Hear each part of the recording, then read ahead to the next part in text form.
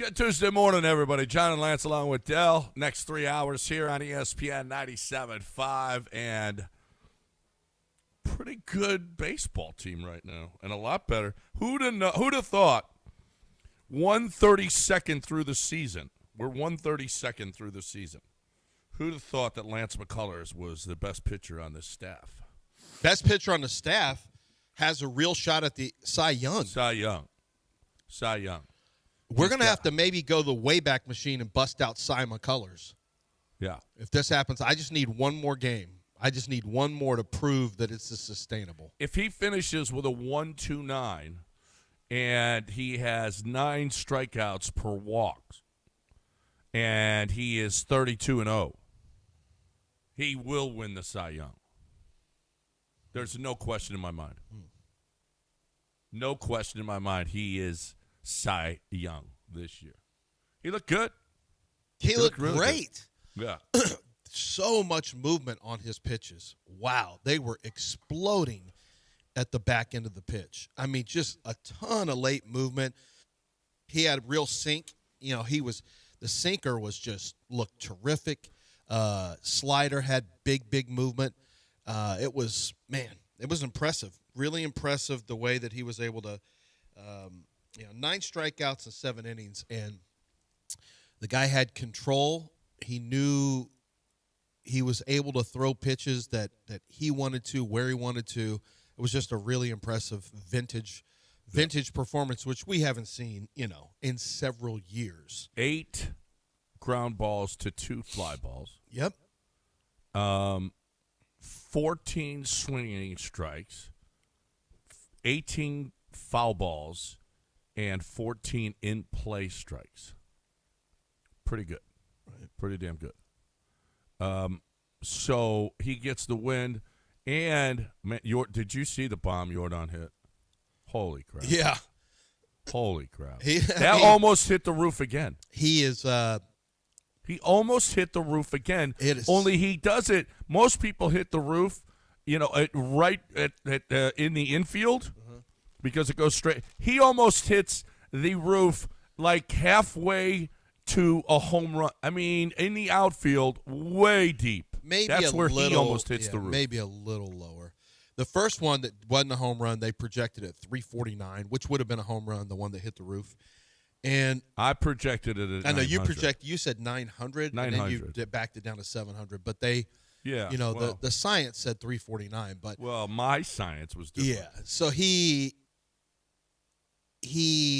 probably could maybe reduce the launch angle, maybe a little bit. But it feels like he's adjusted it to make sure he starts hitting more home runs this year. He looks good. Then Altuve, this is just what it is. Your 2 best hitters are Altuve and Jordan. And Lance McCullers is not just your best pitcher, maybe the best pitcher in the American League. In the league. Hands down. Maybe. In the league. And I hate to say that about Skubal, but he pitched in the World Baseball Classic. I'm expecting him to break completely down with look at Skubal, look at Skeens. I mean, they're terrible. And Lance McCullers. Now, bury him in the H. He gets buried in the H now.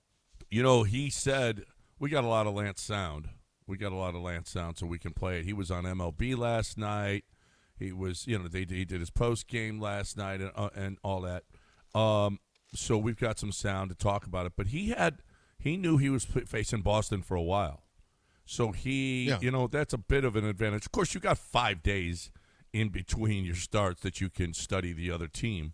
But he knew exactly what he wanted to do. The thing is, but how do you do it? Yeah, right. You got to execute it. I'm sure he's known what he's wanted to do in a lot of his starts, and he had a 1.7 WHIP last year. Yeah, everybody had a hit. Every starter had a hit, which was really, really nice. I mean, the offense is a lot better than we thought it was going to be. A lot better. I mean, it's really, really incredible. Did you see Matthews' homer? Yeah. Holy crap. Jose had 2. Astros had Alvarez, 4 Jordan had 1, and Bryce Matthews hit 1 that was destroyed. He just destroyed that ball. I mean, dude looks like you know what about him, and I think they said it might have been yesterday or the day before. It might have been the day before or the day before that. You watch him at the plate, And even with 2 strikes, he's not a bundle of nerves. Mm-hmm. He's very quiet at the plate. And that is a sign of a guy that's really mature as opposed to a young player like he is. Well, he had he was an early round pick. Yeah. He is a guy that they have high hopes for. We just kind of, he hasn't. It hasn't. He came up last year, and there was a little bit of early commotion that he made, and then it just went away. Yep. No, and now there's still hope. He got his shot, and he beat out Zach Cole, and he's getting his shot, which is nice. It'll be interesting to see how Joe works this with righties and lefties, with Loperfido, with Paredes having to play, with DHs, with who's going to be in when Jeremy comes back full time, how they're going to do all of this, because Bryce Matthews and Joey Loperfido deserves his at bats as well. But you can sit if Cam Smith struggles mightily. You've got Bryce Matthews. You've got Joey Loperfido. If Jake struggles, he can sit as well. You got options in center field with Loperfido. He can play center field. So, there's the outfield, on paper, it's too young. The outfield is too unproven. But you got some options that look, at least Loperfido has looked good early on, and Matthews has looked good early on. We'll see what happens. Yeah, Cam is off to a slow start. We'll see what happens. I mean, Loperfido, if you get 2 of those 3, and Matthews wasn't a guy that we were talking about in terms of, getting a ton of AB. So let's, we'll see what happens with Bryce Matthews. But I'll take anything. I mean, there's no proclamations. Look, other than Lance McCullers being a legitimate Cy Young candidate and potential MVP, there's really no proclamations we should be making after 5 games. Well, other than that one, Jordan or Altuve MVP, we can make those. Well, yeah, I feel like that's what we can do. These other guys, let's wait and see. We'll see what they do. I mean, you're gonna have some ups and you'll have some downs. Another hit for Christian Walker, which was nice. Yeah. He's seeing the ball a little bit. So, as you mentioned, everybody who played yesterday, who started, had a hit for the Astros. 13 yesterday. They did score 9 runs the game prior with 7 hits, which is, you don't typically see that level of efficiency, but that happened. But in terms of the run counts, I mean, the Astros have hung runs up, and they jumped on the Red Sox quick yesterday. They, had 4 in the first 5 innings, and Lance McCullers he was a story. I know Altuve hitting 2 home runs is a story. He jumped on that fastball, bang, right. I mean, just right away. Knew it was gone. Jordan had a home run. It's nice seeing a young outfielder and Bryce Matthews. But, I mean, for me, Lance McCullers is a story. That was a really great out. I'm so happy for Lance. I'm so happy. I don't know what happens the rest of the way other than potentially a Cy Young, obviously, based on what I saw yesterday, if I extrapolate that out 34 starts and he's completely healthy. But it's just so good for him. This is a guy who didn't play 23, didn't play 24, played 25, was bad in limited time, was his worst year of his career in limited time that he was able to play. I mean, he hasn't done anything since 22, and even in 22, he only played in August in the postseason. And so for him to come out and have a game like this where he knows feels like his swan song, like this is it, this is his goodbye tour, is this year. It's the last year on a contract that has not paid off for the Astros at all, not even remotely close to paying off for the Astros. And yet, for him to come out and put that game out there it was just awesome. I'm sure he's been a wreck the last 3 or 4 years, if not more, because he feels like he's not helping at all. And then, God, the way he looked yesterday was incredible. I'm not even allowing myself to think, what if he's really this good, and can stay healthy? And then you have Hunter Brown, who is going to be Hunter Brown. I'm not worried about Hunter Brown. And then you get one more guy, just one more. Because if you can get 3 starters who have good years, you got a real shot. Yeah. It's one outing, so we got to. It's one outing, but it's one outing that feels good. Like it could send him to the Hall. Yeah. Well, I don't know about the Hall thing. I don't know how much a wreck he was. As long as those checks were cashing. No, that's not fair to him.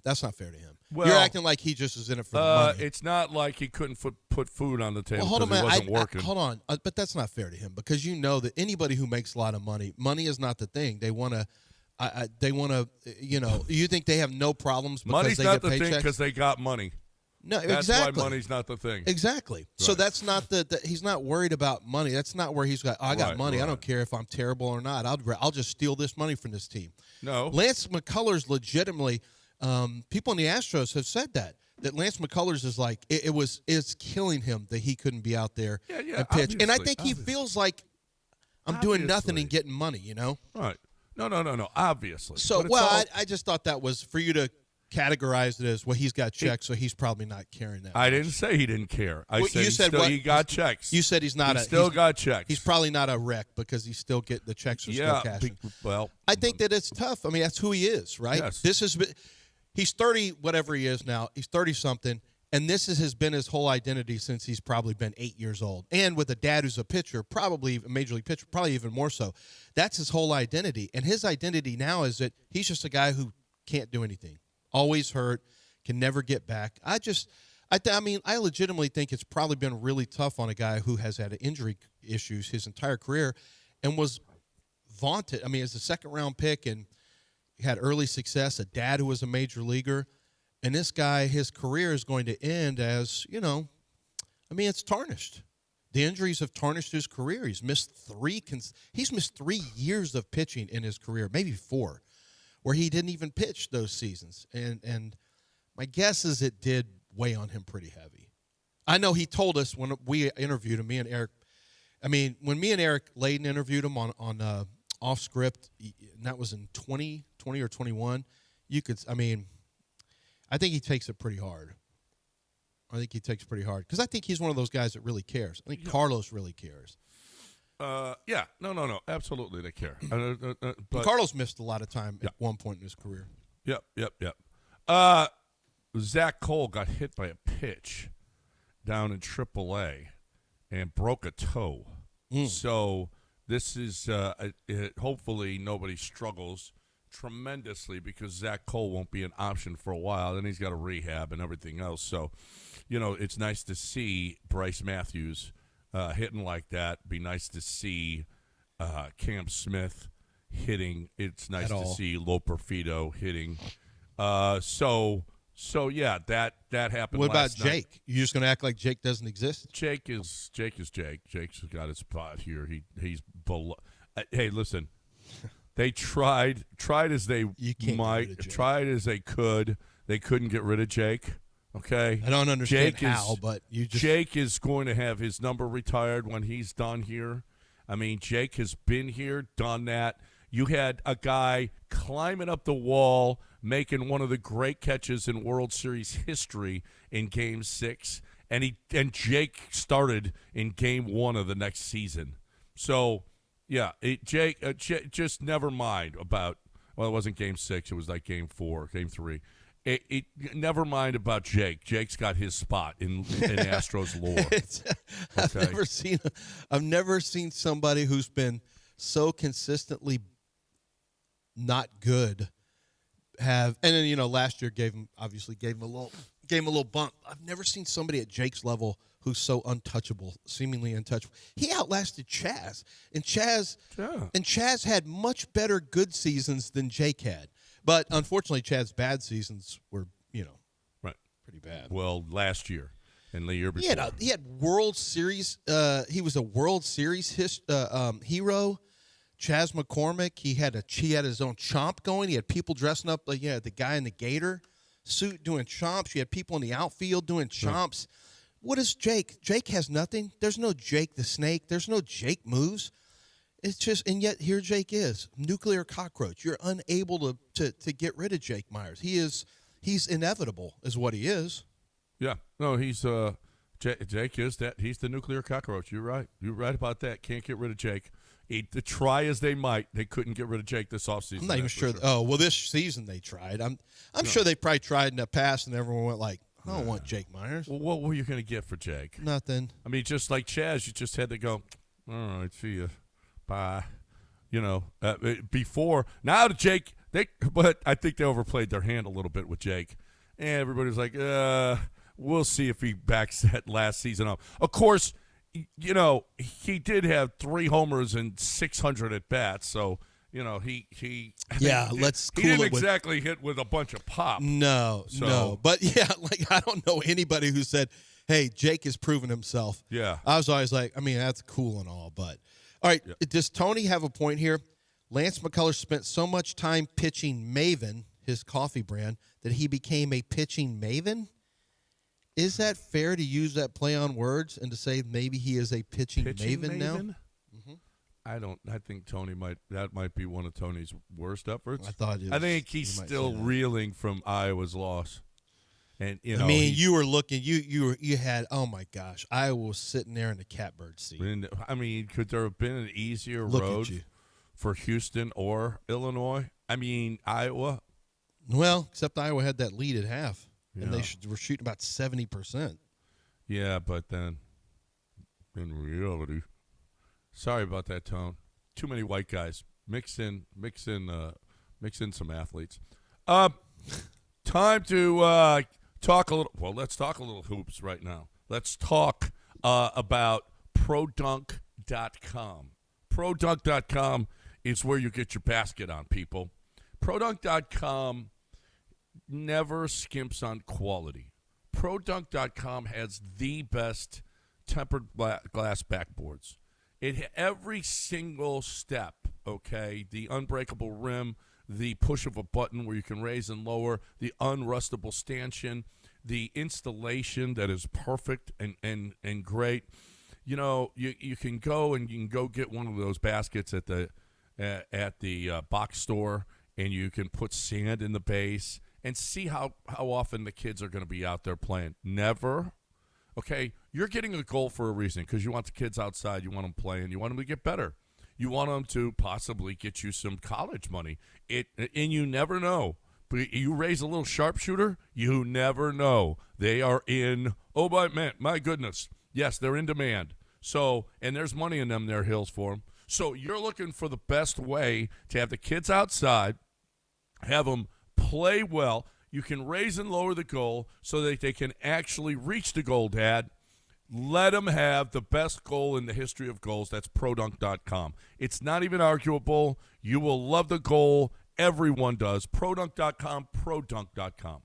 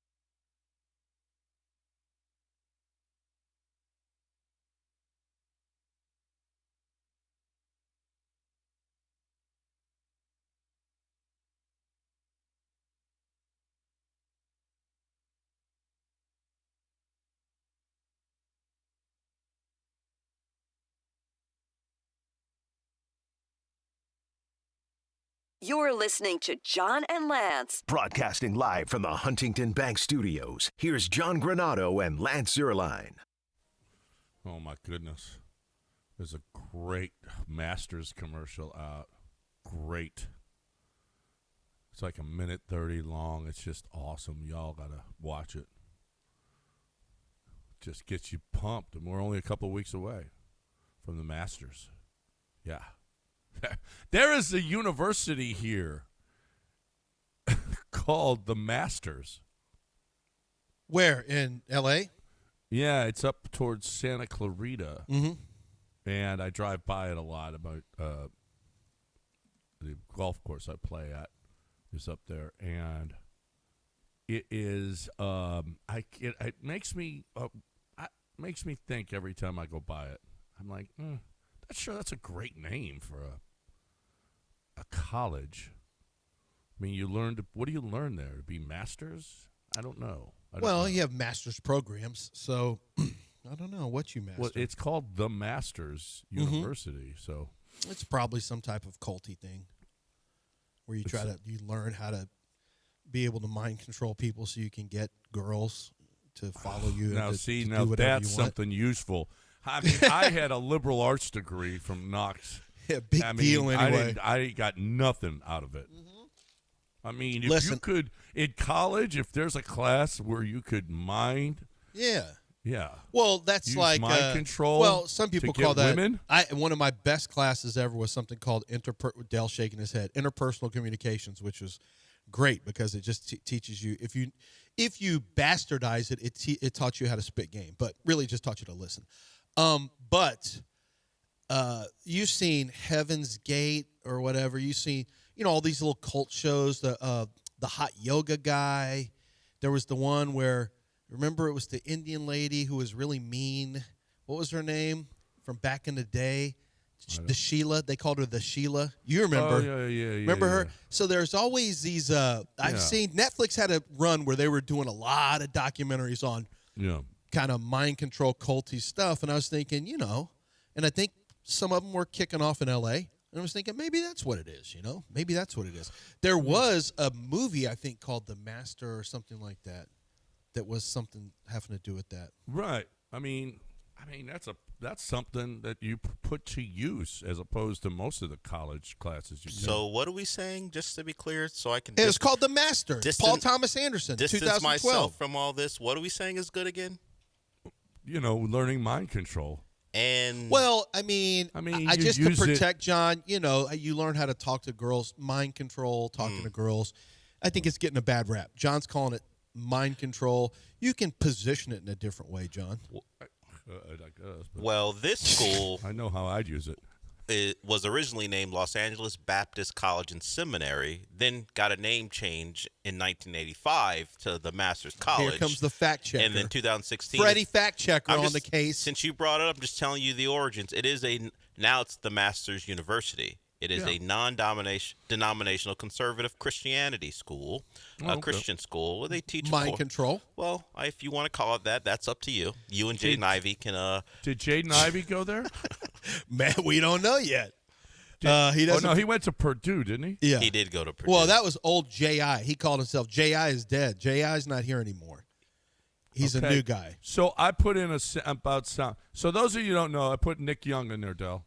For those of you that don't know, Jaden Ivey had a rant. Jaden Ivey was the player that many people said should have been drafted in hindsight over Jabari Smith. Yes. And now it becomes, oh, wait a minute. Well, just kidding. He doesn't even have a basketball team. Not because so much of his Christian beliefs, but because he wasn't very good at basketball. Yeah.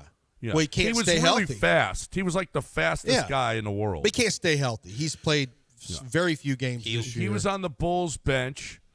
And in his response to being cut by the Bulls after his homophobic rant the other day, he said, "Man, I was a good teammate. What are you guys talking about?" We've got that. We can play that. Oh, you want to play that? Yeah. All right. Here is Jaden Ivey got cut. He made some Steph Curry reference.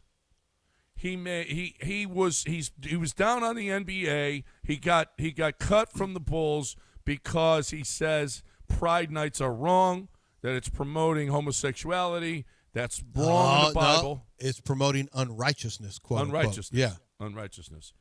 And, and homosexuality, which is unrighteous. So, that's what he's saying. Yeah. That's what he said. Okay. Yeah, I was just making sure. And so here is his response to being cut by the Bulls. They said my conduct is detrimental to the team, right? Why didn't they just say we don't agree with his stance on LGBTQ? Why didn't they say that? But how is it conduct detrimental to the team? What did I do to the team? What did I do to the players? I did nothing but practice with them, play with them, pass the ball to them, good teammate to them. Said good job, good shot. I said good job, good pass. Way to play, bro. Right? Way to play, I said bro. these things to my teammates. Was never detrimental to them. So why is it that the NBA and the Chicago Bulls say that I'm detrimental to the team? How? Because I believe in the truth. Because I know Jesus is the way, the truth, and the life. How? How is my conduct detrimental to the team? Because of what I believe. Because of what the truth is. Now, Well, he was he a good actually- and he said he passed the people. Now, he did play 4 games for Four the Bulls. games. He started 3, so it wasn't like he was. I mean, the reason that he was saying instead of a guy that didn't play, he was a guy who was injured. Good job, bro. I Good even job. say good job, bro. Way to go, pal. Hey, all good right, shot. bro. I said That's what's up. stuff. I said, like, that's what's up, bro. Sometimes. Yeah. So he was a guy who was a good teammate because he would say, "Good job, bro." Yeah. And sometimes he said he would pass, too, sometimes. Yeah. So I passed to my teammates. When he he- did. He averaged 11.5 in those 4 games. Yeah, he played 33 games for the Pistons. Yeah. He played 37 this year. He won't play again. Last year he played 30. When he plays, he says good job, bro, and whatnot. Well, Um, maybe the Rockets should pick him up. okay, if that's what you think. Well, I mean, they could use a guard. I mean, Does he play? well, I mean, if he can get on He the hasn't floor. played since February 11th, and he caught a coach's DNP, too, because they were like, he's not very good. Well, yeah, I mean, He probably is pretty good. yeah. 3-point percentage in those 4 games this year for the Bulls, electric.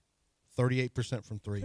I'll take that right now. He shot 89% from the free throw line.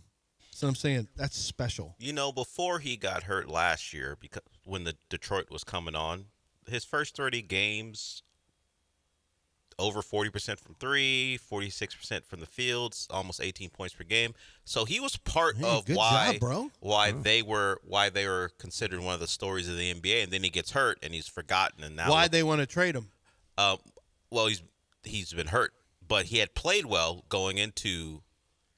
Well, before he got hurt, that his third year, he appeared to be on his way to being someone you can count on. Him and Cade Cunningham was going to be maybe a lethal backcourt. He gets hurt, and now it changes the course of his career, and who knows what happens next. I do wonder if they got rid of him because they feel like he's one of those guys who will just sit out. Like that's become an issue. I know it's maybe overblown sometimes, but there are some guys. I've heard about some in football. By the way, I've heard about some in this draft. Who was like that also, believe it or not, was Troy Polamalu. Polamalu, not that he didn't love ball, but he wanted his body. He's really into his body and his physical well-being, and he wanted to be at 100% physically for him to practice and play. Now, he usually played, obviously, but sometimes they had some issues where he wouldn't practice, and they never doubted that he loved football. He just, you have to play through a certain amount of pain. That's just what it is in sports. And some guys just don't want to, Well, he broke his leg. Yeah, but I could have. Well, Do you remember when I came in here on knee scooters? Yes, yeah. but Okay. Jaden Ivey did miss time for soft tissue. He broke his leg. I mean, Yeah. supposedly. No, No. he broke his leg. That's what He broke his left fibula. That's what the lamestream media is telling you. No, Well, that's just but what we the don't me- know. You can't trust the mainstream That's what media. no, that's Did what the you Pistons see the said. X-rays? That's what the Pistons Did you said. see the X-rays? So Mason told me just yesterday the government is watering down gas so that you don't get as much and it burns faster. I'm not sure what advantage that is for the government, but apparently this is what's being said on TikTok, and I'm like, because he's also paying attention. He's noticed his gas is burning faster in his car, and he's not getting as many miles out of his gas. And so it's little things like this that make me think maybe there was no X-ray with Jaden Ivey. Maybe he never broke his leg. Jaden Ivey is lucky he doesn't play for Toronto. There is a bill in Canada now that makes quoting the Bible over homophobic over homosexual references in the Bible makes it illegal. It's not illegal yet, but there's a bill that is going to be. We'll see if it passes or not. So he's lucky he doesn't play for Toronto. But Nick Young has a way for Jaden Ivey to return to the league. Here is Nick Young responding to Jaden Ivey being cut by the Bulls. You take a stance like that, you're done.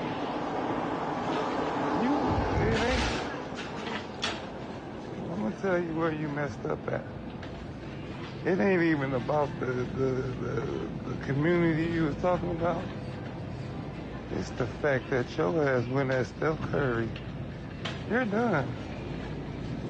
You said anything about that man. You said something about Steph Curry. Oh yeah. You talk about Steph Curry, you called the golden child, not a Christian? Oh yeah. God might even do something to you for that. God don't play about him. Well, that's 6 feet and the best player in the NBA. Jaden Ivey, your best bet now is just be gay. If Jaden Ivey comes out as gay now, do you think he can get back in the league? What is this segment? Why is he trying to light this show on fire and get everyone fired on it? And I've got a family to feed. And go to Nick Young for advice. I mean, and Nick Young sounds like he's literally falling asleep while high. I've never heard Nick sound like that. Are we sure that's Nick Young? That was Nick. Why is Jaden trying to what? talk this So, way? wait, if he comes out as gay, the Rockets can pick him up. No, I don't want Jaden Ivey. I didn't want him before. I don't want him now. Jaden doesn't play. I want guys who play. I'm just trying to find a way. I want guys who play. He had played. No, not for 2 years. No, he played 30. He played 30 last year. He's played 34 this year. 37. That's not a lot. He was coming off of an injury. How long do you take How long does it take to I come like back from a broken leg? players that don't break their legs. Well, you like Tar Eason. Yeah, he didn't break his leg. He didn't play. He's playing right now. He just a while ago had one of his best games of the year. But he didn't play for a while. Yeah, because he was getting right. Well, that's what With Jaden Ivey. God. That's what Jaden Ivey was doing, getting right. Well, I don't know if he was getting it. Again, if you go after Steph Curry, are you getting right with God? I don't know. I don't care about that. Let me tell you what I don't care about. Okay. NBA drama. These grown men. Oh, my God. And then it's like follows Ryan Clark and follows Cam Newton everywhere, Stephen A. Smith. Like, I don't know why ESPN is just drama factory. NBA, I've watching now. I've got I don't know how my algorithm became Joe Budden and his crew, who I don't even know, having all this drama all the time. Like, how did my algorithm, did I stop too long on a Joe Budden podcast video where this guy's fighting with this guy on the podcast about stuff? I'm like, what has happened? I felt like I was John Granado. I had like 40 fights in a row. Then I had a bunch of drama, which I don't think he doesn't have that. I've had a bunch of like grown men with drama with other grown men like you might see with guys. It's not even high school. It might be junior high. And I was just like, how did this become? What is this? Can't I just see somebody who dunked? Can't I just see Altuve stare into a camera after a home run, or Jordan do something fun? Why is this on my timeline? I don't want this. I did see a little girl punching a boy in the face with a jab. They're two Korean kids they're playing some game where they both do 1, 2, 3, shoot, and you do a 1 or a 2, and if it comes up one way, then one kid gets to punch the other one in the face. You have to duck out of the way on time, and this girl I retweeted it. she is wearing this little boy out. I mean, telephone pole jabs that are knocking him to the ground. And her processing is so fast. I'm like, no, that's okay. Maybe that's why I end up with the timeline I end up. I would watch this. I watched it probably for 25 straight minutes on loop. All right. How come I don't have any booties on my timeline? How come you're not talking about Billy Brown when you should be? Okay, when you keep on talking and talking instead of talking about Billy Brown. Billy Brown. Billy Brown deserves your time and effort. Okay, Billy Brown is what makes the Brown go down. Mm-hmm. And you are talking and talking about Korean kids punching each other in the face. That's pretty Billy good. Brown might come up and punch you in the face for not talking about him. You can have both. You can have Billy clean your septic system out and watch little kids get punched in the face because you're not doing it. You can sit and scroll your videos while Billy's crew is getting the work done. That's true. You can because you don't You do need it. more They time. do. No, I'm they not do all the doing that. work. You I don't know nothing about what I'm doing. You don't know nothing about. I don't know what I'm doing. When I had major can't- issues or minor issues, I'm like, Billy, No. I hate to do this again. You can't even clean your gutters out, let alone Billy, do you do gutters? without hurting yourself. I asked Billy. I said, "Do y'all do gutters?" I mean, it's kind of like sewage of the gutter. And it turns out they don't clean gutters. They don't clean gutters. I don't know if you heard, Billy don't clean gutters no more. Okay, Billy Brown makes the brown go down. He makes the water come out clear, not brown. He makes your plumbing great again. It's what Billy does. Okay, it's what he does every single day. His guys do anyway. Billy probably just sits around thinking about playing good golf. I don't know what Billy does all day. I know his guys are great. I know they come to your house, and they don't charge you to come to their house. They absolutely free come, and they do a great job for you. You have to call if you've got any issues, 281-488-6238, 281-488-6238, or Aqueduct Plumbing, aqueductplumbingcompany.com.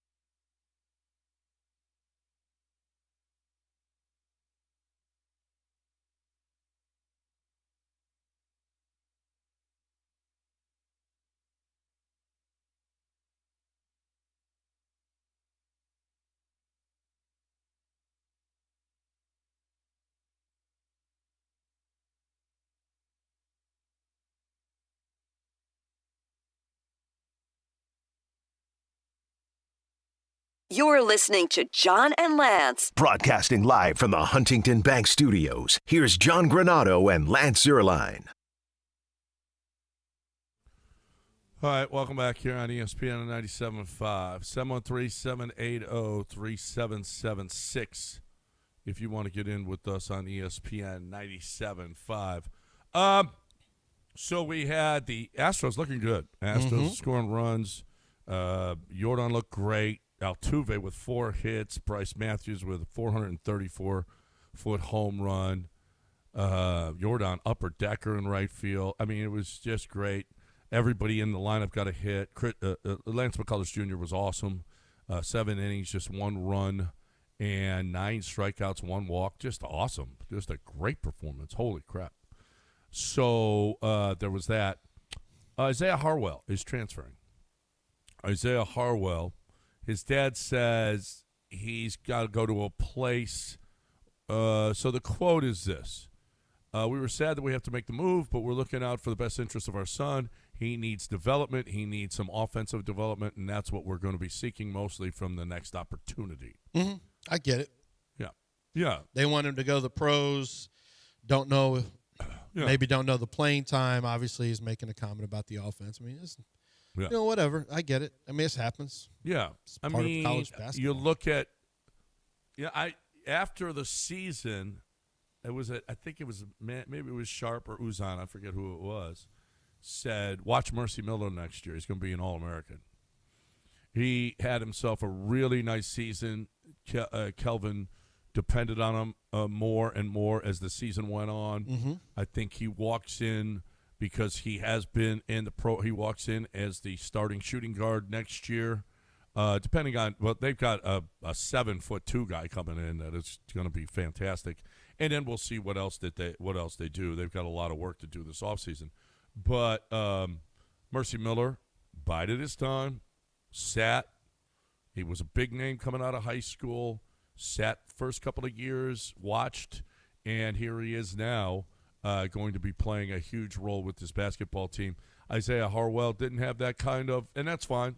I thought Isaiah Harwell, when he was on the floor, was kind of a little bit slow. Mm-hmm. He's a little heavy-footed. He is not he certainly isn't anywhere near Kingston or Uzan as far as foot quickness. So I think that he might struggle in this program. Maybe go somewhere where they like slow-footed guards. I don't know where that is. I don't know where that is, but that's something that he was the guy last offseason that everybody, oh my God, Isaiah Harwell's coming. And it turned into Kingston Flemings was the guy. We talked about him on the radio. Yeah. Oh, that guy couldn't play. Yeah. I'm just kidding. I don't know if he could play or not. We talked about how Isaiah was more of a defensive guy, remember, and he didn't shoot all that well and all of that stuff in high school. His dad said there was no reason that he left there other than that he felt he could do more. He could offer a program more than what he was given. You aren't given anything at University of Houston. You have to take it. That's a fact. So Isaiah obviously sounds like no hard feelings. No, listen, and there won't be. When Tremont left, Tremont did himself a solid by leaving the program and going to Texas. He was the man at Texas and turned, and it was a good move for him. It was a really good move for him. And Kelvin said, you know what, God bless. You want to transfer? This isn't for you. Yeah, Arkansas first, Dell said. He went to Arkansas first. Right, I know, but it turned out to be great for him at Texas. Well, the fact of the matter is that it's not for everybody at the University of Houston. No. It's not. No. And it's not only that, but just if you're not playing, you leave. That's just it. That's all. That's right. It's not even that long a conversation. He's not playing. Got to go somewhere else where I can play. I get 4 years of eligibility or 7 years of eligibility, whatever the new rules are. And so, got to play. Okay, bye. No hard feelings. You just weren't good enough to play here. Things didn't work out. Portal on. That's just part of life. He has said multiple. It's not for everybody. It's just not. And you know what? It wasn't for Isaiah Harwell, and that's great. But the Cougs will be just fine. Cougs are going to be back in the Sweet 16 next year because it's what they do. All right. There is no question. We're going to have to break it already because you guys went way past last segment. So we have to break it now. When we come back, we need to jump back on these Astros. We haven't talked about them since the first segment. And they've won 3 in a row. We love our Astros in Houston. And all across the Lone Star State. Maybe we get a little train whistle coming when we come back. Well, because all I know is that we have a pitcher who's on the cusp of winning his first Cy Young. Maybe not the cusp necessarily, but trending towards a Cy Young. Yep. And we've got some guys trending for MVPs. So could be what you called last year the most special season in Astros history. This ain't the death of a dynasty. I don't know what is. What? This is celebrating a 3-game winning streak when you're the Astros. That's not death of a dynasty. That's what it sounds like to me. What are we? It's acknowledgement. What are we, the Pittsburgh Pirates? We're celebrating 3-game winning streaks. It's embarrassing what you're doing right now. I don't like the way that's categorized. I don't like the way you're characterizing this. Come to expect wins. Oh, we won 3 in a row. Look at us. Pittsburgh radio would be doing something like this. It's not easy to win 3 in a row anymore. No, it's not hard. in baseball, not in this economy. Is it hard? Yeah, it is. Yeah, it is. Let's see how many teams right now are carrying 3-game win streaks. If Probably you not play many. 600 ball, Dell, like they're playing right now, Great. yeah, what are you going to do? Win divisions. They're not even win World They're not even Series. leading the division.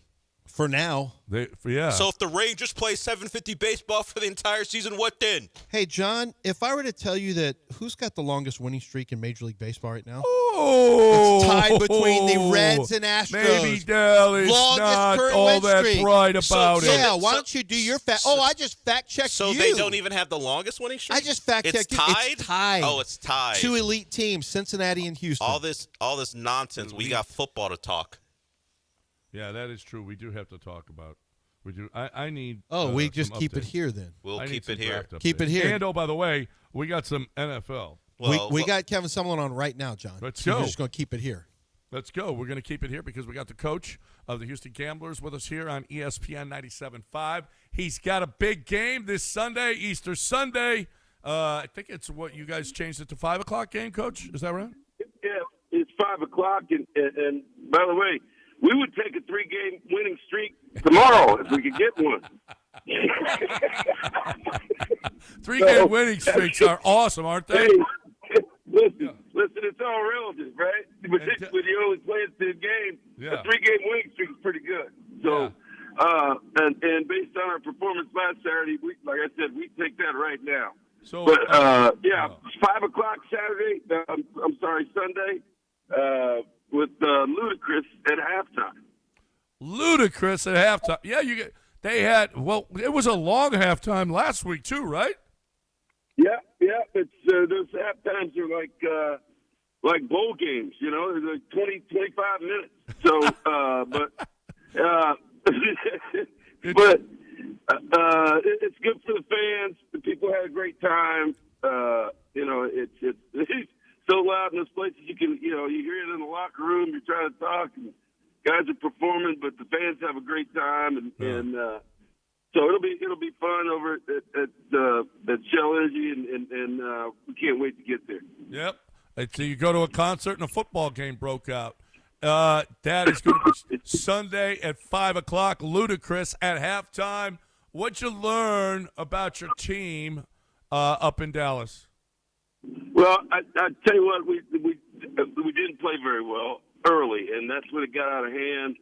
We made a change at quarterback, and Hunter Deckers came in and we did okay, but it was too little, too late, and we turned the ball over twice early in the game, which you can't do that against anybody and expect to win, but. I thought Hunter came in and played 19 to 29 and threw the ball pretty well. We got to establish a better running game, but in that situation, we got behind and we just had to throw it every down and try to get back in it. Yeah, I was watching. He was a lot of short stuff, but he did break open a couple of big plays defensively. Yeah, you had they didn't even try to run the ball early on. They were throwing it pretty damn well. You got to shore up some of that pass defense, huh? Yeah. That's the biggest thing this week, and We got us in playing probably too much man, not probably too much man to man in a lot of situations, and a lot of crossing and it's when you're on offense, you call them rub routes. When you're on defense, you call them pick routes. So that's what happened, and we got to do a better job of coaching and get our pass defense shored up. Yeah, and I mean, you've seen him, and you can play better. Yeah, obviously, you can play a lot better than you guys did. Oh yeah. We have to play better. We can play better, and I think we learned a lot about ourselves, and we got an extra day this week, so we got going yesterday, just fixing and correcting ourselves, right? Not worry about the opponent yet, but we've got till Sunday, so we got an extra day with the players to get healthy. We came out, reasonably healthy. We'll probably have one of the top special teams guys in the league, and Cropper. I mean, he's something else. He's a guy I called that.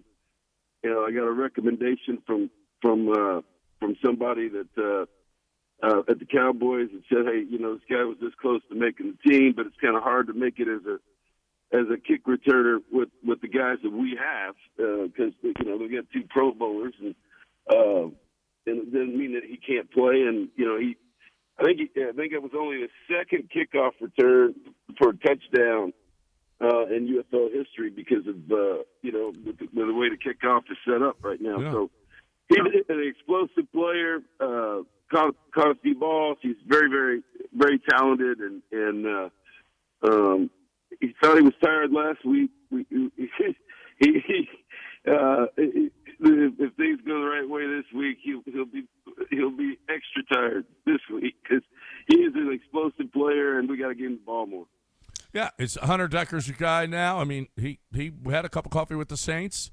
Yep. He thought this was the right path for him to come to the UFL, as opposed to maybe being a third-team guy on some NFL roster. He can show his stuff, and he started pretty well last week. Yeah, and here's a guy who, he was in junior college after all the stuff at Iowa State as a starter, and then he goes to junior college. He's rusty, right? And so we tried to get him as many reps as we could at camp, and just like camp during the game, his confidence got better, his communication got better, and he got better. And so, I think, going forward, he's probably going to get a little better every week, but we need him to get better in the next 4 or 5 days because,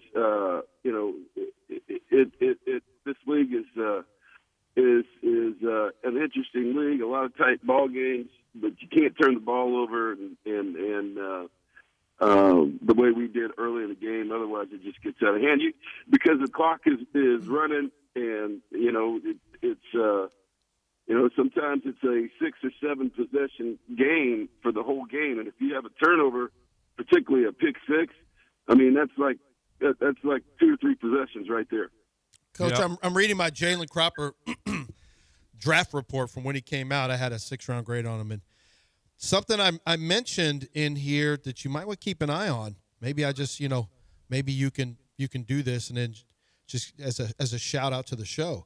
I talk about the fact that he threw 2 touchdowns as a gadget option, threw 2 touchdown passes, and ran a lot of zone read as well. So you might be able to throw a little shenanigans in your next game. Dang it, Lance. I know. Lance. I mean, no, I was joking. There's nothing like that's happening. Lance. Screwed up my reverse pass already. I guess I got to take that out this week and wait for a while. Appreciate it. Thank you. Well, you started it. You started it by saying, I think we're going to play a lot more zone this week than we did last week. What? Well, that's fine. But, the reverse pass is a pretty big deal, Lance. It is a big deal. Right. I hope Birmingham's not listening to this show. Hey, we can always zone read them. Yeah. All right. You got the whole game plan. Tell Birmingham your first. Tell Birmingham your first 4 plays, Coach. you just eliminated with a reverse pass and the Wildcat. So I just got to move back on and be conventional again this week, I guess. But I appreciate coming on the show, guys. It's great. Well, the show has been a bit of a jinx lately. Yeah, we have been. Ain't no coach winning Like when they come on Houston this show. Cougars 0-2 with us. Ryan Presley, career over. Yeah. Yeah. Well, like I said, we take that 3-game winning streak in a heartbeat right now. Take one game. Yeah, let's go. But one game at a time. But we're looking forward to Sunday. And all jokes aside, Jalen Cropper is a heck of a player, and on our phone call before he decided, this is his first year in the league. He's another guy like that, like Hunter Deckers that Cowboys let go. He still lives up there in Frisco, up by there. So it was an easy drive over here to Arlington to practice, and I'm with you, Lance. I think he had a 6th round grade. He was really close to making the team, and there's no shame in not making the Cowboys as the kick return guy, the 5th receiver, because of the talent level they have at punt returner and kick returner and wide receiver. So he's great for us, and if he continues to play like this, he's going to find his way back on the roster somewhere else on another NFL team. Yep, that's Coach Sumlin, UFL Birmingham versus Houston. And it's going to be 5 o'clock Easter Sunday, ludicrous at halftime. Get on over there to the Dynamo Stadium and watch this team play. Hey, go to church, go to Easter brunch, and then head over to the ball game. That's a nice Easter Sunday for everybody. That's Coach Kevin Sumlin with us here once again on ESPN 97.5. Coach, we appreciate it. Go get him on Sunday.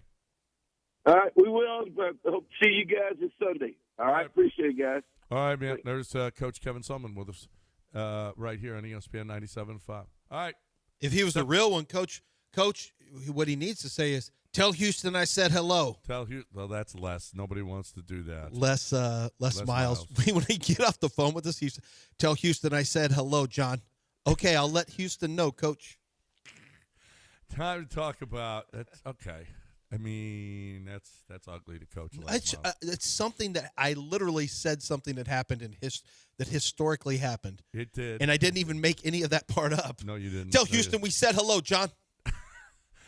But you want Coach Sumlin to do that? Is that what you want? Just like as a joke. Yeah. No. Maybe next time. How about this? Kent Jones, my man. You're going to buy a house here in the Houston area, and you're going to try to do it yourself. Do you know the title company? You got a real estate agent. You got how about a real estate agent that might kick you back some of their of their percentage, because that's what Kent Jones can find for you. How about which loan is best for you? FHA, VA, USDA, jumbo, conventional, niche loans. What is best for you? I don't know. But Kent Jones knows. You don't know. I don't know. Kent Jones knows, because he's been doing this for over 30 years, since 1995. Over 1,400 mortgage loans he's closed. I mean, you think this guy doesn't know? This guy saves you money. Most in any other, a broker is usually a go-between, and they cost you money. Not in the mortgage game. A broker saves you money. This broker saves you more money than other brokers. He just does. It's because of the way he does it. His overhead, it's how he's been doing it forever, and he cares. So you're looking for the best way to get that mortgage. You have to call Dream Rate Mortgage. 713-520-5626, 713-520-LOAN, or 975loans.com. Tell Kent Jones you heard it right here.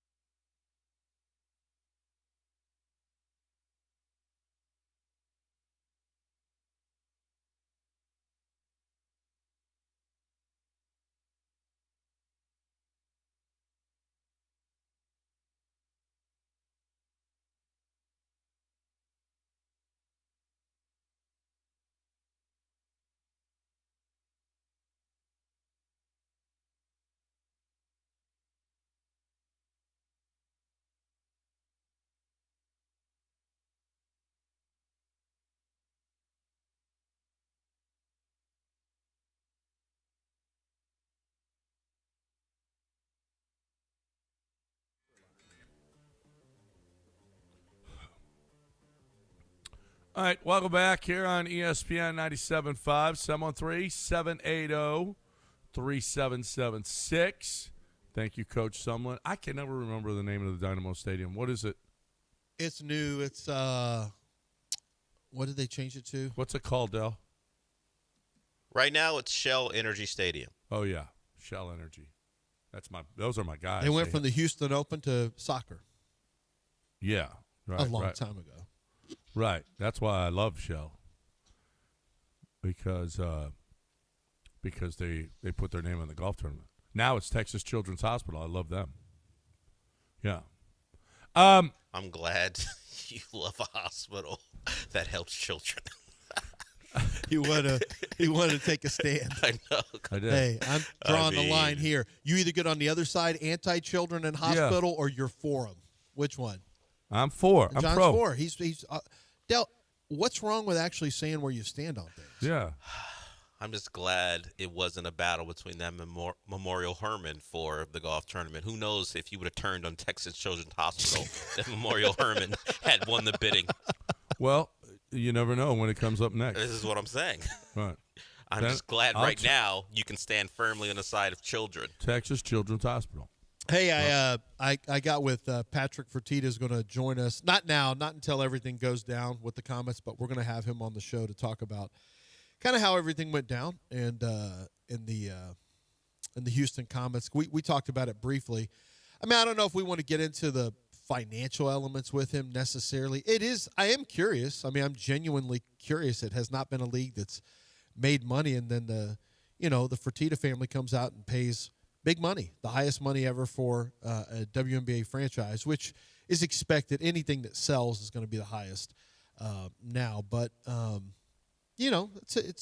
am genuinely curious about the fight, because Tillman doesn't just invest in known, like, well, yeah, we think this is going to lose money, but it'll be cool to have a team I can go watch some women's basketball. We'll just throw money down in the trash can. That's not really how he approaches it. So I am genuinely curious about the financial state of the league and maybe behind the scenes if they really think this is looking up, because when I saw the number, I was like, ooh, that's a pretty good number out there, especially with all the salaries getting ready to shoot up. But I know they have new TV deals coming too. But that'll be 2027 when the Comets resurface in Houston. The Houston Astros are currently playing baseball in Houston as we speak, and they are what people are calling the hottest team in Major League Baseball. 3 wins in a row. You basically can't stop their offense now. They're going to get 8 runs on you. It's pretty much guaranteed now that you're going to get 8 runs put on you. And Lance McCullers coming off of a 7-inning performance, which in and of itself, in the middle of the year, early in the year, late in the year, 7 innings for McCullers is phenomenal. 9 strikeouts, and everything. His pitch was exploding on the back end. Just late movement, late sink. Fastball had a little tail on it when he threw his fastball. Lance McCullers was terrific yesterday against that Boston lineup. Really, really good. Very excited for him personally, but also selfishly because I deserve at least one more run at a World Series, or at least the playoffs. I just want to be in the playoffs again. That would be cool. You're going to have, I'm not, it's one game, but I don't have a lot, but it's really not one game with Christian Javier. Like, I can say it's one game, but we know it's not really one game with Christian Javier. I'm very concerned about Christian Javier. Do we ever see real Christian Javier? Luis Garcia, we lost for life. He just like, oh, well, remember that time we had Luis Garcia? Yeah, that was pretty cool. Remember when he was a rookie, how good he was? Yeah, that was awesome. Yeah, he's out of baseball now. He's done. His arm is tortured. Remember when Christian Javier threw a no-hitter in the World Series? Yeah. And then what's he doing now? He can't hit 90. He struggles to work at 92 miles an hour with his fastball now. Oh, that's not great. No. That's not great. Yeah, he got raked around the yard the other day. Now, Imai, I liked some of his stuff. I'm not down on that performance. Oh, yeah, Imai, that's right. Well, I'll be the judge of that. Well, No, I've I been think to- I think the pronunciation well, guide will be the. Is he? Pretty Because much. somebody was arguing. Somehow I got tagged, and you probably Somehow, did too. I got Did you tagged. get Lots tagged of too? people got tagged. Yeah. The only No. person I saw who responded was Jeff Blum. Jeff Blum. Who said, "Hey, this is what they told us to say. This is what he This said. is yeah. how. This is This how is how it the is. pitcher wants it And said." this guy is relentless. Like, nope, that's not the way it's pronounced. As a matter of fact, and then yesterday he comes up with a video. Yesterday said, "Oh, here's back in Japan how it's said. This is the right way to say it." And I'm like, I can't be part of this anymore. Mute conversation. And like that, I was gone. But this guy is, and his name is JP Baseball, which could be Japanese baseball. J.I. baseball. Oh, it's J.I. Baseball? Okay. And he was arguing with Jeff Blum about how it's pronounced. And Blum's like, dude, we get it right from him. We're just going to say whatever he says it is. Yeah, there is a. I don't know if we can play it, but Toronto has a Japanese pitcher that is making the rounds on the internet. He did a post-game interview that is sensational. So, but he's been on before. I think he's the one talked about monkeys or Oh, yeah. Yeah. That's right. Yeah. He's awesome. Or maybe that was just they just showed another one. I don't know. All I know is that was the guy. I don't remember what the topic was, but he was hilarious. You almost got the feeling that he was in on it a little bit. He was in on it. Yeah. So, so we need our Japanese pitcher to get going. He struggled a bit. He was hitting 97, which is a really, really good sign. So, hopefully our Japanese pitcher is going to be not only really good on the mound, but he'll be funny too. We need some funny Japanese pitcher too, okay? Because Toronto can't corner the market on funny Japanese pitchers. We got that going on. 713-780-3776 if you want to get in here on ESPN 97.5. Why did you put Kyle Tucker's stats in the rundown today, Del? Because we have a guy who thinks he's a D-bag, and maybe it would make him feel better. Because Lance went on that Kyle Tucker is a D-bag rant. I just said I'm not down with Kyle Tucker. You said more than that. Yeah, you were very no, aggressive. you were ugly. Because he was in that Dodger uniform. I just want to make sure you knew where John stands on Children in Hospital. Yes. Yeah. I stand against Kyle Tucker. Mostly because he's wearing that Dodger uniform. Yeah, well, it's 100% that. Yeah. Yeah. You Well, did- he was always in a- felt a little smarmy, but Well, that's are fine. you letting Raheel affect you there? No, I'm not. You thought Raheel he- just unnecessarily goes after people because they're Blancos. But Yeah. this is different. Kyle Tucker always had that like too cool for school vibe with Houston, but whatever. But then when he didn't hit in the postseason over the last several postseasons, and then he went to the Dodgers, I'm just telling you, it's on for life. I'm praying on his downfall. I would never do that with Alex Bregman or any other Astro other than I did with Garrett Cole too. What if being honest. Garrett Cole joined the Yankees and that wasn't enough for you? No, Garrett Cole, I was the same way with Okay, Garrett Cole. I so prayed on his what if downfall. Bregman- It took a while to get there, but here we So are. if Bregman joins the Cubs, I don't care. you're cool. But if he had joined the Dodgers, you'd feel differently? Yeah. Oh, I that's don't right. know. I don't want to think about it. I don't know. Oh, you don't want That would to have been tough. You don't even want to. It would have been tough. I don't feel the same way about Bregman that I do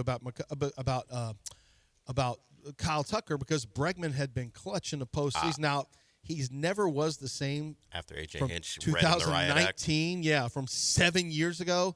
He was never that same version. I will admit that. But Well, that's an A.J. Hinch problem. no, I don't want to believe. Here's the thing. Alex Bregman, no matter how much money they offered him, which would be $1,000 this year and $190 million You don't think he was signed with the Dodgers, huh? in 2038? No. Right. No, he's too good a person. Kyle Tucker is He signed lacks with the in morals. He signed with the Red Sox. That's fine. Red Sox have Alex Cora. I can understand that. They're premium cheaters. They know how to cheat the league.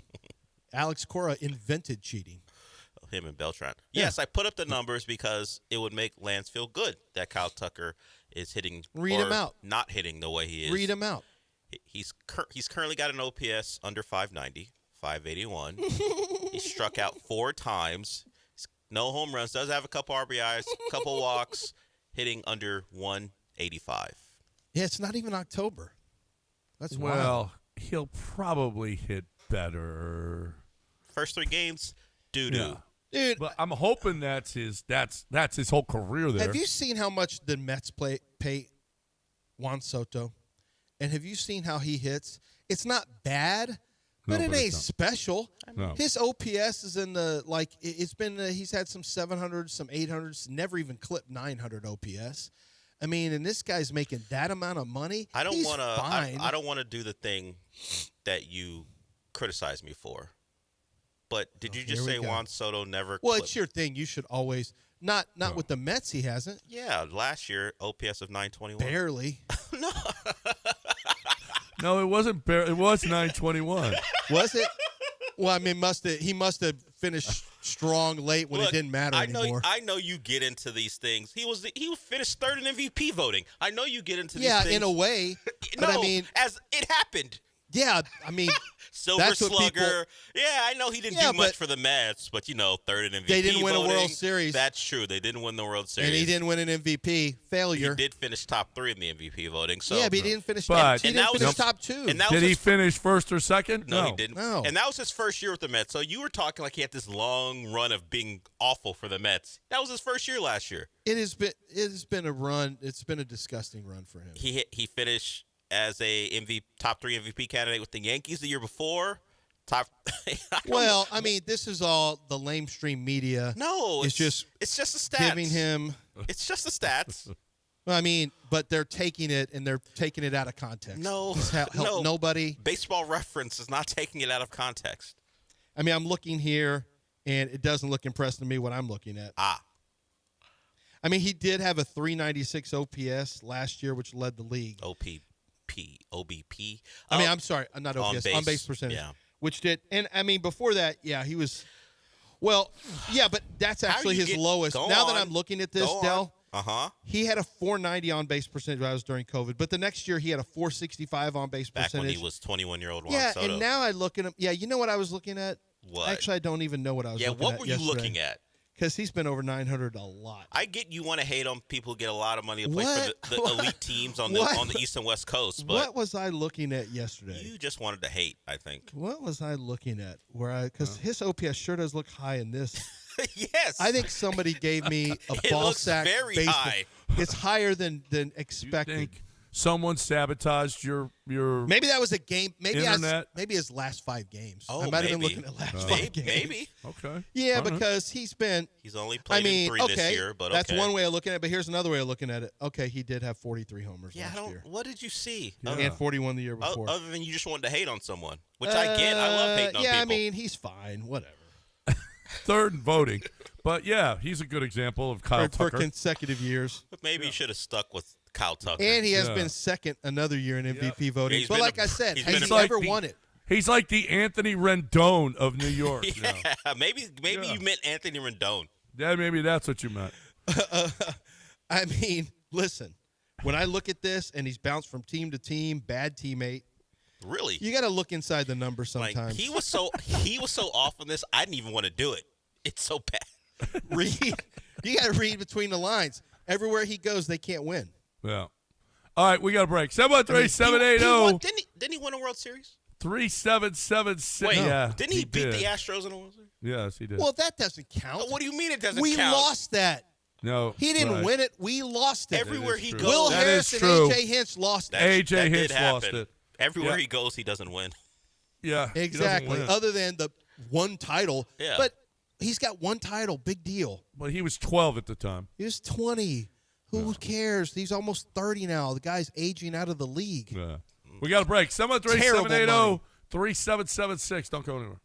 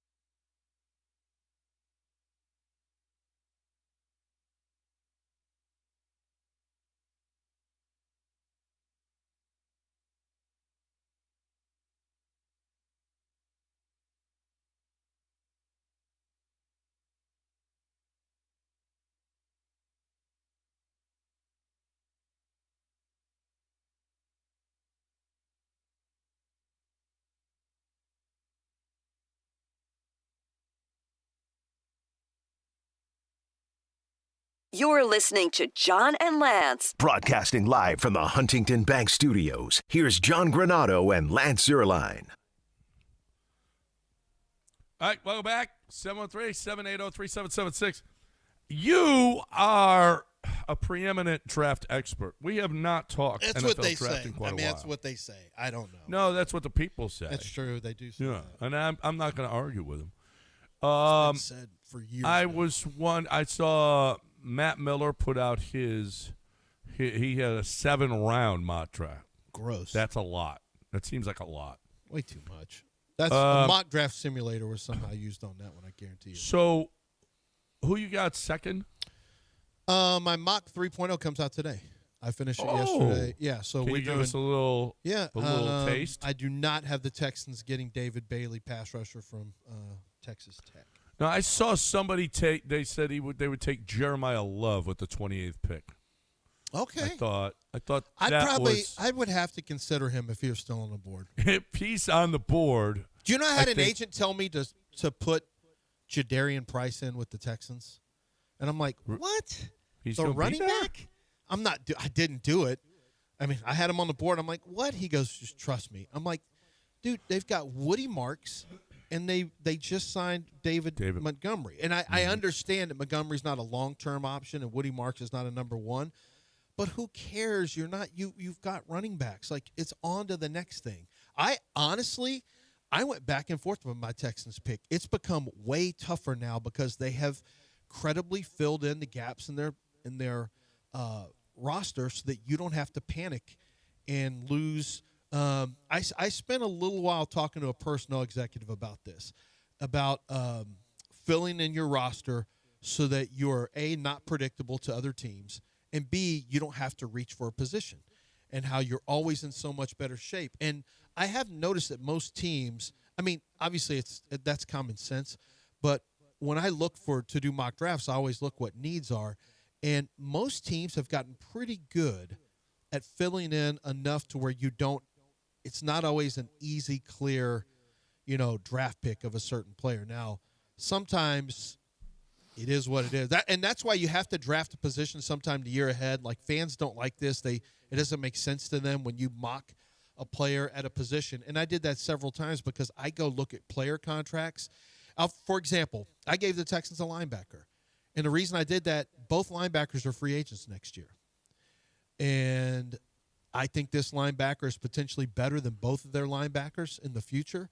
And so I'm looking at, I'll just say it. It's Anthony Hill Jr. from Texas. Okay. I'm going to be one of the only people who have him in the first. I think he's a swarm-type linebacker. I think he can compete right now with Henry To'oTo'o and beat To'oTo'o out. It might not be until a few games into the season just because he's a rookie. But he's somebody who could play on the field now and can turn into your Mike linebacker of the future because Azeez Al-Shair's contract is over after next year. Now, they may re-up him. However, if you want to go with rookie deals, a rookie deal at one linebacker spot and then draft another rookie next year potentially and have two rookies, you've now gone a lot cheaper at linebacker considering that you're going to have to pay Kamari Lassiter inside that same time frame. Yeah. You're going to have to find places to put rookie contracts. You have to.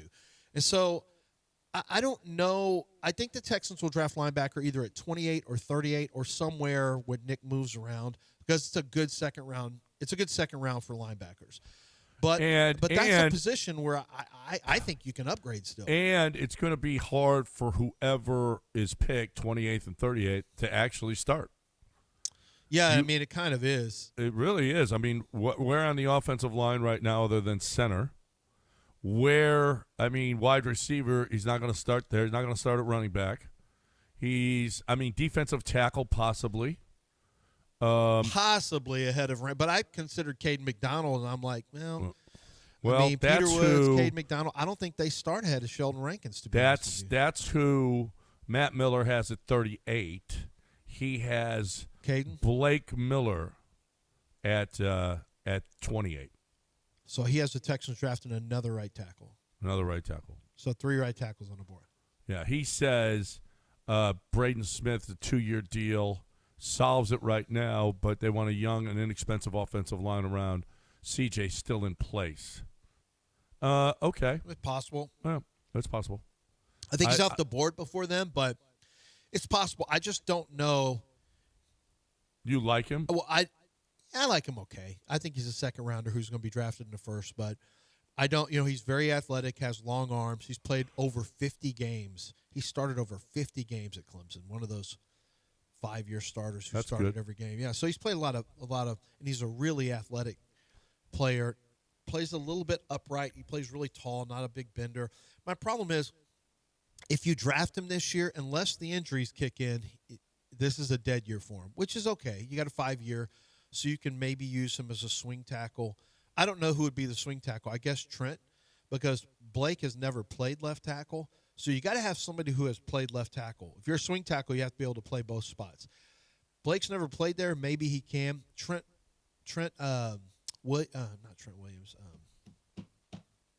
Brown has played some left tackle, I believe. Braden Smith is not a left tackle. So I'm not 100% sure who your swing tackle would be. I guess it would be Blake Miller in that scenario. But if you're not going to play Blake Miller at any guard, if you're not going to play Braden Smith in any guard, which it doesn't appear like you're going to, then you're kind of just drafting Blake Murray to be on the bench this year, and then and then next year too behind Braden Smith.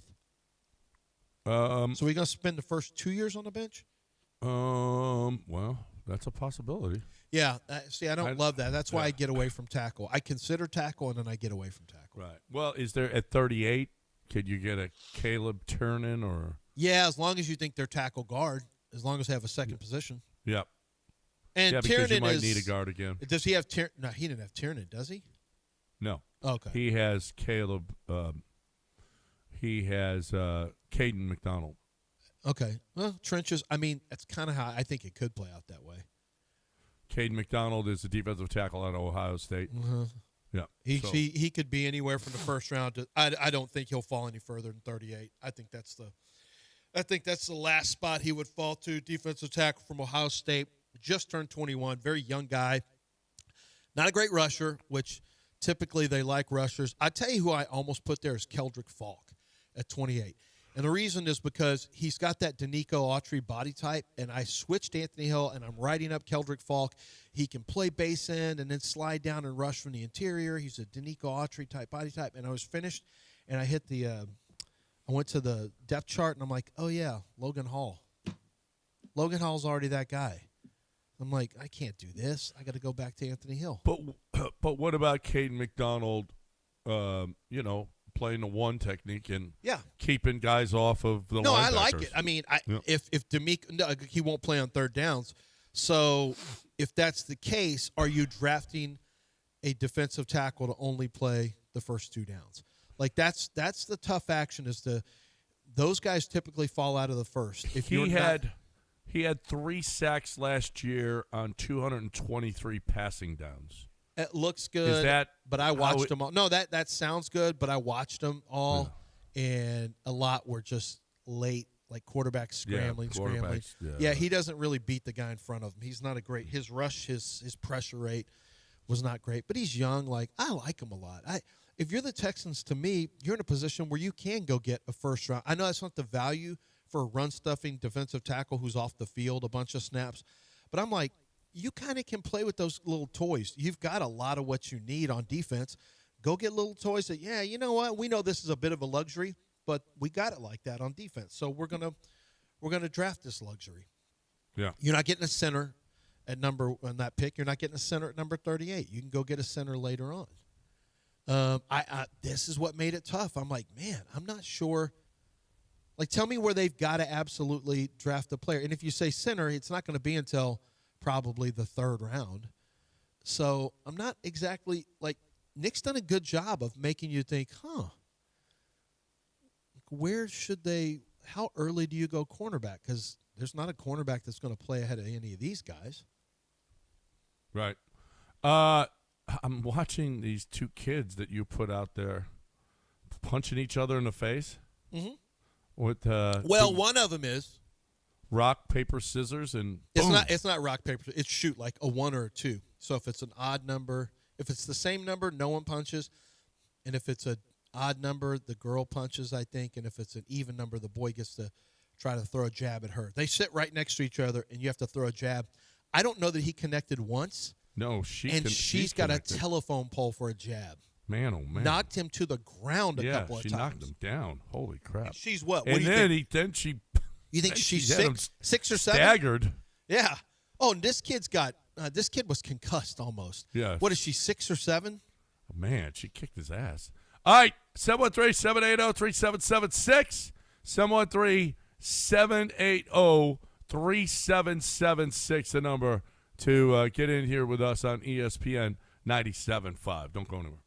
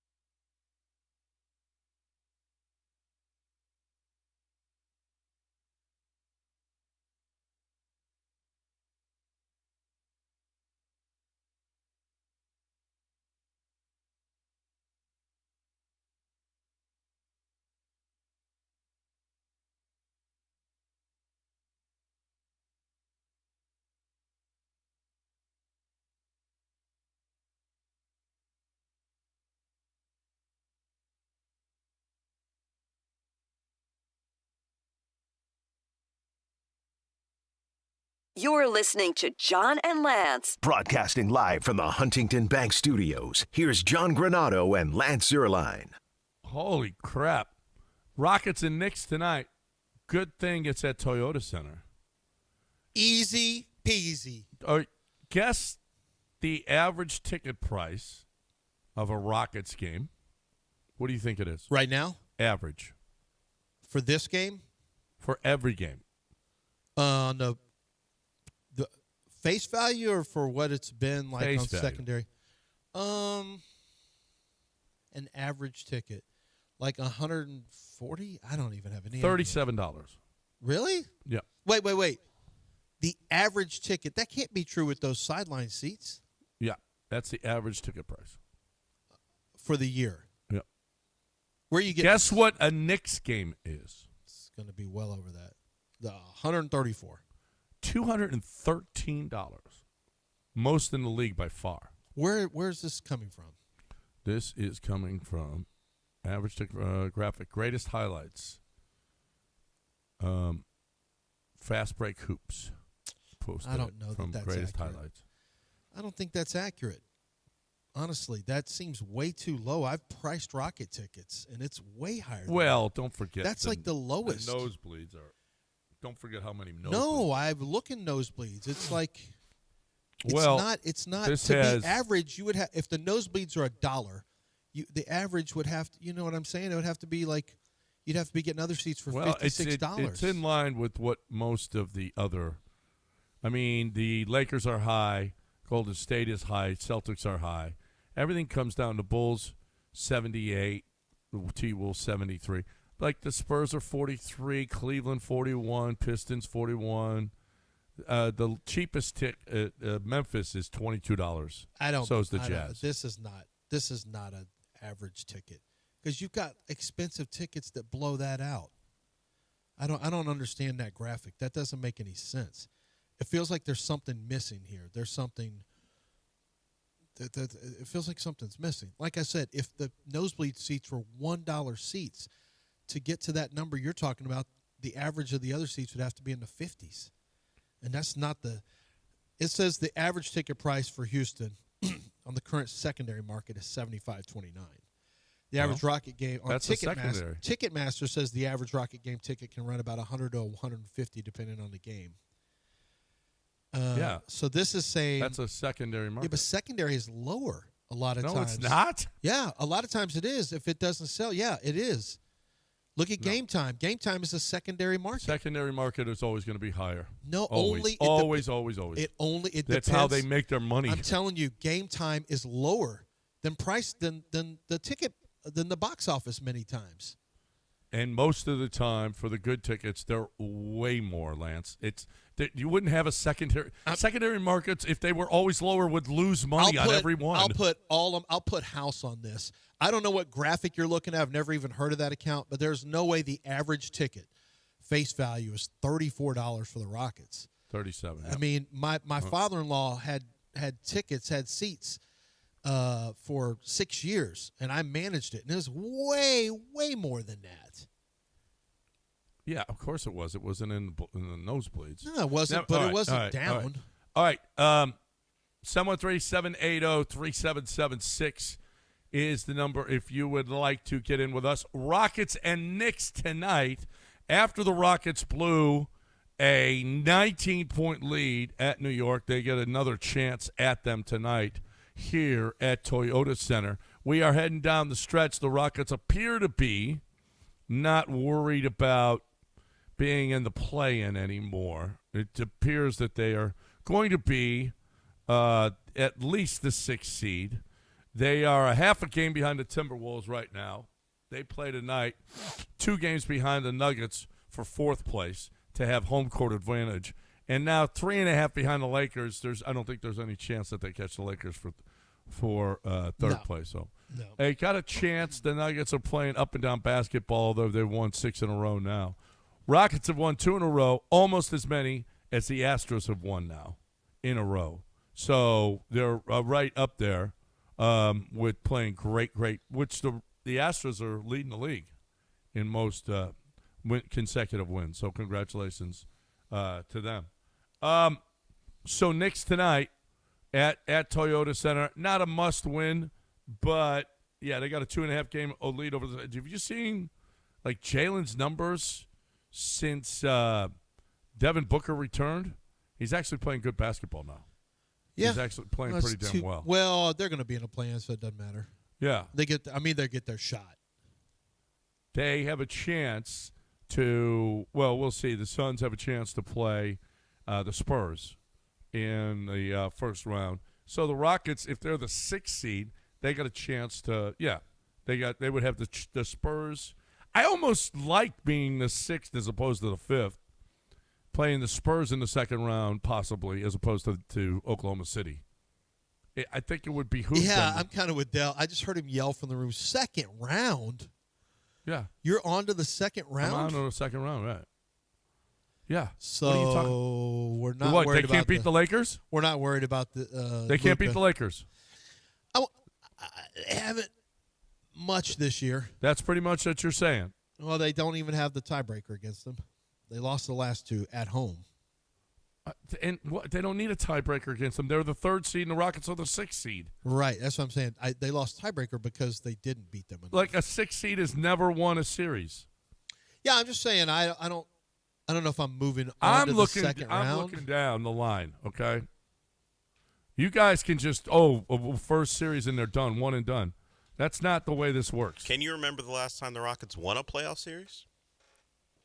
Since you're so far you're looking so far down the line. When's the last time they won a playoff series? They lost to Portland with James. The last playoff series that they won, it's pre-COVID, was the Clippers. Oh my God! No, it wasn't that. I wasn't even ago. at this station. It couldn't have been that one before Gold State. It wasn't 18. Was it? Was it 18? I believe it was on the bubble against the Thunder. Oh yeah, we count that actually.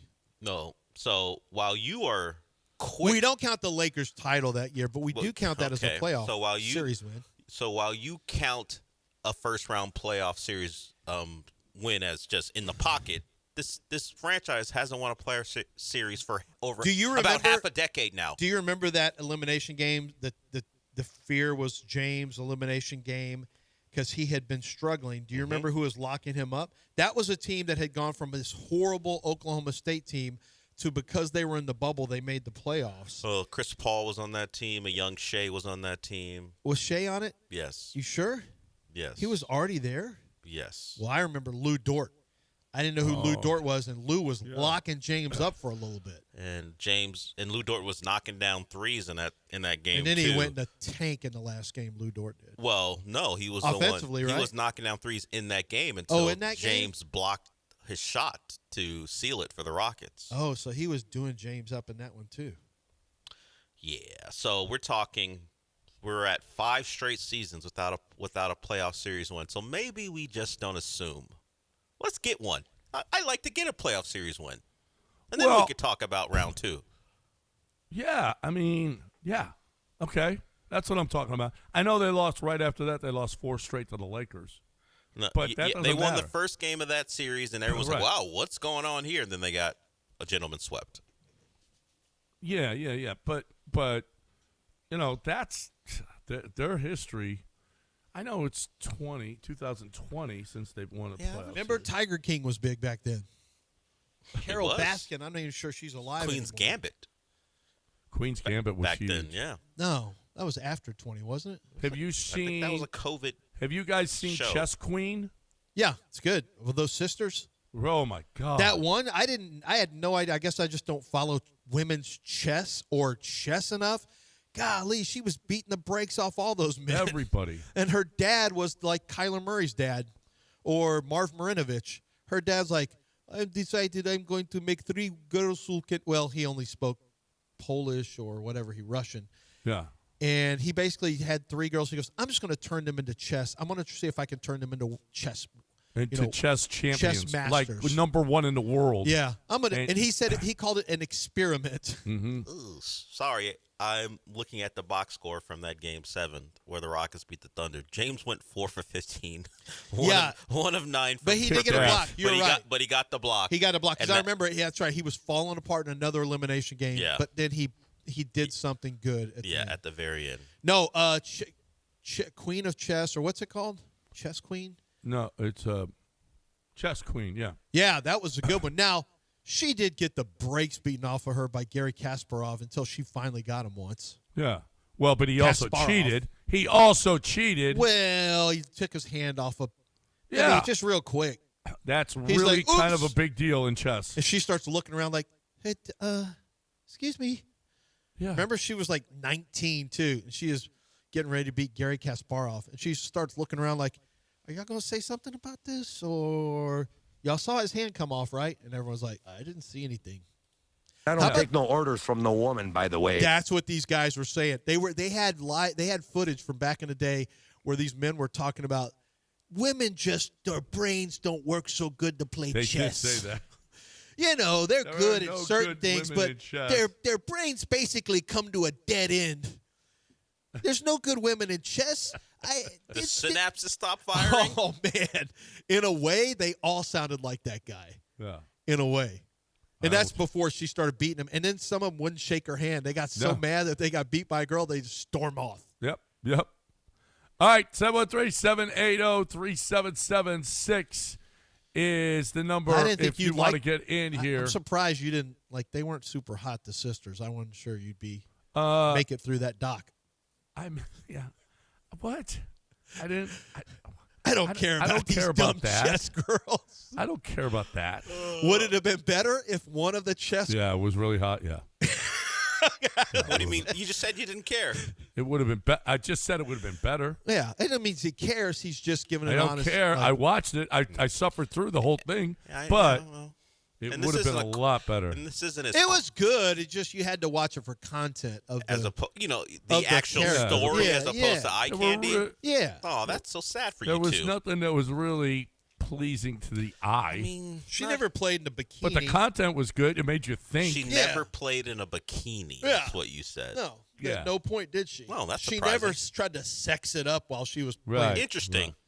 Yeah, Right. she didn't wear tight Which is sweaters while she why- was playing Which chess. is why she couldn't beat Kasparov. And that's how you know it's a good Because she documentary. couldn't distract him. Yeah. You know, women do that in poker. Yeah. Yeah. I've heard a woman say she did that. Oh yeah, she does it to beat. You know what? If it's distracting at all, and I can beat you because of it, then good. The simple mind of a man. You know, It's true. I bet psychologists would tell you, Yes. subconsciously you want to curry her favor, and so you may not come over the top. You may not be as aggressive against a woman like that. I guarantee that happens. I guarantee. As a matter of fact, I was just thinking, I'd lay down a hand probably once. Wow. Maybe once. Or you think, she can't have it. Look at her. Oh, You know, well. There's that. I mean, And that probably speaks to the She psychology just- of the participants. she's thinking with those things. Man, instead your of- bias has just leaked through, John. Oh, yep. Well, there's two schools of thought. Either I'm going to be soft She on her, can't- or She can't think with those things. Yeah. What did you say? you heard him. You didn't have to repeat it. But it was slow to process. My S2 slow today. well, you can't think either with You those can't- with that. Well, neither person in the competition can think Then think. because of those things. It's not good thinking. Yeah. Time to talk a little underdog if you want to think. Yeah, underdog fantasy. So baseball's underway, and we've got the hottest team in baseball without question. And the higher or lower for Lance McCullers' strikeouts yesterday was 4.5. Did you go higher? Chances are you didn't touch it, but maybe you should have. Go look. Start doing. Just go study. There's so many different websites now that you can go see which teams have the biggest whiff rates. From a hitting standpoint, and then go find a pitcher who's got a high strikeout number, and you may find advantages. Seriously, there's so many stats to go grab advantages. And that's when you start going higher or lower, higher or lower, higher or lower with your statistics on Underdog. You piece together as many players as you want, up to, I think it's up to like 7 players. You can win as much as 5,000 times your original play. That's the absolute highest that you can win. But it's not unusual for people to win 40, 80, sometime, 250 times their original play. It's just a matter of how deep you want to go. And then, of course, how much studying you've done. Are you using that big sports brain? You can do it with Underdog Fantasy. Play along with the games that you're already watching. You got it for March Madness. You got it for NBA basketball. You got it for Major League Baseball. All the different sports are on there. Go to Underdog Fantasy. Well, download the Underdog Fantasy app. Download that app and then use promo code Lance, and you're going to get $50 in bonus entries after you play your first $5 entry. That's Underdog Fantasy, but make sure on your first deposit you use promo code Lance.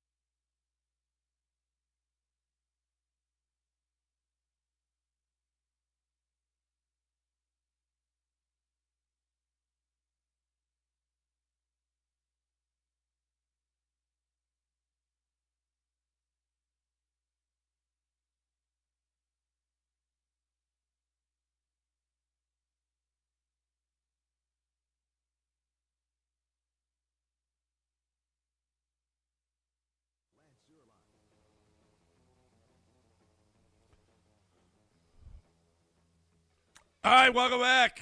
ESPN 97.5, 9 o'clock. We got 1 hour left. Who wants in? 713-780-3776. Come on in, hang out with us. 713-780-3776. We haven't had anybody call in today.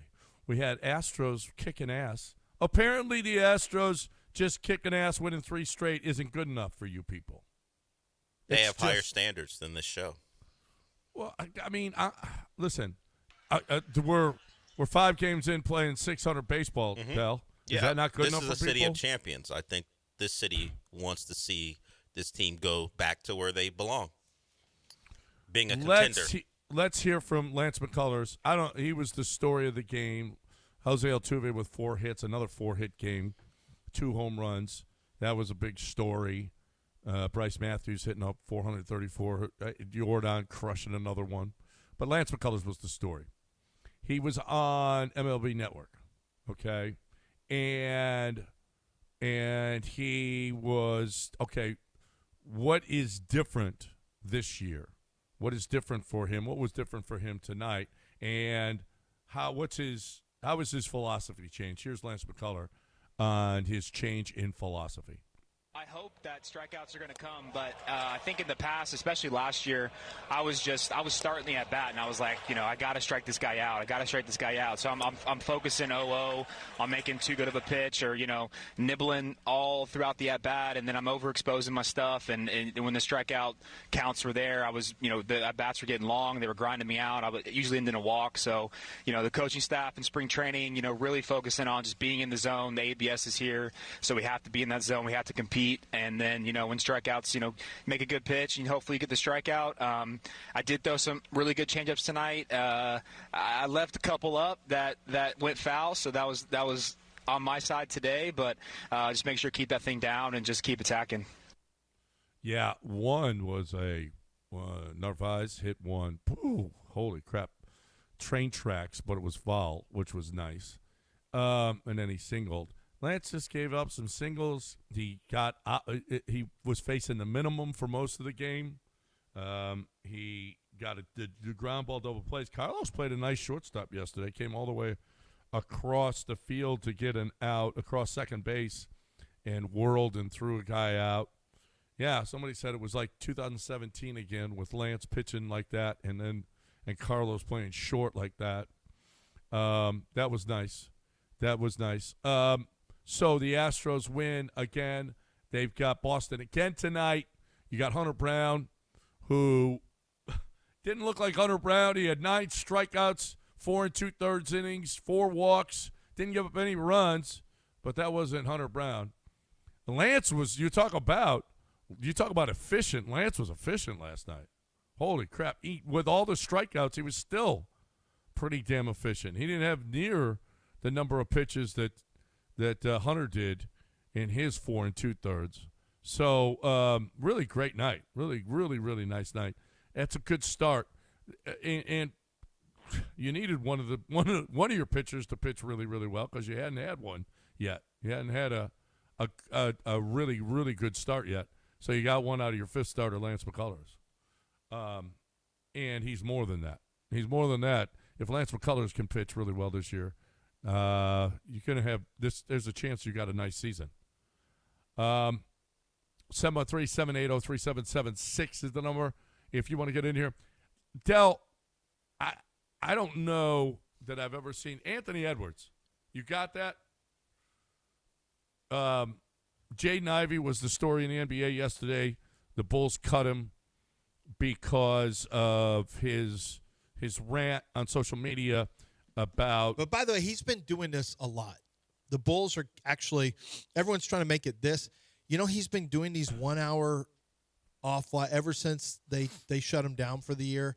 He's been going off on a variety of topics, apparently. He's turned into 1 hour live stream guy. Oh, yeah. And he's kind of said, I guess Jaden is just, it wasn't all just the LGBTQ comment or whatever. He's been doing a lot of stuff. We didn't even hear the Steph Curry thing in there. No. That was in a different clip. And I guess he's got a lot of different topics about the NBA and stuff like that. And then every once in a while he just says, and I love apple pie. And he really loves apple pie. That's another thing that he talks about. He's American. Yeah. Anthony Edwards did not start against the Mavericks.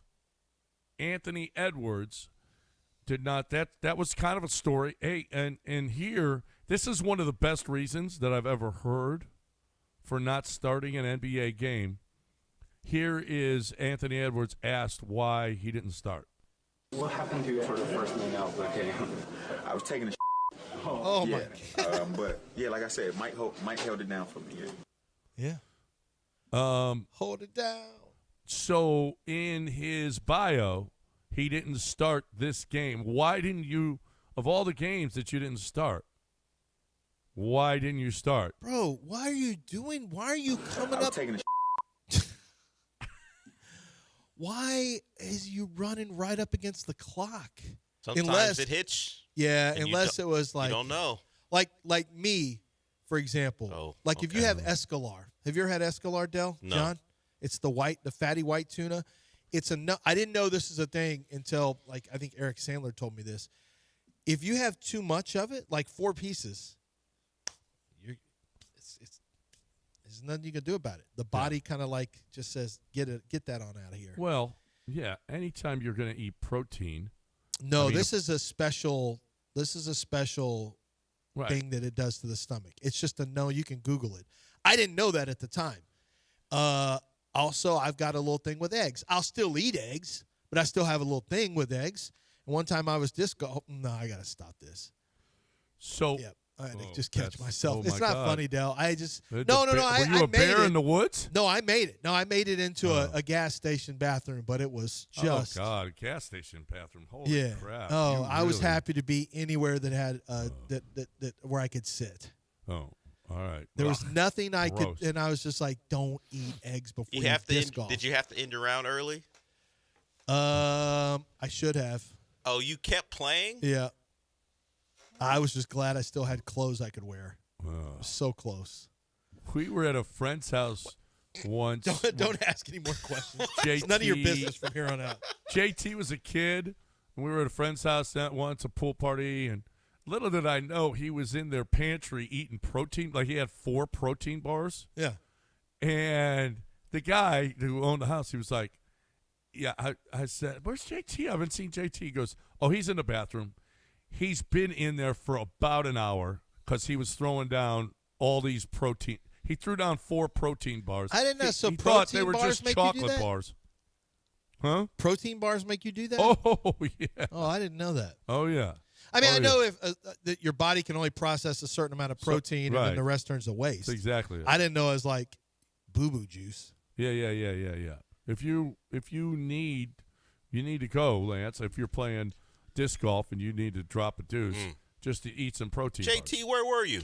I was taking a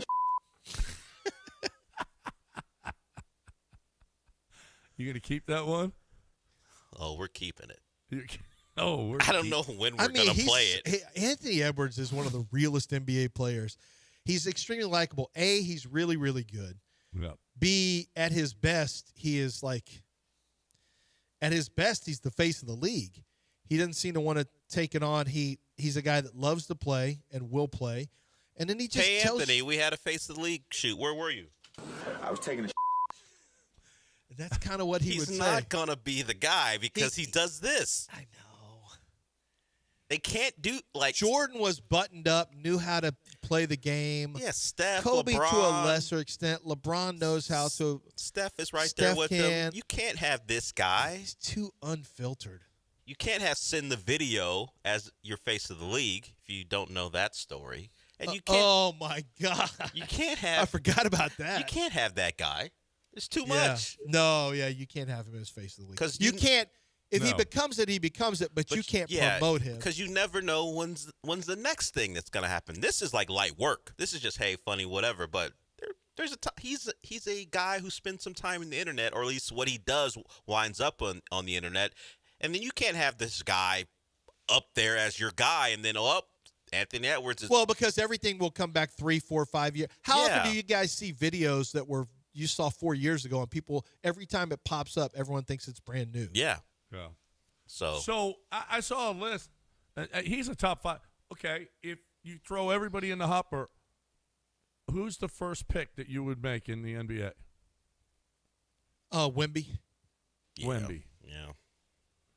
Yeah. Who would be second? I love a guy who played two ways. Honestly, Great at both. I'm probably taking Jokic. Not SGA? It's tough. I mean, he is a foul merchant. Not Luka? No, because Luka could go fat any second now. At any point, he can decide, Luka's I'm done with this. Would you take Anthony Edwards ahead of Luka? Yeah, I probably would. But Luka's a better player right now. I just don't trust Luka. I don't know if Luka's I'm been going in to be shape able to trust Anthony 1 Edwards year. to keep. To keep what? To be. In shape? No. Keep it on the rails. Yeah. Yeah, but he's never been off the rails. No, it's mostly off the court nonsense for the most part. Teetering sometimes. But nah, not too bad. I mean, he had doesn't that get one into thing. trouble. He just has moments that you'd rather not have from your star. Like you'd rather not have him online talking about, hey, I need you to get an abortion. Yeah, and that was like 4 years on ago. video. Yeah. You'd rather not have that be your guy. That was 4 years and ago. then, I don't. He's then not. send the video to make sure that you took the pill. No, that was a That's bad ugly. instance. That's what you're Yeah, talking about. it's been a But while, though. I don't think this has been. I don't think he is a consistent problem for the for the mat. Luka's weight and conditioning has been a consistent problem for about 6 years until this year, where he said, "Okay, this time I mean it." And look at the results. I mean, he's been terrific. And even when he's fat, Luka, the dude got to the Western Conference Finals. And a finals. Or, I mean, the NBA Finals. So, yeah, Luka. I mean, you can make the argument for Luka. I just don't know that I can trust Luka all the way. But I think those and he doesn't play defense. Those are 4 and 5 at the very least. So, Wemby, Luka, Jokic, Anthony Edwards. SGA, yeah, I can't. And maybe Alpi. If we're being objective. There's only like 2 or 3 players in the league that are having the kind of season Alpi had. You know what's funny is we're not saying Jason Tatum. Well, but he's come back from his injury, and so you wouldn't say Jason Tatum right now. No, You wouldn't say Jaylen Brown. Jaylen Brown that's kept him alive. Jaylen's been incredible, but before that it was Jason Tatum. But Jaylen Brown's been good for a long time too. Yeah, he's been good for a long time too. You're not saying Steph. Steph can still play. You wouldn't say LeBron. You wouldn't say there's no Book. Who we miss? Are we missing anybody? I don't think Jalen Williams was a hot name last year, but he's Cade Cunningham. Cade Cunningham probably is. He's in the next tier. Yeah, he's in the top. He's 10. in the next tier, but definitely worth discussing. Well, he's a young player and he's really, really good. Okay, how about the guy they're going to see today? Jalen Brunson. Yeah. No one wants to give him that title, but that dude's small. damn good, though. That's why. No one Yeah, believes. but he's no so one good. thinks He can carry a team. I know. He can. It just can a guy that size be the best player is what people have asked for years, the last couple of years about. Can a guy that small lead a team to a title? Can he be your best player? He can make you a contender, but can he take you over the top? I don't know. I don't know about that. What is Isaiah Thomas the last guy his size who was the best player on the title team? Yeah, but they had a lot of good players. I know, but this is the point. The Knicks have good players too, but the number one, which has been a question about Jalen Brunson the last couple of years, and they made the conference finals last year, lost to the Pacers. So Dwayne Wade did it too. Oh, he's like 6'4", which he's not a giant dude, but Jalen Brunson's listed as 6'2", and no one believes he's 6'2". Yeah. Well, speaking of which, the real sizes of major league players have actually come out because of the boxes, and it turns out Wait, what? Guys are shorter. Yeah, they had to measure every major league player to get his strike zone, so it would be accurate for the ABS. And guys are shorter than they thought. Guys are actually shorter than they thought. We got a break. 713-780-3776. I'm talking about golf right now. I'm talking about East River 9. We love going there on Fridays, especially with big events, and there are big events that are coming up. You're looking for the best way to, a corporate membership means for you. What it means for your company, what it means for your company is that your people will actually be able to work during the day, and then still play golf at night. You want to give them an added little bonus and incentive to work. Or how about this is where you bring clients at night? So instead of during the workday where the client says, I can't take off to go play golf, well, I've got a couple hours with them on the golf course at night because East River 9, you can play golf at night there. It's lit. It's beautiful. It's unbelievable. It's a great spot.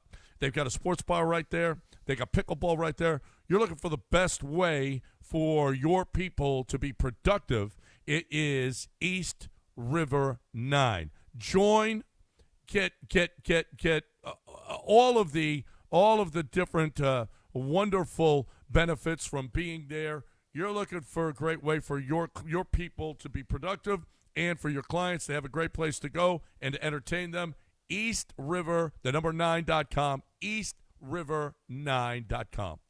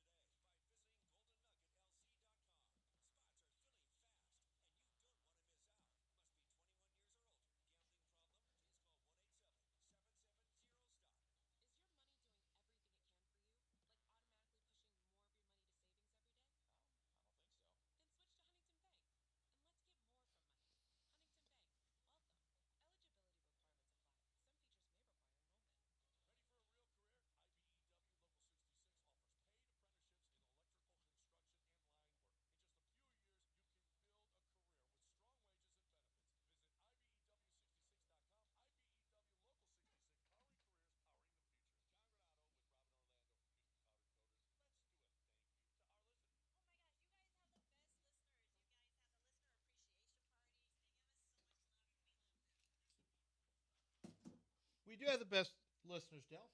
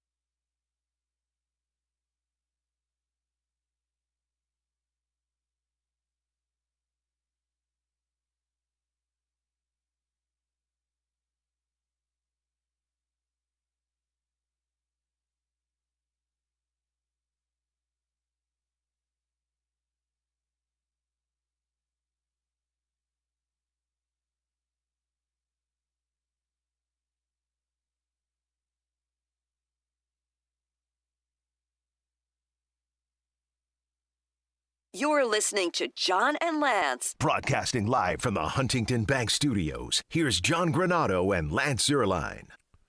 So, Major League Baseball actually had the measurements, true measurements taken of all major leaguers. 6 players lost 3 inches off their height. What? Short Kings? 48 players lost 2 inches. 171 lost an inch. Only 45 gained an inch, and 2 gained 2 inches. Do you know who lead? And you know what? Which leads to a smaller box. Strike zone. You know who leads the league in walks right now? Who? Jose Altuve. Yeah, he actually. Yeah, and which is highly unusual for him. Yes.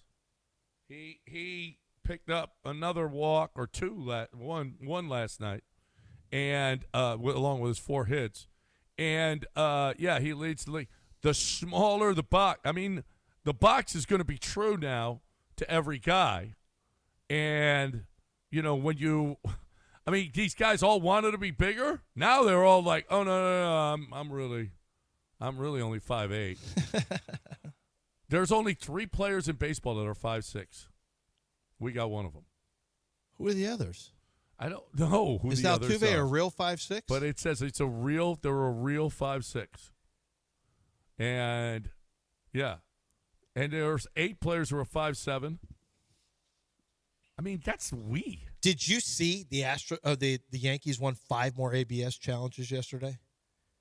Who was the? I don't know who it was. It wasn't Buckner, so it doesn't matter. I'm just going to be excited like every 5th game now. So when I can't, that's going to become must-watch TV. CB Buckner behind the plate. Yeah. What must-watch TV? Because you just hope that he continues to get. Do you think this forces early retirement? Like these guys just can't deal with how wrong they are. Like CB Buckner had a tough go of it the first time he had to stand up to ABS. If this becomes a thing, like Lance is saying, every time CB's behind the plate, we get these type of moments. He's got to walk into the sunset, right? Yeah. Can you imagine if Angel was still managing? Yeah. How does this happen once every 5 days or whatever it is for him without this becoming a thing where he gets pulled away from being a behind the plate guy? You can't. If you're Major League Baseball and this happens all the time when he's back there, how do you have him back there? Yeah. But you got to. Every 4th day. You tell him, hey, sorry, CB. We're going to skip your turn in the rotation. We're going to treat you like an actual pitcher. The ones you've been screwing over for 15 years. We're going to treat you like that. We're going to treat you like We're going to treat you like we're going to skip your time in the rotation. No.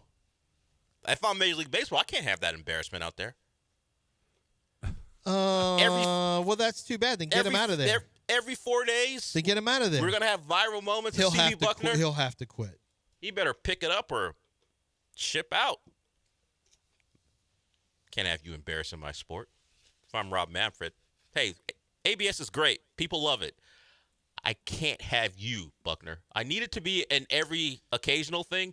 Everyone can't be tuning into Reds Pirates for you. If it increases the ratings, who cares how? I don't think baseball is going to like Lance is going to watch. He says it. He's not. He's going to see the highlights. He's not going to watch the games. I'm going to watch it. No, you're not. I'm watching all of it. Yep. Every pitch, every game. Not a chance. More. Reds, Guardians. He's watching. Well, only if CB's behind a bump. Yes, right. No, right. Not on the bump, behind a dish. You got to get your bumps and dishes right. Yep. Yeah, a bump is pitching, a dish is the plate. Right. You got to know it. Jose Altuve. So we're in a league. We're in a world where Lance McCullers went 7 innings, shut down the opposition, got 8 ground balls, 2 fly balls, struck out 9. We're in a world where Jose Altuve is getting walks galore. We are in a world where Jordan's hitting for power again, which that's the world we're supposed to live in. And it's a world, frankly, you have to live in. Your boy Ryan Weiss got there yesterday.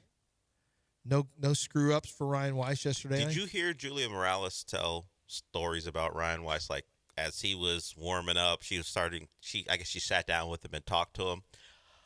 The impression I got from her tone was like, this is a weird guy. This is a weird guy I had to talk to. Oh, really? Yeah. Apparently, like, he likes a bonfire. He likes setting stuff on fire. What? What? Yeah, she was talking about how Ryan Weiss was discussing something about fire. He goes, yeah, let it burn, something like that. And I got the impression Julia Morales was like, well, this guy's a little wacky. Well, might be a little wacky. He might be. He likes to watch stuff burn? No, I think he likes to make sure stuff burns. Well, we've all got our things. I don't know if he's an arsonist. I just think he enjoys a fire or two. Okay. All right. We've I all, like him I putting said, out the fire. That's what I like. We've all got our things that we do. You like feet. He likes fire. Yeah, I don't take it as far as he does. Yeah. I'm okay with that if he likes fires. That's fine. Yeah, I mean, let's keep it reasonable. Making a bonfire on your property where there's nothing around, that's reasonable. Doing it somewhere out where John lives, we don't do that. No, that's a bad thing. No, that's a really, really bad thing. Yeah. Yeah. We're not doing fires. We're not doing any of that stuff. Yeah. Like I said, do it in the country. You can't just make fires in the city here either. We don't just make fires. No, we don't. By the way, I'm seeing, on my timeline, Ty Simpson's all over. Matt Miller put Ty Simpson in the second round. Where do you have Ty Simpson? Well, not in the first, so he must be in the second. You got him in the second? Yeah, because he's not a first-round talent. You don't listen to Dan Orlovsky. I know, I don't. Well, I have kind of come around on that whole Anthony Richardson. You can't find any inaccuracy on his tape. He told us that, like, it's a made-up. He said, this has been made up, this narrative. And when you watch his tape, you can't find inaccuracies. And I'm starting to come around like, Dan was right. This guy's like super accurate. And I should have stayed on that. There's a whole list of – a buddy of mine was telling me, he said there are 3 CAA guys who all came out on the same day with Ty Simpson is actually the best quarterback in the league. He said 3 CAA guys who are in media, former players who are in media, all said the same thing. Now, I didn't recognize. Dan Orlovsky was a big one. He goes, oh, yeah. He said it was just too obvious. If you know the connections. I'll give you an example. You know who's poo-pooing the connection of – look, I don't necessarily think it has anything to do with him being a CAA. That's what is it, the Artists of America, the Creative Artists of America. What do you mean it doesn't have anything to do with that? So the conspiracy is Dan Orlovsky's rep by CAA. So is Ty Simpson. That's why he's doing it. Now, Daniel Jeremiah will tell you, I'm rep by CAA. I was never told to do this. He not told to do it, but that doesn't mean you're not doing it because of it. Yeah, but it doesn't mean you are. I want to say it doesn't necessarily mean you are either. Yeah. That's not necessarily the case because a lot of people are rep by CAA. A ton of people are. They're like they're huge. They're huge. So it doesn't necessarily mean that. However, it is possible. It is possible. One of the guys, apparently, who also followed up on, I think it was a Dan Patrick show or Pat McAfee or I don't know where it was, when they were asked about the Orlovsky thing, he goes, look, I don't agree with Dan on certain things, this, that, and the other. But, I will say with Ty Simpson, you see this, and this. By the way, you know who reps Chase at least did during his playing career, maybe still, I don't know, CAA. Dan, but he said Dan's not doing this because of any CAA thing or whatever, whoever represents him. And somebody told me, he goes, yeah, he's rep by CAA too. So you just never know. You just never know. Mel was always accused of kind of doing a favor for an agent.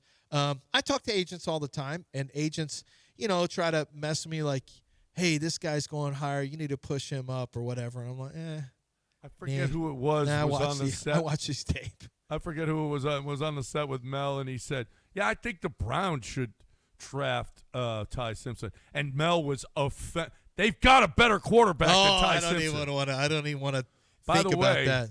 By the way, Haslam came out and said Deshaun could well be their starting quarterback. Yeah. Well, he's probably, if all things are considered, he's probably their best option. But I don't know what Deshaun's got left. I don't know. I don't know his health. I don't know if he's putting anything into his work. I don't know any of that stuff. There's probably some Instagram videos that will show you, but I don't know. I have no idea. I know people close to Deshaun say, I don't even know if they want to play him because if he does well, they may get pressure to to do another deal with him. And I'm sure. Oh, my God. Now, can you imagine if Deshaun plays well? Well, that's what you paid him for. 27 touchdowns, 9 interceptions. That you're worried about the guy playing well that you gave $230 million to? I know. That's where you are. 27-9. Let's say you start him. You go 8-9. No, 9-8. 9-8. You just miss out on the playoffs. And Deshaun Watson has 27 touchdown passes and 9 interceptions. Okay? So what do you do now? His contract is expiring. You have Shador on the bench, Dylan Gabriel. What do you do now? You got a bunch of first-round picks, I think, next year. No, you don't have a bunch of first-round picks. You don't at all. Something out of the $230 million. That's fine. Now the season's over. Now what? Then bye. 9-8 ain't good enough. He just had 27 touchdowns and 9 interceptions. You got to give him another deal. Oh my God. What are you giving him? What's the market rate for that? Probably about $54 million. Tell you what, we're going to cut you a deal. 4-year deal, only 3 years guaranteed. Just because Melgetta's nice. $165 million. He's a nice guy. $165 million guaranteed. Just give it to him. Quit making a big deal about this, and let's move on. You got your quarterback of the future. His name is Deshaun. He's your quarterback of the past. Mm-hmm. Deshaun Watson.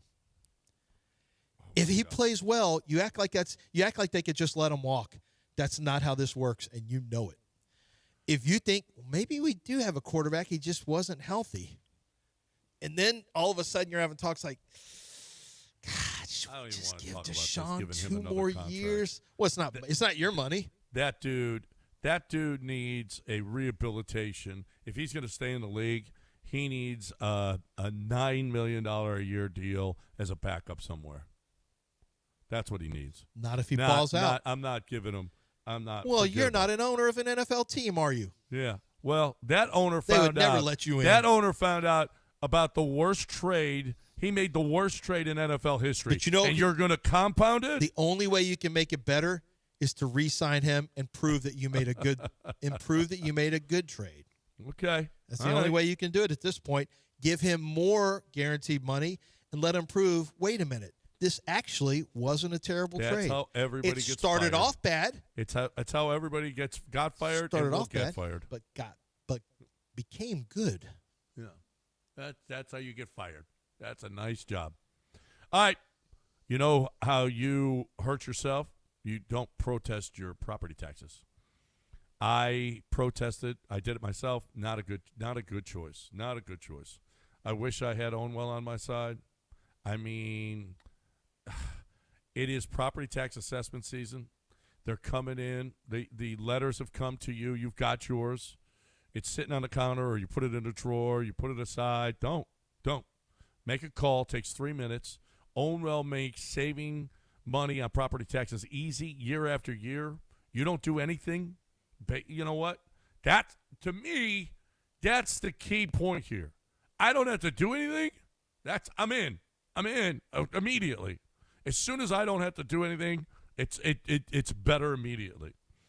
In many Texas counties, Ownwell delivered as much as 2 times more savings into homeowners' pockets than traditional firms' net fees. Harris County, okay, delivered an average net savings 21 to 51% higher than competitors. Montgomery County, for houses in the $250,000 to $500,000 range, Ownwell achieves a 94% success rate. That's incredible. 94% of the time, the government was wrong, and Ownwell found it.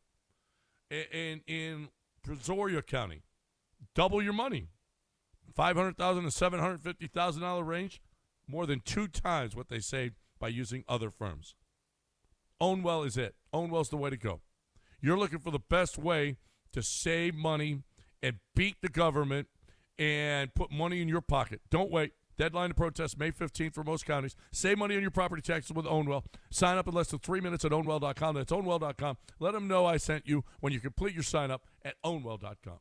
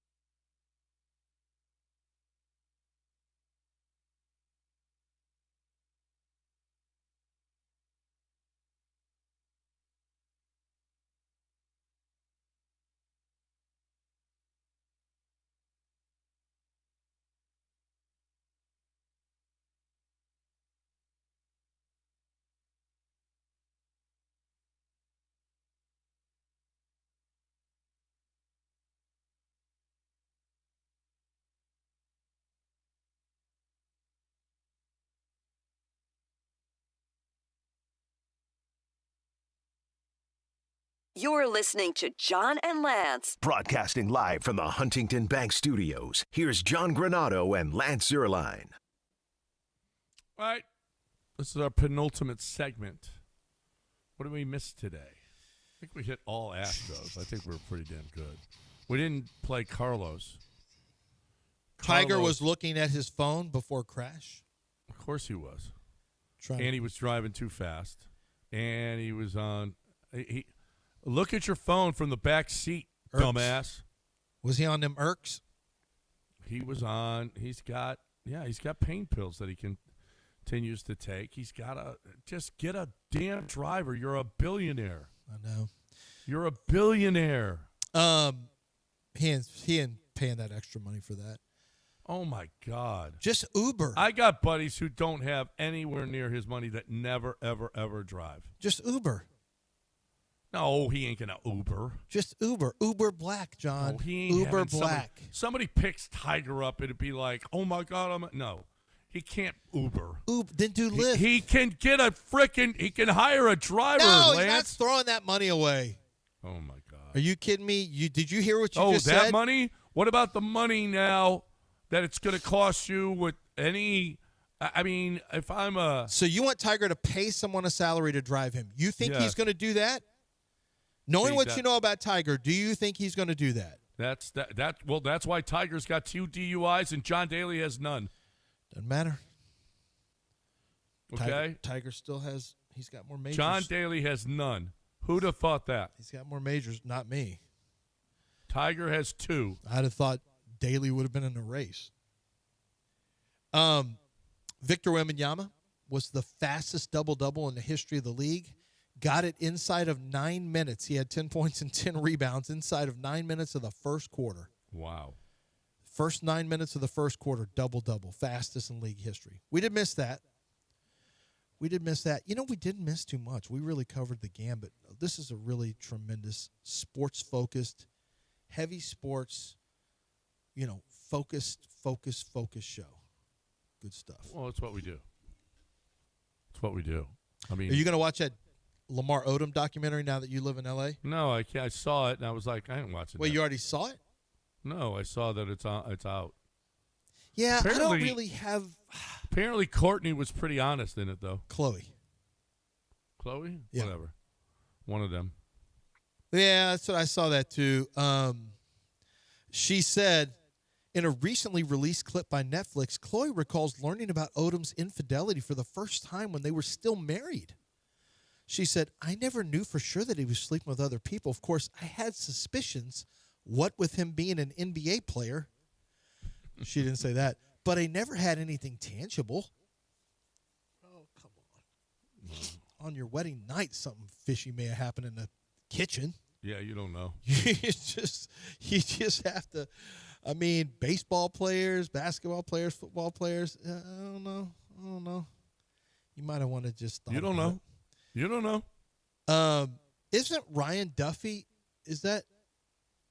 We spoke with the director of Untold. He's not the one from Stranger Things, right? That's Duffner's, right? Those are the Duffer brothers. Duffer brothers, that's right. But she said they talked to him, and he said, it was one of the surprises, how open Chloe was. You expect people at that level of fame and power, quite frankly, to have conditions, to have things that they're willing to talk about and not willing to talk about, and have a handler sitting over their shoulder who says, you can say this, but don't say that. Or I have to interrupt you there or whatever. We all know what it looks like. She didn't have that. It took a minute to get on her schedule just because she's remarkably busy, of course. But once we were in the room with her, she gave us, I think, almost 2 hours of her time. She, like everything else in the doc, was kind of willing to talk about. So it just goes on and on. I don't know. He talks about dying. So it says the afterlife is not what people made it out to be. Lamar Odom says this. So it said the life and death of Lamar Odom. And I'm like, wait a minute. Lamar Odom died? I had to go to Google. Like, no, Lamar's still alive. And so it's just metaphorically. But I'm thinking because his life is so wild and there's a chance you and Wendy may be in this documentary that I'm going to have to watch. That would be funny. Do you want to tell people why you might be in this documentary? They may have some footage from Was it? Yeah, been from Toyota Center. I already told the story. Tell it again. We new listeners every 15 minutes. I had Les Alexander's seats, middle of the court, across from their bench. He's eyeballing her, Wendy, during the timeout. I'm watching From him. where? He's from the bench. From the bench? From the bench. And then he comes over to take the ball out of bounds, and he just comes over and he swipes her leg. What? Yeah. I already knew this story. I'm trying to You act know like the I story. just, yeah. Yeah. That's And crazy. That's disrespectful, bro. I was like, I stood up, and I was like, and he and I are, I was chest to over my head, but, it pissed me off that he's hitting on my wife during the middle of a game. Why didn't you just do like what Alpy would have done? I got kicked out of those seats.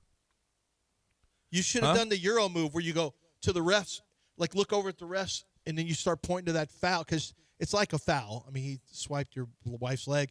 You should have done your hands, your palms up. You know the move that that Manu does, the move that all the Euros do whenever they think they got a foul. What Alpi does, you could have raised your hand like what? No, like I got yeah. fouled. You should have you should bring the attention of the referees and point like, or soccer.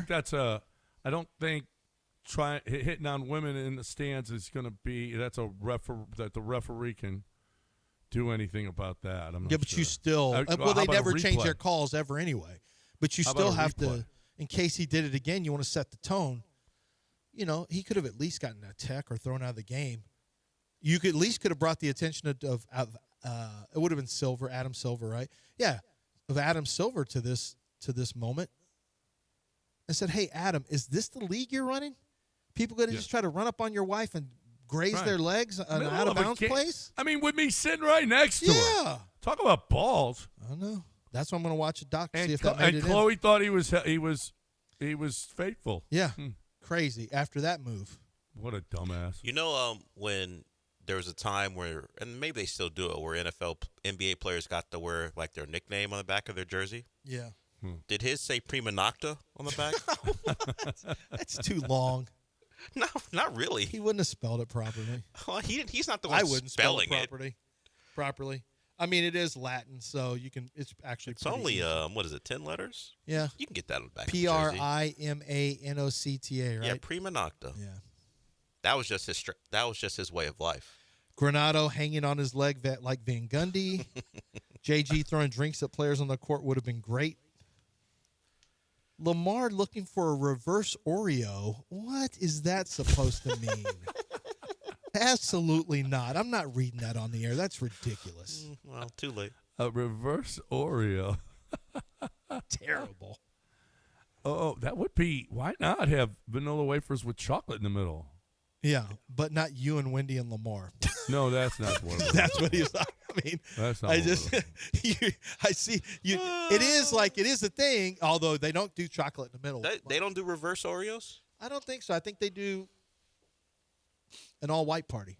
They do the cream. What did he? Yeah, Oreo? I don't. They probably do have something like that. I don't know. They probably do, but yeah. No, you don't want to. No, you don't want to be. You don't want to do that with Lamar, John. No. If you're thinking about it, because you both live in L.A. right now, are you talking him down from it? Yeah. If it's even in your head, don't do that with Lamar. Yeah. No. His backdrop is too sinister. I don't want. I hope I never meet up with him here. He'd be like, "Hey, did you bow up on me during a game?" So if you saw him at a party, if you were at the Pump Brothers, if Martin got you into the Pump Brothers party and you saw him, would you tell that story? No. Right? Oh, I might tell the story. Yeah. It's an hour and a half in, and the Pumps introduce you to Lamar Odom, and you're all hanging out, and you're like, "Oh, he's pretty cool." You would have told the story. Oh yeah, I would have. Yeah, I would tell the story. I don't think they believe me, but I would tell the story. Oh, yeah. So unbelievable. Lamar Odom would have grazed some woman's leg at a basketball game. Right. Lamar Odom? That doesn't sound like the Lamar we know. We know him as faithful husband Lamar Odom. I forget. They were still at Toyota Center. What year was it? That was at Toyota Center? Yeah. Dude, what? That would have been 20 years ago. What do you mean? They're at Toyota Center now. Oh no! I mean, no, no. he meant I mean, I know what he at meant. He the meant Compact Center. Oh. Compact. No, it's impossible because Did Lamar ever play? Well, no, yes, he wouldn't have might been on the Lakers then. Would No, he not have? on the Lakers, but Oh, was this with the Clippers, John? Yeah. Oh Yeah. wow! he had the audacity wearing a Clippers uniform to do that. A Clipper I always pushing up thought- on your girl. I mean, you ain't concentrating on the game. I always thought it was, hey, I got this Laker uniform on, and I can get away with anything. A Clipper pushing up tried on your that? girl? You Well, should I have will knocked his say- ass out. I A will Clipper? say, it could have been his early years. He was a Clipper He wasn't from married then. 99 to 2002, and there was Toyota Center. Compact Center, the Summit, whatever you want to call it. That's true. It would have been early, so that would have been like 25 years ago. Yep. Toyota Center opened in 03. We had 2 kids. Yep. Oh, he tried that as a Clipper. This changes the story completely for me. Yeah, that's disgusting. I thought at least he had the cover. I'm a Laker. I can get away with You should at least whatever give I him want. like a low leg tie, like a Thai kickboxing. I think if angry husband punches Clipper Lamar Odom, no one's gonna have a problem with you. You would have kept your seats. Not Clippers, yeah. You punch a Clipper, who cares? That's true. And although the Redcoats were you could have got away with it at Compact Center. No, I got kicked. Explain. Trust me, I got kicked out of my seat. Because you stood up. Yeah. No, you didn't. I stood face to face. Yes. Wait. Okay, I don't remember. Do you remember hearing And this by part the way, of the story? I never got those tickets from Les again. Hold on. Do you remember hearing this part of the story, Dale? That he got kicked Yeah. out? Yeah. I don't know if I remember this I've part. never heard this. They moved you out of your seats? Yeah, we couldn't sit there anymore. So this is a real you thing. can't that bow up on an NBA player. You were actually bowed up on them? Yeah, yes, I got up in his and face. they kicked you out of your seats? Yeah. We went and moved up higher. Trust me, there were plenty of seats available. It was Clippers Rockets at that time. No one cares. Did they make you move, or did you just want to avoid that smoke? No, they came down. I'm sure they said, hey, come on. You can't bow up on an NBA player. Not even a Clipper? Not even a Clipper. Apparently not. No. Wow. Yeah. That's all jacked right. up. That's all. That's enough of that. Lamar owes you tickets. 713-780. At least good seats at one time. Absolutely. 713. Well, no more. No, you're done. You're done because your people have been terrible today, by the way. Oh, you're talking about the callers? Yeah, the callers. What I callers? mean, they're embarrassing themselves now. No calls today. 0. All that effort you guys put in did not motivate. No. We just let us. They just let us entertain them today. That's all it was. Yeah, I we guess. talked our ass off today and did an unbelievable job, and these lazy asses did nothing. Wow. It's a sign of disrespect, almost as disrespectful as Lamar Odom. Yeah. That they let you go for nearly 3 hours and did not call in. Yeah, right? Pick it up for tomorrow, guys. Yeah. All right. We got a break. We got to talk about HRP. That's what we got to talk about right now. Those are my peeps over there. Love what HRP does for us. And you've heard so many people on here. All of the people that have talked about HRP and what they've done for their businesses.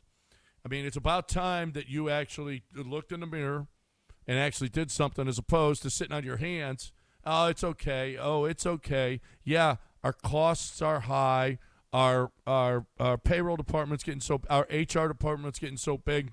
Look at the cost of our 401k. Look at the cost of our insurance plan. Look at how much it's costing us to do our taxes every year. Are we compliant with the Affordable Care Act? All of these things.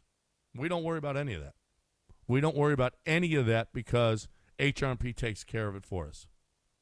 HRP is and listen, you could be with a one of these admin companies and you have no idea how much they're making off of you, but you trust them. Well, maybe HRP is a better option. They'll come and tell you. They'll tell you how much they can save you.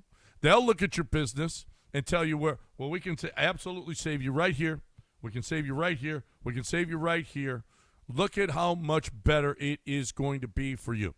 You're looking for the best way to get your payroll, your HR, your taxes done, all of these things, HRP. Tell them we sent you, hrp.net, 281-880-6525 or hrp.net.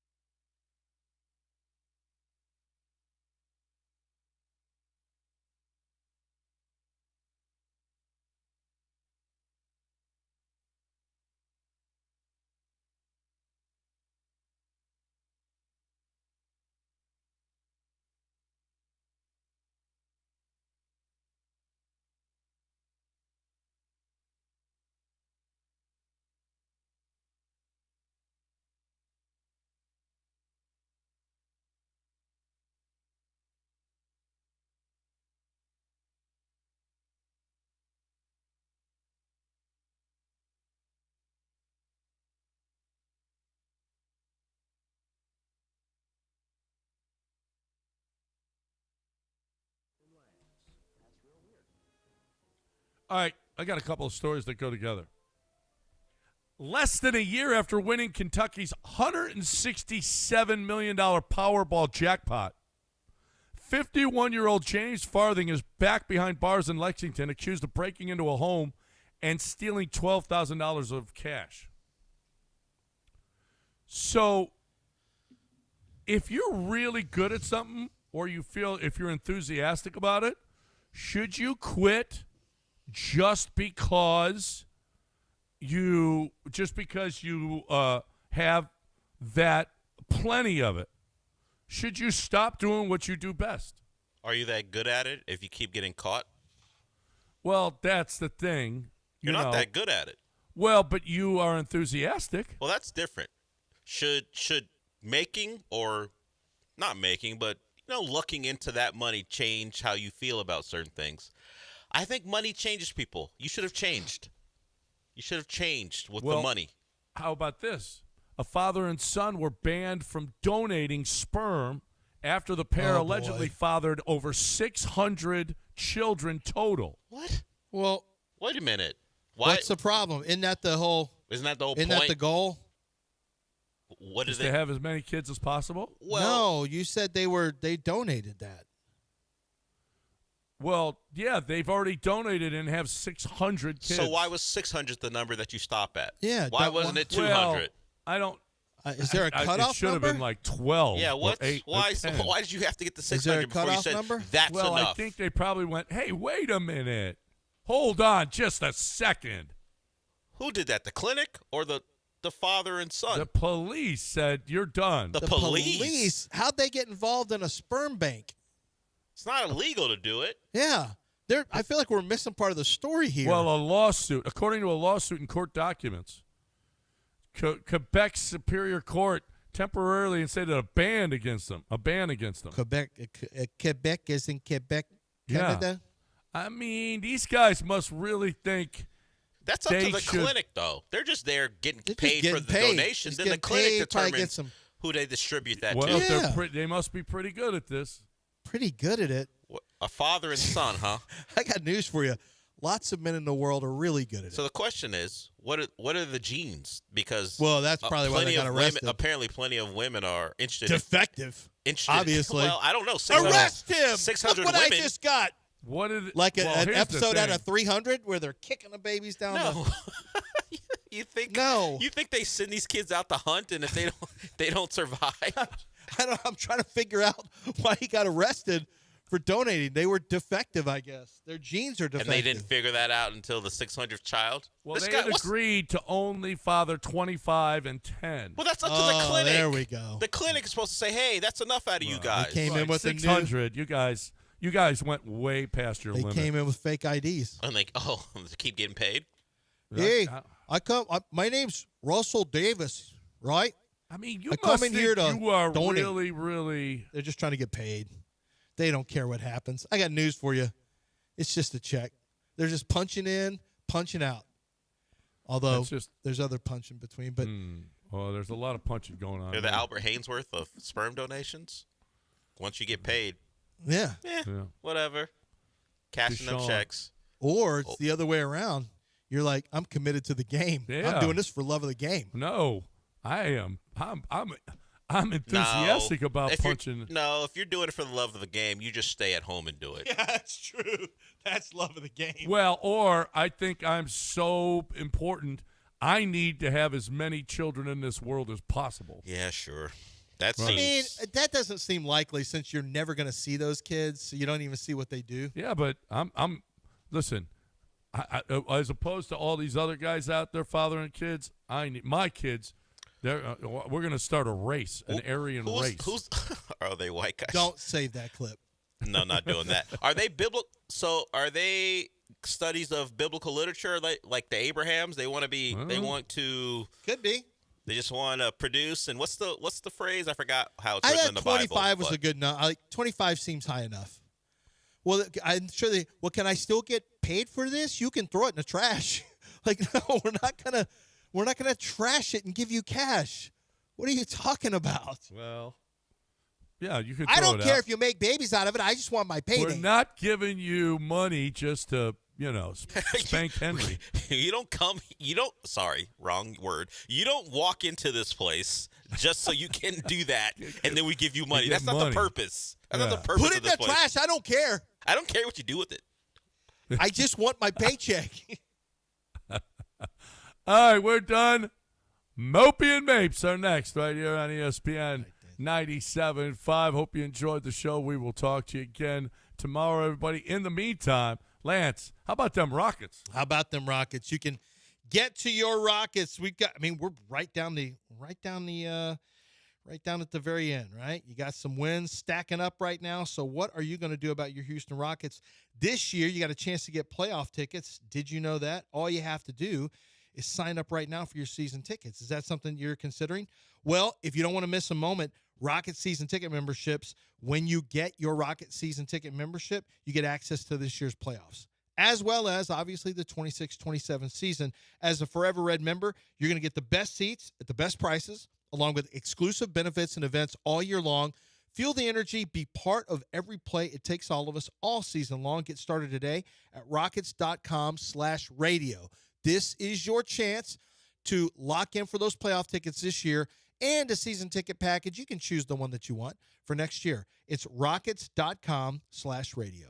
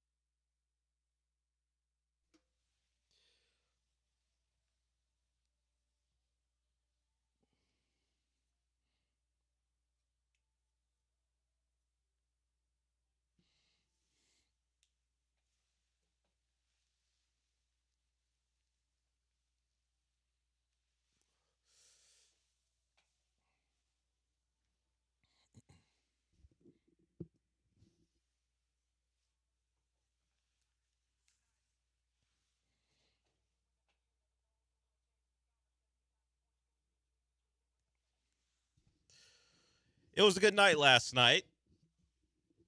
Tuned in to watch the Astros.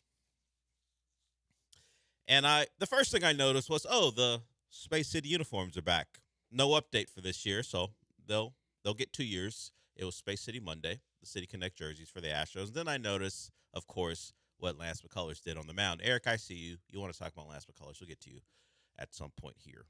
But as far as moments, it's one game. We'll see what happens next for Lance McCullers. But, God, if you have any connection with the Astros and have followed him really since he began, got to feel good for him. He is one of those guys who has caught a lot because of his absences. We all know the timeline, the expectations of him not being around, the jokes being made because it's either jokes or I guess you can get angry about the money being spent to watch a guy or not watch a guy pitch. But last night was a good night for him. He pitched really well. Best performance from a starter all year long. And the Astros bats are still hot as they take apart the Boston Red Sox last night. You had Altuve with 4 hits. Jordan hit a bomb.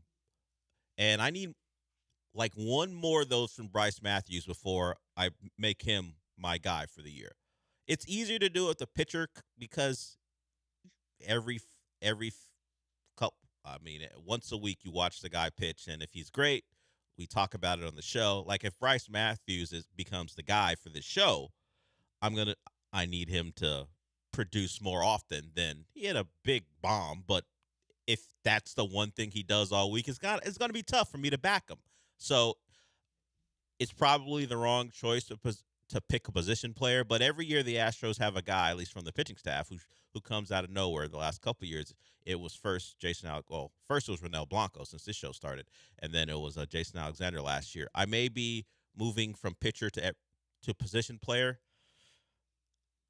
I need more moments from Bryce Matthews. He had a deep bomb. He made the roster when some people thought that would go to Zach Cole. Zach Cole now dealing with an injury after a night playing for the Space Cowboys. But all in all, good night of baseball to watch your team now stretch their streak to 3. And while the Red Sox, a lot of guys aren't around, just like a lot of guys aren't around from the Astros from all the battles they've had, it's nice to see that uniform in town and watch them walk out with the loss. So you got Hunter Brown on the mound tonight. I won't say bounce back. He wasn't terrible in his first start. He just wasn't Hunter Brown as far as length of time on the mound. He only went, I think, 4 2/3, threw a lot of pitches, did leave the game without giving up a run. That was a blue ball thing in the 7th that led to the first loss of the season on opening day. So we'll see if Hunter Brown can go deeper into the game. But for Lance McCullers, it's a big night for him. There were questions about whether he would even make the roster, at least make the rotation, I would say. And what would that mean if he's not even a starter? What would they do with him? Well, at least for the early part of the year, not to worry. And when he can go out there and pitch the way he did, it gives you a little hope that as long as he can stay out there and stay healthy, he may be a contributor to a team that needs guys like him who either haven't done much recently or haven't done much at all to contribute. And if they do, maybe we go from hoping to expecting this team to contend in the AL West. So let's hear from Lance McCullers. He needed to change his philosophy. That's kind of been the theme for the Astros, particularly when it comes to the hitters. They wanted to take more pitches. So one of the reasons Jose Altuve now leads the league in walks, something you don't expect. They did and made some changes to their hitting coaches. And one of the things that's come from it is we're gonna try to grind things out. We're gonna try to make guys work. So Jose Altuve's taking that to heart. And Lance McCullers is taking to heart changing his approach. Here's his words on that change of approach and the results you got last night.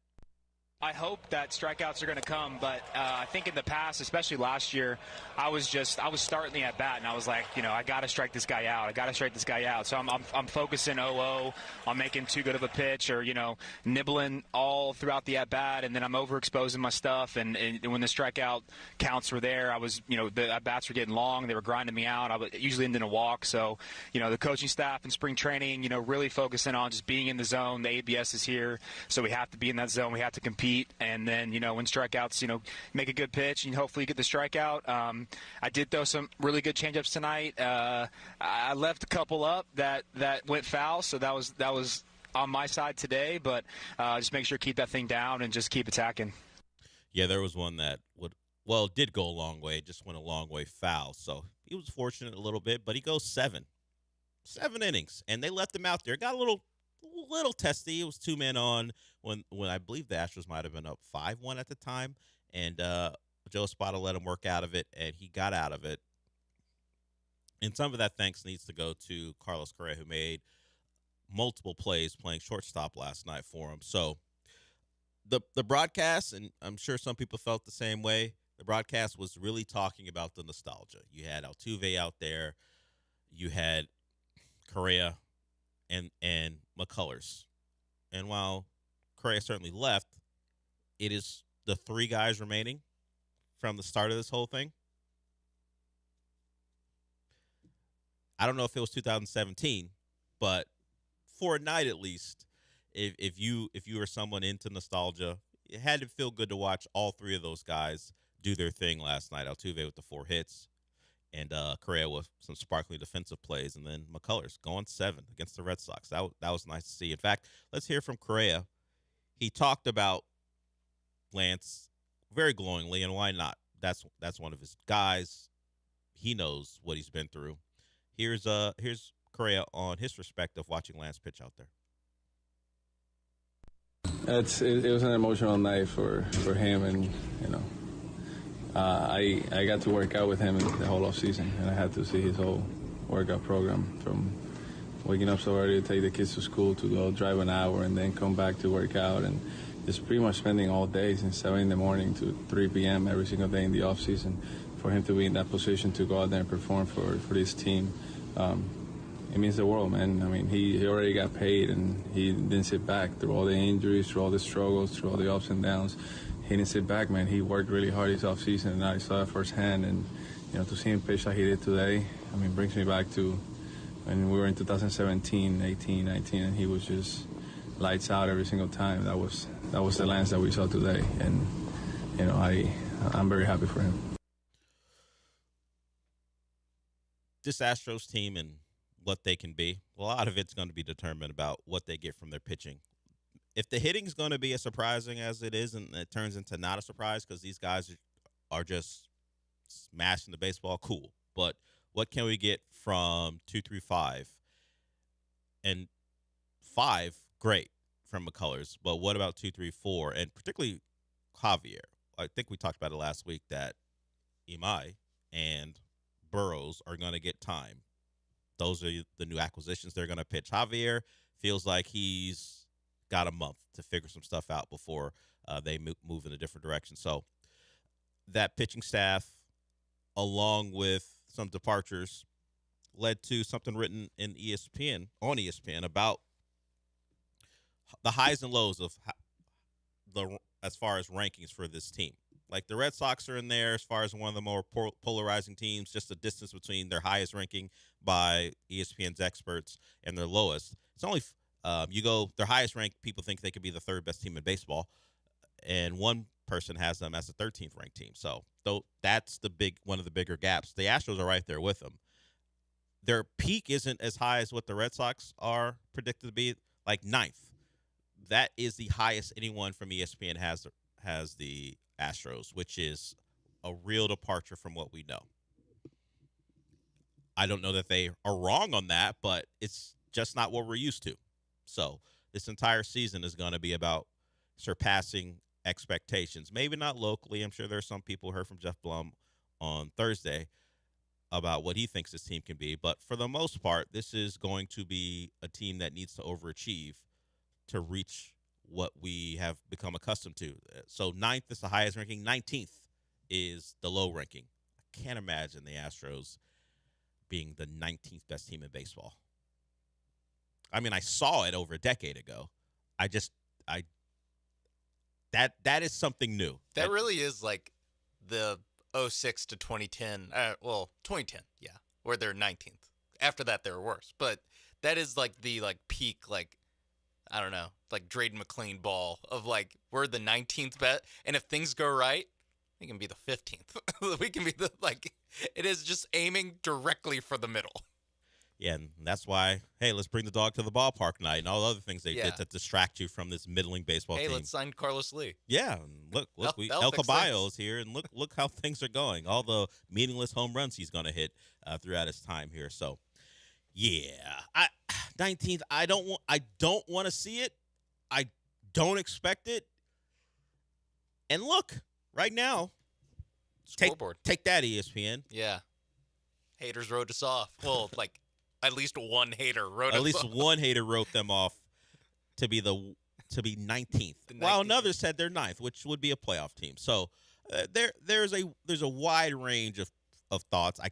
I'm not dealing with 19th. I won't accept it. I won't acknowledge it past this segment. There's not a chance. I go 8th to 16th. Yeah, I think is. Yeah, I mean, a fringe to making the playoffs to 500 to battling for the final spot. That's what I firmly, comfortably in to battling for the final spot is my range for this team. And I'm not going to do the thing where you go, well, if you get Lance McCullers, it's like this every night, because I know we won't. We won't get that 7-inning sterling performance from Lance every night. But I think the Bryce Matthews thing, that is something where it's okay, this is a little bit of the window's always open. You kind of need one of these guys to step up. You need one of your prospects that you think highly of to show up. You need either Cam Smith, Bryce Matthews, Zach Cole. You need one of those bats to really hit it off. And I think after last night, you're okay, Bryce Matthews. I had the same reaction of you. Okay, I'm interested. Yeah, I'm interested because he had a good series last year against the Diamondbacks where he was in trade rumors. He had 3 home runs in 2 games. And everyone's like, "What are we doing?" Including one that was the only runs that the Astros scored in a win. That you're we're sure you should be trading this guy. I'm not so sure. He hit 4 home runs in 13 games last year. Yeah. So there's some pop there. You hope. Let's just see. Let's things play out. Let's give him more time, and he will get that time thanks to making the opening day roster. We'll see how many times he's out there. He's already played in 3 games in the first 5, so he will be someone they count on.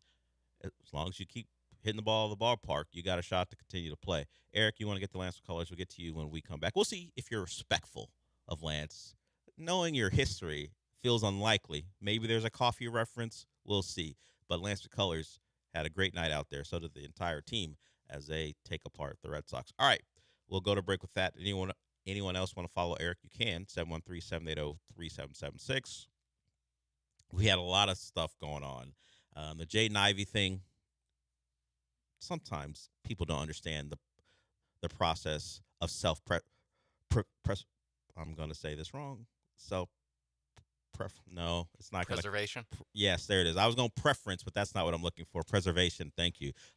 Once you hear it, you can say it. Self-preservation. Sometimes people don't understand the process, and Jaden Ivey surprised why the Bulls, a team who picked you up middle of the season, who's not trying to win, may decide, hey, we're going to say goodbye. There's no need for us to deal with what you're bringing to us. And he was like, I wasn't detrimental to the team. Does he understand that the team isn't just the 12 guys you see or 14 guys you see on the court when you practice? It's the entire organization. So we'll get into that. We'll hear from Mark Cuban. Well, we won't hear from him. We'll talk about Mark Cuban because he's full of regrets. I'll leave it at that. We'll get to that. And also, the Cougs lose a 5-star. It's the business they've chosen. Once you start to recruit 5 stars, 5 stars will leave if they don't get to play. So a lot to get to here. We'll get to Eric when we come back.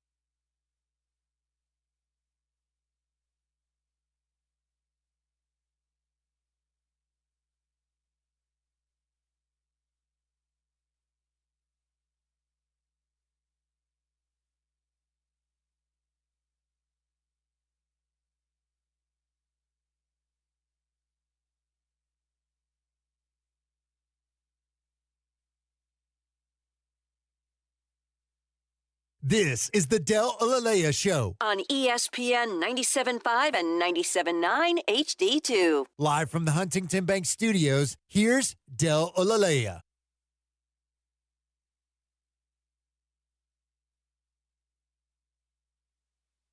All right, let's get to Eric, who wants to talk about Lance McCullers. We'll see how he feels about Lance going out there and putting on that type of performance. 7 innings strong of it was a really good performance, but if you throw in all the things surrounding it, takes it to another level. What's up, Eric? Hey guys, yeah, I've always had Junior's back. I think he must be putting something extra in that coffee of his. Also, with the infield playing it is, with Correa and Pereira that's playing good, and with Jeremy Pena, his last year with the Astros, you think they'll use him as trade bait? Maybe to get another left-handed starter or bat? I'll hang up the list. They've only done that one time. They traded Kyle Tucker before he just became a free agent. It is not in their nature to do it. And Jeremy Pena has a couple years left, if I remember correctly, because I think we looked this up, and he's actually under team control for this year, next year. So I don't think any decision will be made this season. I think they'll play it out, and then he'll be arbitration eligible again. And who knows, baseball may not be a thing anyway. So that's a very real possibility as well, that no matter where he is, he won't be playing baseball anyway. Yeah. After 2026 for a little bit. Have the Astros ever made a subtraction? I mean, ever made it since 2017? Sure. Have they made the subtraction move during the season? Where they do the thing that pisses off the fan base because they trade a player who could help you win? Yeah, like the Cal Tucker trade, they did that before the season started. They did that in December or whatever. It's when your owner says the window's always open, it flies in the face of that if you're making trades for major leaguers or trading away major leaguers who are helping you in your pennant chase. Yeah, they don't do it. The same thing last year with Framber Valdez. Once they get into the season, I kind of think they're just on the team unless the season goes so really terrible. Poorly. Yeah, but if you're in the race, even if it's for the last wild card spot, I don't expect them to trade a guy who's part of their everyday lineup. Maybe you make a small trade somewhere, someplace, just to they traded Joey Loperfido, or that type of deal. Yeah, but not but they got core member. Kikuchi back, right, in that deal. Yeah, that was because they were trying to keep chasing it, and Loperfido wasn't going to be an everyday player for them, and now they have him back. So don't expect a Jeremy Pena trade, even if you think of it as, hey, let's get some value for him before outfield or infield surplus.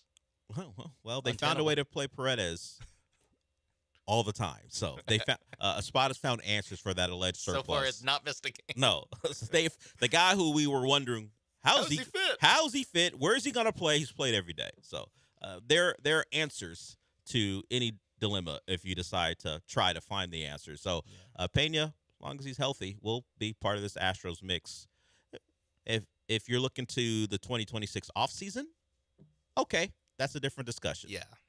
They have set a precedent, at least with Tucker, that they can and will try, but that did include the Cubs giving them a top prospect and another pitcher they liked. Well, Wisniewski has been hurt, but they did acquire Cam Smith, who won the right field job coming off of last spring training. So it would have to be for something pretty substantial for a deal to get done.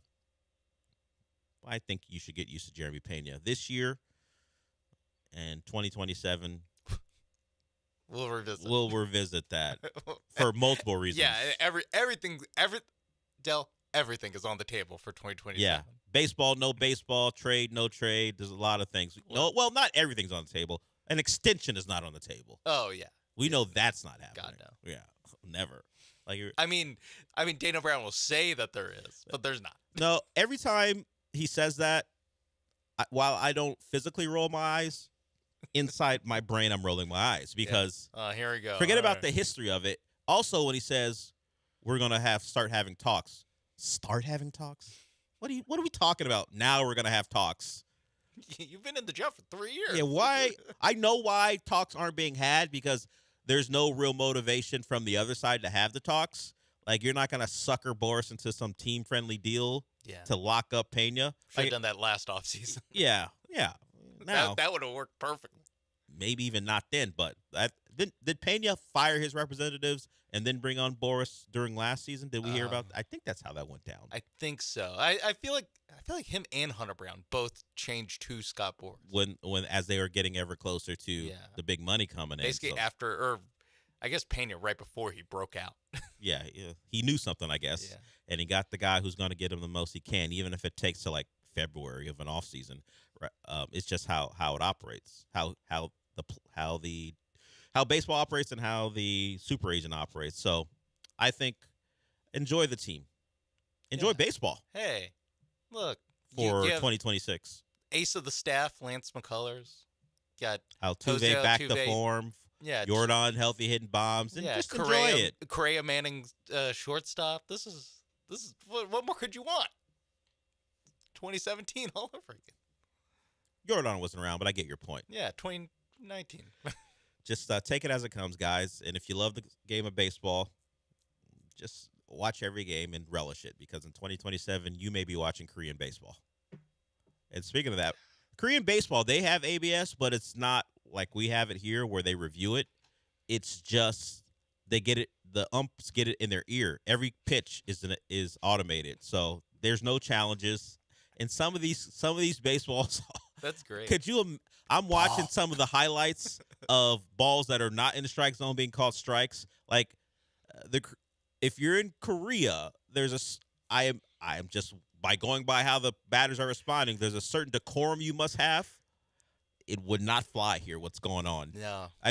If you find the Talking Baseball account, just watch some of these pitches that are ruled strikes, and just imagine the players in this country how they respond, knowing it's just a robot who told them. It's not even the ump. You can't even argue with the umpire like we played the clip where you can't argue with the robots. It's not the umpire isn't even making the decision here. It's just their system, and these guys would 100% would yell at the umpire. Even still, we talk about it. They yell at the referees on offside calls in soccer when he'll tell you, this ain't me. I got something in my ear and I saw it and they said it's offsides. Yes, I would think guys would need someone to yell at. And even if CB Buckner got the grace of not ever having to make a call again, he would still get yelled at. And I was talking about this morning. If this happens again in his next time behind the plate, he won't be behind the plate much longer. Didn't they make Angel Hernandez retire basically? Like, he sued, but yeah, I think that's how that went down. Like, he was active as he was suing, and then he basically got so embarrassing as a umpire that they just kind of like left him out of the rotation. Well, yeah, I think so. While ABS creates drama, I don't believe Major League Baseball wants a lightning rod like CB Buckner being something people will watch every 4 days on Twitter. It to be a thing. They want this to be something where fans get excited. You have a couple of missed calls, you fix it. The number's like 6 for 6 in challenges, which I think the Yankees were 5 for 5. I think that number's too high and too accurate. Yeah. If it's directed or it's created by one umpire consistently, I don't know that Buckner will be behind the plate for the entire season. They probably want every umpire to have a 50-50 challenge record, right? Because they want the challenges to want the challenges to be low, and they also want the umpires to be 50-50, I think. Because they want to justify the existence of ABS, so they don't want it to be perfect. But they still want a relationship with the umpires and they also there's no laughing stock. And they want plenty of accuracy as well. Like you want like I was watching the Astros. There's some very minuscule misses, like as far as whether it be a ball or strike barely off the plate, and maybe the ump's right, maybe the player's right. I don't think they want these obvious ones and the umpire being clearly wrong on it. And consistently being clearly wrong. I mean, the clearest way to say it is Rob Manfred probably wants the Raheel method of never go viral. They don't want any of the umps. They don't want any of the ABS things to ever go viral. They would prefer if we didn't learn the names of most of them. Just, a close call. Oh, I can see how they missed that one. That's what they don't want the, like, can you believe that they called this a strike? They don't want that. Yeah, if in a game an ump gets challenged, his call gets challenged 4 or 5 times, and he's right 3 times, I think that's cool. Cool. They don't want headlines. They don't want screenshots. 5 out of 5, 6 out of 6. The player, the batter, or player, catcher, or pitcher, that combo goes 5 out of 5, 6 out of 6. That's a problem for them, I think. Talking baseball, they don't want talking baseball to ever, other than, wow, imagine if we didn't have ABS. Like, no, they just want, like, wow, another close one. This ABS really gives you a lot of respect for the calls the umpires get right. Yeah. I think that's the formula they're looking for. Some drama, but not embarrassment. That's all. We'll go to break with that. You want to join us? 713-780-3776. So we talk some baseball. We can talk some football when we come back, because they're doing that annual coaches summit thing that all the coaches meet up, take a team photo. Well, Dan Campbell is there, and he was asked about Texans' newest acquisition, David Montgomery. So we'll hear from Dan Campbell on his former running back when we come back.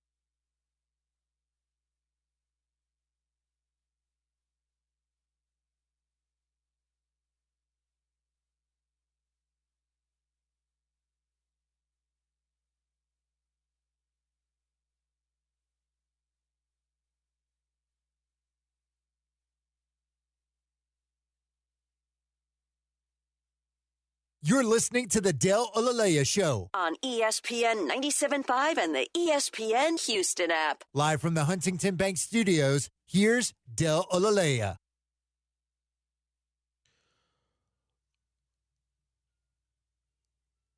So there is the picture of all the 32 head coaches, some sitting down, some standing up. It's the team photo for everybody as they get together. and they're different poses depending on if you're in the gym or you're not. Like if you lift weights, you're gonna put your arms in front of you, like Salah, Sirianni, even Dan Quinn. D'Amico's a that's my Siri hearing the name Dan Quinn and then telling me who he is. But someone like D'Amico, I'm surprised. He went with arms behind his back. In the gym, though, you can still tell. You can still tell there. But they're all there congregating, talking about the league. They had to answer questions like the questions you would ask at the Super Bowl, but you don't ask the coaches that at the Super Bowl. You ask the coaches here at this annual thing they do. I forgot. It was something along the lines of who beat out, was it Calvin Johnson for High School Player of the Year in Georgia or something like that? I think it's Sean McVay. I don't know if the player is Calvin Johnson, but Sean McVay won. Oh, like who was the whatever Gatorade athlete of the year? Yeah, and over this awesome player, superstar, and I think Sean McVay won it. I saw one where it was a Jim Harbaugh, like, was it most rushing yards among like active head coaches or something, or only head coach to have like 1,000 yards rushing or whatever it is, and it's Jim Harbaugh. So Sean McVay was Georgia 4A Offensive Player of the Year over Calvin Johnson. So sometimes you get it wrong. I would like to meet the voters on that one. Well, Sean McVay was very productive. He ran for over 2,600 yards and 40. No, that was during his career. I don't know what he did. Yeah. He passed for 2,500 yards and 18 touchdowns his senior season. Maybe it would upset people. I think I would vote for traits. I would just be like, how does this not look stupid in 25 years? One guy's got a D1 scholarship. This other guy's going to Miami of Ohio's a D1. No, Miami of Ohio's a D1 school, but one guy's going to the ACC, the other's going to the MAC. One guy's 6'5". Yeah, I'm going to go with future superstar. Just, hey, maybe I don't know the Megatron nickname is coming, but I can assume I'm going to go with that. But yeah. So if I was one of those voters that voted for Calvin Johnson, I would every single time this comes up, I would quote you and be like, not my fault. Yeah. Not my right fault. side of history I voted for here. Calvin Johnson. I had Calvin Johnson as the best player in the state of Georgia, classification 4A that year. So that's what's going on. But they also do ask football questions, and they talk to Dan Campbell. Dan Campbell, coach of the Lions, former coach of David Montgomery. I think Aaron Wilson got to him and asked him what he thought about his former running back. Perspective on the David Montgomery trade, and what kind of impact do you think he can make? Because the Texans wanted to be that RB1, bell cow kind of guy. Yeah, I love David Montgomery. He's a stud. He's unbelievable. And this is something we had a conversation after, and felt like this was something that was going to be good for both sides. This gave David an opportunity to be the bell cow, and we got some value back. I love Dave. He's a freaking pro, man. He is unbelievable. So he will be missed, but I think the Houston Texans are going to be very happy with the back they just got. I think he makes them better. Thank you. Dan Campbell on David Montgomery. And we're going to actually hear from D'Amico Ryans here because he spoke today. Aaron Wilson, I believe, once again got to talk to him. And he talks about Joe Mixon and David Montgomery. So we have one bell cow back replacing another who mysteriously could not play in 2026. So I'll throw that on there. Or 2025. So I'll throw that on there. Sean D'Amico spoke with the media today. So nothing but positives. Anytime you hear anyone talk about David Montgomery, it is in line with what Dan Campbell said, which is what you would expect for the most part. You don't hear a lot of guys go, I don't know about this guy. Ooh, thank God. I'm glad he's out of the building. So do they not have his birth certificate? He's turning 30. So, I know. He's on the wrong side. So we get that part of it. We understand that you're not going to hear a lot of negatives, but at least it was glowing praise as opposed to, David's a guy. Yeah, or happy for him, but we ultimately had to do what's best for us. It's like, no, he, gives the full Dan Campbell. When he calls someone a freaking XYZ, I believe Dan Campbell. When it's like, he's a freaking whatever. I'm like, okay, that to me is the highest form of compliment. He didn't call him a good little running back. Yeah. Like he dropped on CJ. Good little quarterback. Yeah, no, he's a freaking pro. We'll take that. Thanks, Dan Campbell. Vote him for president. I don't need him to run for president. In fact, he's not old enough yet. Thank God. Just run the rock. It'd be terrible if he was. Yeah, if he was 35, we got real problems. I believe that's the age. I'll throw that to D'Amico on there. So that's just Julian. Says Jim Harbaugh ran for more career rushing yards than Bo Jackson in high school. Oh, okay. That's in the NFL. In the NFL. That's the stat. Oh, in the NFL? Yeah, that's the because I think they asked like John Harbaugh this, and John Harbaugh was like, "Is there a running quarterback?" That was that's one of our coaches. Yeah, in the coaching fraternity right now. Yeah, and it was like, "You should know this. He's your brother." It's like, whoa, and it was one of those Huh. Well, I remember watching Bo Jackson lose his NFL career. They were playing the Bengals. It was on a long run. He got, surprisingly, hawked down, and the hip went, and that was the end of that.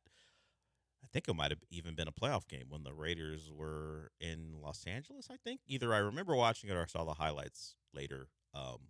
Maybe just saw them on YouTube. I don't remember exactly, but I feel like I watched that live way back when. And that was the end of Bo Jackson as an NFL star.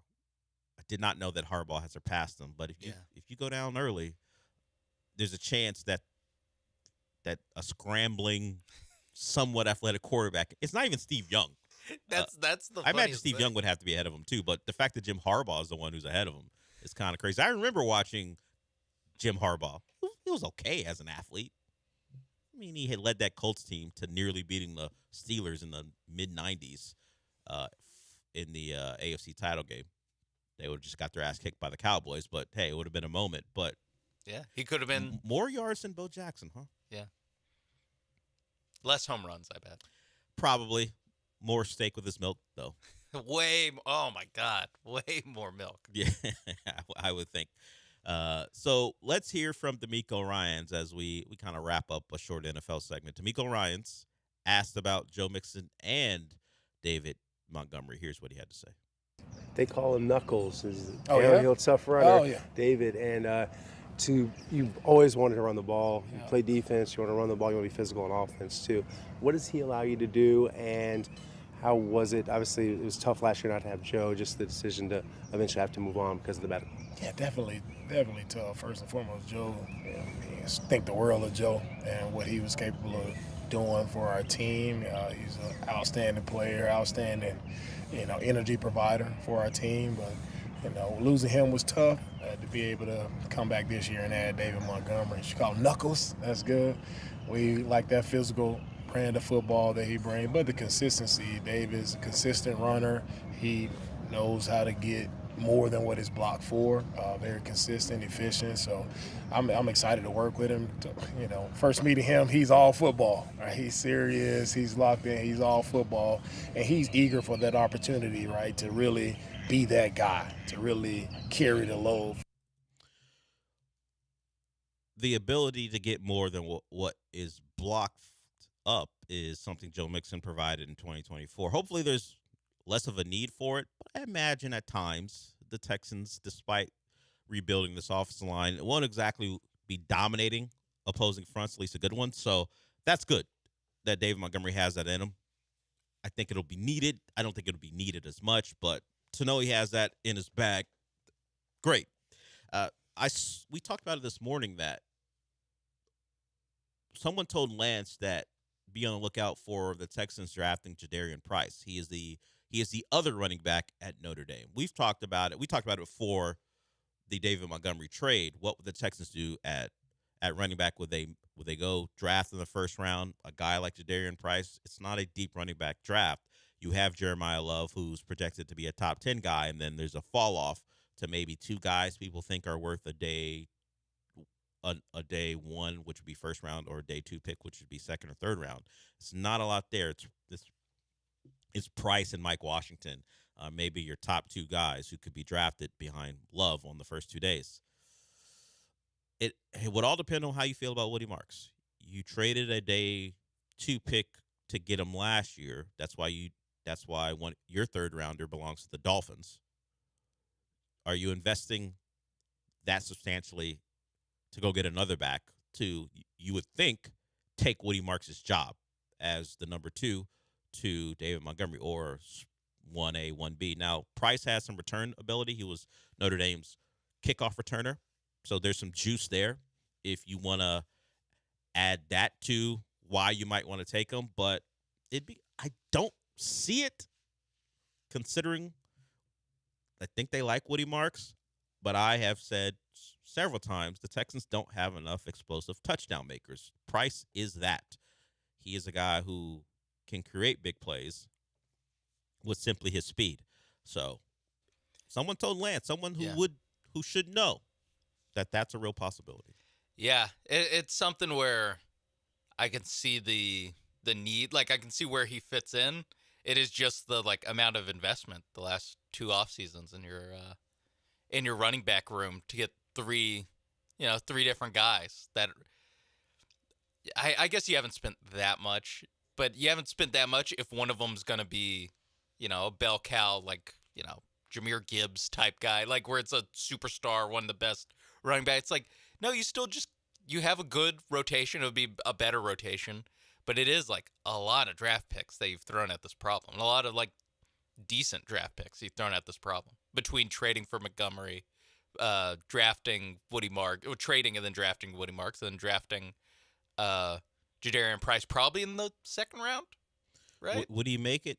What's their second round pick like? Would he make it down to first round? Would be aggressive, but also after they finished offensive line shopping, we've sat here and been they don't have a pressing, they need to draft a starter at a certain position. Well, they have 2 second rounders at 38 and 59. So 38, could he get to 38? Maybe. That's one of those things where you start to hear about teams wanting to trade up to the top of the second round, but between they trade with the Jets between the end of the first round and the top of the second round, because there's a guy they're targeting, and maybe when you start to take into account the lack of running backs who are worthy of that pick, that maybe a team would jump ahead of them. But if it comes to that, it's also something where I'm not sure if I need them to trade up to get another running back, where to give up more assets. Yeah, to it's make a trade, or you could just stick and see pick if he's there. Off-ball linebacker, D tackle. Also that'd be fine. Lance put Anthony Hill with the Texans in the first round.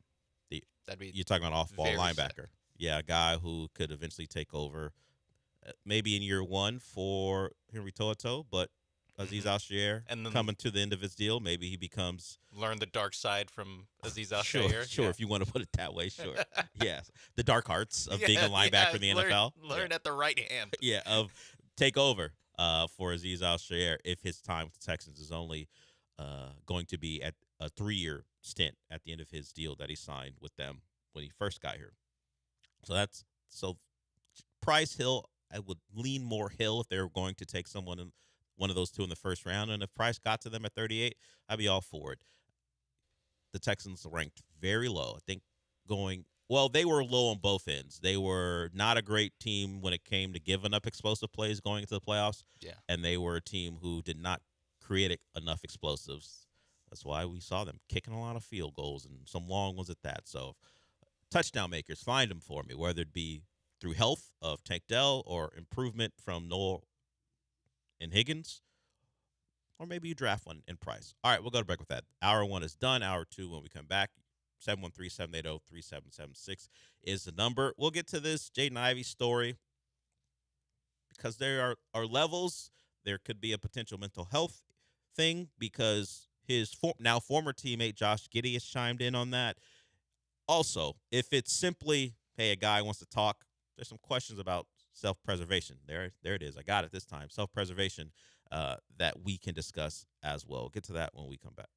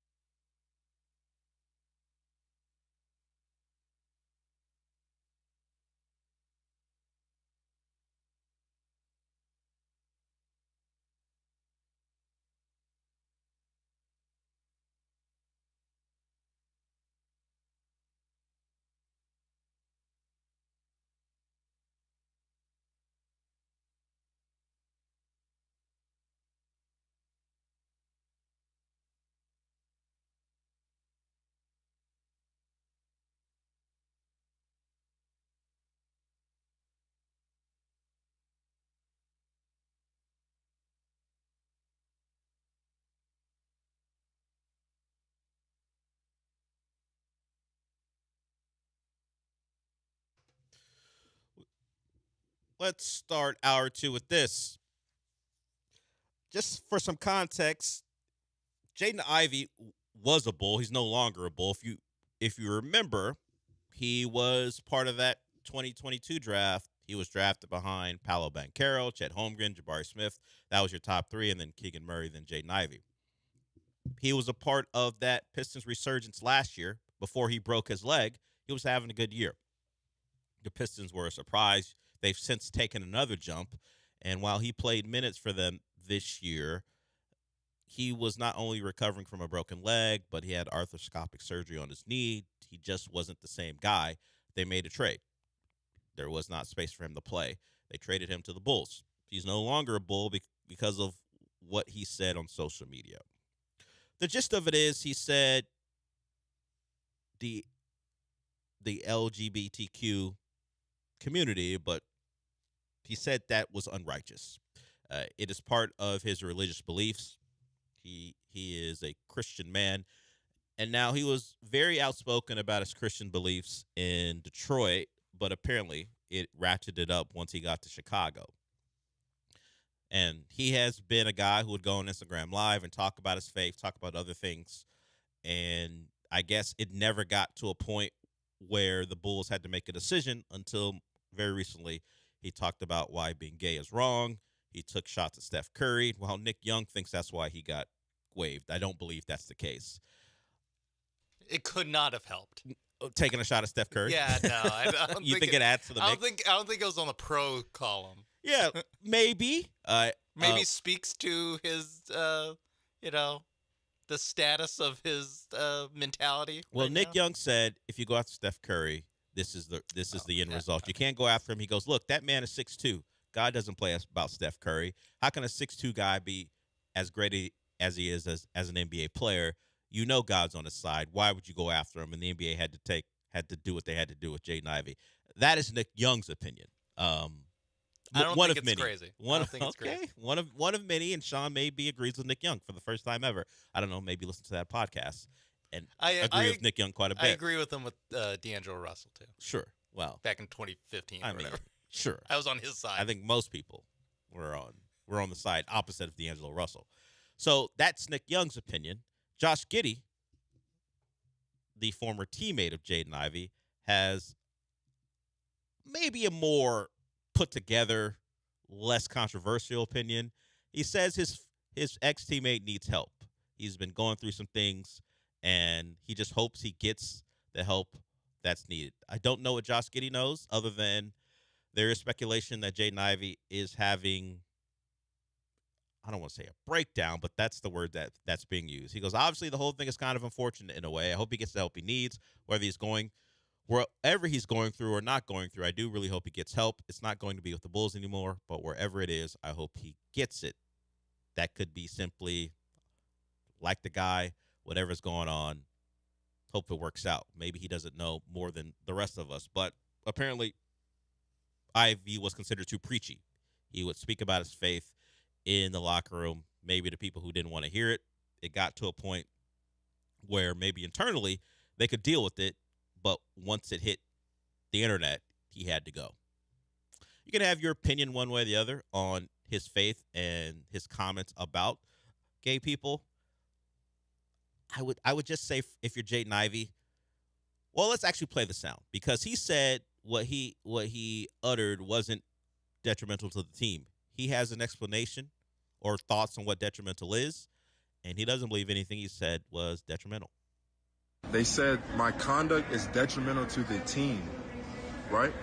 Why didn't they just say we don't agree with his stance on LGBTQ? Why didn't they say that? Well, how is it conduct detrimental to the team? What did I do to the team? What did I do to the players? I did nothing but practice with them, play with them, pass the ball to them, good teammate to them, said good job, good shot. I said, good job, good pass, way to play, bro. Right? I said these things to my teammates. Was never detrimental to them. So why is it that the NBA and the Chicago Bulls say that I'm detrimental to the team? How? Because I believe in the truth. Because I know Jesus is the way, the truth, and the life? How? How is my conduct detrimental to the team? Because of what I believe. Because of what the truth is. If we push aside the speculation about a mental health issue, it's detrimental to the team because the Bulls don't want to answer questions about a guy who they picked up midseason who is in the middle of a tank year.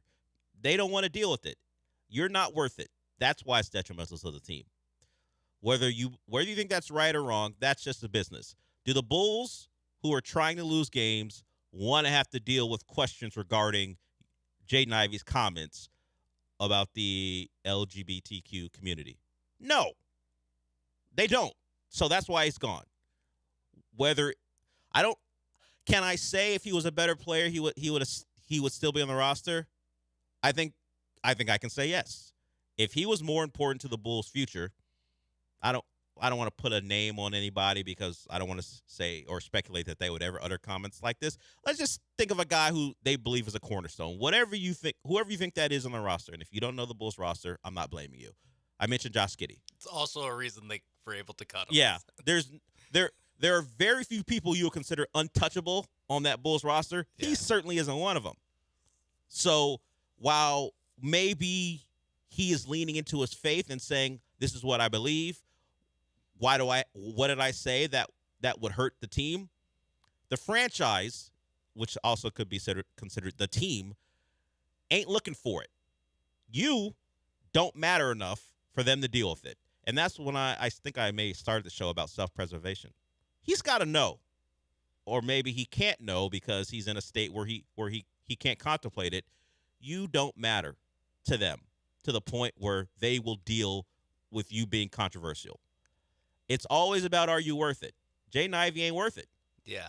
And while he didn't, however you feel like unrighteous it lands as far as anti-gay, it is too much for that franchise to deal with. So you got to go.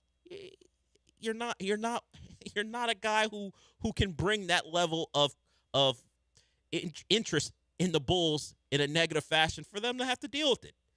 If you were a better player, they would find a way. I think it's that simple. Yeah, it's Myers Leonard. It's Myers Leonard from. And he actually uttered the slur. Yeah. And the problem for Myers, beyond being on a live stream and saying it, is the owner was Jewish. Yes. There's no way he was surviving that. But I mean, Jaden Ivey's mom coaches women's Notre Dame basketball. Yeah. That's awkward. Yeah. That's awkward. Yeah, I mean, knowing the dynamics of women's basketball, the demographics. Yeah. All right. And there's speculation. Well, where did he learn it from? Yeah. And she coaches at a religious institution. Yeah, it is Notre Dame. Yeah. So there's a lot in play. I just think in general, I'm willing to believe that there might be some mental health stuff going on when you go on Instagram Live like several times a day and just and are like ranting in the airport. You're an NBA player and you spend hours doing a live. In the airport. In the airport. Like someone airport. very funny mentioned, because he was on the plane. He was on the plane. And the flight attendant had to go, are you live streaming? He had to shut it down, I guess. The person sitting next to Jaden Ivey while he's taking shots at Steph Curry. I'd love to be. Who interview that person? Yeah. Find that person. This guy. It'd be Jaden Ivey featuring me in that live. like your head would be in and out of frame. Who are you talking to? You're right about Steph Curry. I'm a Rockets fan. I know. Yeah.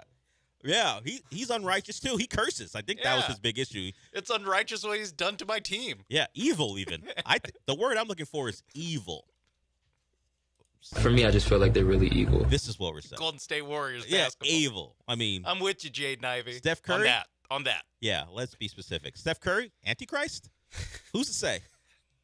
Probably not Jaden Ivey. I don't think he would go that far. I don't think he'd go that far. I mean, it'd probably be sacrilegious, but even still, there are just things you got to know about yourself. And one thing he learned is you're not worth the squeeze. That's all. This is a simple transaction that the Bulls made. What's that? What'd he say? All right, he's got to go. I mean, a month and a half ago, he got traded for Kevin Huerter. That's where he's who at. gets traded around to every team. He's an NBA vagabond at this point. Yeah. Kevin Herter just gets traded places now. He was the top 10 pick traded Who got for traded Kevin for Kevin Herter. That's That's Not all you great. got to know. And you wind up on the Bulls. who have 19 point guards. Yeah, and had to they distributed some to other places. The Rockets didn't want any of them. But we're good. bygones. We're good. Yeah, we're fine here. Maybe it's not our year. 6-seeded Rockets. Maybe it's not our year. The Wolves kept the 5th seed thanks to Anthony Edwards, who was late to the party. Shout out to Anthony Edwards. Continuing his run of trying everything possible not to be the face of the league. In fact, let's hear why he was late. Anthony Edwards returned to action. We didn't see him against the Wolves when the Rockets played him. Didn't matter. That epic comeback was led by the likes of Kyle Anderson and Terrence Shannon. Didn't need Anthony Edwards to come back in overtime. But now that he's back, he couldn't start. And here's the reason why.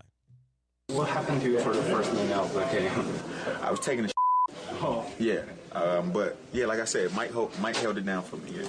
Mike Conley, another one of the guys who helped the Wolves beat the Rockets. Mike Conley held it down for him. He couldn't make it to start because he had to go to the bathroom. You know what? Anthony Edwards has said some things, done some things online that could be considered controversial and something a team wouldn't like. You know what? Worth it. He hasn't attacked. He hadn't said anything anti-gay, but he may have been considered anti-woman at one point or another. Yeah, there was a video where he was throwing around some language. Oh, yeah, that's directed true. at true. At some people. That's true. But they do need to change conduct detrimental to the team, where it's like conduct too detrimental for the net detrimental. Your conduct on aggregate is negative, so we're cutting you because Anthony Edwards, his conduct, he can conduct himself way more aggressively. Yes. Yeah, you're right. Back in 2022, he made homophobic remarks, derogatory remarks while inside to a group of people on the sidewalk while he was in his car. Yeah, and I think they're outside like a gay club. Yeah. And he called them Q asses. Or used the term Q ass. Either you're Anthony Edwards or you're Jaden Ivey. See the difference? See how I said either you're worth it or you're not? Anthony Edwards, we can express disappointment, and hopefully he gets better. But you know what? He's a franchise, so we'll find a way to get over it. Yeah, we need 25 and 6. And this was before he became Anthony Edwards. He was a good player, but this is 2022. Jaden Ivey, since you broke that leg, not a lot of people have a lot of use for you on the basketball court, and that's why you got to go. Also, what you said about Steph Curry. Well, if you're Nick Young. Silver will not let that fly. Yeah, and Anthony Edwards did apologize back then, said that's not who I am. I don't know that we're going to hear that from Jaden Ivey. In fact, I don't know if we're going to hear much from Jaden Ivey going forward as far as his NBA career is situated. Got to recognize sometimes everyone knows or should know their status in life. Like, I don't know what your status is at your job, but you know what you can and can't get away with. Yeah, there's stuff I know I can't get away with that John Granado does daily. Like I just know that. There is a certain level that you have to reach to be like John. Yeah. I am not like John. Sean is not like John. Nobody is like John. That's true, but we have to comport ourselves in a way because we acknowledge we're not him. If we're making the comp, we're more like Jaden Ivey. John's Anthony Edwards. Now, John doesn't say the things in the way that Anthony Edwards says them, but he says some stuff. But he's John Granado, and we all understand that. Jaden Ivey did not know that about himself. Yeah. Now he does. He should have interned at ESPN 97.5. Learned that last time. He plays in the NBA. Well, he hasn't really played with many superstars. In Chicago, and Cade was just reaching that level, and he was a first-round pick himself. Yeah, but once you get traded for Kevin Herter, you're no longer up there with first-round pick status. Yeah. And now he says bye-bye. For now, we'll see if another team picks him up. Myers Leonard made it back. It's fact. Like the next year. Yeah, I think, was it Milwaukee who picked him up at some point? So we'll see if Jaden Ivey has a future in the NBA. It just will not be with the Bulls. All right, we'll go to break with that. But before we do, I want to talk about Monument Chevrolet. They know the worth of their customers. That's why they treat you or will treat you as well as they do. Truck month, final day of that. So if you're still looking for a truck at a great price, that supplier pricing is still going on at Monument Chevrolet. Check out all the deals at monumentchevrolet.com. That Silverado 1500 is their featured vehicle. Find a great vehicle, find a great price, all there on the website. And if it's not the Silverado, you can certainly check out the entire lineup right in front of you as you scroll down on the homepage. Maybe you want an electric vehicle, maybe an SUV, a performance vehicle like the Corvettes. They're all there for you. And if you own a business and you're trying to upgrade or add to your fleet, they have commercial vehicles as well for you. They kind of do it all at Monument Chevrolet. Once you find the vehicle that you want, you can head there. They're in Pasadena off of Bellway 8 and 225. And remember to ask for Jeff. Any questions that the website doesn't answer for you, he will do that for you. He's their point person. He's their GM. Anything you need, Jeff will answer for you, and then he'll direct you over to their salespeople. A lot of their salespeople have been there for multiple years because they get treated like family, and that's the feeling they'll give to you. You step on that lot, you become part of the family, and they'll walk you through the process at the pace that you'd like. That's how they operate. That's why they've been in business for over 50 years. You treat people right, they keep coming back. That's Monument Chevrolet. So the website, one more time, is Monument Chevrolet. That's Monument Chevrolet. Chevrolet. Together, let's drive.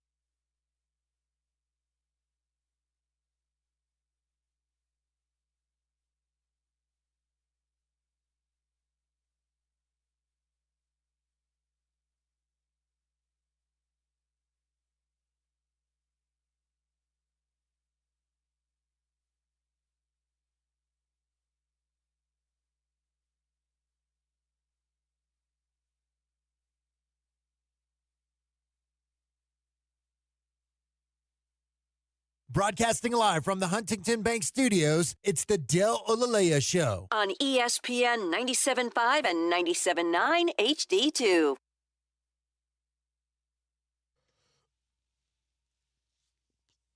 The Cougs run ended less than a week ago, and now you get some of the fallout. Guys making decisions about their futures, and one guy who's made a decision is Isaiah Harwell.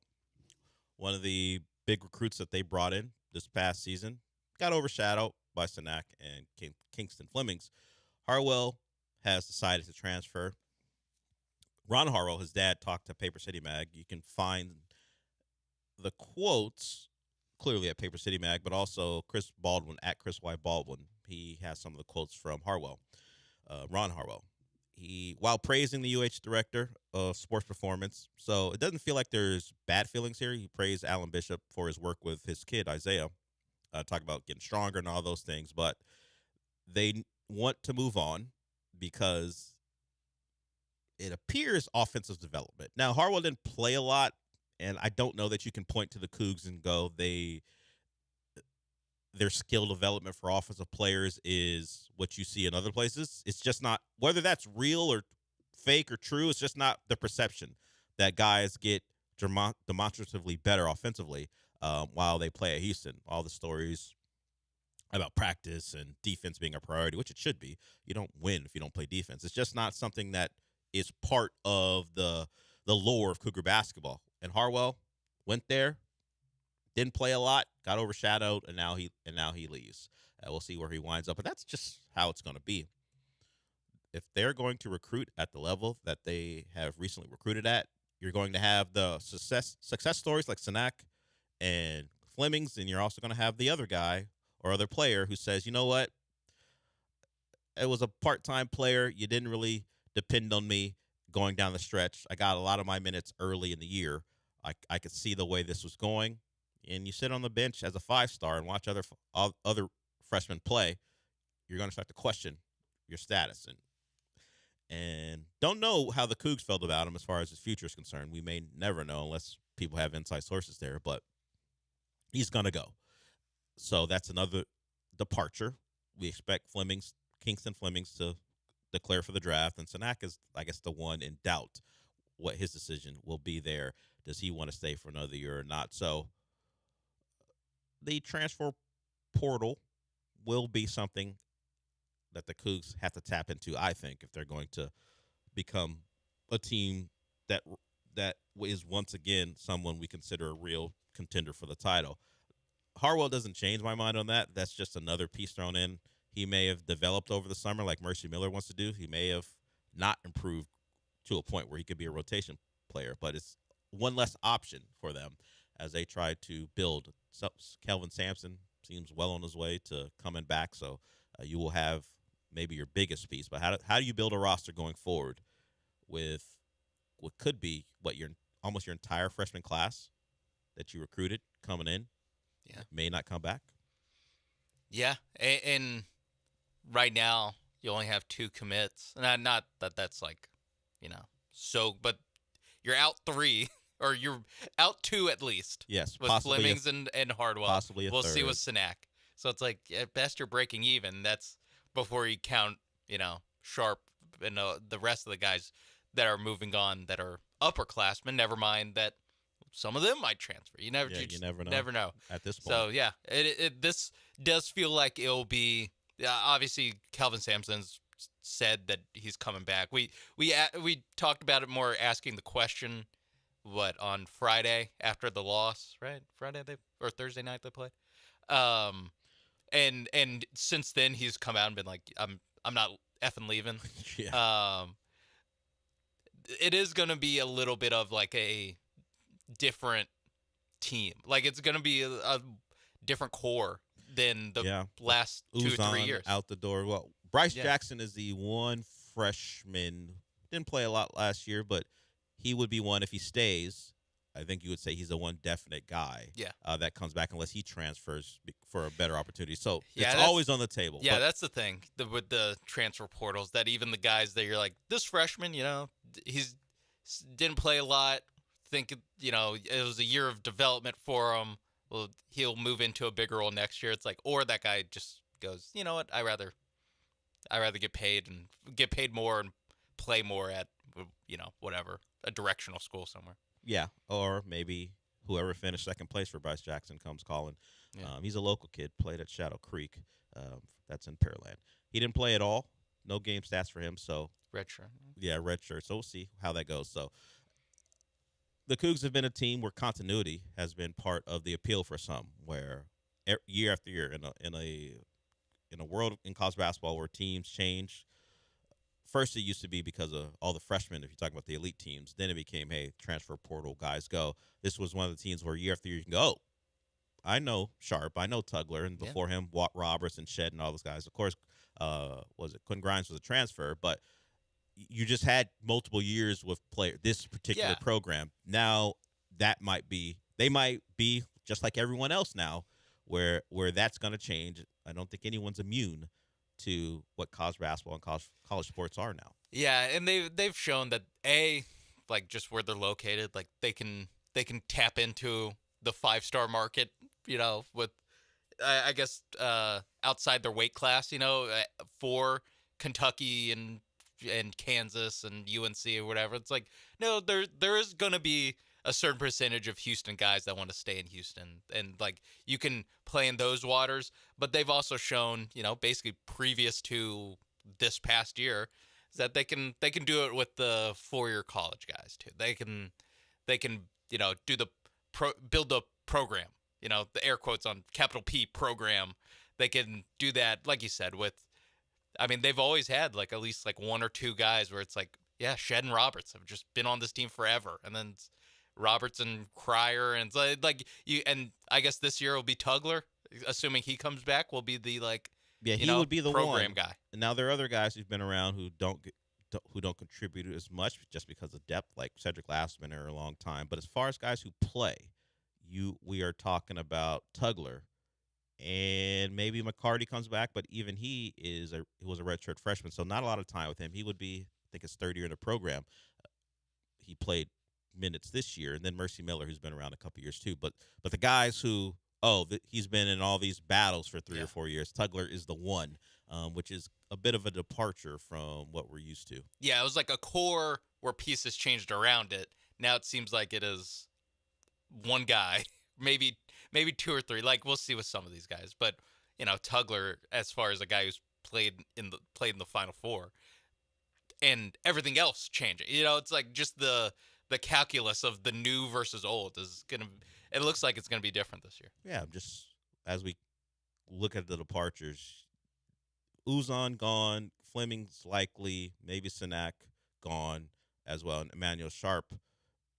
I don't believe you have replacements currently on the roster as far as starters. You have some depth pieces that could find more time because you're incorporating new guys, new bodies. But as you look at it, is Tugler the only one on the roster? If I look at it right now, who's guaranteed to return? Maybe who knows about Sinak, but who's guaranteed to return? Who you go starter? Maybe Mercy Miller. Yeah, but evolves he's like into that, but he's in that mix of guys who need to take a step. Yeah. Who shouldn't be surprised if they transfer portal a couple guys in to take starting spots, maybe 3 guys if Sinak goes as well. Yeah, because they probably need one like big, like just center type of. If we watch how college basketball is going, maybe several. Yeah, just the way it's going. Like Tugler he can like play up. He can play above his size, but he's not. You'll watch what happened against Illinois, where the Cougs couldn't really handle their size inside or the perimeter. So you're seeing the doubles and it leaves open shots. We watch the teams in the Final Four. Michigan, big team. You've got, UConn, big enough. Yeah. Illinois, certainly. And who's the other? Arizona. Giant. Yeah. Giant team. And Florida, if they would have made it through, huge. they are a huge team. It's just the way it is now. College basketball and the Cougs, whether it be on the perimeter or inside, a little undersized. And that's odd saying when you have Sinak out there, but he's 6'11", still growing into what he will be. And Sacco's out there as well, but just bulk and size and strength, they were a bit outmatched. And they player for player. And they need a ball handler. Like they need we know what that's like for the Rockets. Yeah, without one. A proven, because the 3 guys that had the ball on the perimeter the most this year, Sharp, Flemings, Uzan, not in that order, but those 3 guys, like you're looking at losing all 3. So now where do you're you gonna find need that that? help. The too. scoring, where do you find the ball handling? Basically, you need another LJ Cryer. Yeah. Can you expect internal growth there? I wouldn't depend on it. Exactly. You're throwing a lot. I mean, it is the Rockets thing. It is like you're banking on Reed Shepherd and Min Thompson to be able to do that.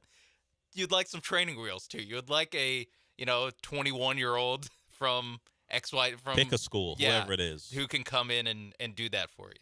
We'll see if the NIL bag's big enough, which has certainly been one of the issues that Kelvin Sampson has talked about. All right, we'll go to break with that. Isaiah Harwell leaves the Cougs program, at least he enters the transfer portal. People return, but this one seems like he's going to go, and he'll try to find a spot someplace else. All right, a couple more segments to go. We will be back.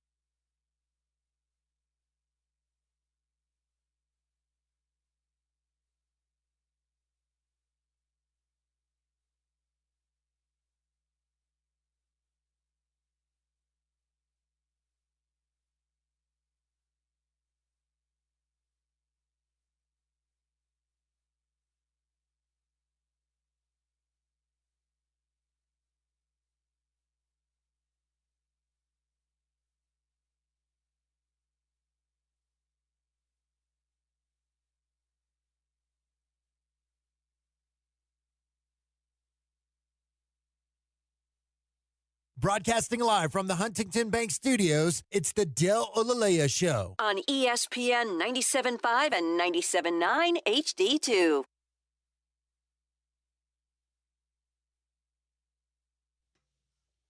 So the new Supergirl trailer is out, and there's just a lot of crypto. Oh, crypto is a lot in the Superman movie, and apparently the inciting incident to get Supergirl out of her drunken stupor is some alien shoots a poison dart in her dog, and now she's got to go chase the alien around. At least that's from the trailer. I don't know. James Gunn, I mean, gosh. I get it. You love your dog. Do we need to be making $200 million movies once a year about it? About how much you love your dog? Yeah. Make a doc about your dog. The tone, the down and out, superpowered individual, metahuman, whatever you want to call her, alien, it's fine. I like that. I know there will be this come to Jesus moment where she realizes what's important. I get it. That's the story. That's an arc. Hancock. Yeah, I get it. She's making Hancock. I get it. I get all that. But does it have to be, hey, I just want to sit in a bar and drink until I'm playing out in the field with my dog and the alien shoots the dog and now I gotta get my bleep together? Come on. I need something more than that. That's what it looks like in the trailer. I'm only like a minute in. So maybe that isn't it, but it certainly feels like this dog is going to make Supergirl take action. Yes, we are drawing a lot of conclusions off of. But I saw a lot of crypto in the first movie. That's the thing. The crypto is book's out. heavily featured in this movie. Yeah. I mean, in this couple trailers, enough. James Gunn watched John Wick, and he was like, "That's all I need." For the only reason I can crank from out what these I movies remember, all the only day. reason Supergirl appears in the Superman movies is to come get her dog. Yeah, facts. And Superman, whatever, storms into Lex Luthor's to get the dog. Basically, if this dog was in this movie, nothing would have happened. How he beats the guy at the very end. No spoilers, but it's been almost a year. I feel like if you didn't, or if you care enough not to get spoiled, you would have seen it. Sure. But yeah, he only beats the guy at the end because of the dog. I can deal with CGI nonsense. I watch these movies, but an entire you just gotta give me something else. An entire franchise, it just can't and the be the central dog every character time. is the dog. It just enough. I better not see Crypto in the Lanterns TV show. That's all I'm saying. He better not show up. So is it? I think James Gunn needs a just no dog policy for the next one. Just like Lanterns, no, like not even Crypto, just no dogs. You want to have a dog? It better be a normal one. Just like no doing normal superpowered stuff. Yeah, doesn't have an actual personality. Not a plot point. Doesn't make faces. Doesn't smile. None of that. An actual dog, not a CGI dog. A dog who's trained, of course, to be an acting dog. We've seen those. But he goes out for a walk. You take the dog for a walk, but it doesn't drive the story. Yeah. That's all I'm saying. Kyle Chandler definitely. His Lantern detective definitely has a dog. I mean, if you go by it, Lanterns is simply what is it?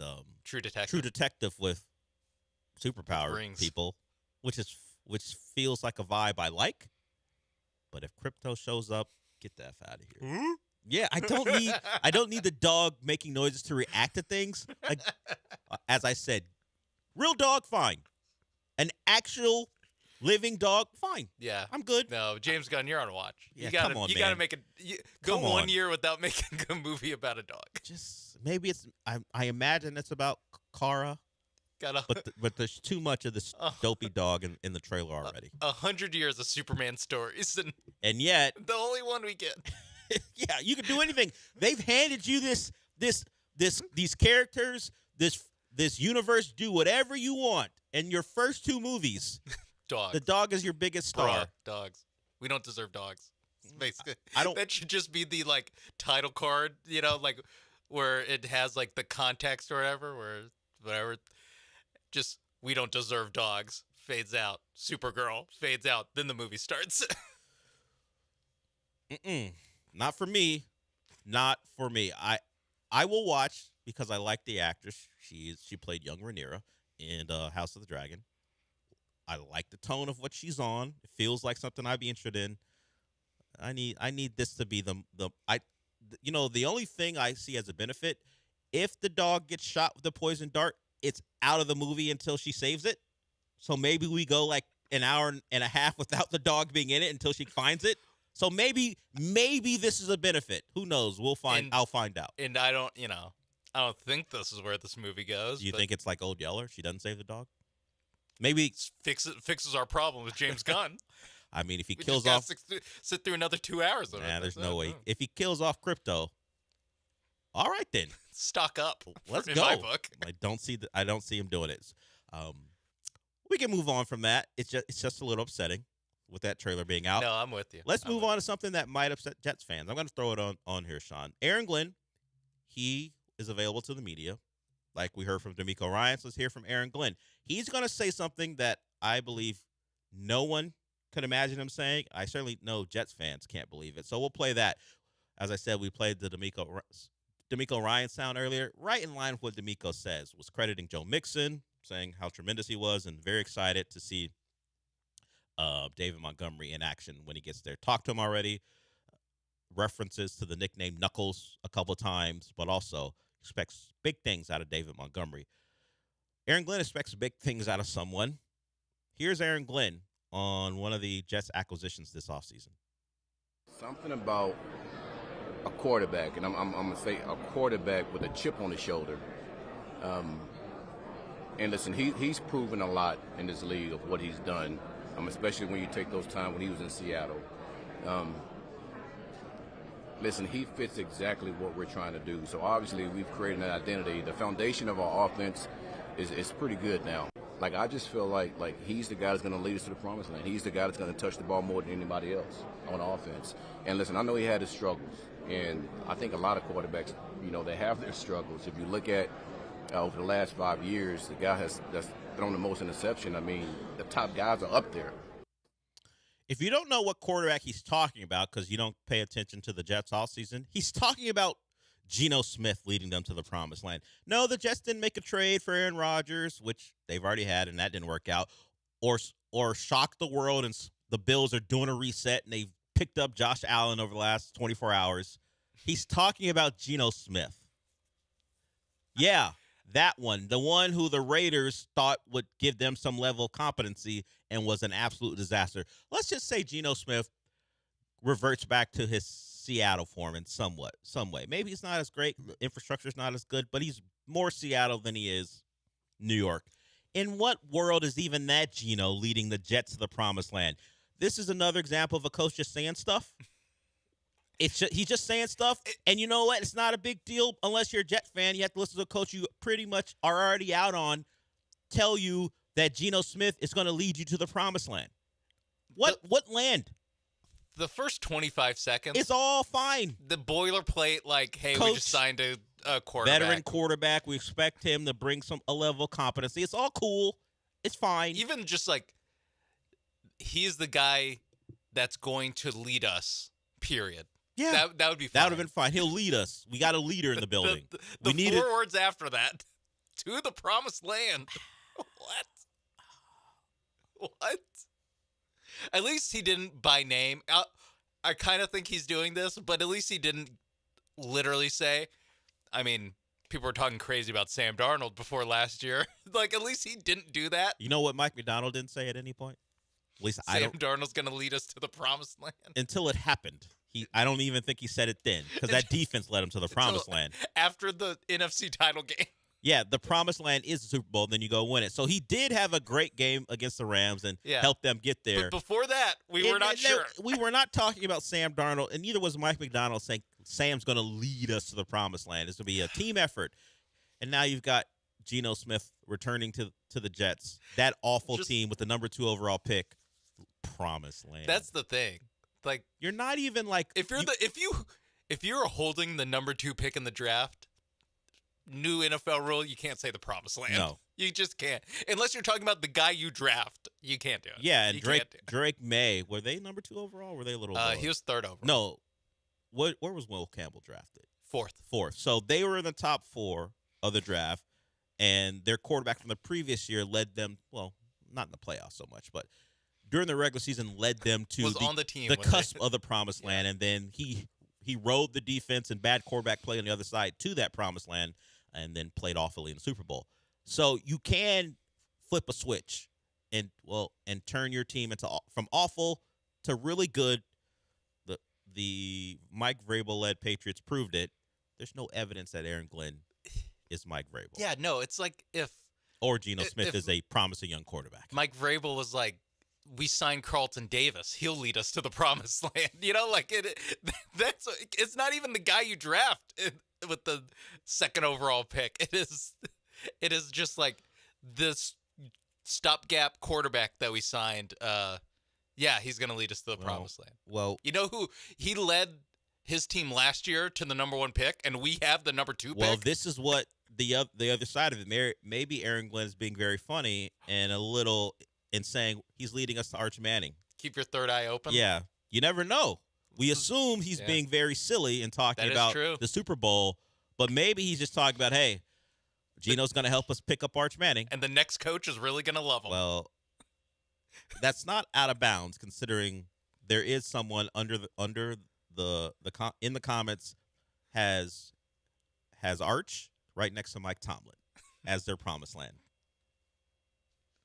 What a fantasy! What a Jets! The Jets fans live a different life than the rest of us. You should send that clip to Asman and see what he has to say. I guarantee he's already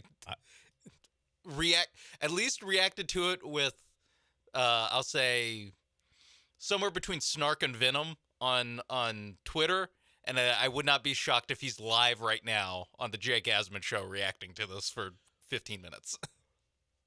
There are times, and I've heard enough coach pressers from my favorite teams to other coaches for other teams, and you kind of react to things, and either you get upset or you toss it aside, whatever. This one, if Jeff Hafley,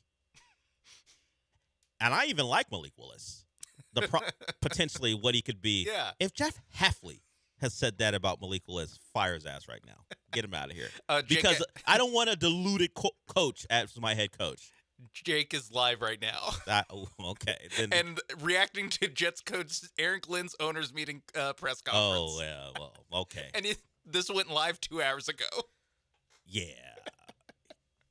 Not surprising, considering he may have not had plans to get on immediately, but then he saw this like, lead us to the what? What are you talking about? The promised land. So there it is. We've got the most ridiculous thing a coach has said all week.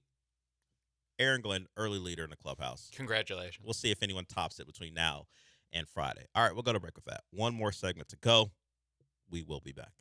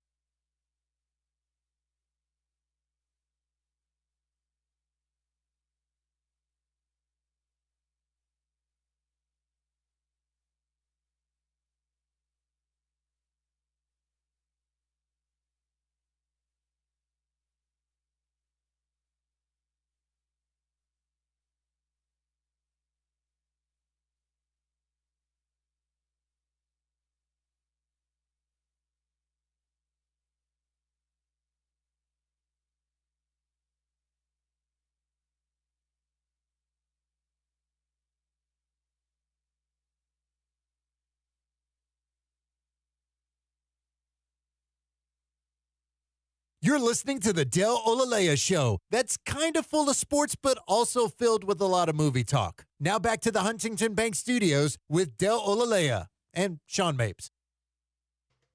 Hunter Brown on the mound tonight against the Red Sox. Lance McCullers was the story last night, along with Altuve's 4 hits. You had Jordan's long home run. Bryce Matthews with an even longer home run as he continues to try to find his way. Made the opening day roster. Had a big homer last night. We'll see how one of the Astros' top prospects progresses. One of the guys who was a top prospect himself and is now back is Carlos Correa. And he was playing shortstop last night. So particularly if you're listening to the broadcast, Todd Callis, Jeff Blum made reference to it felt like 2017 again with McCullers and Altuve and Correa all playing those spots that we remember from that year. Correa made some nice plays. He had a chance to be even better, and he made reference to that here. I haven't had a chance to talk to him, but besides the fact that when we talked in the dugout for a little bit, I remember telling him I wish I would have turned that double play for him, dove, and on the transfer, the ball came out of my glove. He would have came with no runs in that inning, but, he knows I tried my best. But you still had a huge play for him. Yeah, but, you always, once you have the ball in the glove, you got to finish the play, I feel like. And, I had the ball in the glove, I made the tough part already, and then in the transfer, I lost it. But, I think he's happy with the 7 innings and 1 run, so. Yeah, he was that close to being a guy who, McCullers, 7 innings of scoreless baseball, but good enough. The offense supported him in a way where the 1 run didn't matter. And he got out of a jam that could have made it a little bit sticky. I think they're up 5-1 at the time, 2 men on. They let him finish the inning. So McCullers found a way to scrap through and go on 7 innings in your first start of the year. I don't think anyone, forget about bet on it. I don't think anyone thought about it. We were hoping, hey, you know what? 5 1/3. Yeah. Maybe you get into the 5th inning, maybe the 6th, and that's good enough for Lance in his return. And yet, longest outing of any Astro starter this year. Yeah, like I joked about staff ace Lance McCullers, but he kind of did do what you need your ace to do. Just as your far bullpen's a little going stretched. Long. You need it. Yeah. You need it. What 90-something pitches, 7 innings, like 96 and 7, and Ryan Weiss closed it out with 2 innings, and he struck out 3. I mean, obviously he got the run support that also helped save the leverage guys in the bullpen, but like opening day, Hunter Brown didn't give up any runs, but it was only able to go with 5 1/3, something like that. 4 2/3. 4 2/3, yeah. I mean, you didn't get very much length from Burrows or Javier or Imai, so you didn't get any of that. Yeah, so just nuts and bolts, super helpful for him to give you 7 innings of 1-run ball. It was needed, just logistically. You're trying to save some guys. You're trying to win a game. He did all of that, and as you said, especially first 5 games of the season. Yeah, you're already stretching your bullpen in a way that you didn't want, and he came through. So it was a good night at the ballpark. They'll try to continue that. They've won 3 in a row. It was a little bleak, even for people who know it's a long season, to watch your bats be non-competitive and your pitching kind of mirror that through the first. Hunter Brown was fine, but your bullpen, you stretched Blue Ball for 2 1/3, and he didn't complete his outing in that first appearance, and then of course you saw what happened the rest of the Angel series outside of the bats. The pitching just wasn't up to standard. So you found a way to scrap through and win win the last 2 to split the series. And now you start off with a really good performance last night against the Red Sox. And Hunter Brown will try to be better than he was as far as amount of time he's out there, but didn't allow any runs. Just want to be more economical with his pitches and see if he can kind of double up what Lance did, which would really help your bullpen to get 2 straight strong outings from those guys. And we'll see that tonight against the Boston Red Sox. All right, we are just about done for the day. Oh, let's get to this before we go. Mark Cuban, we'll do this quickly since we got to go. Mark Cuban regrets selling the Mavericks to the Adelson and Dumont families. He sold the majority of his franchise, but he was under the impression that he would be able to keep control of basketball decisions, although he was no longer a majority owner, and he didn't have it in writing. You're supposed to be a businessman, Mark Cuban. You don't know any better? Yeah, that wouldn't fly on Shark Tank. Yeah, what do they trick you? I thought I would still have the control to make decisions basketball related. No, you don't get it in writing. By the way, the actual majority owners dispute Cuban's claims. They were like, when did we ever say you would still be able to control and have control over basketball decisions when we're the owners now. When we buy the team from you, we have majority control, and we're going to let you, Mark Cuban, make basketball decisions? Why? Yeah, we gave you $3.5 billion. I mean, that's the valuation. So they probably gave him over $2 billion. But yeah, you can still run the team. Also, none of this is in writing, so, we'll just take our word for it that we'll let you run the team. Yeah. And then after a while, you know what? Hand the keys over. Patrick Dumont has some ideas. All that money you made, I think a little less of it now that apparently the Dumonts duped you into thinking you could sell the team, not get anything in writing. Now, as I said, everyone else involved in this, or at least no one has come to back Mark Cuban's claims that he was going to have the final say in basketball decisions, but he is portrayed it as like a partnership where his basketball expertise, I didn't know that he was I thought that was like a Donnie Nelson joint. I didn't know that Mark Cuban was the basketball expert in Dallas. Don't tell Mark Cuban that. Yeah, well, okay. Obviously, he thought that he was the... I thought Donnie Nelson built those teams. This is terrible for his legacy. That now I question him as a businessman. That was the one thing I was sure on. That was unquestioned. All that money he made, Yeah. and he called himself a middle-class billionaire. That's why he had to sell the team. He just wasn't making the same type of money. He didn't have the same type of money all the other guys had, so that's why he had to sell a portion of the franchise, the majority of it. And then you're a pauper, and then you get duped by real business people, and now you don't have full control. All right. I'm going to say this is all cover for everyone being upset with you that you sold it to people who traded Luka. I swear, I thought I was going to be able to control decisions. He could have literally just said, like, if I would have known that they were morons, I wouldn't have sold it to him, and that would have been fine. Win.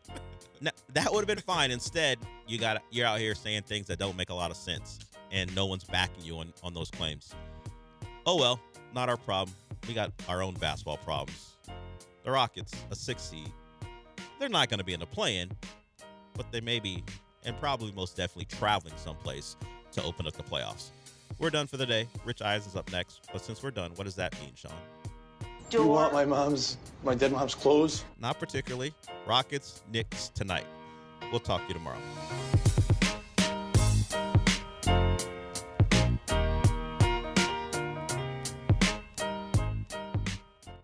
Houston's independent voice for sports, ESPN 97.5. This is Ron Ansana with your market scoreboard report on ESPN 97.5. In today's trend watching, economists are saying that the world economy has yet to feel the effects of the Iran war. Aside from higher gasoline prices, there's also a delay in the delivery of things like fertilizer, agricultural products, and other materials coming out of the Gulf that may not be realized until we start running out of supplies that were already in store. Given the long lag time it takes to get products from the Middle East around the world to places like Asia, Europe, and even the United States, there could be a delayed effect in which we start to see shortages of things like fertilizer as the planting season kicks in here in the United States and around the world, particularly in very low-income countries that are reliant on fertilizer to grow subsistence farming. All of that may hit the world a little bit later than anticipated and could delay the day of reckoning, but still cause a great disruption in economic activity around the world and also boost inflation at a time when most thought it was starting to come down. It's something to think about that it may not have happened yet. The average car payment in America is now nearly $800 a month, and many auto loans stretch longer than 6 years. That means millions of drivers are paying for vehicles long after they're ready for something new. Most people don't actually have a car problem. They have a loan problem, and that's why more drivers are calling D&M Leasing, the nation's leader in automotive leasing. Call 713-290-1000 or visit dmautoleasing.com. We make leasing easy at D&M. Hey guys, listen, if you've got old electrical parts and equipment, don't scrap it. Sell it to M&J Electrical Supply. For over 30 years, M&J has been buying new surplus and used electrical equipment. You get more money from M&J. Circuit breakers, transformers, disconnects, fuses, panels, switchgear, and more. You've got it, they'll buy it. Contractors, M&J Electrical Supply buys, sells, and removes electrical equipment. Call 713-699-5055 or email sales@mnjelectrical.com. Progressive knows life takes you in many directions. Bear right at exit 32, then begin to wonder why you never bought a fish tank. In 1.3 miles, you'll realize you've been mispronouncing epitome your whole life. At the roundabout, you will remember you said something at dinner you wish you hadn't, and will think about it for decades. You have arrived at your destination, but it turns out there really is no destination, and life just keeps going. Wherever life takes you, protect your home and auto with a bundle from Progressive. Progressive Casualty Insurance Company, affiliates, and other insurers. Not available in all states or situations. Taxes was feeling unwelcome. Now Taxes is an open door, literally, to new TurboTax stores. Meet our experts in person. Hi, welcome in. They're powered by smart tech and ready to do your taxes for you. Get real-time updates while you go about your day. Confident your taxes are done right.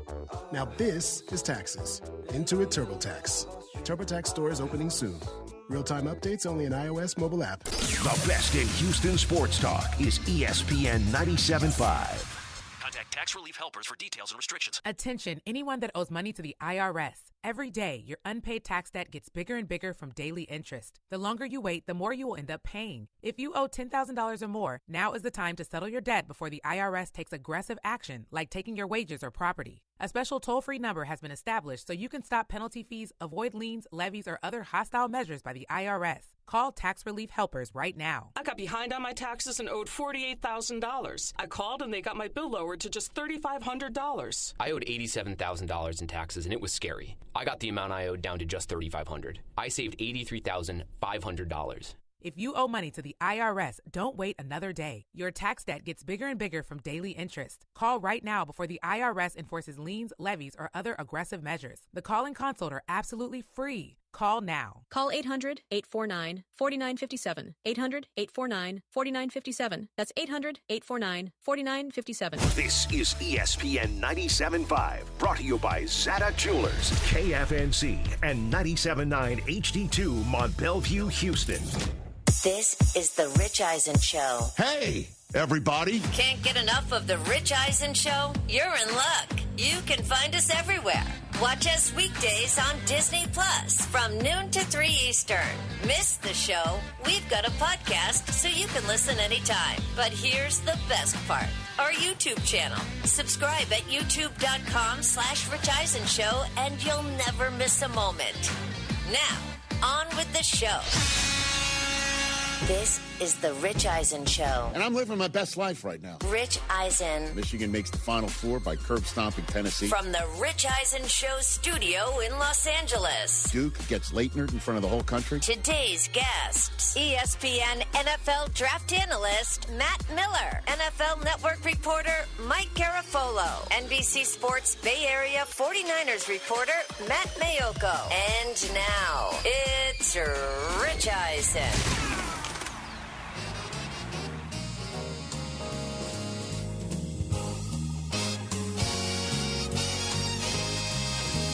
This edition of the Rich Eisen Show. It's the Tuesday of the final week of March. It is the last day of March here on Disney Plus, the ESPN app, ESPN Radio, Sirius XM, Channel 80. We've got a lot of football on the brain, and why not? We're waiting for more March Madness to be played. The women's Final Four is set. South Carolina and also Texas join UConn and UCLA with emphatic Elite Eight wins on Monday night. The men's Final Four is set. We've got ourselves a big day in the NFL neighborhood with the NFL annual league meetings hitting their biggest day of all their work. Rules proposals, rules changes to be voted on. Lots of meetings. There's a coach's photo that we love to break down every single year. We've been doing that for almost a decade. We have a lot of fun with that. That's coming up on this program. Matt Miller of ESPN has come up with a mock draft of all 7 rounds. Yeah, buddy. It's not a game for Matt. Well, it's definitely not a game, but we are wondering what he does for spare time, and he's going to join us. He's got a family. In about 18 minutes' time for that conversation. Also on this show, Matt Mayoko is going to be joining us from the league meeting to talk about Jed York saying that he still would like Brandon Ayuk back, and John Lynch saying that George Kittle could be back for week 1, and the head coach talking about how Ayuk eventually is going to work itself out. So we always love talking about the Niners. That's in hour number 3. Mike Garafolo, my colleague at NFL Network, who along with the rest of NFL Network will become Disney employees by the end of tonight. He will be joining us in hour number 2 because we'll also make fun of his countdown. Of his photography. We took the first look at the coach's photo, and we thought we'd be able to use it and break it down and have fun right on the spot. And there was, pole right in the middle. Yeah, very far away. And breaking up the Harbaughs who were sitting together. So, anyway, Mike's going to join us in hour number 2. Hello, Chris Brockman. Good to see you. Jason Feller in your spot. Good to see you. TJ Jefferson, candle is lit over there. Good to see you. Candle is lit. Okay, so candle's lit, and as I mentioned, when the league meets at the owners' meeting, the coaches get broken up by conferences. One day they're all having breakfast at a table, and the media sits around them. And then the other conference has the next day. The media sits around them and asks them questions, and it's the first time we've seen them or got a chance to speak with them or hear from them since the Combine. They used to literally have breakfast. Back in the day, they used to have breakfast, and the coaches would be sitting there, and their eggs would be getting cold, and we're asking them questions, and it was really weird and awkward, and I don't think there's breakfast anymore, but the tables still exist. I don't get it. But, there are just ways for the NFL to just keep things the same, but then switch things up. Now it's probably egg whites. I don't know. Andy Reid ain't no egg whites, bro. I bet not. I thought Vrabel was drinking the orange juice like Bill did back. I guess back in the day. Yeah, I think Andy is probably a breakfast meat guy. Yes. No doubt. That's a meat lover right there. But Andy was at this owners' meeting. He was not at the Combine because he was having surgery on his knee. He stayed put.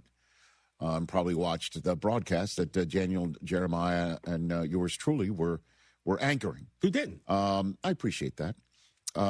But Bob Costas wasn't. He hates the Combine with the fury of 1,000 suns.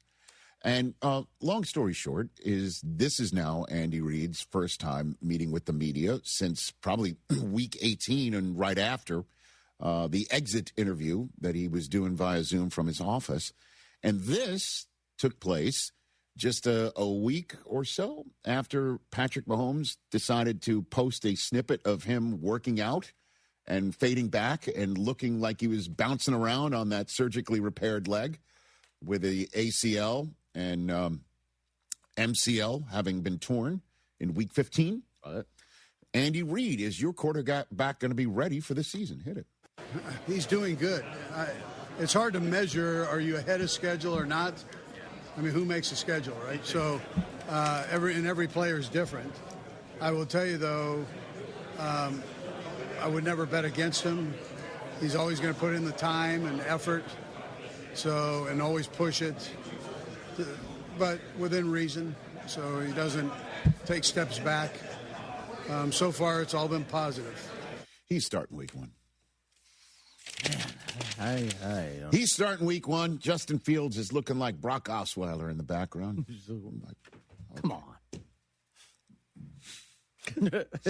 I finally get to Kansas City, and got this guy. Yeah, that guy. I think he knew that going in, though. Why else would, again, we said at the time, why else would Mahomes put that video out? Right, exactly. Other than to say, I'm working hard, and I'll be back week 1. Remember me? Don't forget. Don't forget. I don't think he's got that sort of, Here I am. Don't forget about me, Gene, because how could we forget about him? The greatest quarterback ever before turning 30. All of those metrics that Brady set, he has matched and surpassed. That's a fact. And then that is the question about the next iteration, though, of the Kansas City Chiefs' dynastic run. Last year, it came to a crashing close, the it being making the playoffs, making the AFC Championship game at the very least. Lasting as long as overtime in the AFC Championship game without making the Super Bowl. That's the earliest Mahomes that had been eliminated until last year. Isn't that incredible?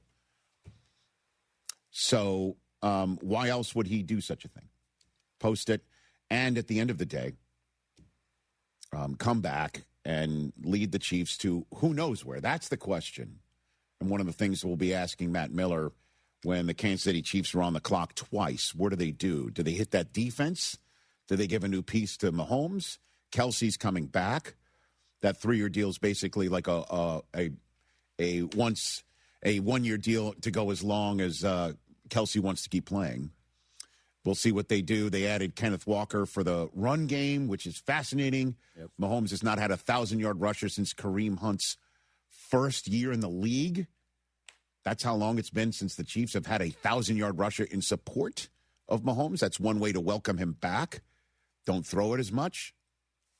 Don't have to rely on him as much. Certainly not running himself. But an encouraging result from Andy Reid today. Meanwhile, we had not heard from Clint Kubiak since Max Crosby left and came back, went to Baltimore for a hot minute, and then returned. We'd heard from John Spytek, who appeared on a Raiders team podcast about Max Crosby. This is what the new head coach of the Las Vegas Raiders had to say about Crosby's deal and then no deal. Yeah, I think anytime there's a trade, you always know that it could go out, it could go down that way. So I mean, once it happened, I was really excited. You know, when Spy came and talked to me about it, and we sat down, and my first thing was a smile. There, oh, we got Max back. You kidding me? That's great. I sent him a text because I'm sure he was getting enough people calling him, and then he was back in our building the next day, you know, doing his rehab, kind of like nothing ever happened. So I see Max, you know, all the time at the facility. He's one of the first guys there every day. You know, I've said that. John said that.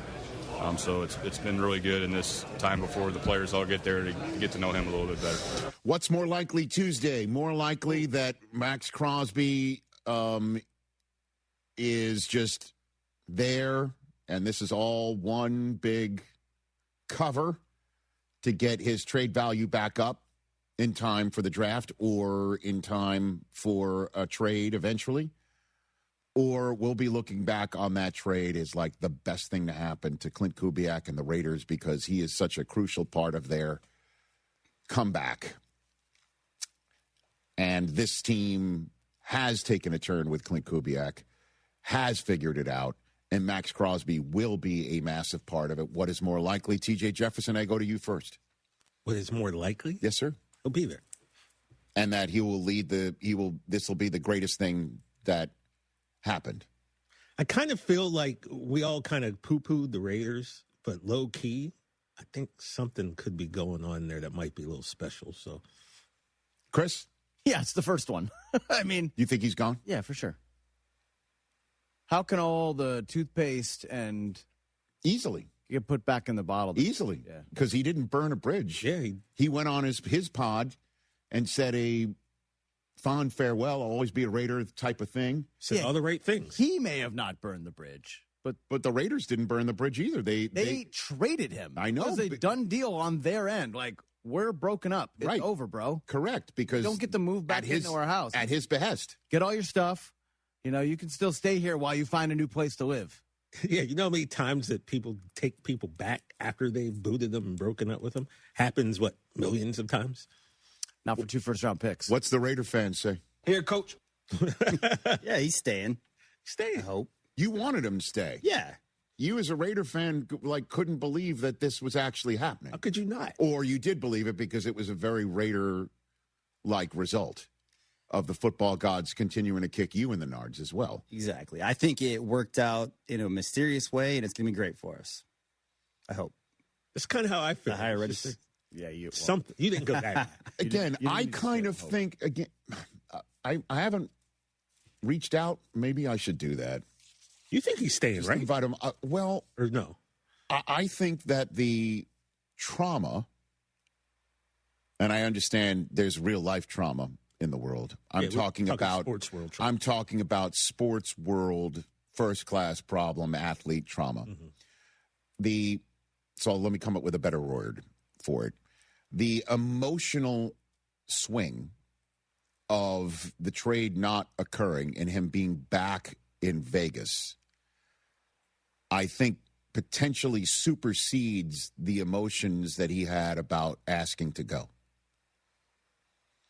That's what I think. I could see that happening. I could see him saying, I tried it. clearly wasn't meant to be. Clearly I'm in the right place. Clearly, in the same way that the Ravens saw who left their team and the holes that was required of them to fill in the first 24 hours of free agency, the window being open, during which they had some independent doctors take a look at MRIs and things of that nature that they had already had access to and decided, let's trade for him anyway. That at the same time, Max saw who's coming. And he saw some smart moves, potentially, in Linderbaum, in Nakobe Dean, who chose the Raiders over the Cowboys, and others. And he sits there and goes, okay, I see you. And the Raiders had enough cap space to absorb this reversal. That's entirely possible and feasible. And maybe whatever caused him to say, I want out of here, he's now figuring out, I am seeing what's happening, and the football gods have also saw fit to put me back here, so I'll stay. And there won't be anything from him to say, yeah, the request to get out hasn't changed at all. What's just changed is the way that it's going to happen. I don't know. What's more likely? I think the other way is more likely. Certainly if he's there every day, seeing the guys, liking the guys, enjoying the guys, then June hits, then he gets feeling better. Mendoza shows up, digs the kid, sees the kid getting ready. They also get a veteran that might be able to back him up or keep him sat, sort of like Drake May. Don't hit the kid. Don't hit the kid, right? Put him in the red jersey, right? Right. I mean, that was that article that our friend Mike Silver wrote for The Athletic, saying that Gruden kept telling him not to hit the quarterback in the red jersey so much that he threatened to, bench him and cut him or what have you. And it ended up, that article prior to the trade, that Crosby had such hard feelings about what had gone down there in Vegas and, to the point where they might have to get him out of there to keep Fernando Mendoza safe. Like he thoroughly intimated that at the end of his article. That might be removed now. That was the last sentence, if I'm not mistaken. Correct, it was. It was quite an emphatic thud to the end of his article and column. So, an opinion on it. So maybe the mood swing from Baltimore has changed that. And that's what the coach is echoing. But in this day and age of cynicism, for good reason, and I'm pointing to Chief Cynic of the Rich Eisen Show, that there are many things that are said publicly just to that are complete BS. Throw sand in your face and not pay attention to what's going on. Hey, it's raining. Right. No, it's not. No, it's got it.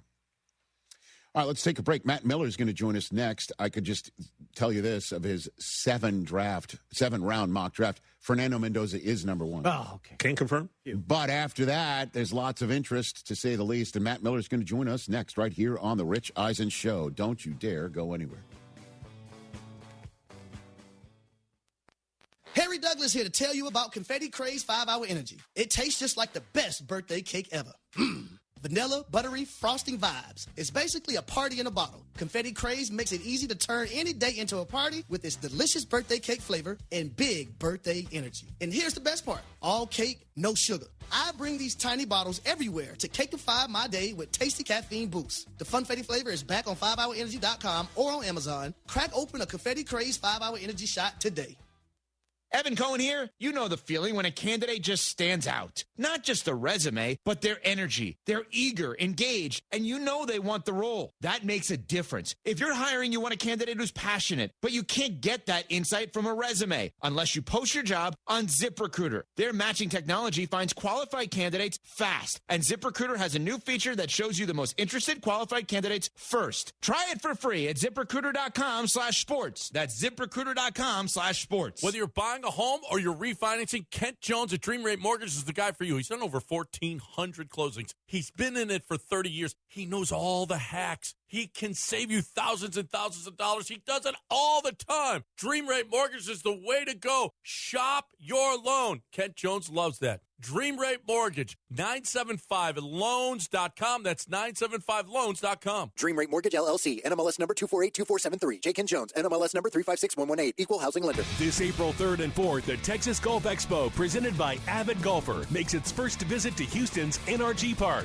Come demo new clubs, plus save on equipment and apparel from all major brands. The first 500 each day get a goodie bag that includes discounted rounds of golf and a sleeve of Wilson golf balls. All attendees get a local round of golf and a free chance to putt for $5,000. The Texas Golf Expo at NRG Park, April 3rd and 4th. Get tickets at TexasGolfExpo.com. John Renato with Robin Orlando from Houston Powder Coaters. What an exciting time, especially for you HOA people. It is time for you to move on this because spring is coming. Yes, and those pools are opening up by Memorial Day, so get your furniture in now so we can get it turned around and back to you in time. What's the turnaround time? It's going to be about 4 weeks, 3 if we're lucky. So you got to move now, people, because spring is going to be here before you know it, and you want to be out by the pool. But not only that, what about everything around that pool that you guys can come and fix too? Yes, so you HOA members, look at your fences, your bridge railings, your light posts. We can come out on site and get those spruced up for you. Houston Powder Coaters. Give them a call, 281-376-3888, or go to HoustonPowderCoaters.com. You'll probably talk to Robin at some point. Houston Powder Coaters. We've been talking about them for years. We love them. HoustonPowderCoaters.com.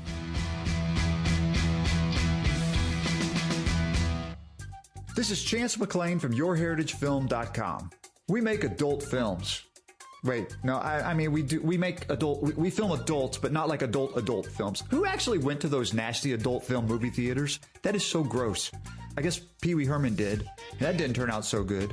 Speaking of Pee Wee, there's an absolutely excellent doc on his life. But that's not as good as the one we would make for your family. Man, I am all over the place. YourHeritageFilm.com. Jeremy Branham here. You've heard me talk about Pro Dunk Hoops and their drill-powered lightning adjust system that lets you raise and lower your goal in seconds. It's 10 times faster with zero effort. Right now, with your new Pro Dunk basketball goal, you can get the lightning adjust system for free. That's a $249 savings, but you have to call. You won't find this offer on the website, so call Pro Dunk at 281-351-9822 and mention ESPN. That's 281-351-9822. This is the story of the one. As a maintenance tech at a university, he knows ordering from multiple suppliers takes time away from keeping their arena up and running. That's why he counts on Grainger to get everything he needs, from lighting and HVAC parts to plumbing supplies, all in one place. And with fast, dependable delivery, he's stocked and ready for the next tip-off. Call 1-800-GRAINGER, click Grainger.com, or just stop by. Grainger, for the ones who get it done. The problem with radio is we can't show you our new box packed with a KFC snacker, 5 nuggets, fries, and a drink for just $7. So you'll just have to trust us when we say the crispy golden fried breading will make your mouth water. You'll have to trust us when we say this is a ridiculous amount of chicken for such a small price. And you'll have to really trust us when we insist that, yes, it really is only $7. $7 box feast from KFC. Trust us. It's finger-licking good. Prices and participation may vary. Tax, tips, and fees extra.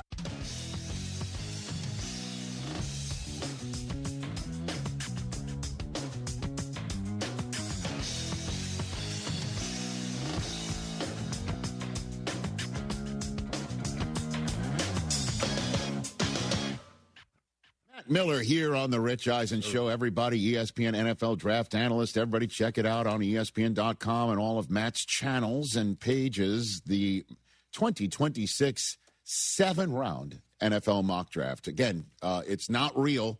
It's a mock draft. Just in case you're like, wait a minute. I just saw this on ESPN.com. Does the draft go down?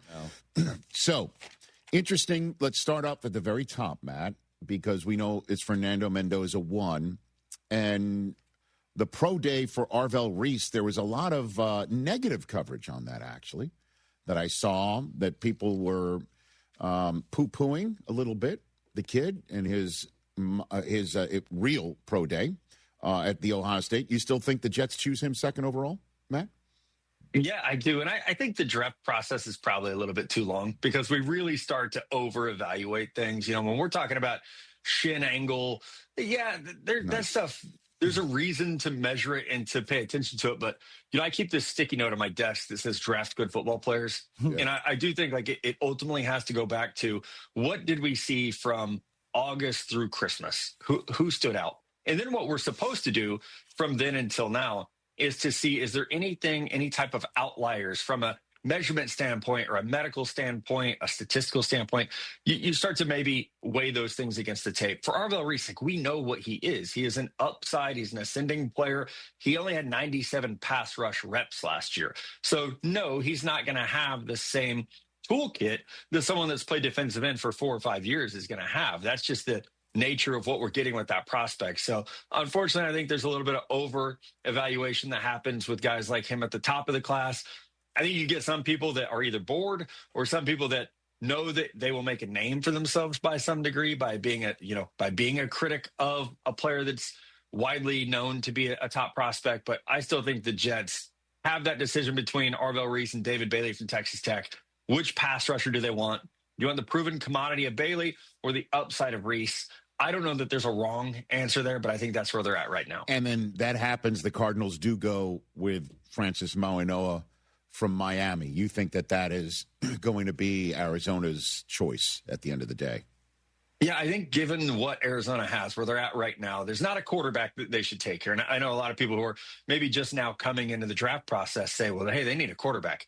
Yes, they absolutely do. But there's not one that is valued in the top 10, 15, for me, not even in the top 32 picks this year, other than Mendoza. So Arizona would be wise to build that infrastructure for the quarterback that they can bring in next year in a very talent-rich quarterback crop that's expected. So I think setting the table, you have Paris Johnson Jr., you have Francis Mauigoa. Now you have those bookends that can protect for whomever that guy is next year. And you have some offensive weapons there. Trey McBride is a blue-chip tight end. Michael Wilson's a very good receiver. We hope that Marvin Harrison Jr.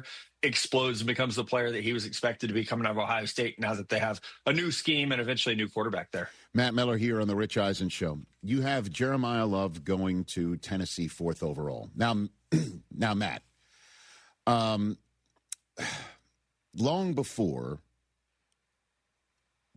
Adam Schefter showed up on Pat McAfee's show 4 times a week and is everywhere else on ESPN after that, he was born into television on NFL Network. And he and I talked a lot. And I knew him back in college. So I'm conversant in Schefter, as well as his body language. And him saying that there is no Tennessee Titan interest in Jeremiah Love, 4th overall, doesn't see it.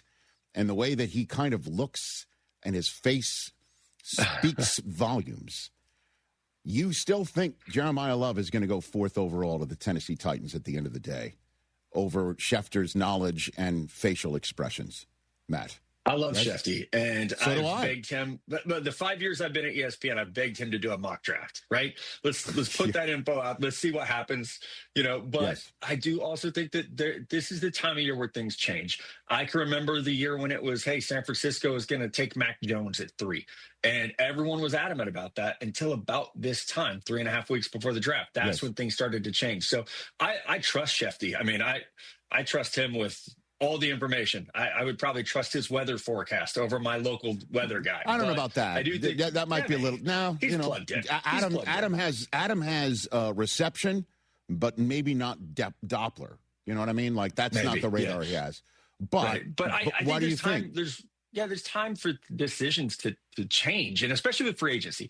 Tennessee was active in free agency. They trade for Jermaine Johnson. They trade Tavondre Sweat, a very good nose tackle, for Jermaine Johnson. They get John Franklin Myers. So they've checked off those needs that you would think at the top of this draft they would be in a position to get an edge rusher. Well, they went and got 2 of those guys. And so you look at where they're at 4. If it's not Jeremiah Love, is it a little bit early on one of the wide receivers like Carnell Tate from Ohio State or Mekhi Lemon from USC? Do they see something in their offensive line that we don't, to where maybe they would say, okay, let's go with, a Spencer Fano from Utah or a Monroe Freeling or Caden Proctor? Maybe they think they need to go that route, but they have J.C. Latham, and they have some other guys up front that they've invested in. So it really also gets to that point of like, logically, you're either quote unquote reaching for Jeremiah Love because he's a running back, or you're looking at other non-premium positions like Sonny Styles, who's a linebacker from Ohio State, or Caleb Downs, a safety from Ohio State. So I go back to Love as the best player in this class, in my opinion, and they have a need there. They absolutely have a need with Tony Pollard and Tajay Sparks. Why not help out your guy in Cam Ward and give him this dynamic, rare running back prospect that can help put that offense over the top? It makes sense. I mean, everybody talks about how he's Bijan-like, right? And so why wouldn't you want to have that dynamic person right next to Cam Ward in his second year? In the same way that we've seen some mocks that Love somehow drops to Washington, 7th overall. And you can place him next to Jaden Daniels in his second full year. Health obviously being good to him as the quarterback of the Washington Commanders. So let's say Love goes to Tennessee as you have in your mock. That leaves every other Ohio State player available for the Giants, and you think they go Downs. Why do you think that would be their choice 5th overall? Yeah, and I think I said on your show at the Combine, Rich, that I could see New York being in on Jeremiah Love if he happened to fall, past Tennessee. So that would be something worth watching. But I look at Caleb Downs, and we have John Harbaugh, the head coach of the New York Giants now. Historically, he's had some great safeties, Ed Reed, Kyle Hamilton. I think he values having that quarterback on the back end. Also a culture setter. Caleb Downs won at Alabama and Ohio State. He's played under Nick Saban. He's played under Matt Patricia. Maybe he doesn't have those elite physical Derwin James type measurables, but he does have elite football character, IQ, instincts. He's versatile. He can play anywhere across the defense. And I've talked to offensive coaches in college who said, we taught our quarterbacks find number 2 before the snap. Just identify number 2, and we're probably going to go away from him. And so I think for Harbaugh, where they would be at in this draft with the board falling this way, they no longer really need a middle linebacker because they went and got Tremaine Edmonds, but they do need a safety. And Downs could be that, I think, quarterback on the back end for them. Okay, and then Tate would be available for the Browns. You think that would be Todd Monken's first draft choice? I do. I think you don't have a quarterback, so you better get somebody that can catch the ball when it comes at them. So, again, don't reach for a quarterback in this draft. If you don't love Ty Simpson from Alabama, don't draft him this early. Carnell Tate had one drop last year. He has great hands, great route running ability, and he kind of fits the mold of where the NFL is going with these wide receivers like Puka Nacua and Jackson Smith and Jigba, guys who aren't elite in terms of speed, but their route running is professional. Like they're just ready to come in and run a full route tree, and they're able to separate because of that. That's what Tate is. He's never going to, 4.53 at the combine, kind of in that range for the 40-yard dash. It doesn't matter because he's able to get open with timing and great footwork, and he uses his 6'1", 200-pound frame really well to high point the ball and also to box guys out. So then you got the final 4 of your first top 10 here. Mansour Delane going to Washington, and then Bailey, Bain, and Styles going to the Saints, Chiefs, and Bengals. I mean, you could have done a mock draft where Bailey, Bain, and Styles were in your top 5, and that wouldn't have made people bat an eye, and that would be some great value for those teams if this is the way it falls, right, Matt? Oh, without a doubt. And like you said, it could be Bailey at 2, Bain at 3, Styles at 4. Those guys could go very, very early. And that's the fun thing about a mock draft is who's going to slip through, because it happens every year. We will be sitting there in Pittsburgh Thursday night being like, how is this guy still on the board? It happens every year. And for me this year, it would be Sonny Styles at 10. And I think there are a lot of teams starting at 5 that could take Sonny Styles. He is an elite athlete, a converted safety who's playing linebacker, who also has shown he can rush the quarterback if needed. So there's a lot of upside there, but also the proven production. He was the guy we were talking about in August, September. We weren't talking about Arbel Reese yet. We were talking about Sonny Styles and Caleb Downs. So he would be an absolute steal at 10 for the Bengals, a team that, they've got to get faster and more explosive on defense. They've missed on a lot of former first-round picks on defense. So hopefully this would be kind of the turning of the page for them and getting an explosive physical playmaker in the middle of the field. Yeah, man. I mean, that Bengals sort of Venn diagram of one circle of Bengals fans, another circle being Ohio State fans, that would be a very exciting pick for those that would be in the middle right there. Moving to your second 10 of the first round, we're entering sort of the Sharpie portion of the draft. I think whoever is the best receiver available for the Dolphins, that's going to be 11. Mekhi Lemon is a very popular choice there for sure. You're also seeing Dylan Thieneman being a Sharpie pick for the Vikings since he's got, Harrison Smith written all over him. And then it's whoever the top two defensive backs are available for the Cowboys at 12 and 20 on their draft board. You Sharpie them in there, right? Interesting, you got Kenyon Sadiq. It would be the second straight year. An incredibly athletic tight end, goes 14th overall. Last year was Tyler Warren to the Colts. He was the second tight end off the draft board because of Colston Loveland. You got Kenyon Sadiq going to Baltimore. I'll give you, the floor on what you make of this second 10 of your mock. Yeah, no, you're right. I think there's a lot of these picks are going to start to become popular, and maybe not the player, but the position. Sure. And I think when you evaluate a mock draft, you look at, okay, how many times do you hit the player to the team? How many times do you hit the position to the team? Especially with Dallas, they could completely remake their secondary with these two picks. And this is a team that's set on offense. They have an offense that can make a run, but they couldn't stop anyone last year. So we've seen them make those improvements in the front four. Now's the time to find those young players on the back end, and young and also cost controlled is the key here because they were paying elite money to corners. And now Trevon Diggs is gone. Deron Bland has a huge contract. Getting McCoy in there, a player who I think would have been the number one corner in last year's draft had he been eligible. He tears the ACL in January, misses this season. His pro day is actually this afternoon. So hopefully we get to see him do some on-field drills, maybe a 40-yard dash. But I think he is the potential steal of the first round. And some of that, we could be talking about like a Devin Witherspoon, Christian Gonzalez type talent. I mean, he's that good in coverage. He was a true shutdown player in the SEC. He's just been forgotten about a little bit because of that missed season this past year. Yeah, I mean, listen, they weren't both first-round picks, but, Quinyon Mitchell and Cooper DeJean, bang, bang in the same draft, and Howie's like, okay, the secondary, we're kind of thumbs up. I think the Cowboys have that in mind for 12 and 20 going into this year's draft. Like that would be part of their plan, and I believe in that regard. And then in any mock draft now, from 21 on down, I'm looking for Ty Simpson's name. You don't have it here. You do have the Steelers going tackle at 21 and Caden Proctor.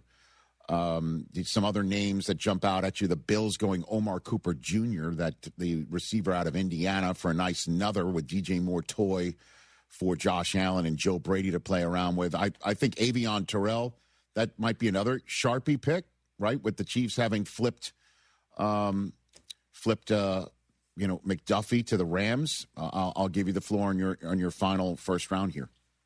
Yeah, Avion Terrell, I mean, another play. He got hurt, popped the hamstring yesterday during his pro day, so that's going to limit him. But I think he's someone really similar to McDuffie, who started his career as a slot corner, was an all-pro, moved to the outside, was elite, and then got shipped off for this pick to the Rams. Avion's brother, AJ, plays for the Falcons. He is a Pro Bowl blue-chip corner. And you see a lot of the same traits from him. He's tough. He's very, very physical. You talk to people at Clemson, and they rave about what he brings to the table from a toughness standpoint, from a football character standpoint. And despite being a little bit shorter armed, right around 30 inches, I still think he would be a fit for what Kansas City does. I mean, it's a team that develops corners very well. They just don't keep them. It's every 4 years they're recycling their corner position, basically. So this would be the start of that for Kansas City. Going offense at 9 is a possibility. I think going offense here could be a possibility. But in this mock, getting Ruben Bain and Avion Terrell gives them weapons on defense. Let's not forget, 2 years ago when they won the Super Bowl, it was the defense that carried that team for most of the year. And in the playoffs, they were not that explosive offensive juggernaut we got used to seeing when Tyreek Hill was there. So building back the defense as you kind of get into this next iteration of what this team will be. We got probably another year of Travis Kelce. Who knows what's going to happen at wide receiver with Rashee Rice. So having that strong defense to rely on, I think, is a key for them. Okay, and then you do have Ty Simpson going first on the second night, so it wouldn't be a long wait for him. Why do you peg him for the Jets? I think that's a team that the Jets and Cardinals are both in the same spot. And despite what Aaron Glenn says about Geno Smith taking them to the promised land this year, I do think this is a team that needs a quarterback, needs a young quarterback. Simpson only started 15 games in college. That's the hard conversation that you have to have with him, is he's at a minimum 10 games below the threshold of where NFL teams want a quarterback to be. He's 6'1". He's got good mobility. He's got an okay arm, but he's inexperienced, and it showed down the stretch last year. I think the game against Indiana is a very good example of that. The game against Georgia, a good example of that. He has some growing up to do on the field in terms of processing speed, making better decisions, getting himself out of sacks by getting the ball out faster. But there's lots of talent here. The first 9 games last year for Alabama, you would have thought he was going to be a top 10 pick. And then the final 6 games happened. He got banged up a little bit. The Alabama offense, they couldn't run the ball. But some of that also goes to him. And when you talk about a guy who got banged up, you go back to the size. All right, 6'1", 210 pounds. He holds onto the ball too long. How's that going to play in the NFL where the game is even faster, the defenders are even stronger? So that's really the key for him. But I think the Jets could be in that market. But if not, I said this yesterday, you don't have to marry yourself to a quarterback this year, to the Jets, to the Cardinals. You can date one. You draft a guy in the second round because those expectations aren't there. You can move on from a second-round pick if it doesn't work out. You draft a quarterback in the first, even if it's picked 32 instead of 33, the narrative's completely changed, and that player is now expected to be your future. Whereas second round, third round, cool, that's a developmental quarterback. We'll see what happens. Yeah, and then you'd throw Denzel Boston to the Raiders, and Casey Concepcion to the Giants. I think the fans of those teams would be happy about that. How about this one? 43rd overall. You've got Eli Stowers, who we had on the program last week, going to Miami, which means Miami would go Mekhi Lemon. You have them Colton Hood, a corner, and 30th overall pick from the trade of Jalen Waddle to Denver. And then Eli Stowers. That's not a bad first 3-pick haul for the new regime there, Matt. That would be pretty good. Yeah. This is a team that has a ton of draft picks. That's the one that you're going through this exercise and you write down, Miami, okay, wide receiver, Miami corner, tight end. It's like, my goodness, they have like 12 picks in this draft. So this is a franchise-defining draft. They need to get this right with the new regime in there. And Stowers is someone I'm in love with as a player. I think what Harold Fannin meant to Cleveland last year, Stowers could mean to Miami, giving Malik Willis that easy option over the middle, but someone who has record-setting explosiveness when it comes to vertical jump, broad jump, and then he has speed in the open field. Also a former quarterback, so he understands, I think, the position. He understands how to be open to help his quarterback. If you could get him in Miami at this spot, I think that's a potential Pro Bowl player. The production would be there. The upside is there from an athletic standpoint, and someone who's still really new to that position. And I'd like this pick for Minnesota, Jadarian Price, the I hate to say it, I'm sorry, with Jeremiah Love, the other Notre Dame running back in this draft. He's more than just the other. He's really good, and putting him in that offense with Aaron Jones and the rest of that running back room would be a really nice draft choice with Dylan Thieneman first round, second round. That's the beauty of these mock drafts. When you go deeper, Matt, than just the first round, you start building what it would look like for a team. And then moving on, in your last part of the second round, this is why I want to bring it up. You have 2 more quarterbacks going, none of them named Carson Beck. You would have Garrett Nussmeier being the choice to adding to Will Howard in the quarterback room, most likely with Aaron Rodgers for the Steelers' 53rd overall. And then you have the Rams using a second-round choice on Drew Aller of Penn State. I'll give you the floor on both of those choices and why you think those would be fits. Yeah, Carson Beck was tough, and I think he starts off the third round for me, going to the Arizona Cardinals. But I think it comes down to preference a little bit with these quarterbacks because we have these 3 players have all dealt with injury and first-round expectations. Beck, when he was at Georgia, we thought, hey, he'll be a future first-round pick. His play dropped off in 2025. Then he tore his UCL, 2024. Then he tore his UCL. And then had a great bounce-back year for Miami last year. But the question is, can he elevate a team? He's been carried by some good teams. I think there's times in the pocket he gets really, really careless. When the pocket gets muddy, he gets a little bit frenetic. He wants to leave the pocket too early. With Nussmeier and Aller, I think it's more the conversation of they haven't had that opportunity to fail, and some of that's because of injury. This past year, Nussmeier gets hurt in fall camp, tries to push through the season, and you can tell it wasn't there. The zip was gone. He looked tight throwing the ball. He's also trying to work in a new cast of characters as a receiver. I think that hurt his accuracy a little bit, but I still love the traits and the upside. We saw him at the Senior Bowl. We saw him at the Combine. He looked really good in both those environment. So taking him somewhere like Pittsburgh where you can sit behind probably Aaron Rodgers for a year, acclimate, get a little bit healthier, and then maybe you're the quarterback of the future there. And with Aller, to the Rams, there's a lot of conversation about the Rams and Ty Simpson or the Rams and other quarterbacks. I go back to when they traded Jared Goff for Matthew Stafford. They wanted someone in a quarterback that could open up the offense, that could hit all areas of the field with arm strength. That's why they got Stafford, who has elite, historical arm strength. Drew Aller has that big arm. He has the mobility, 6'5", 225. He can see the whole field. Now, the problem is he really didn't have a lot of opportunity at Penn State. They were a run-heavy team in 2024. 2025, they come out, he looks okay, they struggle, he gets hurt. And so it's that idea of, do we see a player's season get cut short before he was going to take that jump? And that's, I think, where we're at with Aller, who it's about potential, it's about upside. I've long said I don't think the NFL really develops quarterbacks anymore, but these are the examples of players in the right spots, in the right systems that could be the exception to those rules. Great stuff, Matt.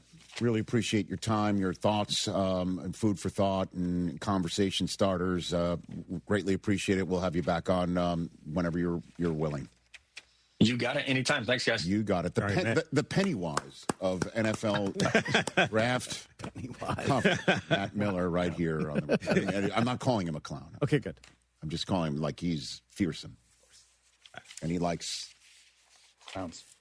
Stephen King. I mean, yeah, Stephen King. Who doesn't? I kind of like what he had us doing there. No, I know you do. You heard what you heard what he said about Jermod McCoy, and you're like, okay, we'll take one of them. I even had my mic muted in. I know. I saw what you were doing. I saw your reaction. 844-204-RICH, number to dial. I have some reactions about what he just did about 3 second-round quarterbacks. 3. That's a large number. Yeah. That is a large number, certainly with the teams that are taking. Shout out to Drew Aller, man. Okay, we take a break. That was fun with Matt Miller. You're next, 844-204-RICH, and the conversation starter.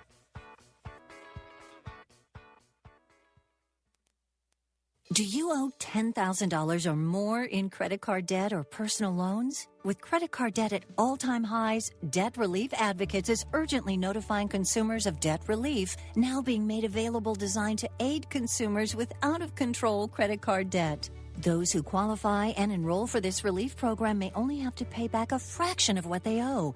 This is not bankruptcy or a debt consolidation loan. This is a relief program that credit card companies would rather you not know about, as it could end your debt nightmare and save you lots of money. Consumers owing at least $10,000 in credit card debt or personal loans can now take advantage of this debt relief as the cost of living skyrockets. For free information and to learn what debt reduction you may qualify for, simply go online and visit DRA.com or call 800-433-8909. 800-433-8909. Again, that's 800-433-8909.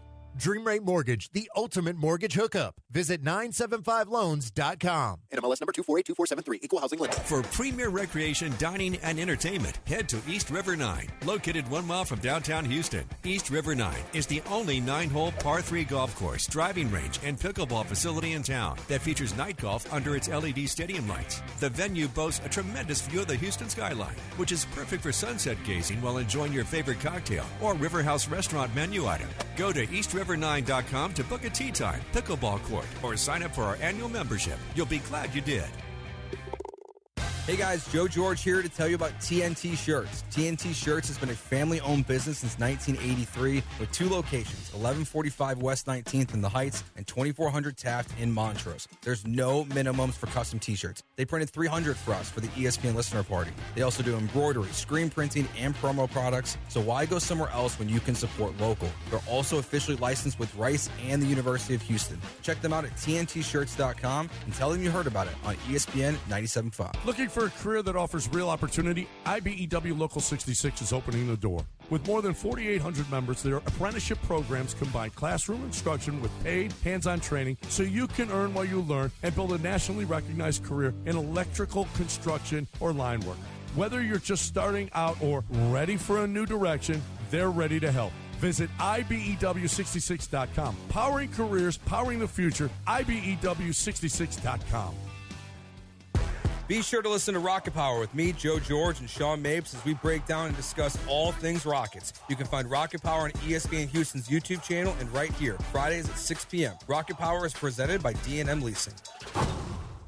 Oh, and that's a hard foul? Let's listen for the call on the floor. The taxpayer owes back taxes. Penalties and interest are assessed and wage garnishments to begin immediately. The IRS never misses that call. I wonder if they will challenge it. The call is under review. Priority Tax Relief has been called in for a review. Priority is the best in the business at negotiating your tax debt and has even eliminated the debt for some clients. Priority Tax Relief is saving their clients millions of dollars every month. After a careful review from Priority Tax Relief, the debt has been eliminated. No foul on the play. Whoa! That completely changes the game, folks. If you owe more than $5,000, call Priority Tax Relief, and in minutes they'll review your case for free with a direct line to the IRS to see if you qualify for life-changing relief. No more worrying about wage garnishments or frozen bank accounts. Call Priority Tax Relief today at 800-584-7531. That's 800-584-7531. We make your tax relief our priority. Call now. Priority Tax Relief. Hey folks, financially, where do you want to be in 5 months from now? You know you'd like to see more money in your savings, don't we all?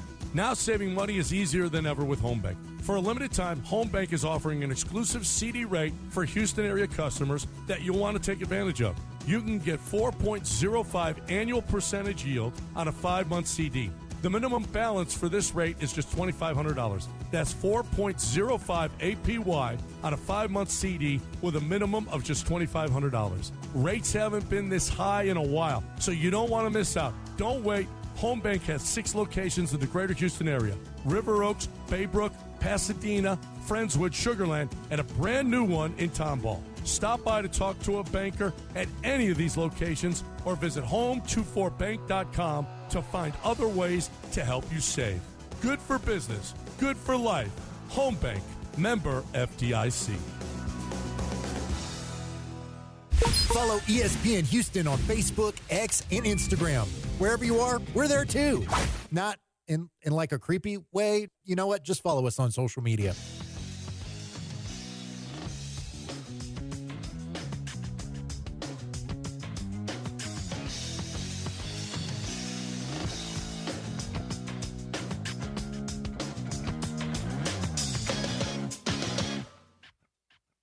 Back here on the Rich Eisen Show. All right. So Matt Miller made reference to Aaron Glenn talking about Geno Smith leading the Jets to the promised land. Wouldn't that be something? If the guy that they drafted in the second round all those years ago comes back after never writing back, right? After being written off to be the guy. Hit it.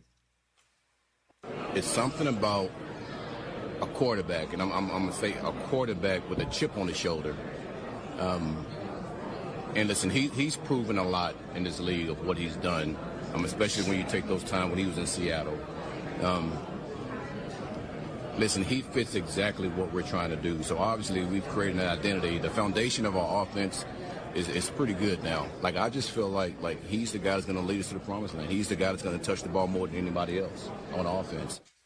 Listen, I love coach's confidence and sunny disposition and optimism and glass half full. That's what you need. You have to have that.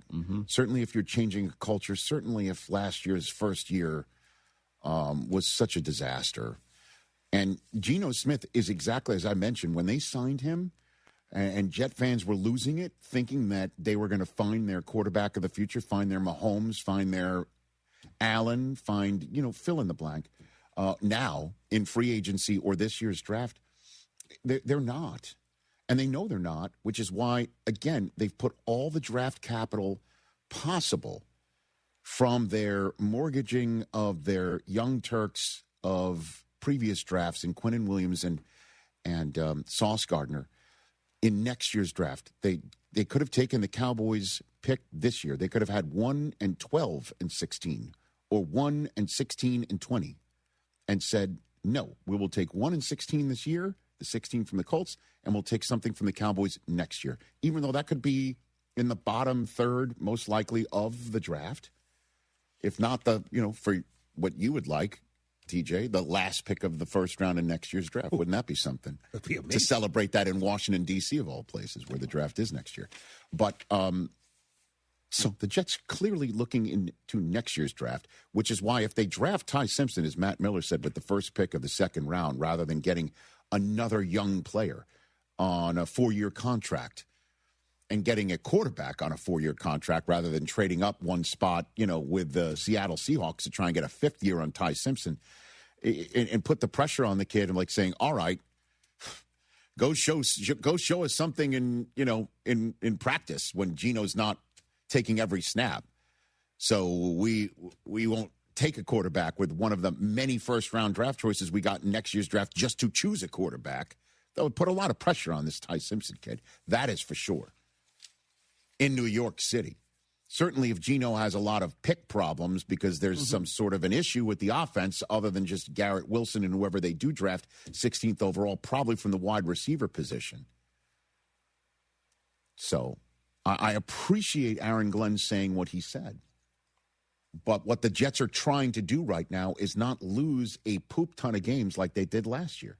And Gino is a really good veteran quarterback when protected and a really good guy to have in the locker room being an avatar for what Aaron Glenn is trying to sell. Totally. But, Jets fans being upset, I can't believe we're taking a retread. We're going back to the Geno Smith again. Yeah, you are. Because who the hell else was going to come on their own volition? Notice, again, they traded for Geno. Because if Geno was just cut by the Raiders, would he have chosen the Jets? I don't know. But now he is the Jets quarterback, and the coach is talking him up, which is a great thing to do. Love your quarterback like Jim Harbaugh loves his. That would be my mantra as a coach. And that's a guy in Justin Herbert who doesn't need to have all that breathed into him, but Jim does exactly that. Good choice. Good choice. But, again... Harry Douglas here to tell you about Confetti Craze 5-Hour Energy. It tastes just like the best birthday cake ever. Vanilla, buttery, frosting vibes. It's basically a party in a bottle. And here's the best part. All cake, no sugar. And you know I love my cake. So I get that big birthday energy without any sugar guilt. The bottle's small, easy to toss in my bag, and perfect when I need a quick, tasty caffeine boost to cakeify my day. The Funfetti flavor is back on 5hourenergy.com or Amazon. Crack open a Confetti Craze 5-Hour Energy shot today. I'm Boomer Esiason. My mom died from cancer. She was only 37 years old. She didn't have life insurance, and that was devastating for my family. That's why having life insurance is so important to me. Ethos makes it fast and easy. Get a quote in seconds, apply in minutes, and get same-day coverage. You can get up to $3 million in coverage with no medical exam. Get your free quote at ethos.com/play. That's ethos.com/play. Paid spokesperson. Time spent on application may vary. Online health questions required. This April 3rd and 4th, the Texas Golf Expo, presented by Avid Golfer, makes its first visit to Houston's NRG Park. Come demo new clubs, plus save on equipment and apparel from all major brands. The first 500 each day get a goodie bag that includes discounted rounds of golf and a sleeve of Wilson golf balls. All attendees get a local round of golf and a free chance to putt for $5,000. The Texas Golf Expo at NRG Park, April 3rd and 4th. Get tickets at TexasGolfExpo.com. Danny, what's on your mind? Clara, Google says the largest gun shop in America has 7,000 guns and that it's in Charlotte, North Carolina. Well, that's silly. Collectors Firearms is in Texas, and you've got twice that many guns. What's the phone number for Google? I'm going to call them and update their information. I don't think that's how it works. What do you mean? They're a technology company. They're going to have an automated system for sure. What else is on your mind? I've been thinking about the day I went to work for Uncle Mike at Collectors Firearms. Way back when you were in high school? Yeah. Your Uncle Mike is a good man. He taught me to never believe in machines. Always believe in people. A good man. The best gun shops in America are in Texas, of course. Collectors Firearms. Right on the corner at With Timer in Voss and Houston on Alpha Road in Dallas. One block east of the tollway. Collectors Firearms. No purchase required. Terms apply. Available at ownwell.com/terms. Estimate based on your neighborhood average and individual results may vary. When I saw how high my property tax bill was, I was shocked. We couldn't afford this. But I discovered Ownwell. Ownwell reduced my property taxes and saved me over $1,000. Your property taxes aren't set in stone. They can be protested, and they can be reduced. But instead of filing protests yourself and very possibly losing your appeal, Ownwell does it all for you. And we give you the best chance to win and save big. Ownwell has reduced property taxes for hundreds of thousands of Texans and put money back in their pocket, and you can be one of them. And unlike other companies that take half of whatever you save, Ownwell charges just 25%. And that's only if you save. Now I don't worry about my property taxes. Ownwell reduces it every year. Don't wait. The deadline to protest is May 15th for most counties. Save money on your property taxes with Ownwell. Sign up in less than 3 minutes at ownwell.com. That's ownwell.com. Ownwell.com. Chances are, if you've been to a few weddings, corporate events, rodeo committee gatherings, or charity dinners over the years, you've enjoyed Damaris Catering. Yanni Damaris here. Most people know Damaris Barbecue. Our family's been at it since 1964. Well, Damaris Catering has been around since the early 70s. We do events from 20 people to 5,000, serving a variety of cuisines to cater at any event. From no tie to bow tie, it's taken care of. Damaris Catering. Find them at damaris.com.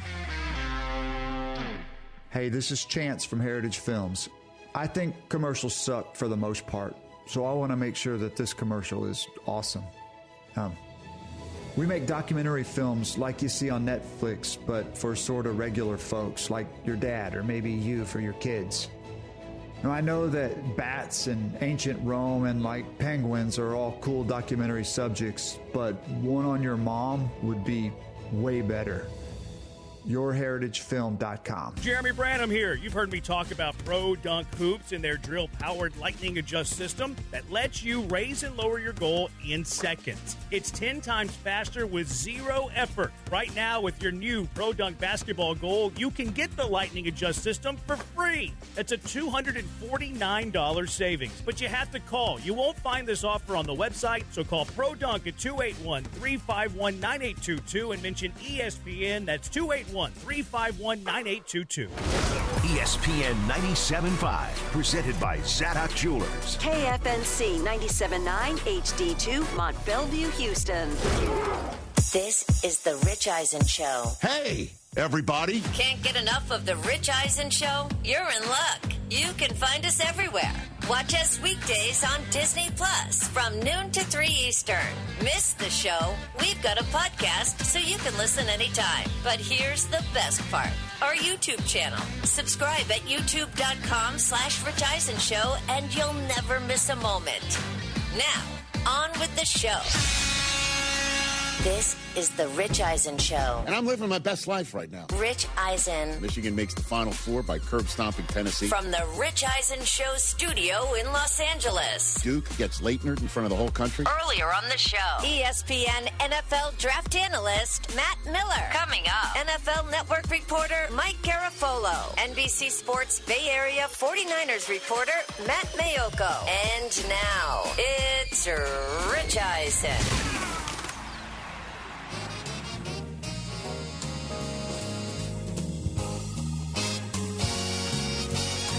Hour number 2, The Rich Eisen Show is on the air. 844-204-RICH is the number to dial here on the program. Mike Garafolo is going to be joining us from the NFL owners meeting, and we'll explain why, one of the many reasons why we called upon him. Matt Mayoko, who covers the Niners, he's at the NFL owners meeting as well. We're keeping an eye on any of the rules, proposals, and changes. At some point, that's going to be voted on, and then we'll get some results, and then the commissioner will speak on Wednesday, and then off we go to everybody back to their homes and facilities, and then the draft hits as April starts tomorrow. Let's go. Again, I said 844-204-RICH being the number to dial right here on the program.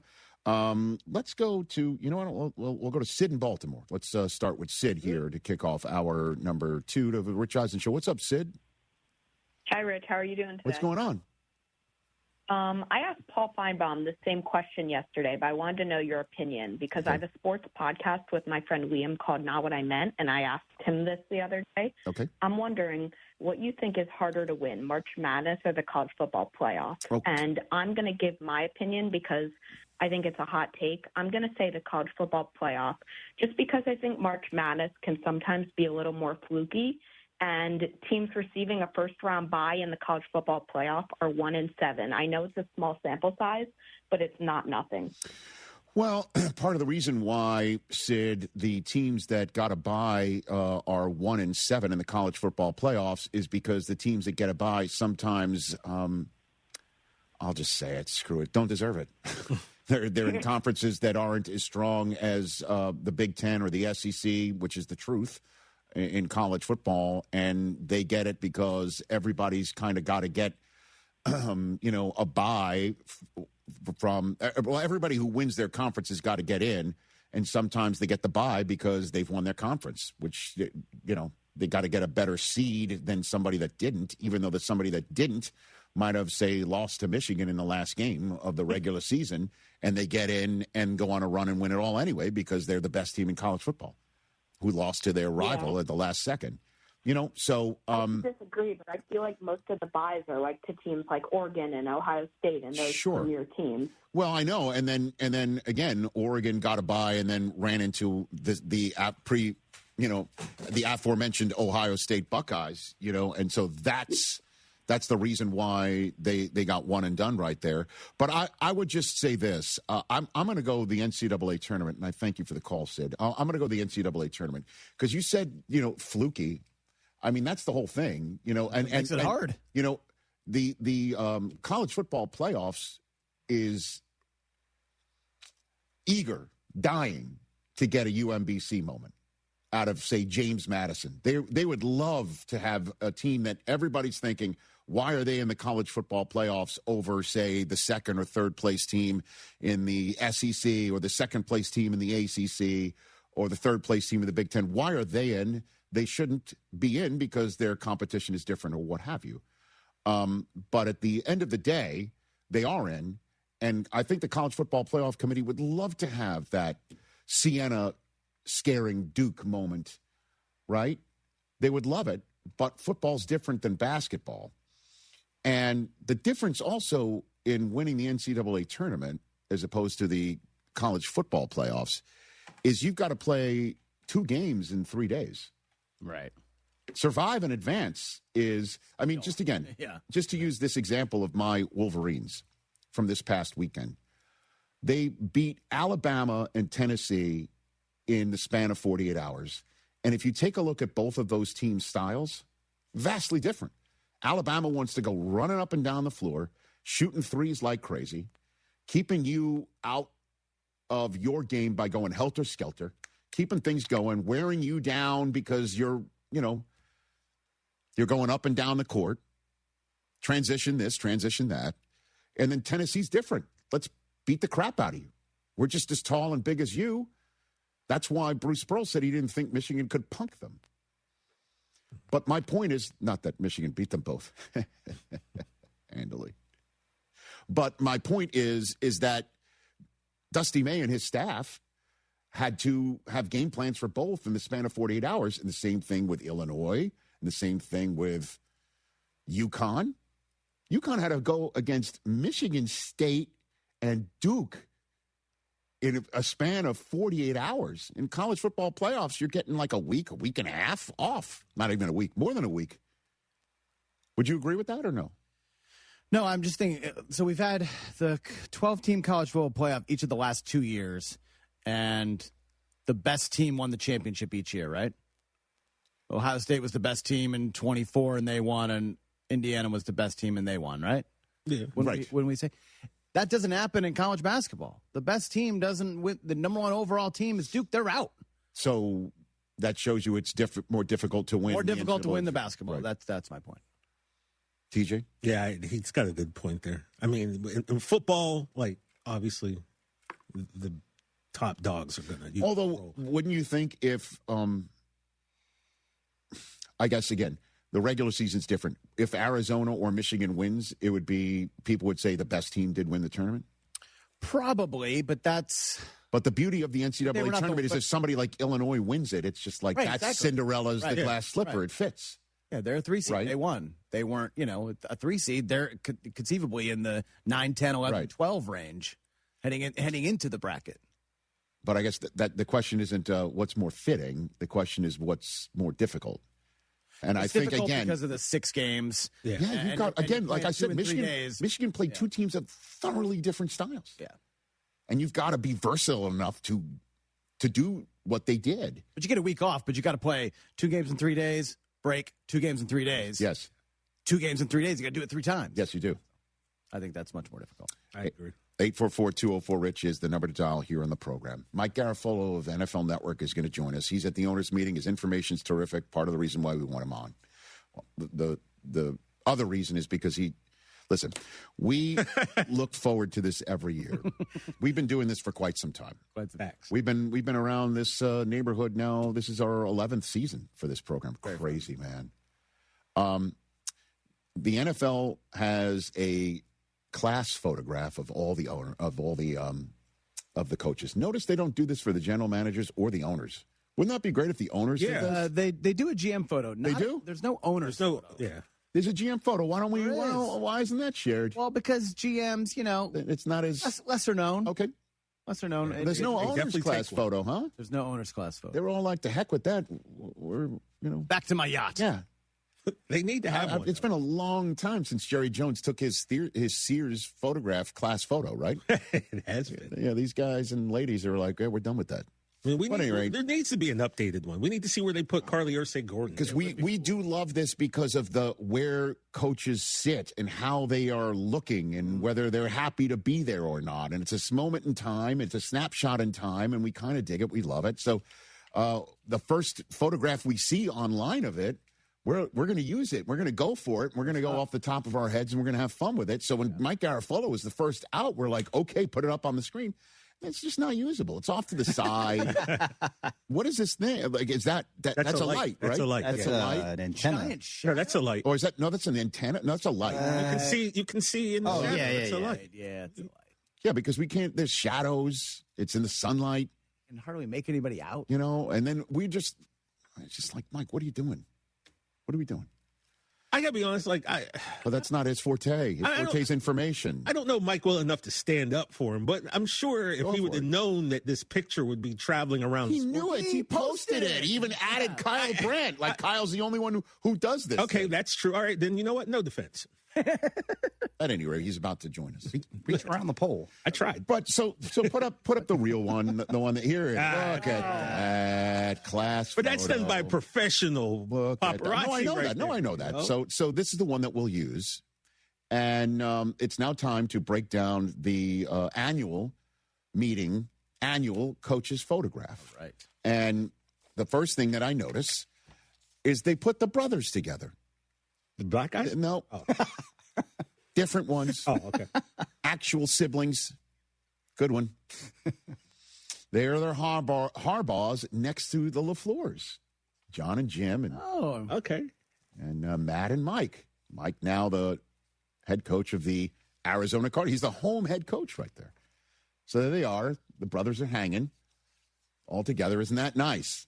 We're brothers. And made me think, there's Matt LaFleur. Where is Ben Johnson in relation to Matt LaFleur? Since, they don't like they're not next to each other. That's a good okay. Notice that Matt is in between a Harbaugh and his own brother. Right. Harbaugh. Okay? So we're wondering, is Ben as far away from Matt as possible? And the answer is no. He has just 3 coaches as a human shield in between him and his nemesis. God, Joe Brady is huge. Okay, Joe Brady is bigger than you think. He's in the bigger than you think category. Or is Matt LaFleur just a little guy? No, Mike is I don't think as tall as you think, but I've been around Joe Brady. Joe Brady's taller than you. He might see eye to eye with TJ. Yeah. Wow. Yeah. So it's 3 new head coaches in between the nemesis of the NFC North. Although, Stefanski's been in this photograph last few years as the Browns head coach. Newcomers, Mike LaFleur, Joe Brady, and there's Stefanski. Just 3 coaches. I thought it would be more than that. Yeah, I thought he'd be, in the Kubiak spot or... Well, that would be what? Just at least end. One more away. Just on the end. Yeah. Or standing off to the end. Like I think, was it Sirianni is on the far? Yeah, we'll get to that in a second. Right side, yeah. So you mentioned Clint Kubiak. If you zoom in on him, he just doesn't look very happy. You know what I mean? Sun's in his eyes. Yeah, these guys are looking directly into the sun. No, I understand, but they're shouldn't also have worn black today. I don't. Well, I mean, he's a Raider, man. Raider Nation. And, there he is. Long sleeves, too. Interesting choice. You better change that. He's moving to the desert, man. But he doesn't look very happy. You'd think that he would be like sitting next to Ben Johnson. Like thankfully, I'm glad that you did not take my job 2 years ago, so I could have this job now. Right. 2 cycles ago, maybe that's why he's sitting next to him. It could be that. I don't know. And it's plus. Hey, Clint, you were one of only 2 guys in this photo to have won a ring just a couple months ago. Now you're wondering, where is Mike McDonald? That was my first thought. Looking at the picture. Where you put the? Well, I thought he would guy have been front and center because Andy Reid usually, I'm the champ, I'm front and That's center. what I was wondering the first time I saw that. Mike McDonald is sort of center-ish, but he's next to the 2 guys who used to hire him. Oh, okay. He's right next to John And he looks and Jim. right. He looks a little swole right there. Yeah, he sure does. So there's Mike McDonald right there next to the 2 guys that had previously employed him before he became a head coach of his own right. And see, he's smiling like, I won the Super Bowl. You know what I mean? Absolutely. Yeah, right. He's the happiest guy Say there. cheese. I am the only head coach in this photograph who won as a head coach. Clint Kubiak is just like, bro, smile. You think he was big timing people all day? So where's Vrabel? Where's Vrabel? Where's Vrabel? Yeah, where's Vrabel? Okay, Vrabel is just a couple over from McDonald. Okay. On the other side of Sean Payton. Oh. And there he is next to Jeff Hafley. He looks good. And Hafley looks like he's cooking up something, man. Doesn't he? He does. He looks like he knows something that you know what I mean? Like, I'm cooking up something. Yeah. But I got a master plan here. Rich, it also could be like, you want to talk about like man spreading? Vrabel's taking up half his seat, so maybe he's just like, I mean, Vrabel is a big man. If there's anybody who's going to man spread, it's going to be Mike Vrabel. If it's not Reed. So you got Hafley sitting next to Vrabel right there. And they play each other twice next year. I don't know if Hafley's already game planning or something. He's cooking something up. Cozying up to him. Speaking of 2 coaches that are going to be playing against each other as well next year, Liam Cohen and Mike McCarthy's back in this photograph. And I don't know what it is, man, but my goodness. Liam's leaning away from Mike. Maybe it's warm. Maybe Mike ripped one. You can say that about every pick so far. Get out of here a little bit. Liam and Jim are the only ones wearing shades. I don't know if Jim's got transitioned. Liam just looks like he's wearing shades. Styling. Okay. Liam's just cool out. Cliff Kingsbury School of. Now you mentioned this, like normally Andy Reid's sitting right in the middle. Right in the middle. Man spread centerpiece was the name of one of our fantasy team names that won a championship in the Jerry Cantrell Celebrity League when we were invited to that back in the day. I think it was his birthday yesterday, by the way. Jerry Cantrell? Yesterday. One of our favorites. Nice. By the way, what a year from him. Seahawks, yeah. Celebrating a birthday, a Seahawks win. Jim's in the middle wearing shades. Where is Andy Reid? He's standing up this year. Oh. Now, I think that's because he had knee surgery and he might have a brace on or something. Oh. That might be. But there he is. Or a scar. There he is. Look at Andy, still in the Hawaiian shirt. In the Hawaiian shirt. He's the only one, I think, that is wearing his team's logo as well. Oh, it's a Chiefs Hawaiian. It is that. That's watermark. Cool. Okay. Oh, is John Harbaugh wearing his? I believe John is wearing his, too. Well, at any rate, he is. That's a choice, man. That's a choice. He's got to remind people that he's the Giants coach. All right, so now let's get to this part because you know how we feel about Robert Saleh. Well, this is a man who's comfortable around other bald men. Yeah. Mm-hmm. Okay? He's hired an entire staff of bald men. Dan Quinn, right next to Dan Quinn in this photograph. Beautiful bald coaches sitting. Right, look at those guys right here. Guys. Shanahan screwing it up, and Shanahan looks like a Sirianni screwing it up. But there they are, the 2 guys. Now, it's not just a bald thing. It's a shoulder thing. It's not just that. In 2024, last time Saleh was in this photograph, he was next to Dan Quinn. And there's Daboll. They looked like a bald brotherhood of cell phone cell phone reception bars. Okay, you're gonna go Russian. And now and Daboll is now Saleh's offensive coordinator and the most bald coaching staff of all time. There's Stefanski, too. There's Stefanski, too, in the same seat as he is in this. Is it a same seat policy for Stefanski? Dibs. Is that what it is? Third from the left. I don't know. But Sirianni is in the Daboll spot, and he looks swole. Jeez. So do you like Saul better, beard or no beard? Oh, 24, there was that beard. No beard. I'm just glad that he's back. But look at Sirianni. This is, by the way, you always have to, with your spouse, take the bullet of being on the end because you get distended on the end, and you always got to take that bullet. Because Sirianni looks swole here. And it's interesting also that he's a big guy. One thing that it looks like a cactus is photobombing them. It's like just looking over. And I was just wondering, in terms of Arizona figures, Cactus or the current head coach of the Arizona Cardinals, who wore it better? Little Us magazine to finish this thing up. Is it this man or is it the cactus in the back? Who wore it better? They kind of have a similar style. Just kind of like spiky. Very spiky. Yeah, very spiky. Very thorny, spiky. That's great. And that's our breakdown of this year's coach's photo, everybody. Nice. Oh, and not pictured. You always have to have it not pictured. Not pictured. Todd Monken and Sean McVay. One of the most photogenic. Were they at the bathroom or something? I don't know. Perhaps. Sir not appearing in this photo. There you go. Father and son. Playing the role of Belichick, who rarely ever is like, screw it, I'm not taking that. That's the cactus. Picture. That's the cactus. That's our breakdown. Round of applause, everybody. All right, we appreciate having a usable photo, unlike the one that Mike Garafolo posted yesterday. He's joining us next right here on the Rich Eisen Show, live from the owners' meeting in Arizona.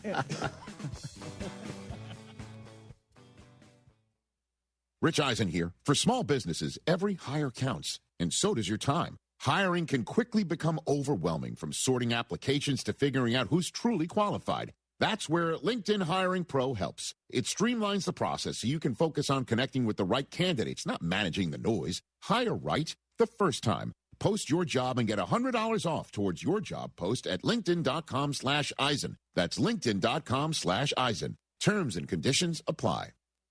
Evan Cohen here. In life, as in sports, the pros make it look easy. That's why pro golfers like Jason Day, Ben Griffin, and Patton Kazire trust the pros in lawn care. True Green. They have the experience and expertise to give you a lawn worthy of the PGA Tour. And since True Green does the work for you, you get more free time, or more tee times. So stop stressing over your lawn and start loving it. Sign up now at TrueGreen.com, because nobody makes it easier to get a golf course quality lawn than True Green, the official lawn care treatment provider of the PGA Tour. Hey guys, Joe George here to tell you about TNT Shirts. TNT Shirts has been a family-owned business since 1983 with 2 locations, 1145 West 19th in the Heights and 2400 Taft in Montrose. There's no minimums for custom t-shirts. They printed 300 for us for the ESPN listener party. They also do embroidery, screen printing, and promo products, so why go somewhere else when you can support local? They're also officially licensed with Rice and the University of Houston. Check them out at TNTshirts.com and tell them you heard about it on ESPN 97.5. Hey guys, Cindy of Nick's Place here. Well, it's that time of year. The temperature's heating up, and so are the sports. The MLB, NBA, NHL, and Bracket Madness all take center stage this month. So if you're looking for a place to watch sports, eat like a boss, and chill with your friends, Nick's has been that place since 1993. We have every sports package, a huge menu, drink specials, craft cocktails, and 27 different bottles of wine. This is not your typical dive bar. Since 1993, same location, Rocky Ridge and Westheimer. Can you dig it?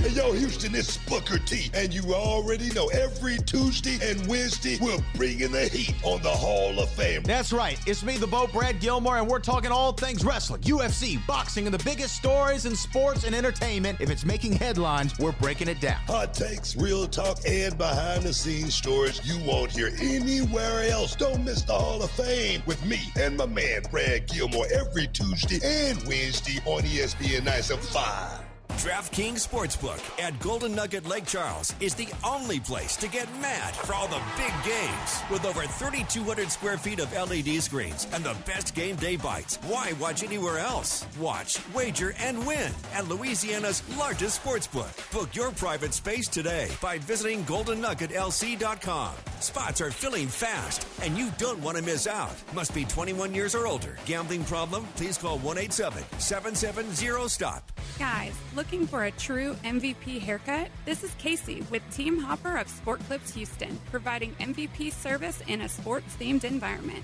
Visit one of our 13 Houston locations and mention ESPN for a free haircut for new clients and $5 off the MVP treatment for returning clients. And because of our growth, we turn to HRMP for all things HR and payroll. HRMP's truly the Sport Clips MVP. Learn more today at hrp.net. Houston is Soccer City, USA, and World Cup 2026 is coming our way. Join me, Glenn Davis, every Tuesday and Wednesday, 6 Central Time, for Soccer Matters ESPN 97.5, presented by the Daspit Law Firm. Be sure to listen to Rocket Power with me, Joe George, and Sean Mapes as we break down and discuss all things Rockets. You can find Rocket Power on ESPN Houston's YouTube channel and right here, Fridays at 6 p.m. Rocket Power is presented by D&M Leasing.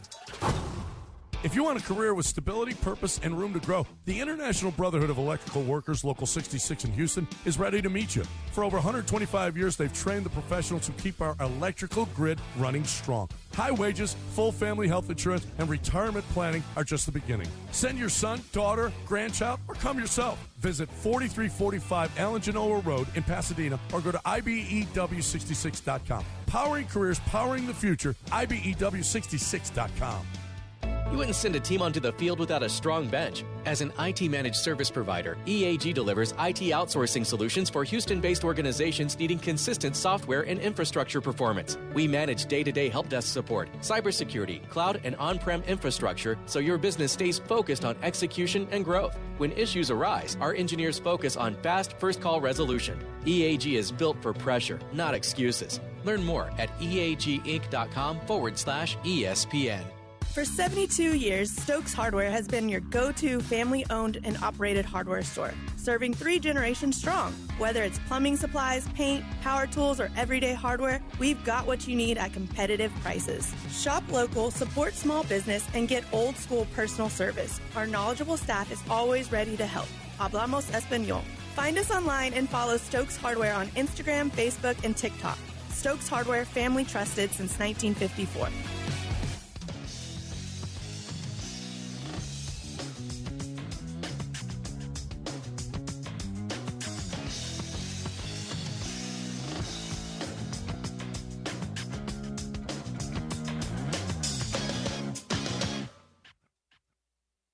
To miss this one. No kidding. Well, yeah, it's a bad look, right? It was the Belichick. It's the Belichick for years. That's right. So Sean was like, he wanted to be a part of it. He loves being a head coach. He loves the fraternity. Right. But they moved it up. It was supposed to be around noon. They wound up doing it at like 11:40 because the meeting broke up a little bit earlier, and he was off doing something else, and he didn't make it in time. So I am here to vouch for the fact that Sean McVay would have loved to have been a part of this photo. Was extremely upset to find out that he was. Perfect timing that our radio audience rejoined in the middle of that answer, certainly since we're on here locally in Los Angeles on ESPN 710, home of the Los Angeles Rams. So yep. McVay wanted to be in the photograph. Yes. But somebody just decided to go early, which is crazy. Like Coughlin time times 4? Like that's what it is? Like they moved it up 20 minutes? That's crazy, They gave him they didn't move it up. It was like the meeting broke. Everybody was right there. They're going to head to lunch in a second here. And it's hard to keep 30 NFL head coaches in the same place. So it wasn't like, you guys wait here and see if we can find them for 5 minutes. Like, we got to go. We got to do this. So it was quick. The way that it happened. And I felt for Sean. And Monken, listen, Monken finally becomes a head coach. He's breaking down at his opening press conference about the road that it took to get him to be a head coach. He wanted to be part of that photo. So behind you, are they putting the NFL Tuesday night party together? Is that what's going on? No, tonight's movie night for the kids, right? Okay. So that could be the screen they're setting up. I can't see. No, it looked like an NFL shield that was just brought behind you. I don't know. Like back when I was there used to be like a commissioner's party.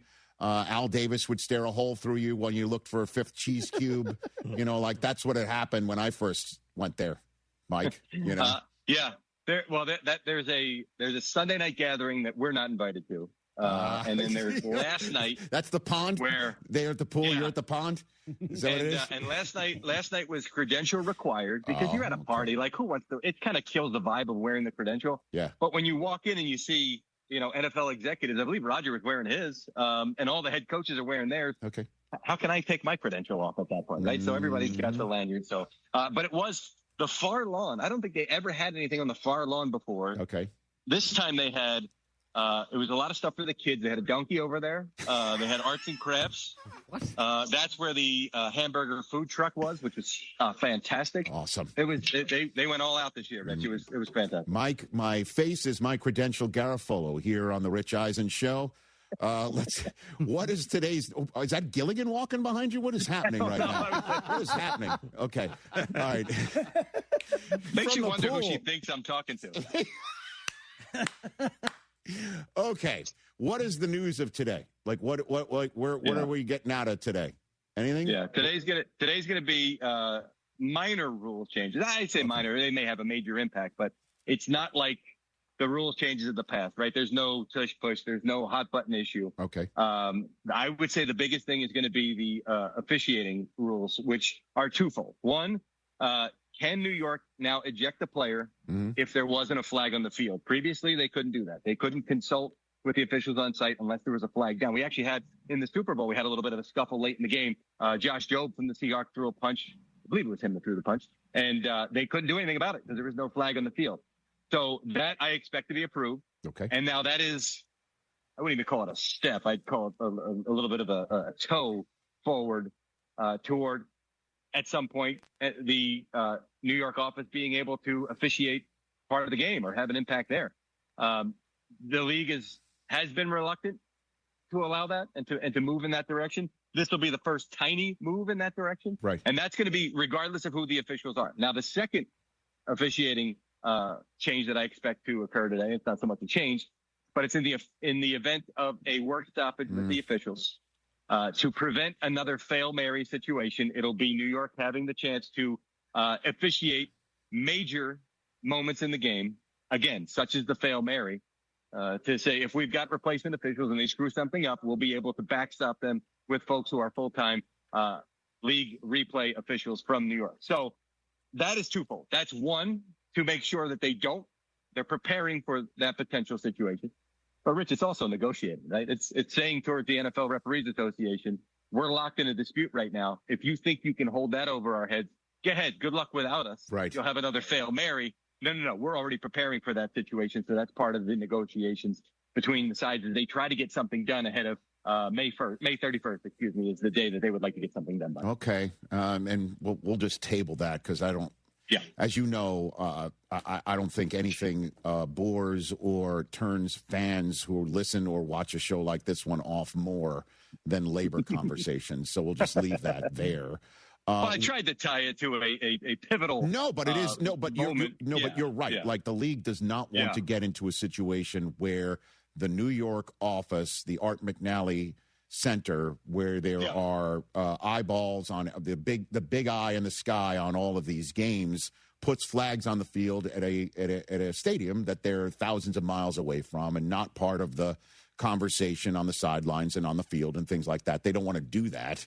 But finally getting rid of you only penalize the second person in on a push-shove fight and not penalize the first. It's time to get that out of the game, and I appreciate that.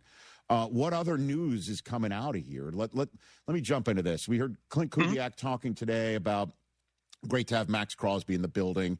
I'll ask you this question. What's more likely, that this is everybody going back to the same corner to try and get the same trade to happen with someone else for the same, as close to the same draft compensation as the Raiders would have, or Max Crosby truly, based on what did happen to him and with him in Baltimore, that now supersedes whatever hard feelings he had to ask for the trade to begin with, and he's going to stay a Raider? What do you think? I don't. Yeah, I'm almost. I'd push back a little bit on asking for a trade because it was almost the sides realizing maybe what was best for everybody. Okay. I mean, the Raiders at the time, and I think they're a better team now because, frankly, they went about their business not expecting Crosby to be part of a team, and then you sort of add him back in, and all of a sudden you go, wait, the Raiders are not that bad. But at the time, this is going to take a couple of years to get going, and we're drafting a number one overall quarterback, and I understand that rookies can often come in and play a lot better than they used to play years ago in the NFL because they're more prepared for a variety of reasons. But it's not like, hey, Max, we're competing for a Super Bowl this year. So I think that was the conversation between both sides that got to the point of getting Max traded to Baltimore. Now, given everything that happened and the fact that the physicians who consulted on this one, Rich, in the end, are physicians from other teams. So other teams are sort of in agreement with where Baltimore eventually got on this one. So that's going to be an issue for the Raiders to turn around and try to negotiate with some of these other, including the Cowboys. I mean, Dan Cooper is one of the physicians, the Cowboys team physician, who was in on the final decision there. So it's sort of a dead end, not only with the Ravens, but with a number of other teams. And everything that I've been told is that everything is pushing toward Max Crosby back to being a Raider, going out there, being motivated. I don't think anyone is, including the Ravens, is questioning the fact that he'll play football this year and play football at a high level. The question was, how long would that knee be able to hold up? And I do know, and we reported this, Jane Slater and I, at some point there was a thought toward, well, maybe we can renegotiate the trade and say, well, maybe it's not two ones, maybe it's 1-1, or maybe it's some other kind of compensation. But that never really got off the ground, because as soon as the Ravens got to that frame of mind, which was in that 5-hour window that Crosby claimed they weren't talking to him, which is not entirely accurate, by the way. Once it got to that point, they got more medical info that said, no, we're going to be off this thing completely. My favorite quote, Mike Garofalo here on the Rich Eisen Show. My favorite quote of the entire owners meeting to date. I mean, you never know. Yeah. Obviously, there's tonight, there's today, tonight, and then there's tomorrow, the farewell. Was Howie Roseman talking about the A.J. Brown trade, saying, I unfortunately don't have a home under a rock, but my answer to any question on A.J. Brown is A.J. Brown is a member of the Eagles. Anything you ask me about A.J. Brown, I'm going to go right back to that answer. And this is not one of those moments where media member is asking another media member about why does this keep coming up when media member keeps talking about it, or media member keeps being asked about it. That's you. But there is a there, right? No? Mike? Yes? A there in what regard? An A.J. Brown being asked about and potentially tradable. Mike? If Howie Roseman wanted to end this right here in Phoenix, he could have. He could have said, A.J. Brown is a member of the Eagles for this upcoming season. There's no question in my mind, with any finality, he didn't. And neither did Nick Sirianni. And I'm not knocking them. I'm actually grateful that they're answering it in as honest a way as they possibly can, because there's a scenario where A.J. Brown is back with the Eagles, and there's a scenario where he's not back with the Eagles. And I think that this thing got closer to being done than people realize, Rich. I mean, I think there was positive momentum on a number of fronts. I mean, you heard Sean McVay talk about Devontae Adams and the fact that he had conversations with him about potentially making a move at the receiver position.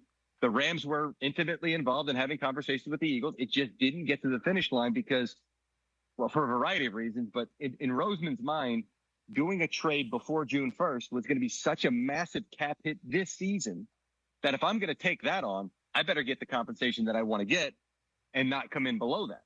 And it didn't get there, didn't get to that point. But now, post June 1st, when a lot of that cap hit gets pushed into the future, into 2027, that allows them to go about their business a lot better this year. And then maybe it's like, well, I'll take a little bit less. I do know that when it comes to Roseman, he's doing deals and having conversations. He wants to make sure that if this is my asking price, I'm not coming off of it, because now in the future, when I have conversations about other trades, they'll say, well, he came down eventually on the other one. He'll come down on this one. So I know that was a big part of it for him as well. And again, it just didn't get consummated, whether it was the Rams or the Patriots or any other teams they talked to. But I don't believe that it's the end.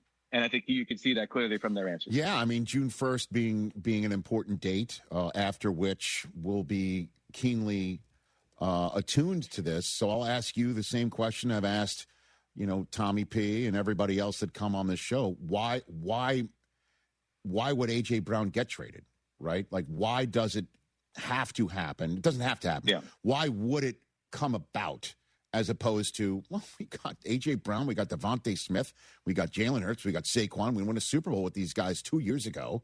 Why would he have to go at the end of the day, Mike? It's the relationship between him and the quarterback. And I've covered enough Eagles, and we've talked about it. And it's not a situation where he is bitter toward the team. There's good feelings in that regard. There's good feelings both ways on that one. Big Dom DeSandro is a huge A.J. Brown guy. And I think people have come to understand what Big Dom means to the organization. Previously, if I had said a head of security for a team is a big proponent of a player, you'd say, okay, it's the head of security. But you know what Big Dom means to that team, and those feelings are shared by the head coach, by ownership, and by the general manager as well. Which is why I do think it's going to be interesting to see how this spring plays out, because it's not like Brown is saying, I hate that team. They've done something to me. I want out of here. I don't want any parts of it. And I'm not showing up for the entire spring. It's a different type of situation. So is he there for workouts? Is he there for OTAs? If it lasts through minicamp, is he potentially there for that? And I don't have the answers to that. And people I have asked have said, well, we'll get there when we get there, sort of things. And I don't know that he's even made a decision for how he wants to handle it. So that's why, Rich. And I've heard both sides of it. I've heard from people around both of these guys. I'd say, Jalen is AJ's kid's godfather. How did it get to this point? And I've heard, not enough to say I've got a full grasp of everything, but I've heard enough to go, okay, well, I'm not going to sit here and say it's Jalen's fault or it's AJ's fault. It's just two guys that seem to have grown apart for whatever reason. Then last one for you on this is, why would the Rams have been interested, Mike? Because they're going for it. And they've got a lot of young guys to pay moving forward here. Just on the defensive front. I mean, look at all the guys they've drafted, and they're not going to be able to pay all those guys. I mean, I think you're going to see at some point the Rams either have to let them walk or find a way to make a trade, because you've got too many guys. It's a great problem to have, but you got too many guys up front there. In addition to Puka Nacua and what they're going to do with Stafford and at the quarterback position over the next couple of years, they've sort of pushed that business off into the future a little bit. A lot of times teams, and you're seeing the Seahawks with it. Jackson Smith and Jigba, they'll do Devin Witherspoon pretty soon. Trying to get that business done as quick as possible. The Rams are like, well, we can still get these guys in their rookie contracts and go for it as well. And I know Sean McVay thinks extremely highly of A.J. Brown, so the chance to potentially acquire him was a reason for those conversations. So that's why. The Rams understand where they are right now, and they've got a ton of talent, and they've got the last act of Matthew Stafford here, which is not to say that I'm just saying the last act of his career. Yes. And they're going for it. So, but Adams would have had to have been offloaded for that to happen, or could they? I think so. Okay. That's why. Yeah, that's why McVay said they had a conversation with him. I believe that would have been the case. Yeah. And I give him all the credit in the world for being open and honest with him and being open and honest with us. Right. In that regard. Now, if it circles back and the Rams are revisiting this, let's say after June 1st, I don't know how that plays out. I think in the meantime, since then, he's gotten a payment. Yes. So I don't know going forward. But I would say, going back from what I understood that, yes, he probably would have had to be offloaded. All right, Mike. Appreciate the time. Enjoy our last night as NFL employees, sir. We told Tom last week that, obviously the credit card's down for incidentals. I understand that. But tomorrow it's all on the Disney tab, man. So treat the NFL like the Underhills tonight. You know what I mean? I have a red eye. I have a red eye back to Jersey tonight, so I will be in the air, almost like in the air at New Year's Eve, right? So I think I'll pop something expensive. What do you think? You should, or just put it all on Pelissero's room and get the hell out of Dodge. Well, now we're talking. Did that. They did that to me the other day at the pool. So what? I'd take that one on the chin. Ian, I imagine, is part of the day. Who's part of the day? Yeah. I don't know that the entire tab went on there, but I think there were a couple of rounds where they were like, that guy over there's got it. Because the number came back, and I was like, that's not right. That's not it. Careful, man. That's some of the inside stuff from the insiders. Good to see you, Mike. We'll chat soon. Thank you, Safe Rich. journey. Appreciate you guys. You bet. Right back. You, It's Mike G. Mike Garful. Yeah, that's Mike G. Rich Eisen Show. There you go. I remember that. Those days at the first Pro Bowl I went to with NFL Network. 2004 Pro Bowl. Rod Woodson told me under no circumstances are you to give out your room number. And you best be careful because all the players will look at you as the new NFL Network guy as the mark. I'm like, what are you talking about? He goes, if your room number gets out, everybody puts their stuff on your room number. You be careful. Keep your head on a swivel. Did he follow up with like, so what is your number? No, the guy who did get my room number was Marshall Falk. And did he use it? And he made it seem like he read my room number because he watched my pen move when I signed for lunch. And he said my room number out loud to me. Mm-hmm. And I'm like, you saw that from just my pen stroke? And he goes, uh-huh. And I'm like, too bad that's not my room number. And he goes, nice try. 3 days later, on NFL Total Access at the Pro Bowl, for our 4 Down segment to wrap up the show, he said my room number on TV. And I shined it off again, saying, not my room number. He goes, nice try. Making it seem like he could read how my pen moved on signing for the tab. We're going to the airport together to fly back to the mainland. I go back to my room to go check out and grab my bags, and I see Marshall Falk's bags on a cart right next to my room because it's being removed from the room next door to me. Marshall was next to me the entire time. I forgot about that. Great story. That's how he knew my room. So it was the right room But was in my head the entire time, making it seem like he saw the way my pen moved. So it wasn't the right room number that he gave out. He gave out the right room number every time. Evil genius. Right. Evil. Marshall freaking Falk. Wasn't his first Pro Bowl rodeo. It was mine.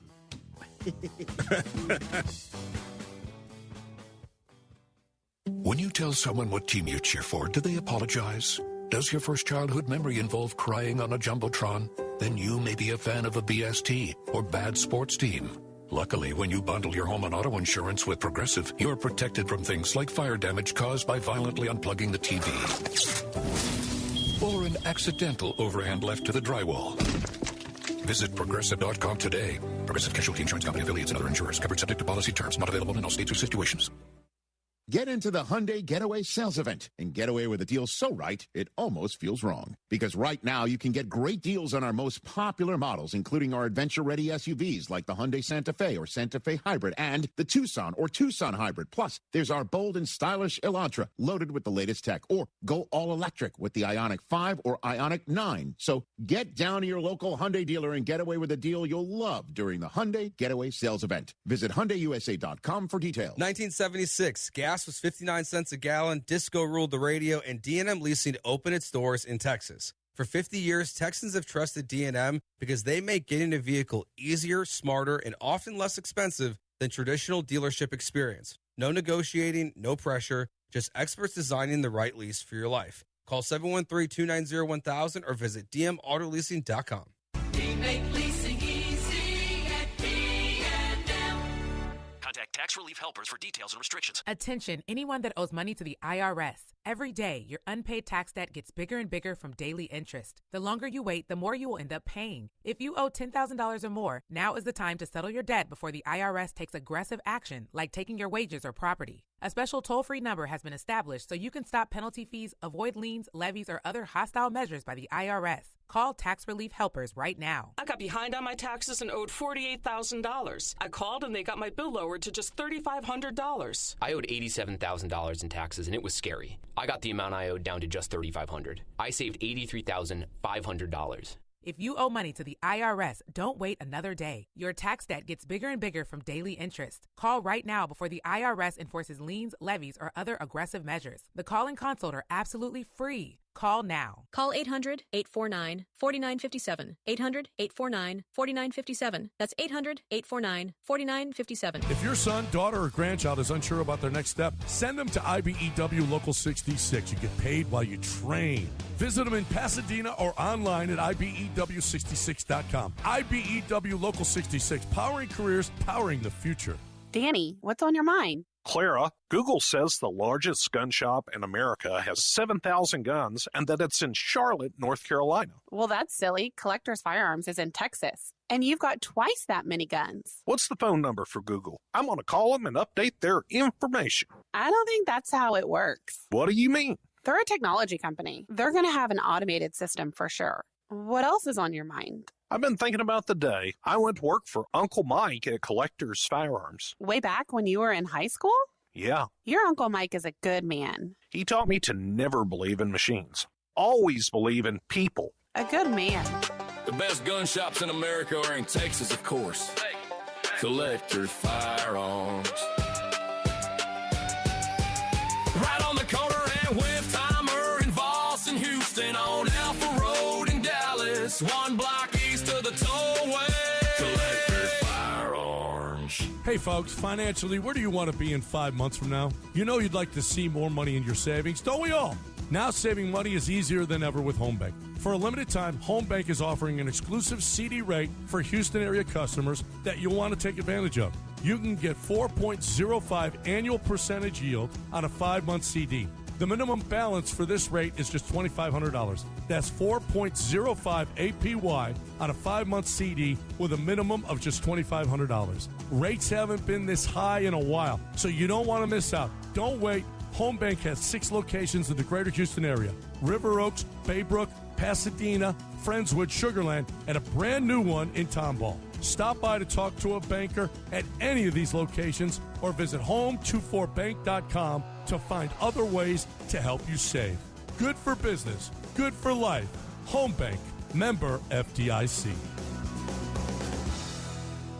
Cast your line and relax at twocreekscrossingresort.com. Your fishing getaway awaits. Subscribe to ESPN Houston today on YouTube and make sure to slap that bell to get notifications on new videos as soon as they release.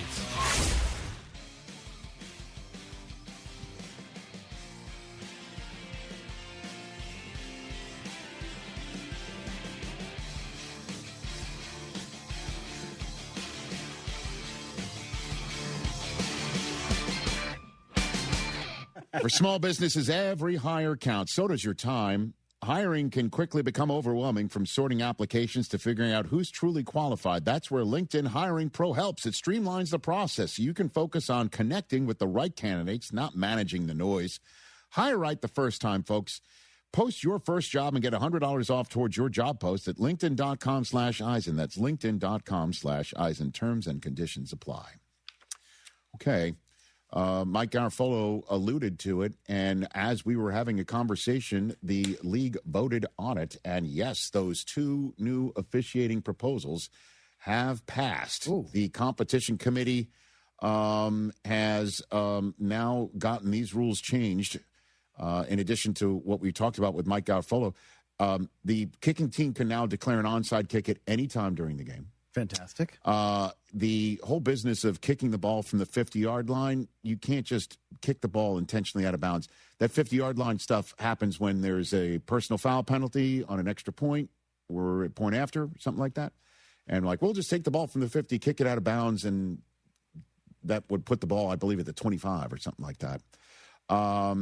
There's a whole bunch of kickoff alignment stuff. But the thing that, I don't want there to be an NFL referee labor problem. I don't think anybody does. But if there is, the league will basically handle overturning any damn call they please from the league office in New York City. Because, again, that Fail Mary moment where, it's a touchdown. No, it's incomplete. No, it's an interception. All that sort of whatever. We can't have that. Certainly if we're shipping the game out to Australia for the Aussies to see for the first time. Oh, yeah. Those refs don't know what the hell they're doing. But the one thing is, finally, done, is the business of one guy shoves one guy and the other guy just gives a love tap back, 15-yard penalty on the love tap guy, and the guy who shoves first goes scot-free, and the announcer shows the replay and the analyst shows the replay, and it's like, they got the second guy, not the first. Always gets caught. Over. Those days are over. Yeah. Thankfully. Over. But there'll be a moment where refs miss something, and then all of a sudden CBS shows it. NBC shows it. Fox shows it. Snitching out. But that's just the way it goes. That's the way it goes. That's what the cameras are there for. Don't forget the DK Metcalf suspension. CBS caught him doing that thing with the fan in the stands. Otherwise, no one else saw it. So it's just an eye in the sky, not lying, and I think it's great. And I think this is going to open things up. Do you put a flag on the field for other things that are clear and obvious, like a face mask penalty that's missed? I say, you bet. I would take that in a heartbeat. Face mask penalties, you missed it. You say no? It's too much at that point. It's like the ABS system. You missed the ball. It's now a strike. Yeah, but that's different. Now, because the saying is you can literally call holding or something on. No. You don't do that. No. That's something that's subjective. Holding, pass interference, that's subjective. Illegal contact, a lot of that's subjective. But if it's clear and obvious, like you're yanked somebody's face mask that's halfway off your head now, I don't know. The helmet, I'd take that. So we'll see how that all works out. We're going to talk about the Niners specifically with Matt Mayoko when we come back on Hour 3. I'm Boomer Esiason. My mom died from cancer. She was only 37 years old. She didn't have life insurance, and that was devastating for my family. That's why having life insurance is so important to me. Ethos makes it fast and easy. Get a quote in seconds, apply in minutes, and get same-day coverage. You can get up to $3 million in coverage with no medical exam. Get your free quote at ethos.com/play. That's ethos.com/play. Paid spokesperson. Time spent on application may vary. Online health questions required. Hey, it's Rich Eisen for Pella Windows and Doors. Sometimes teams take a timeout to regroup and call the right play. When it comes to your home, Pella Windows and Doors always has the winning game plan. They're not just window and door experts. They're experts at taking care of you and your home. At Pella, they find the products that meet your needs, and their experts install them. They do it every day, and that's why your neighbors trust them. Discover why Pella is a trusted choice for homeowners everywhere. Visit Pella.com/Eisen today. That's Pella.com/Eisen. I didn't need a plumber for years and years and years, but when I did, I called Aqueduct Plumbing Company. They have been helping 97.5 listeners for years. I can recommend them with confidence for emergency service calls and all jobs like a repipe, a water heater, tankless water heater, you name it, and without charging exorbitant prices. That's AqueductPlumbingCompany.com. AqueductPlumbingCompany.com. You need a plumber? Call Billy Brown and his guys. AqueductPlumbingCompany.com. Mike Holly, class of 1990, has been protecting the interest of Cougars for over 30 years. First as a Cougar offensive lineman and now as president of HR&P. HR&P provides comprehensive human capital management services, including HR compliance, benefits administration, and payroll. Don't struggle with the demands of human resources. Let HR&P eliminate these burdens and customize a plan that fits your business needs so you can get back to growing your business. Learn more by visiting hrp.net/U of H. That's hrp.net/U of H. Hi, I'm Kirsten Stokes, third-generation neighborhood hardware store owner. For 72 years, Stokes Hardware has proudly served our community with everything from plumbing to paint and power tools and more. We're family-owned, 3 generations strong, a small business with competitive pricing. Come see our knowledgeable team today. Hablamos Español. Shop local, save more. Follow Stokes Hardware on Instagram, Facebook, and TikTok. Stokes Hardware, your neighborhood store since 1954. You could win $500 every weekend just for witnessing the madness at Twin Peaks. And whether you had the top 4 seed making a deep run or falling in that first round upset, the best way to celebrate or move on is at your local lodge. So congrats on that game, or sorry.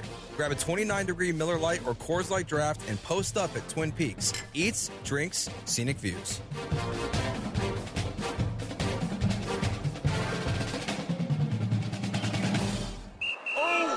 That's a hard foul. Let's listen for the call on the floor. The taxpayer owes back taxes. Penalties and interest are assessed and wage garnishments to begin immediately. The IRS never misses that call. I wonder if they will challenge it. The call is under review. Priority Tax Relief has been called in for a review. Priority is the best in the business at negotiating your tax debt and has even eliminated the debt for some clients. Priority Tax Relief is saving their clients millions of dollars every month. After a careful review from Priority Tax Relief, the debt has been eliminated. No foul on the play. Whoa! That completely changes the game, folks. If you owe more than $5,000, call Priority Tax Relief, and in minutes they'll review your case for free with a direct line to the IRS to see if you qualify for life-changing relief. No more worrying about wage garnishments or frozen bank accounts. Call Priority Tax Relief today at 800-584-7531. That's 800-584-7531. We make your tax relief our priority. Call now. Priority Tax Relief. Jagged out of here. Brinkman Quality Roofing is a local family-owned business and are the roof experts in shingle roofs, tile roofs, solar shingle roofs, metal roofing, and commercial roofing products. Brinkman has 100% financing available and free, no-obligation estimates. If your roof is starting to look bad, Brinkman's proprietary solution can make it look new again until you're ready to replace.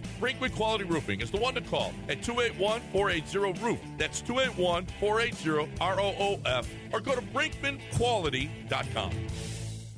The best thing about memories is they never fade and never go away. Stories from your past sit up in your head perfectly, and you can just draw from them for the rest of your life.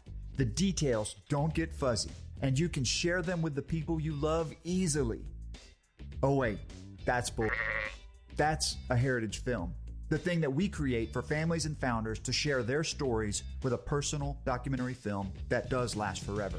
YourHeritageFilm.com. Can you dig it? Hey, yo, Houston, it's Booker T. And you already know every Tuesday and Wednesday, we're bringing the heat on the Hall of Fame. That's right. It's me, the Boat, Brad Gilmore, and we're talking all things wrestling, UFC, boxing, and the biggest stories in sports and entertainment. If it's making headlines, we're breaking it down. Hot takes, real talk, and behind-the-scenes stories you won't hear anywhere else. Don't miss the Hall of Fame with me and my man, Brad Gilmore, every Tuesday and Wednesday on ESPN 97.5. ESPN 97.5. KFNC and 97.9 HD2 Mont Bellevue, Houston. Presented by Zadok Jewelers.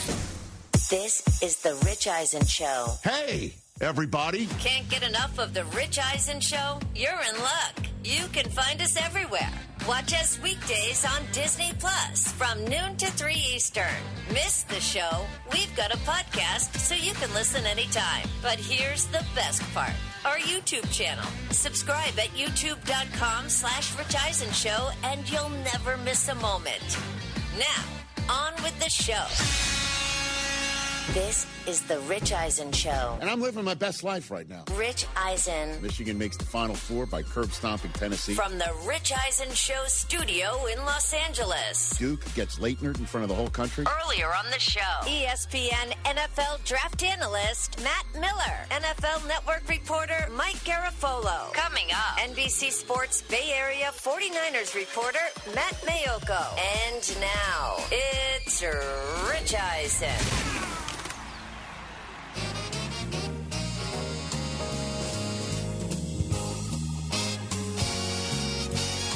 The Rich Eisen Show is on the air. Your phone calls coming up in this hour. We got a whole bunch to get through. We'll get there. A news update from Chris Brockman. We haven't done one of those in a while. Let's go. I mean, we go right down the line of some of the news stories coming out of the NFL annual meeting. We talked about it with Mike Garafolo in hour number 2. In hour number 1, Matt Miller gave us his latest mock draft.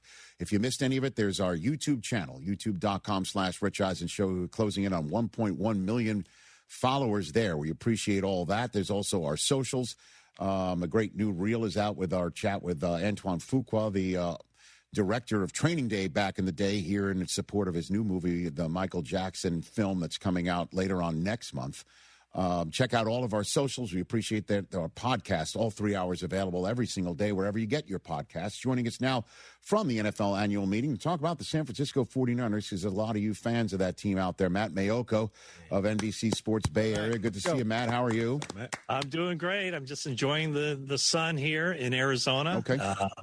Having a good time. I enjoyed the intro. Very well done. Oh, thank you, Matt. I feel very good joining that group, that esteemed guest lineup that you have today. We appreciate you saying all that, and I appreciate the backdrop you got behind you there. Look at that. Very nice. Yeah, I ran these people off behind me. To get out of here. Leave your cacti and go. I got to agree on the Rich Eisen Show. All right, let's just jump into the Brandon Ayuk of it all, because I don't blame Jed York for saying, let's put Humpty Dumpty back together again. I mean, they're paying for him. And this is also the team that once upon a time had Jimmy Garoppolo 19th on the depth chart and wound up signing him by the end of training camp and needing him, right? Is that the philosophy here at play, Matt? I think his comments probably caught John Lynch and Kyle Shanahan a little bit off guard. The Brandon Ayuk 49ers union, it came to an end. It was building, and then last year, they, in the middle of December, they placed him on the reserve left squad list. So if they couldn't get him to come to the team last year when he was at risk of basically voiding a $27 million guarantee for this year, I don't think that there's any chance of that union staying together. Now, from Jed York's standpoint, the 49ers do have him under contract, and they don't want to just cut him free and let him go wherever he wants to go to a team that wants him. They want to be able to get something for him. So the best way of doing that would probably be for the owner of the 49ers to put the word out that, you know what, we're just fine keeping him here. So if some team wants him, if you want him now, come get him now. The 49ers aren't in any hurry whatsoever to get rid of him and just allow him to control his own path. So I think that was probably the message that Jed York was sending to the 31 other teams, that if you're interested at all, you'd have to really wait a long time for him. So if you want him, come get him now and give the 49ers something in return. Why is this difference so irreconcilable? I have no idea, and I don't even think the 49ers really have an idea. I think the only one who can really answer that is Brandon Ayuk. The contract negotiations for that deal that he signed before the 2024 season, it did get contentious, but usually when something like that happens, through a contentious negotiation, once the deal is signed, it's basically both sides kind of kiss and make up and they move on. And for Brandon Ayuk, it was a rocky offseason that year during the contract negotiations. He finally signed the deal, and then he wasn't productive when he got on the field. He missed all the training camp and all the offseason program. And right around the time where it started to look like, he might be playing the kind of football that the 49ers signed up for, that's when he got injured. And then, the rehab kind of went sideways with him not fulfilling the terms of the contract to show up and be under team supervision. So it's kind of a tough one to put your finger on. And, I think even his close friends on the team weren't at all sure, what was going on, what the impetus was for him to have such a fractured relationship with the 49ers. I think generally speaking, when you have a guy like John Lynch who knows what it's like to be an NFL player, he knows how players want to be treated. He's a Hall of Famer. They've tried to do all the right things as far as just, treating these guys with respect and dignity. But something became amiss with the whole Brandon Ayuk situation. I don't think anybody really knows what happened. So in your reporting or in the conversations, what do you think would be the acceptable compensation from another team for the Niners to basically say this ends now? I would think just something. I don't think that. Okay. Right. I think it a seventh-round draft pick. Really? To me. Okay. Yeah. I don't know that any team, based on how last year went, would be willing to pay more than that. And for the 49ers, I think they just want something in return. They did sign him to the contract. Jed York said, I guess kind of tongue in cheek a little bit, that they paid him more millions of dollars than actual snaps that he played once he signed that contract. So, that's an exaggeration, but it kind of points to, where the team felt about, not getting any bang for their buck. Now they are able to get out of that contract. No more guaranteed money left on the deal. That was money voided, and that Brandon Ayuk did not fight. There was no grievance filed or anything of that nature. But I just think at this point, it's just anything that they can get for him would be a plus, because I don't see him being on the team. I don't think there's any chance of him being on the team. And so, at some point they'll be prepared to cut ties with him, and then he can go seek another team. So I honestly think anything they get for him at this point would be a bonus. Matt Mayoko joining us from the NFL annual meeting, talking some Niners football with the insider from the Bay Area, NBC Sports Bay Area, Matt Mayoko here. If it wasn't for the Max Crosby trade, no trade, the Mike Evans signing would have been at the top of my list of surprises, plot twists, excitement. And so walk me through what the receiver room's going to look like for Purdy and the rest of the squad at the end of the day here, Matt. Yeah, I mean, think about where the 49ers were just a couple years ago. I mean, they had a really good wide receiver room with Deebo Samuel being kind of a game-changing type of player and a player that, guys coming out in the draft were like patterning themselves after to be the next Deebo Samuel. You had Brandon Ayuk, who had that 1,300-yard season in the 49ers Super Bowl year of 2023. He was, one of the top wide receivers in the game. And then Juwan Jennings, who was the third receiver, third in Juwan, the guy who came up with the money catches and could have easily been the Super Bowl MVP. And now, just a couple years later, none of those guys are around. Deebo Samuel was traded, Brandon Ayuk on his way out, and Juwan Jennings remains unsigned as a free agent. So the 49ers did select Ricky Pearsall a couple of years ago. He's had difficulty staying healthy. And so they needed to do something to that wide receiver room. And not only did they get Mike Evans, which, was basically trading places with Juwan Jennings as far as Evans stepping into that role, but being more of a dynamic threat, I think, and obviously a guy who's reliable and who's done it a long time and is seen as a really good professional. But they also added Christian Kirk. And so that kind of fulfills a need that the 49ers have had for a while, a slot receiver. So they've totally remade that wide receiver room, and it already looks significantly better than it was a year ago, when even then the 49ers had the number 5 passing game in the NFL. John Lynch certainly raised my eyebrows hearing the two words week one in relation to George Kittle's potential return from an Achilles injury. You hearing the same thing? Yeah, I mean, whenever you put that out there, it kind of drives up the pressure a little bit, because now if he's not ready for week one, people will be going, well, what happened? Was there a setback? But I do know that at the time of the injury, it was considered, you can never have a good Achilles injury, quite obviously, but it was on the better side because the tear was higher up on the leg. It didn't have to be drilled into the bone, the heel or anything like that. So there was optimism that the recovery would be on the shorter end of it. But yeah, week one seems very ambitious.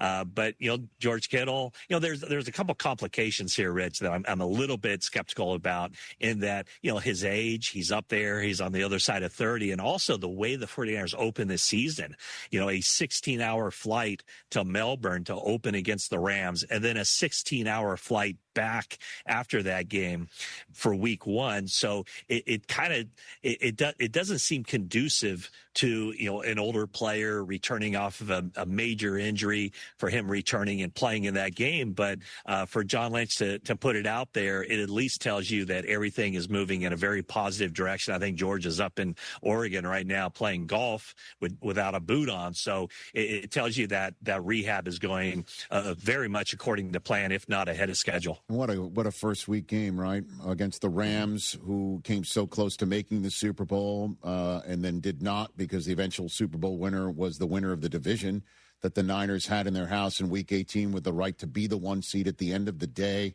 How are the Niners viewing this upcoming season based through the prism of last year's surprisingly exciting one, Matt? Yeah, a year ago, we were talking about all the players the 49ers lost, whether it was trading guys, releasing guys for salary cap purposes, or just really not being competitive on the free agent market and letting those guys walk. And now this year we're talking about the guys that they've added. And, we talked about Mike Evans and Christian Kirk and Osa Odighizuwa coming in from the Cowboys. But not only that, it's the guys who were injured last year, and the 49ers were able to find ways to compensate for their losses. Brock Purdy misses 8 games and Mac Jones steps in. Kittle missing the games he did early in the season. It was the season-ending injuries to Nick Bosa, to Michael Williams, to Fred Warner. So I think there's a lot of optimism from the 49ers right now about, keeping the roster together and adding all of those game-changing players who really didn't have the kind of impact that they wanted to have last year because they're on the sideline. So, this time with this nucleus, we all know at some point, it'll be coming to an end. I'm not saying all those guys will be leaving at once, but, there will be a trickle of all these recognizable names through this 49ers period where they've been so competitive. There will be a time when those guys start leaving the building.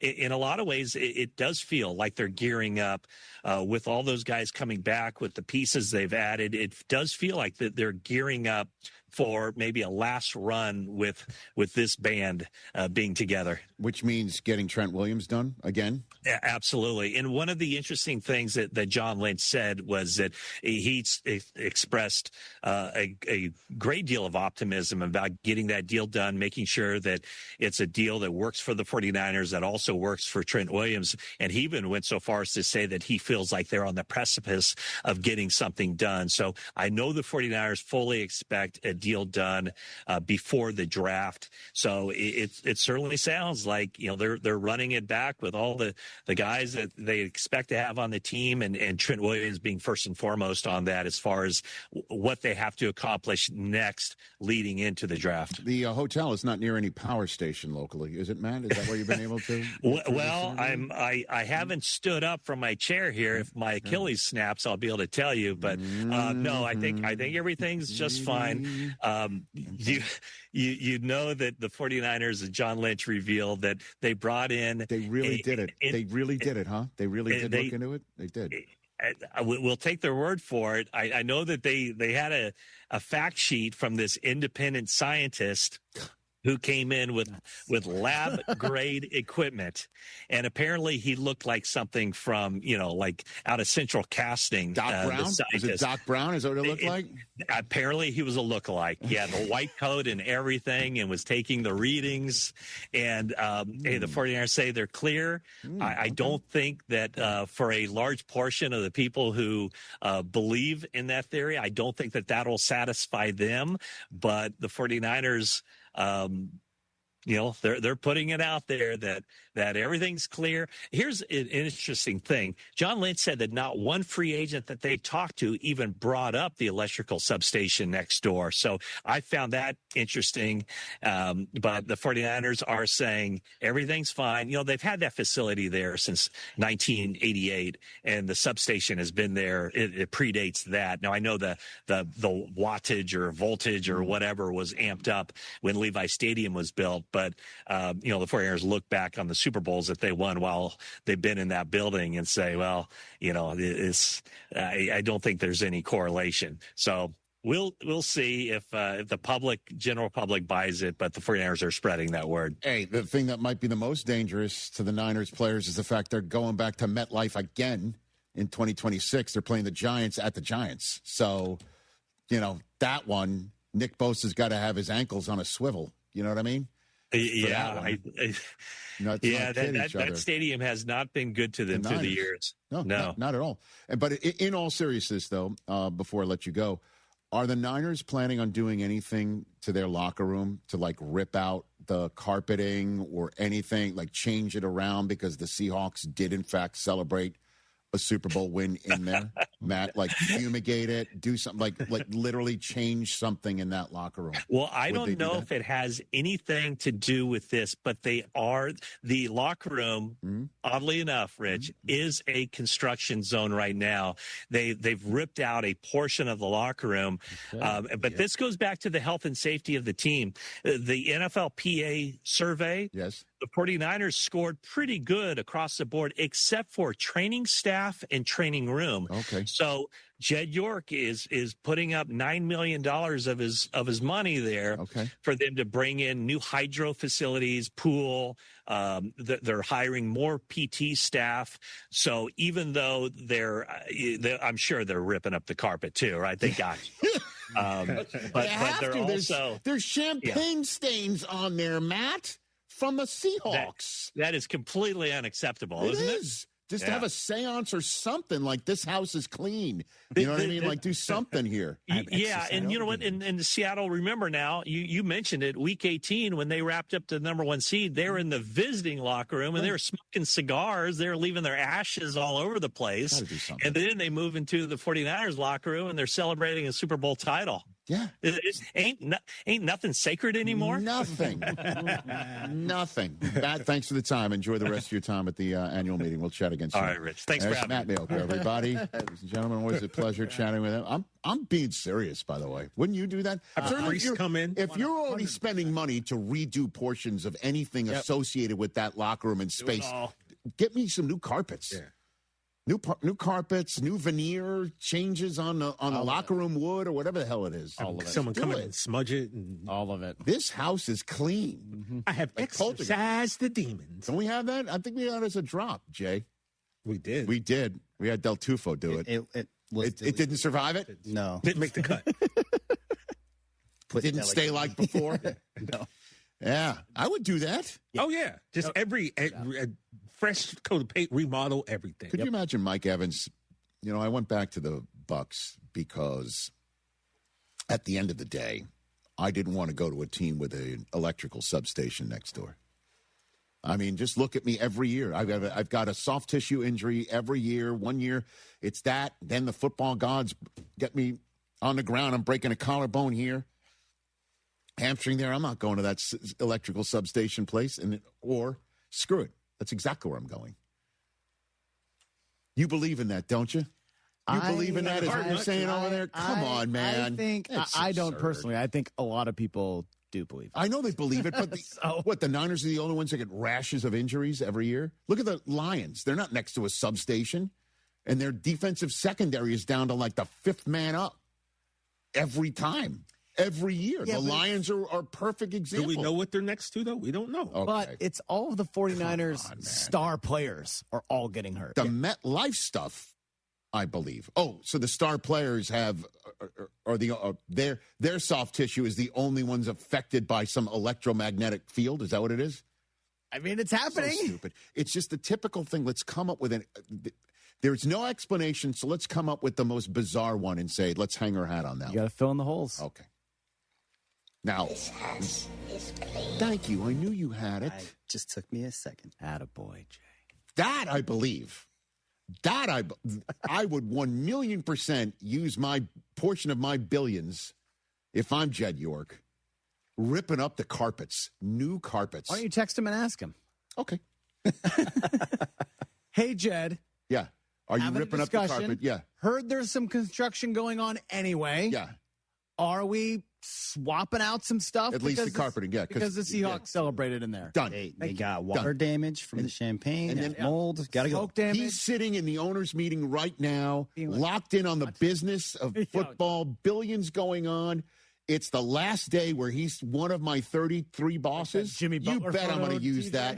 What's he going to do? What's he going to do? Kick me out of NFL media? That's happening at midnight tonight anyway. Who's your boss now? Oh, Mickey Mouse, bro. Yes, sir. Are you kidding me? By tonight, not yet. Roger Goodell is still 12:01. RG1 is still that guy. So at 12:01, hold on a second. Yeah. So at 12:01, can we start like prank calling Roger? Is that what's going to happen? No, I will be asleep. Oh, I don't know. I'm just saying. Give me let's just start doing that. Like Billy Madison style? You're going to go leave some flaming poop? Hey, Raj, is your fridge running? You better go chase it. I'm now suddenly massively uncomfortable with the conversation. Hey, jerky. I don't need to talk to you. Hey, Roger, get my glasses and shoes. I got a snake, man. Okay. How'd you like a kick? Commissioner Sizzle Chest. That's what I mean. Okay. 12:01. We take a break. Okay. I can't believe you're my newsman, and you want to be called my newsman. Next. Adam Schefter here. Did you know the average employer sorts through about 250 resumes for one job opening? Well, if you're hiring, here's good news. You can now review resumes and applications faster thanks to ZipRecruiter. With ZipRecruiter's new feature, qualified candidates who are very interested in your job show up at the top of your list. No wonder ZipRecruiter is the #1 rated hiring site based on G2. Try it for free at ZipRecruiter.com/sports. That's ZipRecruiter.com/sports. Harry Douglas here. Let me ask you something. What if you can enjoy the taste of a cocktail, the warmth of a spirit, and still stay fully in control? That's RK Zero Proof, a pioneer in the alcohol-free spirits category. RK delivers bold flavor and a real warming sensation with zero alcohol, zero sugar, zero carbs, and 0 calories. Perfect for nights out, social gatherings, or anytime you want the experience of a drink without sacrificing tomorrow. Check it out at rkbeverages.com. That's ARKAY beverages.com. RK. All the flavor, none of the alcohol. I'm worth more. I'm worth more. You bet I'm worth more. We completely agree. At GiveMeTheVIN.com, you are worth more, and your car's worth more. And we want to pay more for good cars at Give Me the VIN, because they are worth more, and so are you. And remember, if we don't beat a deal from Carvana or CarMax, we'll pay you $100. For top price, trust, and ease of transaction, GiveMeTheVIN.com, America's best car buyer. Sell us your car. GiveMeTheVIN.com. So easy you can do it in your underwear. This April 3rd and 4th, the Texas Golf Expo, presented by Avid Golfer, makes its first visit to Houston's NRG Park. Come demo new clubs, plus save on equipment and apparel from all major brands. The first 500 each day get a goodie bag that includes discounted rounds of golf and a sleeve of Wilson golf balls. All attendees get a local round of golf and a free chance to putt for $5,000. The Texas Golf Expo at NRG Park, April 3rd and 4th. Get tickets at TexasGolfExpo.com.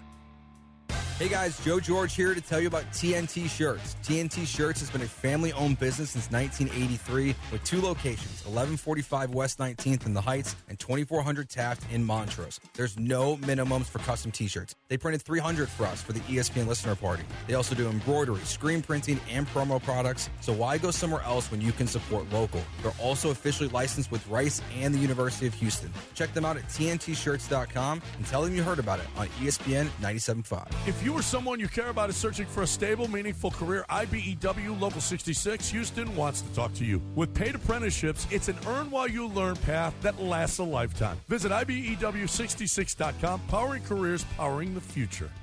Hey guys, Nick of Nick's Place here to talk about sports. Enough about sports. This is Cindy, and what my husband fails to mention is that not only do we have all of the sports packages for the sports enthusiast, but we also have Sip and Paint every Wednesday night from 6 to 8, karaoke Friday nights from 9 to 1, and amazing brunch every Saturday and Sunday until 3. So come on out and express your artistic side while watching sports. Supplies provided, no time needed. It's Nick's Place since 1993, Rocky Ridge and Westheimer.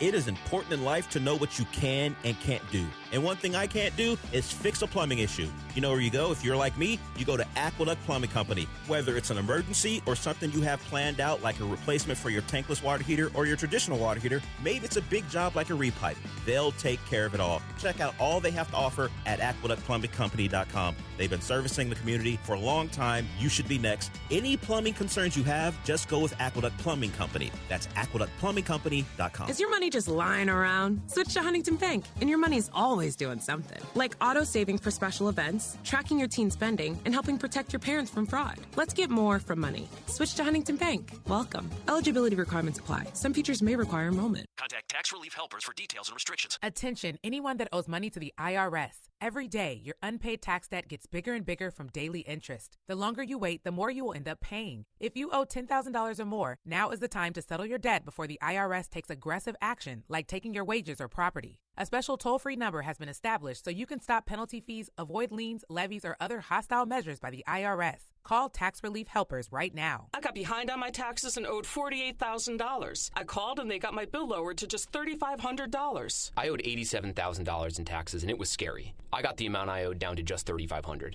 I saved $83,500. If you owe money to the IRS, don't wait another day. Your tax debt gets bigger and bigger from daily interest. Call right now before the IRS enforces liens, levies, or other aggressive measures. The call and consult are absolutely free. Call now. Call 800-849-4957. 800-849-4957. That's 800-849-4957. The tournament is back. The upsets are inevitable, and Underdog is the best place to get in on all the action. It's the best time of the year, and you can make picks and win money on Underdog right now in Texas. By the way, promo code KillerB, you're going to score $50 in bonus entries when you play your first $5. Promo code KillerB, KILLERB. A lot of ways you're going to spend $5 today. There's no better way than spending it on Underdog this March. Playing Underdog is easy. Just pick whether your favorite players will go higher or lower on a bunch of different stats like points, rebounds, steals, and more. Is your favorite Houston player going to get more rebounds? It can be higher or lower. Get your picks right. Win up to 5,000 times your cash. Download the app today. Use promo code KILLERB to score $50 in bonus entries when you play your first $5. That's promo code KILLERB. Underdog, make picks, win money. Must be 18 or older and present in Texas. Terms apply. See assets.underdogfantasy.com/web/play-and-get-terms_DFS_.html for details. Concerned with your play, call 1-800-MY-RESET or visit www.ncpgambling.org.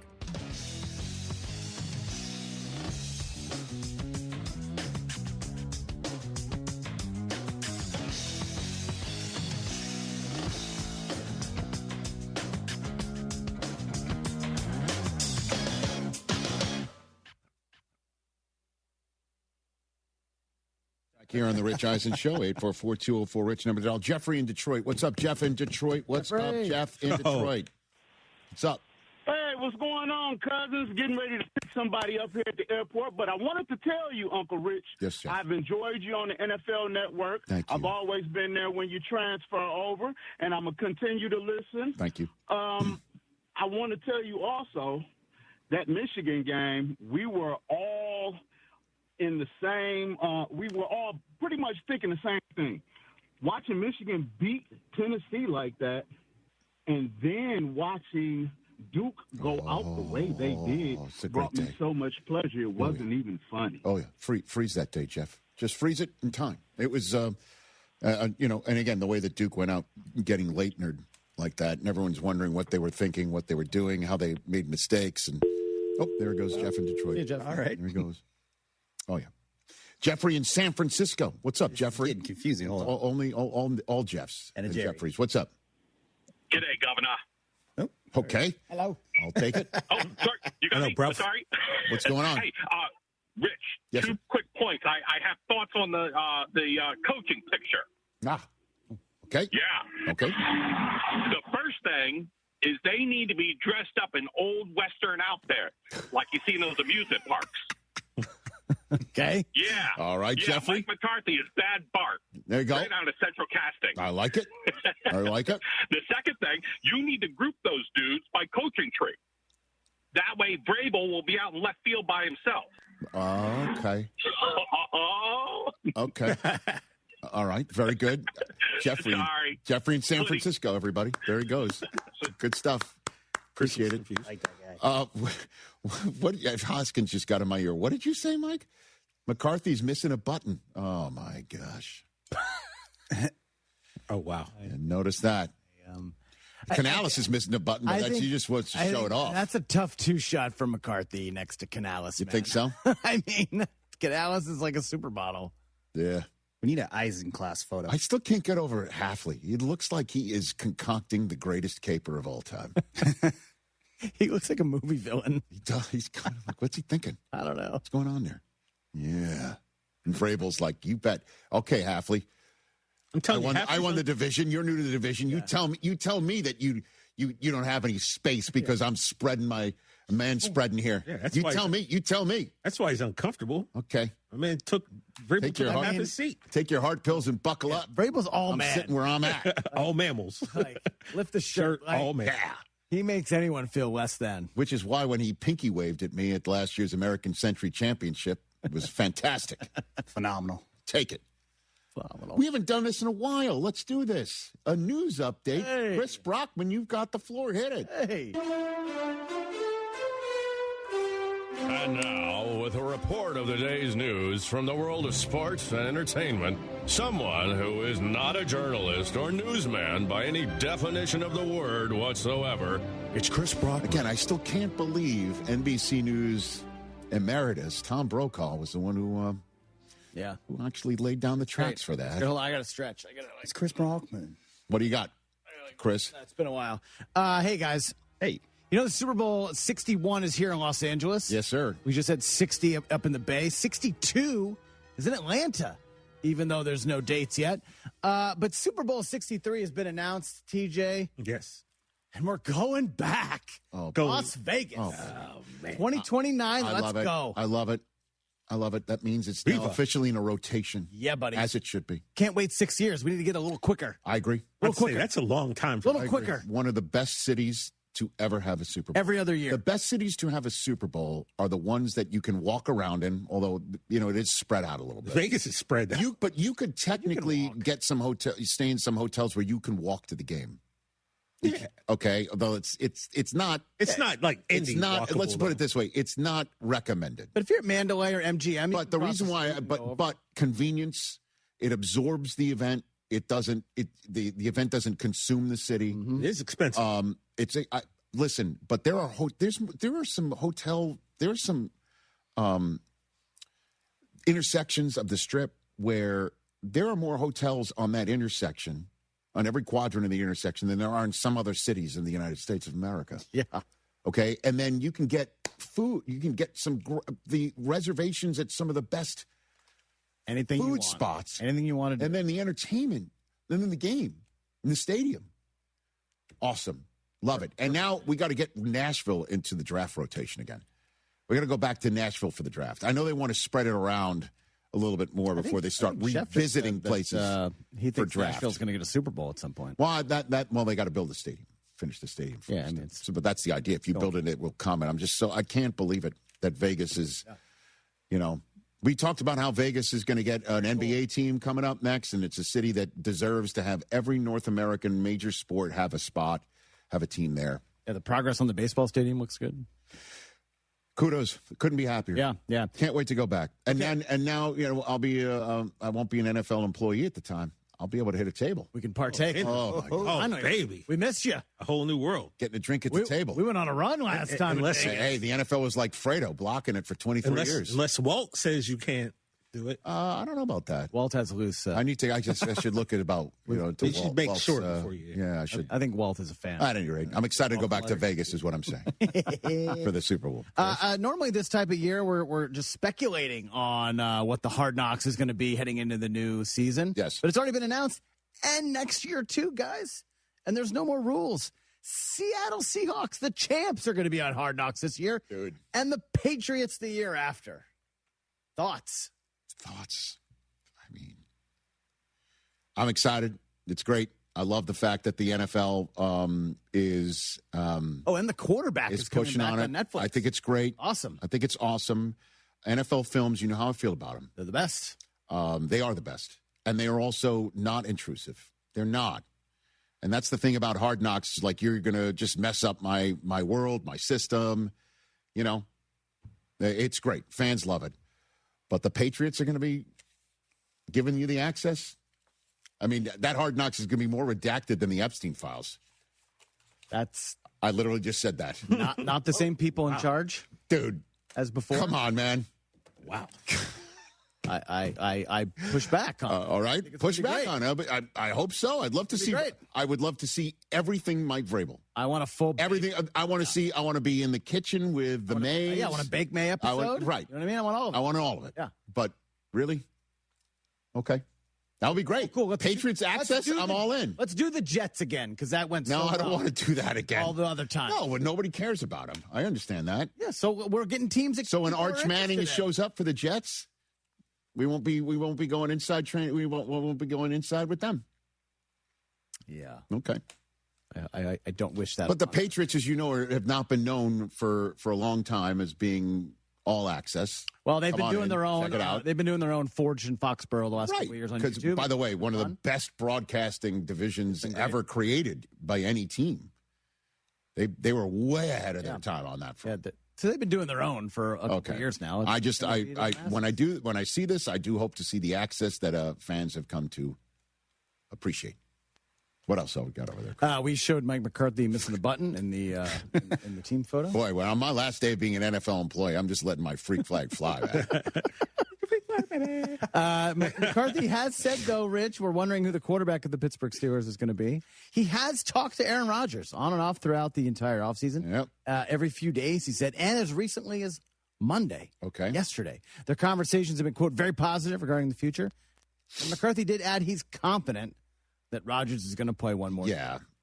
I'm listen. So what is the holdup? I don't, just because Aaron doesn't want to let you know about it yet, or he's got something going on in his life, or I don't know.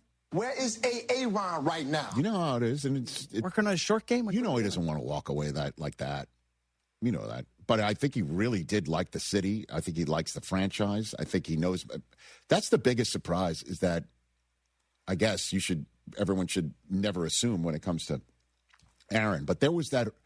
Remember that Bleacher Report article when we were on BR Live and we were all over that. Yeah. So was the rest of the media, that he was calling his own plays because McCarthy was checked out.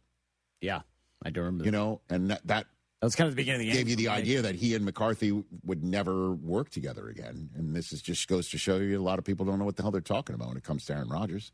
Let me ask you this, because he'll let you know what he thinks when he wants to. Do you think that Aaron wishes, and maybe his legacy would be looked upon a little bit better if he had just went right to Pittsburgh after Green Bay? Yeah, that wasn't an option, though. Skip the Jets part? Dude, the Jets part, don't get me started on this. The Jets part was set up for massive success. Was it? Yeah, it was. We'll just never know. That team was set up to win, man. He brought in a lot of his own guys who were washed. Or they weren't going to be washed that year. They were washed with Zach Wilson. There's a reason why they brought Aaron in. They won 7 games that year. There's a reason why they brought Aaron in. I think because they won 7 games with Zach Wilson, who clearly still wasn't ready for the moment. If he would have just went right to Pittsburgh, we'd all look a little. I don't know if that was on the end. Off the top of my head, it just wasn't. Yeah. In those cards, but that, had he done that, had that been more available to him, yeah, it would be different. It would definitely be different.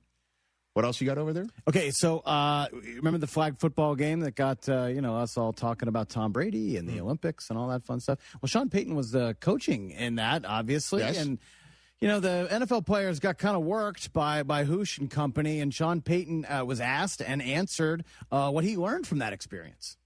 That was humbling. I think this. You remember the Home Alone series? And Macaulay Culkin was inside. Well, Macaulay Culkin was the international team, and I felt like Coach Harbaugh and I were the 2 guys outside getting hit in the head with the iron and tripping over the garden hose. It's an entirely different game. I don't think, but listen. It was kind of cool to be around those guys. Like, that was a big deal, and I think when this first was announced, there was this feeling there would be 10 NFL players on that roster, and I'll be surprised if there's 1. Wow. That's a pretty well, good for him for saying that. Wow. He'll be surprised if there's 1 because it's a different game. Is he saying that the rules of flag football are so different from the NFL? It's like a tricked-up Chicago household, right? Yeah, pretty much. And yeah. The Team USA was Kevin, and he was Pesci, and David Stern. I mean, Daniel Stern, obviously. Yeah. Feels that way. But I mean, hey, listen, I got the sense too. It's just it's a different game. Yeah, you can see it watching it. The moves, the physicality. I mean, Hoosh is 5'7". Tom Brady's 6'4". Yeah. It's different. You're referring to the quarterback of Team USA. Yeah, Darnell Doucette. And we had him on the show. Everyone should seek that interview out on our YouTube channel. We had him on the day after. Yeah, he was great. He was great. It was a great chat. A couple more things. Shams Bomb here. The Basketball Hall of Fame, TJ, announced its newest class. Amare Stoudemire. Doc made it. Candace All right. Parker, Elena Deladon, and Doc Rivers. Candace Parker. Among the 2026 class. Okay. Very cool. I have 2 things in common. I have a couple things in common. Well, Doc, I just love him, man. 2 things in common. One with Amari, one with Candace Parker. I know. You know exactly where I'm going. I know exactly what they are. I don't know. Which one should I go with first? Please say that. Go with the funny one first. Well, they're both kind of funny. Well, the first one a little more. Maybe people wouldn't expect the one. Amari and I have both been bar mitzvah. There you go. Okay. And Candace Parker got worked on Wheel of Fortune by you. That is correct. You said it, not me. You're the newsman. You're just stating facts. Right. You're just stating facts. I once went to a Halloween party at Candace Parker's house. There we go. Who's never been in my kitchen? All 4 of them. I once Actually, that's not true. Doc's been in my kitchen. Doc has been in your house. My 2 houses in law that I've lived in here for the last 23 years. Who'd you challenge, fella? Amari. To what? To a game of 3-on-3. Okay. At Playboy Mansion. How'd that work out for you? What? He just laughed us off. But AJ was like, you and me, you're two security guards. I'm a boys. Okay. And he just walked away. Definitely not on the Sabbath. You got anything else over there? Yeah, lastly, let's talk about this a little serious for a second. Friday afternoon after we left, there was news that Tiger Woods was involved in a rollover car accident in Florida. And then you see the images, and then later that day, it's revealed that he was booked for DUI and later released that night. Well, more of the police report is coming out today. Cause for the accident, Tiger told authorities he was looking down at his cell phone and changing the radio station while in his SUV, which caused him not to see the truck that he was attempting to pass, slowing down and clipped him, which caused the rollover. The sheriff department wrote in the arrest affidavit that Woods was sweating profusely and that his movement was lethargic and slow and that his pupils were dilated once his sunglasses were removed. Later found that Woods had 2 pills with him in his pocket, and he admitted to taking prescription medication earlier that day. This is now the 4th such auto incident for Tiger Woods, and it's facing the golf world kind of with some tough questions regarding this guy that we've held so highly. I mean, the questions aren't so tough, unfortunately. It seems like the surgeries of his entire life are catching up to him, and it seems like he needs to take a break again. And I obviously only wish the best, and it's just another shocker, but then not so shocking, and then so thoroughly disappointing, but concerning. How's that for an answer? On all that front. Yeah, it's major. I appreciate your news update right there, Christopher. Get into the Hyundai Getaway sales event and get away with a deal so right, it almost feels wrong, because right now you can get great deals on our most popular models, including our adventure-ready SUVs like the Hyundai Santa Fe or Santa Fe Hybrid and the Tucson or Tucson Hybrid. Plus, there's our bold and stylish Elantra loaded with the latest tech. The Ioniq 5 and the Ioniq 9 are there for you if you want to go all electric. So get down to your local Hyundai dealer and get away with a deal you'll love during the Hyundai Getaway sales event. Visit HyundaiUSA.com for details. When we come back, my last words, I guess, as an NFL media employee into this microphone.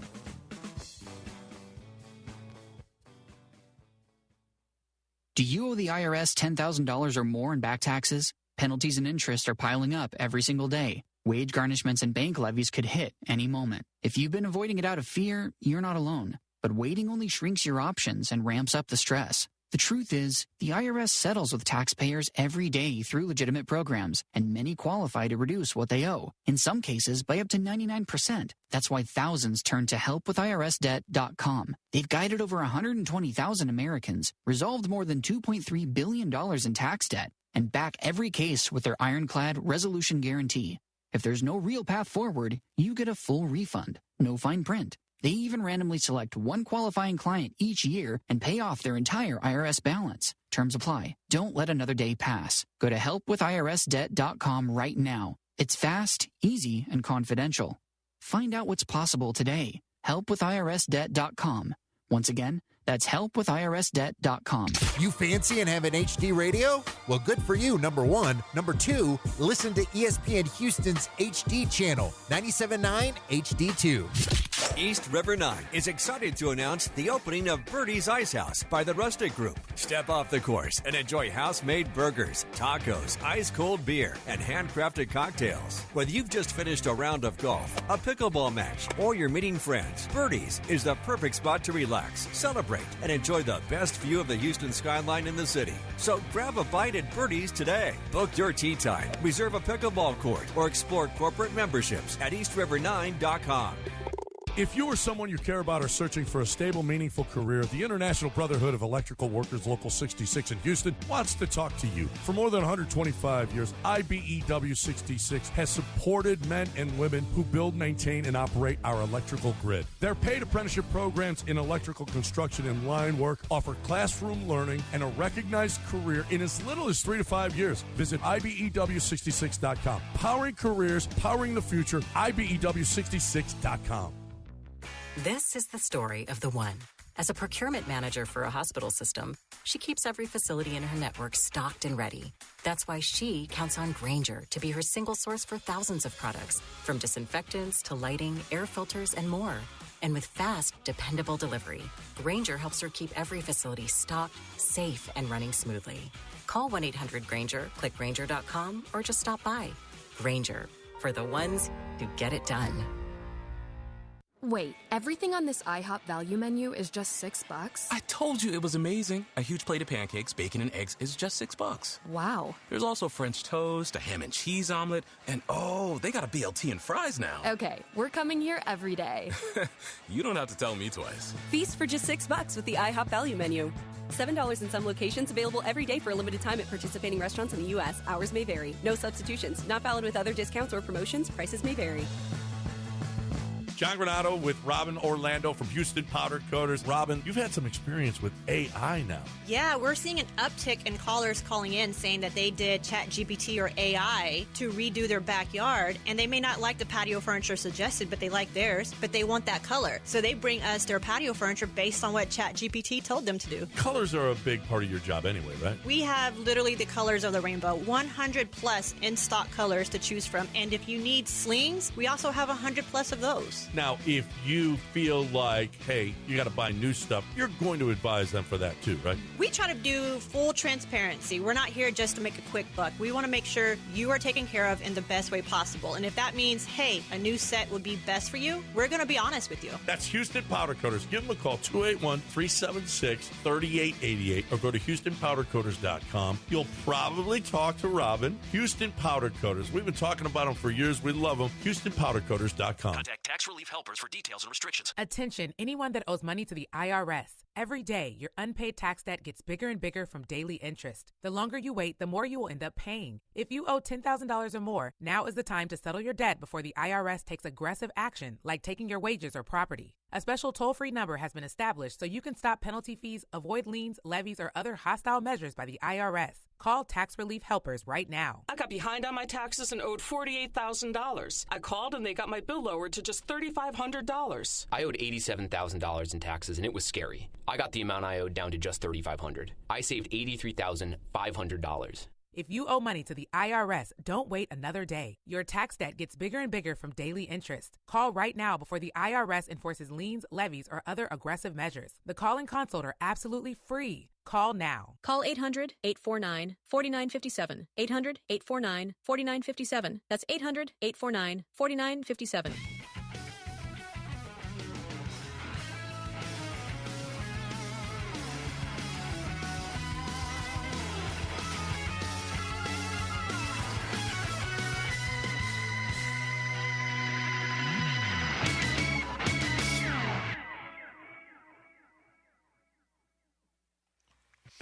Hey there, and welcome to the NFL in Los Angeles. All right, actually, what we really mean is this 24/7, 365 network dedicated entirely to the National Football League. Your dreams have indeed come true. This is the NFL Network. I am Rich Eisen, host of NFL Total Access, and this is our playground, the gathering place for the NFL fan and players, past and present. We've got quite a bit in our launch rundown, so let's get right into it. Let's get right into it is right. November 4th, awesome. 2003. That guy on the screen right there with all that hair. I was nervous. Yeah, I was about to say, what was going through your mind? What was going through my mind was, I'm excited. I'm excited. It's, NFL Network. I hope I got that copyright, that language that I used, the copy to start NFL Network was, that was parsed over, vetted by everybody. Okay. But I was also like, okay, it's a new venture. It's exciting, but I'm no longer with ESPN anymore. I left, and I'm living in Los Angeles with Suze and freshly married. But I was nervous. Like, I had no idea what the future was going to hold. And had hoped that it would last forever. Mm. And here we are on this day. And I'm sitting here on my final day as an NFL employee, as of tonight, ESPN of all places. If you had told me on that day you're going to be with NFL Network for 23 years, I'd be like, okay, but what next? Like, why would I leave it? Mm.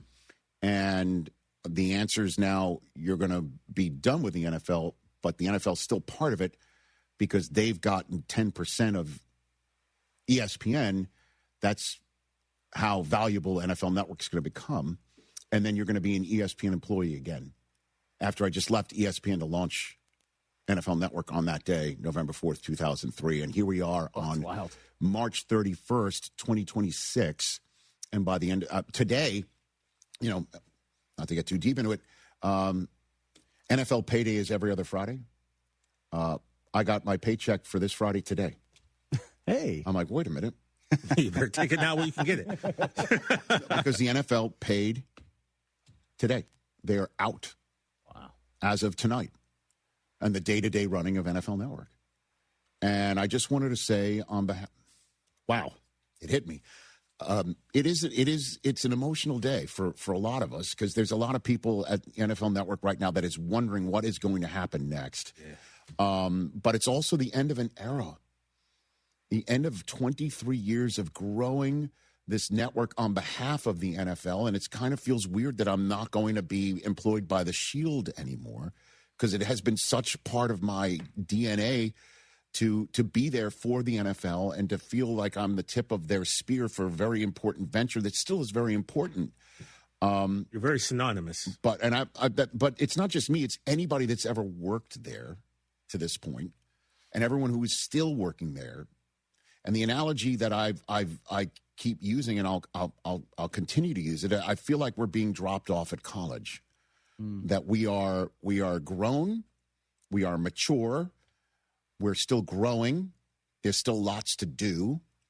It's an exciting new world, and there's a way for our body of work to be expanded, our minds to be expanded. There's ways to explore new worlds with, obviously, the leader in sports coverage, television, with all due respect to everyone else. I know the ESPN's no longer known as the worldwide leader in sports, but that's the way I knew it when I was there for 7 years and left to go do NFL Network, and now here I am going back fully. I cannot believe it. But we are all excited at NFL Network to work along with our new partners at Disney and grow the NFL Network. And it's my pledge to everyone out there that has been kind enough to patronize NFL Network with your viewership and your attention that we're going to keep doing it in the way that we have done it. And it's my job, along with everybody else, all the men and women, hardworking men and women up at the NFL Media Group, as it's formerly been known, to continue the NFL Network the way it has been intended, the way it started all those years ago. And I sign off that way.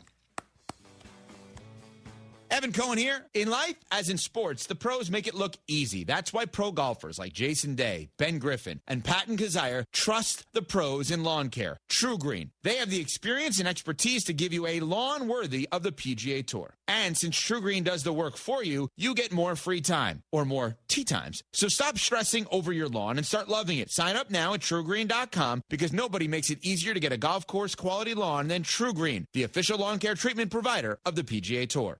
Empower. Pete's back on the links with all new golf clubs and hopefully less swearing. Dang, sliced it. He worked with Empower to help him get good at money so he can be a little bad. Heads up! Oof. Talent sold separately. Guy said these were slice proof. At least he has money for lessons. Invest well, live a little. Start today at Empower.com. Chances are, if you've been to a few weddings, corporate events, rodeo committee gatherings, or charity dinners over the years, you've enjoyed Damaris Catering. Yanni Damaris here. Most people know Damaris Barbecue.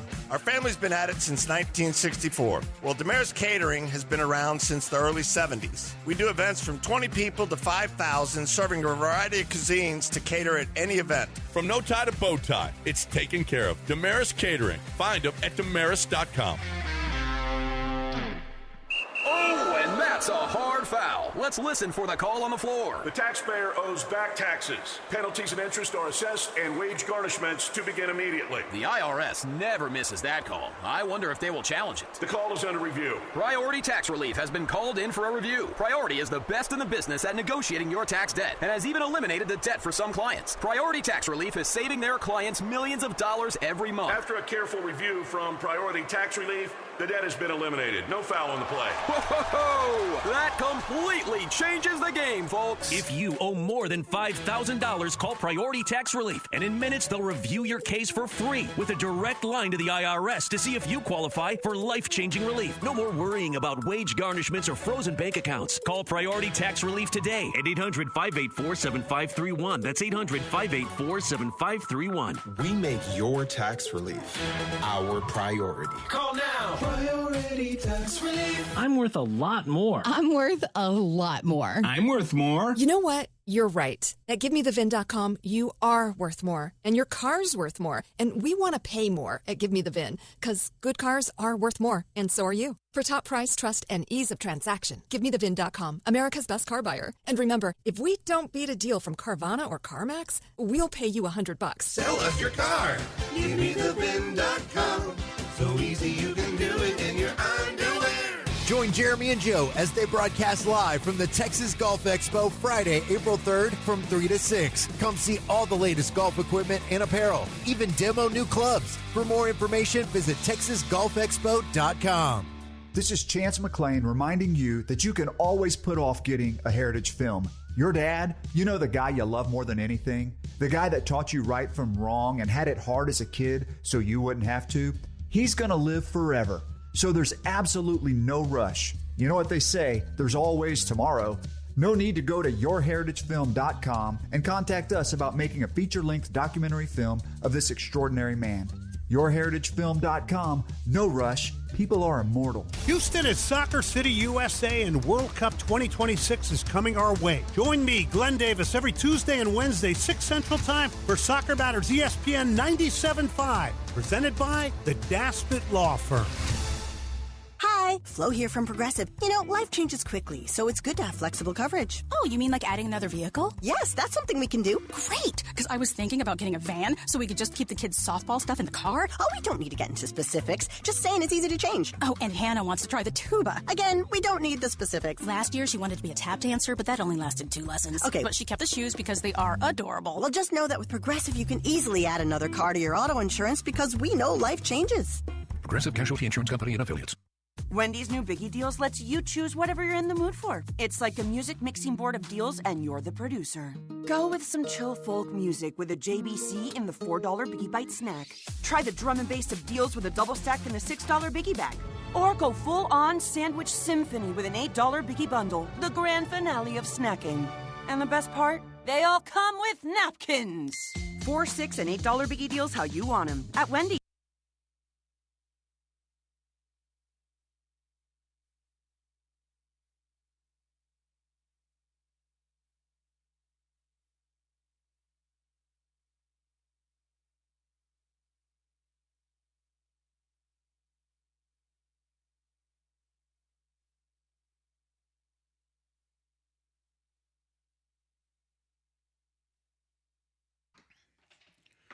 Hello, Houston. He's Joe. I'm Jeremy. We're Jeremy and Joe. Brian's around as well. Lots to get to today. You know, a lot of people that are doing radio in the city, Joe, sports radio in the city. You know what they're doing? You know what they're leading their show off with today? Astros. Yeah, Astros. Maybe WNBA. Maybe Lance McCullers. Yeah. Maybe the offense. Maybe Jordan hitting another majestic home run.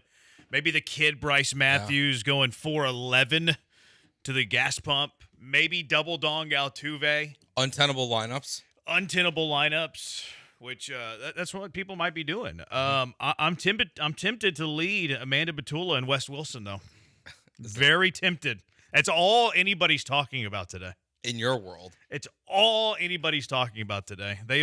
We talked about this as a junkie the other day. We did, yeah. The rumors are true, Joe. Oh, really? Amanda Batula and Wes Wilson have had a joint IG press release. Wow. Hard launching a relationship. That's big.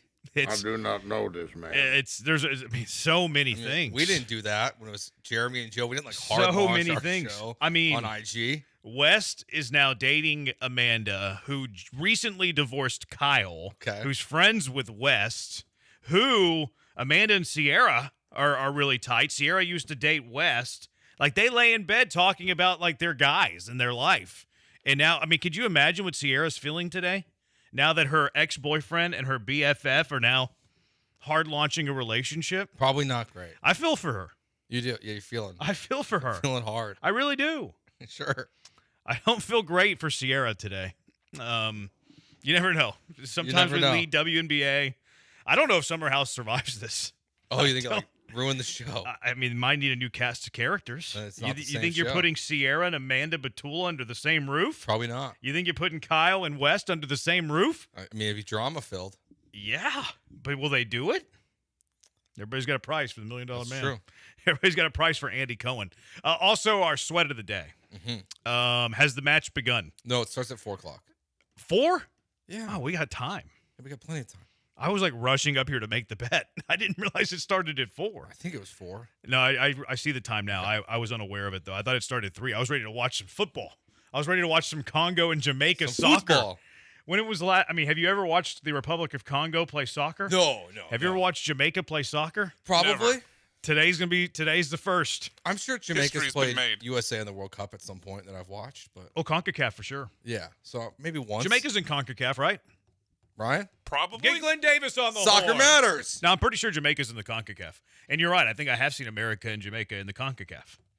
So we know ball. Maybe even in the Gold Cup. Yeah. I don't know. So I'm not as confident. I went to the Gold Cup where Argentina beat America in the World Cup final, or the Gold Cup final at NRG. Oh, really? When Messi made that free kick goal from just at the top of the box. Sure. Just outside of it. It was unbelievable. Majestic goal. Sounds like it was wonderful. The majesty of that Messi goal was probably equal to the majesty of Yordan Alvarez's home run yesterday, which Astros win a baseball game. So we're keeping our eye out on Republic of Congo and Jamaica, all right?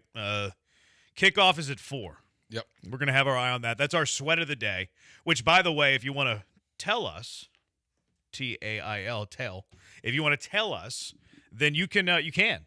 We're on Congo first half money line. Yes. And we're on full-time draw. Correct. That's what we're on. And the odds on this are pretty good. Congo to lead in the first half is plus 160.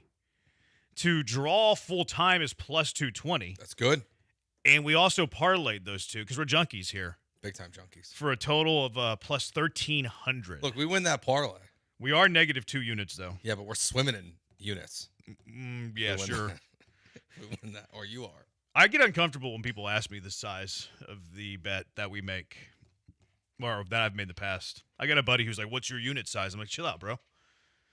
You don't need to know that. Percentage of your bank account is supposed to be. Yeah. Yeah, I don't really do it that way. Which, like, a percentage of 0 for me is still 0, so I can do that math. I have a specific dollar amount I call a unit. That's but fine. it is supposed to be a percentage of your bank. It's whatever you want it to be. Yeah. So we're on that today. If you want to follow along, $1 million a unit. Jeremy Branham. Well, I can't afford that. I work in radio. Coop money. We know that the unit size is pretty small. Yeah. We do know that. Small units. Astros win a baseball game yesterday, though.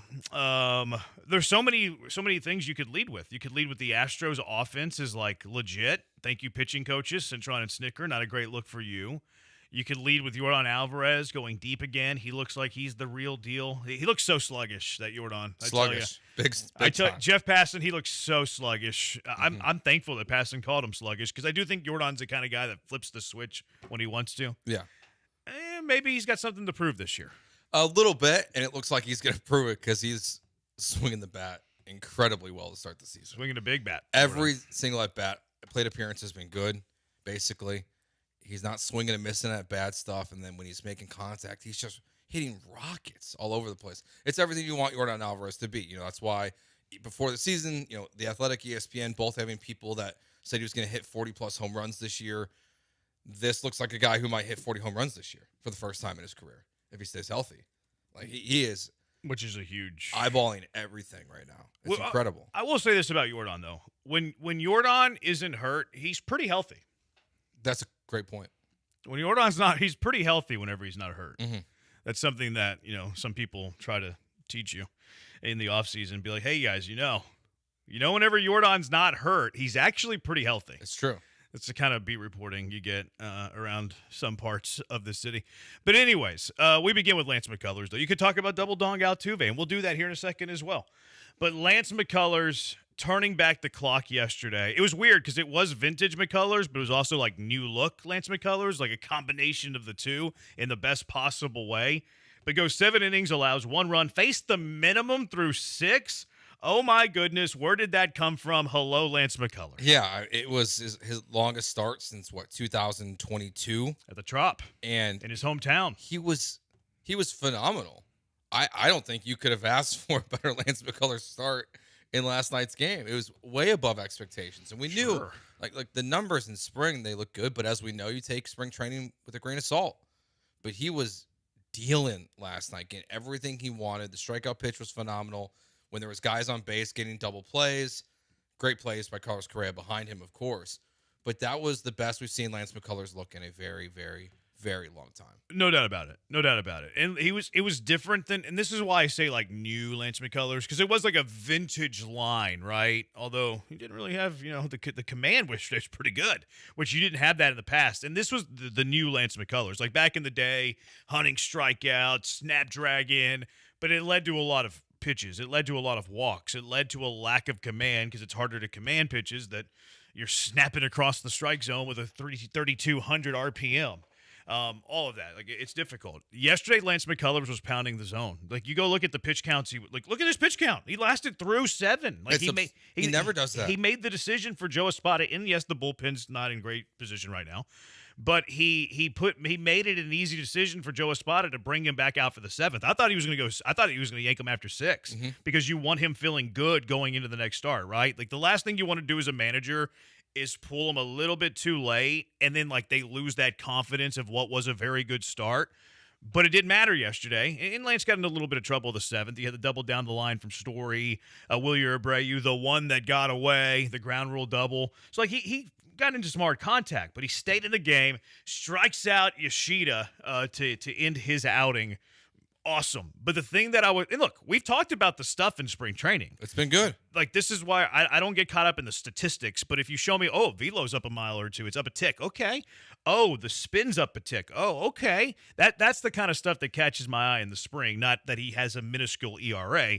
I think that's stupid. But Lance McCullers, like, and look, in the offseason, like Chris yesterday was very, gentlemanly-like and brought up a take that I had on January 6th, I think it was, that, hey, here's my hot take for the season. I think Lance McCullers is going to be DFA'd and not make the opening day roster. What a jabroni that guy is. But I also have been saying since spring training that I feel a lot better about Lance now, this was a couple weeks ago, than I did in the offseason because of what we were seeing with velo, with movement, stuff like that. But what I was most encouraged by was the command. Putting himself like in these 1-2 counts, these 0-1 counts, pounding the strike zone, getting ahead early.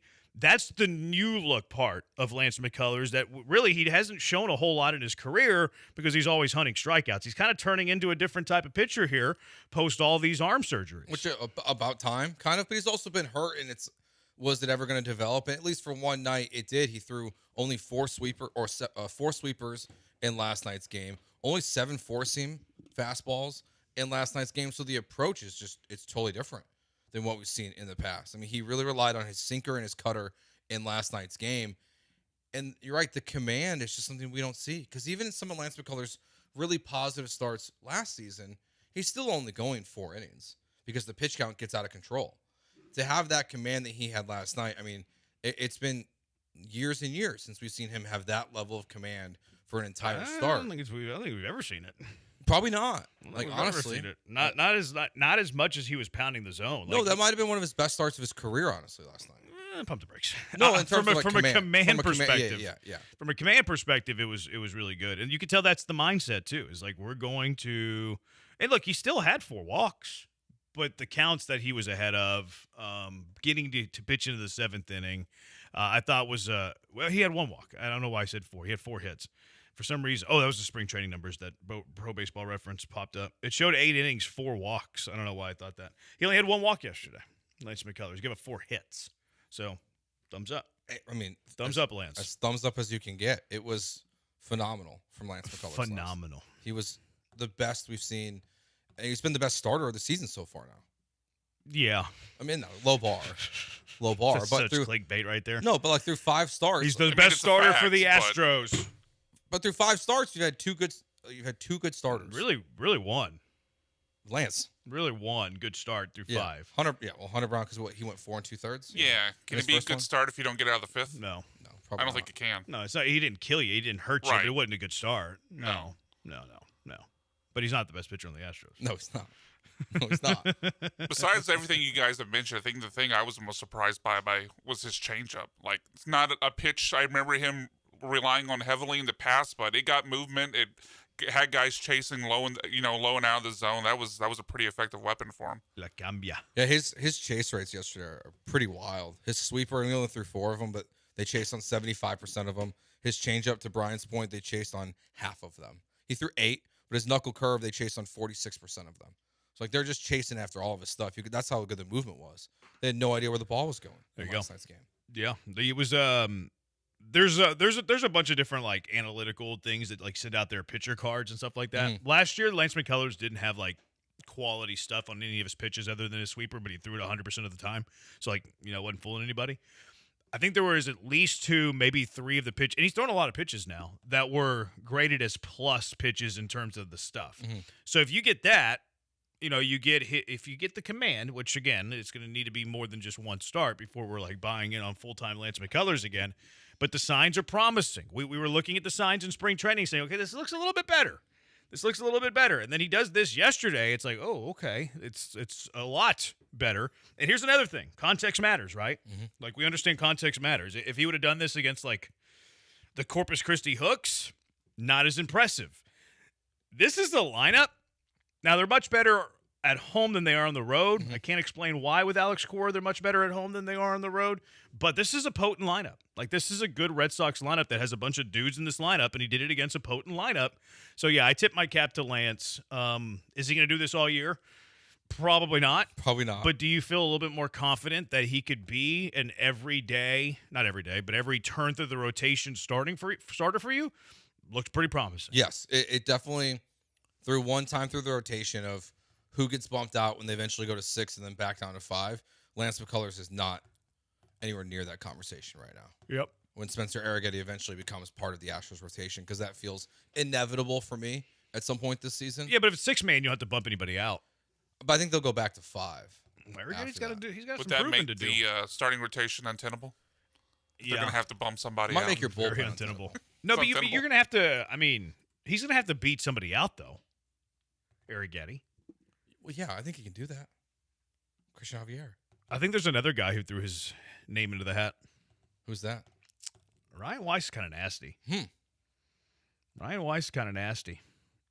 I kind of like the little Ryan Weiss. I do too. I just kind of view him as a bullpen guy at this point. Why? Chandler Rome asked him, "Don't you want to be a starter forever?" As he was trying to start some. I know.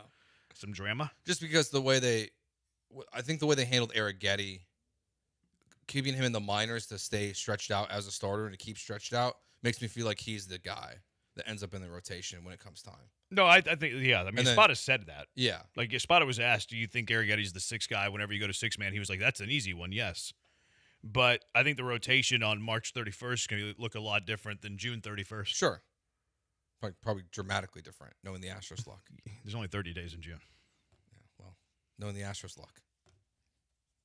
713-780-ESPN. We'll take your thoughts on McCullers. Let's talk about the offense, too. D'Amico Ryans. No sound from D'Amico because it's inaudible, but D'Amico quotes. The Twitch loves whenever we have D'Amico quotes. So because we love the Twitch, we'll give them some D'Amico quotes a little bit later. We'll check in on the NFL. We haven't really checked in on the NFL lately. We'll check in on the NFL, see what's going on with the league, and then cash them or trash them a little bit later as well. 713-780-ESPN, the HRMP listener line, 713-780-3776. There's many ways you can watch us if you want to do something crazy. But you can watch us on the Twitch, twitch.tv/ESPN97.5. A fat guy in his underwear living in his mother's basement. It's unfortunate, but it is true. They wouldn't be getting Amanda. That's for sure. West is not a fat guy living in his mother's basement. West actually does it. West is a sports guy. Really? He played football at, like, Montana, and he does that podcast with that tall blonde that's on Caitlin Clark's team. What's her name? Sophie? Oh, yeah. Oh, okay. Sophie Cunningham. She's a woman. See, now I know who you're talking about. Sophie Cunningham. You know Sophie Cunningham? Yeah, I do. You know she does that podcast with that like mustache faced blonde guy? That's West Wilson. And he's the home wrecker? They were divorced. Okay. But yeah, he's hooking up with his friend's ex-wife and his ex-girlfriend's best friend. Gotcha. They hard launched their relationship today. You're obsessed. On IG. It's all everybody's talking about. It's all people are talking about. Everybody's talking about it. Sports This Illustrated is talking about Is that it. accurate? Bleacher Report is talking. Page 6 is talking about it. But you can watch us on Twitch. I don't know how I went from Twitch to Bravo, but I did. ESPN Houston on YouTube, TikTok, ESPN 97.5, Twitter, ESPN 975 there. Joe's at Joe George Radio. Brian's at Sacked by BMAC. I'm at Jeremy Branham. It is Jeremy and Joe, ESPN 97.5 and 97.9 HD2. Tournament back. Well, it comes back on Saturday, the final week of the tournament. The upsets are inevitable. The buzzer beaters have been awesome. And Underdog is the best place to get in on all the action all tournament long. You can make picks and win money right now in Texas. And it's so easy playing on Underdog. So easy. Just pick whether your favorite players or go higher or lower on a bunch of different stats. You can do points, assists, blocks, steals, rebounds, fantasy points. Combine some of those stats around. They got it all on Underdog. Get your picks right. You can win to 5,000 times your cash. How about this one? Yaxel Lindenborg, 16.5 points. Higher or lower there. Or would you rather 27.5 points plus rebounds plus assists? Higher or lower there, you know ball, go prove it. Koa Pete, 14.5 points, 23.5 points, rebounds, assists. You like the higher or lower there. Andrei Stojakovic, 12.5 points, higher or lower there. Caravan, 12.5 points. Keaton Wagler, 17.5. You guys know ball. You ladies know ball. Go prove it right now on the Underdog app. Download the Underdog app right now. Use promo code KILLERB, KILLERB, and you're going to score $50 in bonus entries when you play your first $5. That's promo code KILLERB. Underdog. Make picks, win money.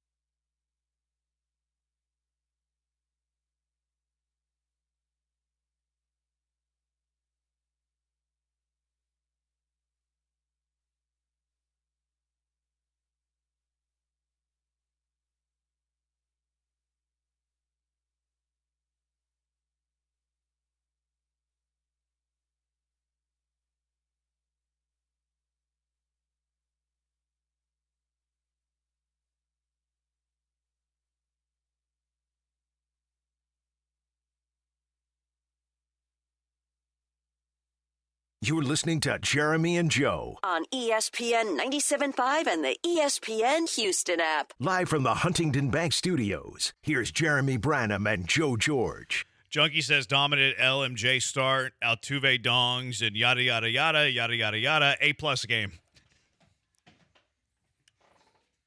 Fumble. Bad hands. 713. You kidding me? Bad hands? I just dribbled that little ball through my entire library. I know you did. Don't give me that crap. Don't pull that air check. That was a phenomenal. You can't give me bad hand. I literally dribbled like this for 65 seconds. You did. It probably, because I'm a blabber, it probably was like 75, 80 seconds. So mommy's wrist over? No, but it is feeling a lot better. And I think the little itty-bitty dribbles like this are helping my athleticism. Glad I could help. Did you? I give him Yeah, the he ball. did. He did. Okay. He did. All right. He did. He did. Don't question me like He that. did. He helped me. It You know what? I feel like you're trying to Now, take his clout a little now bit to there. be fair, whenever he handed it to me, he didn't know the diagnosis of the injury. It could have been a stress fracture and did more damage. He didn't know that. Good point. But Reckless, because Joe. it was a mommy's wrist and not multiple stress fractures as I thought it was. Multiple stress fractures. He did help me. Yeah. He did help me. You thought it was indirectly. more than one fracture? No, I'm just teasing. I didn't think it was a stress fracture, but I wanted to double check before I started doing, trying to test it a little bit. That makes sense. You know what I mean? Responsible. I feel like that would be a That's bad more thing to do. responsible for yourself than the Astros were last year. Well, I'm very responsible. That's why they gave me the Ownwell read. And if you need to adult well, Ownwell.com, tell them Branham sent you. I mean, they also gave it to Granado. Yeah. He's a Hall of Famer, though. He is. That's a lead company. Yeah. What are you talking about? Yeah, you're kind of making a different argument How right could now. you try to put down Granado from your seat? You're saying, what was the word you used for yourself? Adulting. Yeah, I don't know. You don't think Granado's adulted well in life? Granado's adulted better than all of us. He's in the Hall of Fame. He gets off at work at 10 and then hits the golf courses in L.A. Yeah. You kidding me? That guy's my hero. Way than I said it. He's my hero. Granado is. You were claiming like you're bumping your chest on your level of maturity. That's why they gave it to me. I'm responsible. I mean, I was being sarcastic. I know, and I'm running with it. Your answer to my sarcasm is your own sarcasm, which is probably the best way to handle it. There, we solved it. 713-780 ESPN. Lance living at 93-94 with that command with his breaking stuff is exactly what the Astros need. Co-sign that. Junkie says make LMJ the ace. What does that look like? What is making him the ace look like? You just appoint him that? You just give him like a crown? Like this is like the little like baseball lingo patch on his that jersey. I don't really understand. And I know we talk about it. I know we're like, yeah, he's the ace of the staff. He's the guy. He's the dude. But like one trip to the rotation, what is making him the ace really do? And I know it's probably facetious, and I understand it's sarcastic and all of that. But what is that? Like, hey, Lance, you're now our number one, but you're still going to pitch every fifth day. Like, what does that mean? Yeah, I don't know. I think even just the setting the rotation at the start of the season gets way looked into too much. Oh, yes. Like, I mean, half the time, guys who start on opening day just get it because they've been on the team the longest. Mm-hmm. They're not even, or they're just the most veteran players on the roster. They're not the most deserving guys. It means nothing. Like, the only way to quantify that would be if the Astros have a big series coming out of the All-Star break and you give the ball to Lance McCullers in game one, or at least until the postseason. Yeah. Like, but until the postseason, it doesn't matter. It doesn't matter. And even then, like, maybe after the All-Star break. Like, yeah. But it doesn't really. And I know it's facetious, and we're nitpicking a sarcastic text. We get that. A lot of people are saying extend him. We might be the only show in the entire city that said before the season, that brought up the subject before the season, what would Lance have to do in order for you to offer him an extension? We literally discussed that before the season got underway. And I think our answer to that was like, if he pitches well, what was it, like 140 innings, 130, 140 innings, a sub-4 ERA, 4.5 ERA? Yeah, that's about right. We said that he has to hit those thresholds, and even then it's probably a one-year deal, maybe a one-year deal with options. Club options. Club options or mutual options. Yeah. Like, hey, you hit 140 innings with a 3.5 ERA, then, invest or whatever. Yeah, strong start. Well, it's for Lance McCullers to get that next contract. Contract year, Lance McCullers? Probably premature, but I do think he would give you a discount. Oh, yeah. He's already done it once. Well, Didn't turn out to be a discount, but he already did it once. Even if he has a great year this year, his arm concerns make him a huge red flag for every team in Major League Baseball of any kind of contract. Like, all he would get is short-term deals. Oh, yeah. So I'd imagine he'd want to stay here in Houston unless, go home to, was it Tampa for him, I think? Well, I think Houston's now home, but he was originally from Tampa. Yeah, I wore a shirt today. I didn't even notice that. I found it. I don't know why it's red. I don't know. Why is a Houston Astros Lance McCullers bury me in the H a red shirt? I think it was like the one that Apollo had left when they were selling them. Okay, so he had multiple colors? Yeah, they had a bunch of colors that they had. Yeah, red doesn't make a whole lot of sense. No. Right?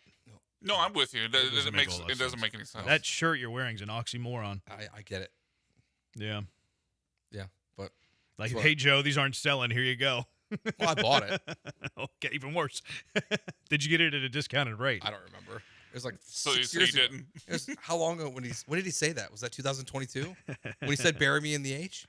Junkie says arm concerns. He has a brand new arm. It's valid. There's a lot of old pieces in there, but there are some new pieces as well. For sure. He's had a little work done, Lance McCullers. He's a little enhanced, maybe. A little bit. No, but I mean, great to see. Obviously, we're having fun with the extension stuff. Although I do think it is in play.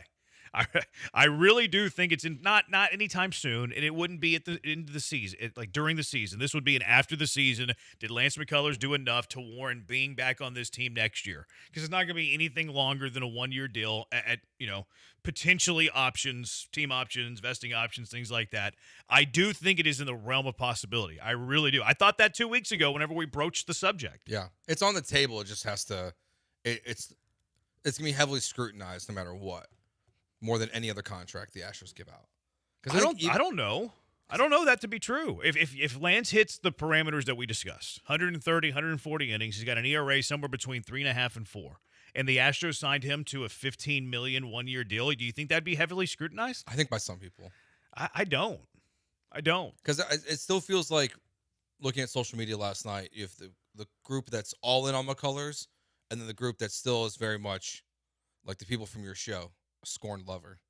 What? They're the scorned lovers. They're scared of Lance McCullers. Some of them are scorned. Yes, the other two are living their best life. Yes, yeah, with zero remorse. Zero remorse. With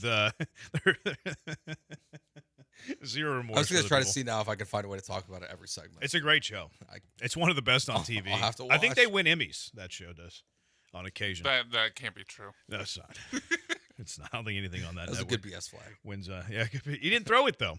He didn't throw the BS flag. It was verbal. He kind of just skipped it. What were we talking about? Lance? Lance. Yeah. I mean, Swabby thinks he's going to finish top 5 Cy Young for the second year in a row. I saw him say that again. He said that a year ago. Justified? And he's doubling. I think he's got take lock a little bit. Yeah. Lance. Like I know we're all happy about that start, but what would Lance have to do in order to be a top 5 Cy Young guy? We're talking about 180 innings. We're talking about a sub-3 ERA. Does Lance have that in the bag? Of course not. Of course not. We're all happy with that start yesterday. Phenomenal start. He has never in his life finished top 3 in Cy Young voting. But Jeremy, if he pitches like that every single night, I saw that. I saw your little thing there.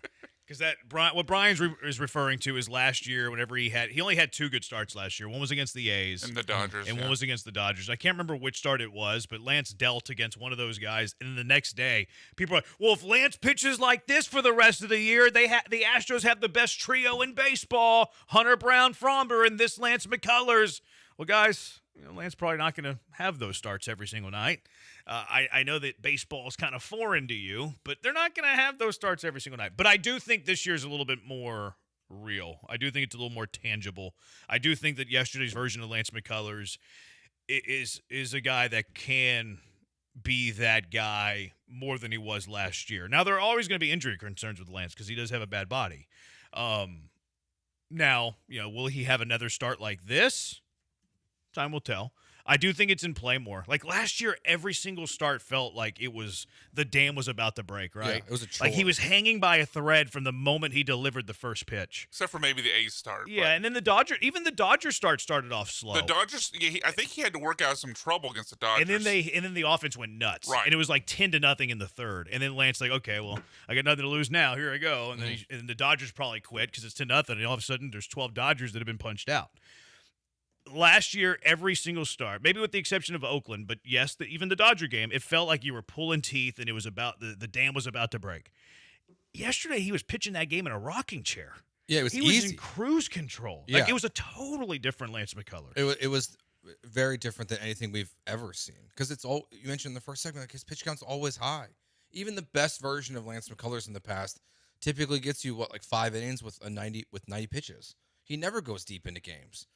So I don't know if he gets the 7 innings again this season, but if he can get you 6 occasionally, that's huge for this bullpen to help them. If he can give you any semblance of this going forward, but it was way more than I think any of us would have projected last night. Yeah, I bet you the over under on strikeouts was 3.5, 4.5 for last night's game, and he blew past. That probably should have been our sweat of the day. Actually, that game was not on. We try to do games that are on whenever we're on for our sweat of the day. If you haven't heard, we're on the first half Congo line, money line, first half Congo. Feel great about it. And we're on the full-time draw. Can we You get that game on the real you're TV? on the first half Congo line? No, I didn't do that on purpose. Did I say that? Yeah. You did.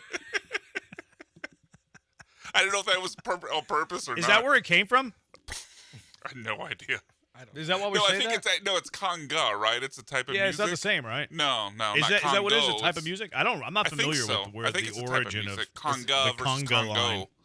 Is it conga, not Congo? It's conga. conga. Yeah, it's conga. It's from That's just female Congoians. Right, exactly. It's from Cuba.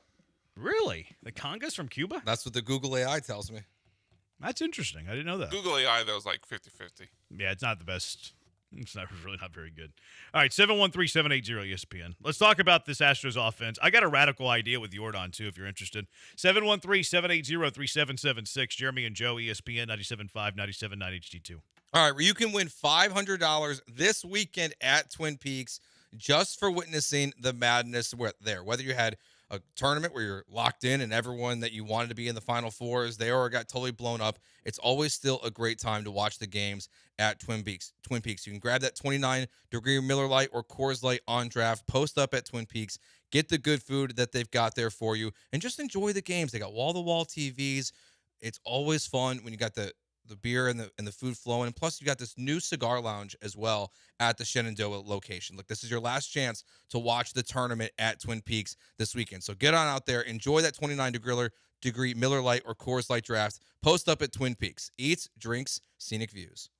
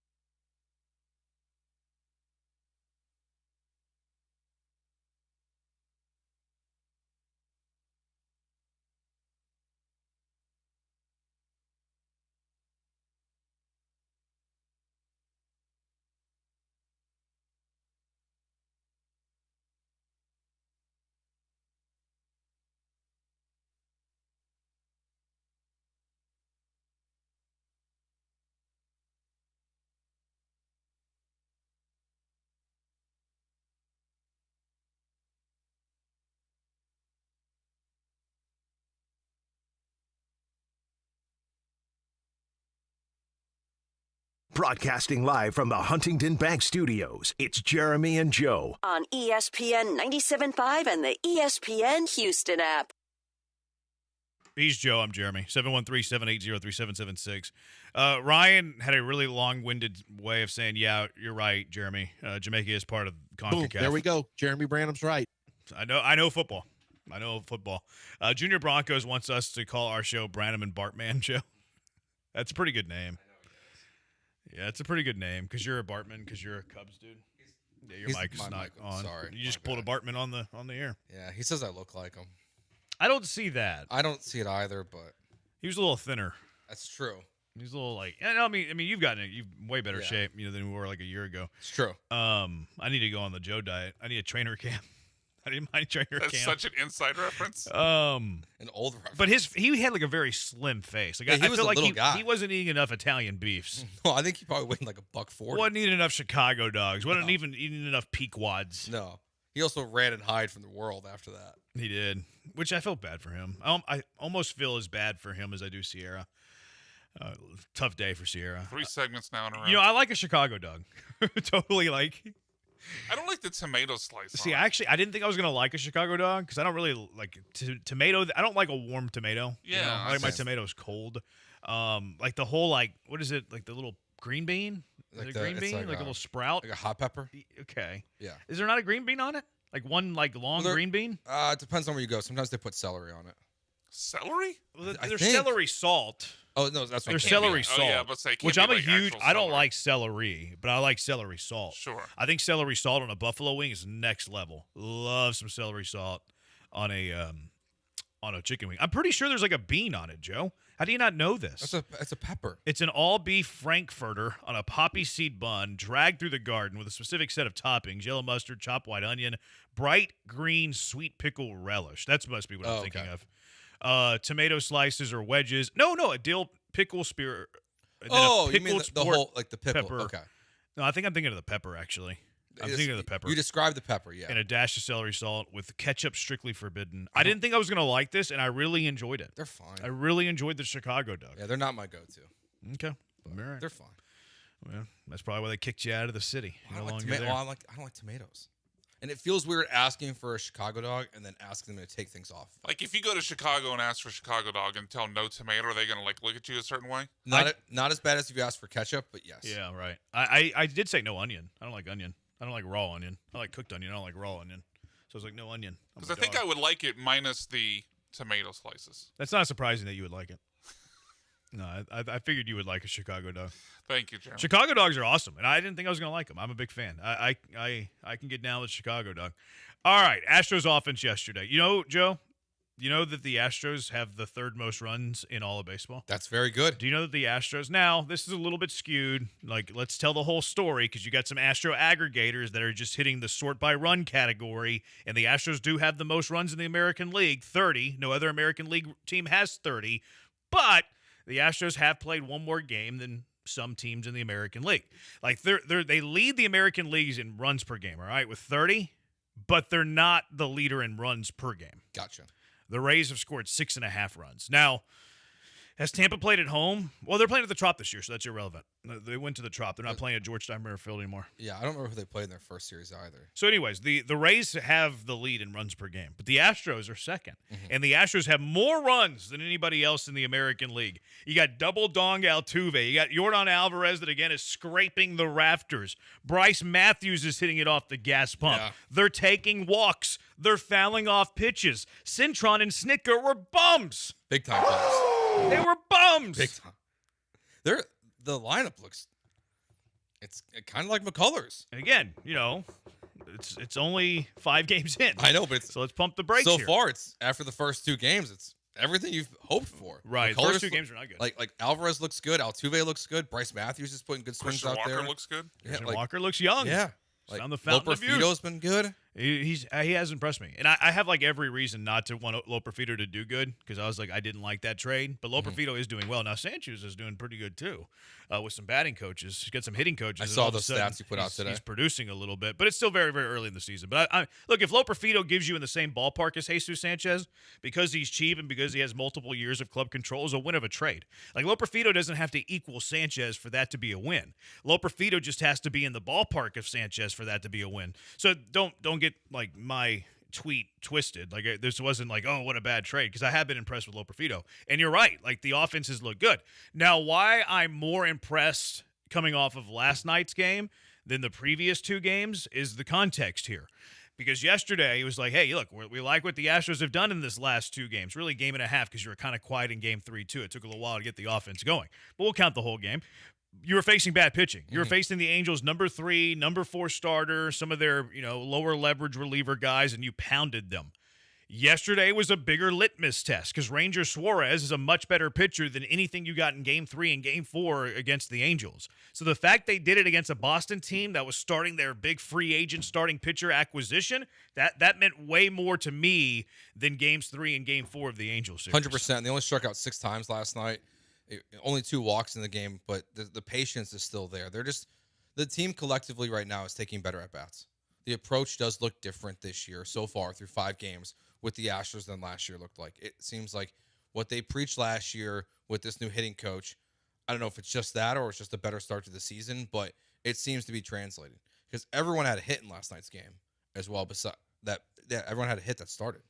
So you got contributions from everybody, and they're all having pretty solid plate appearance. You got a nice little challenge win from Jose Altuve yesterday in ABS, the Astros' first of the season.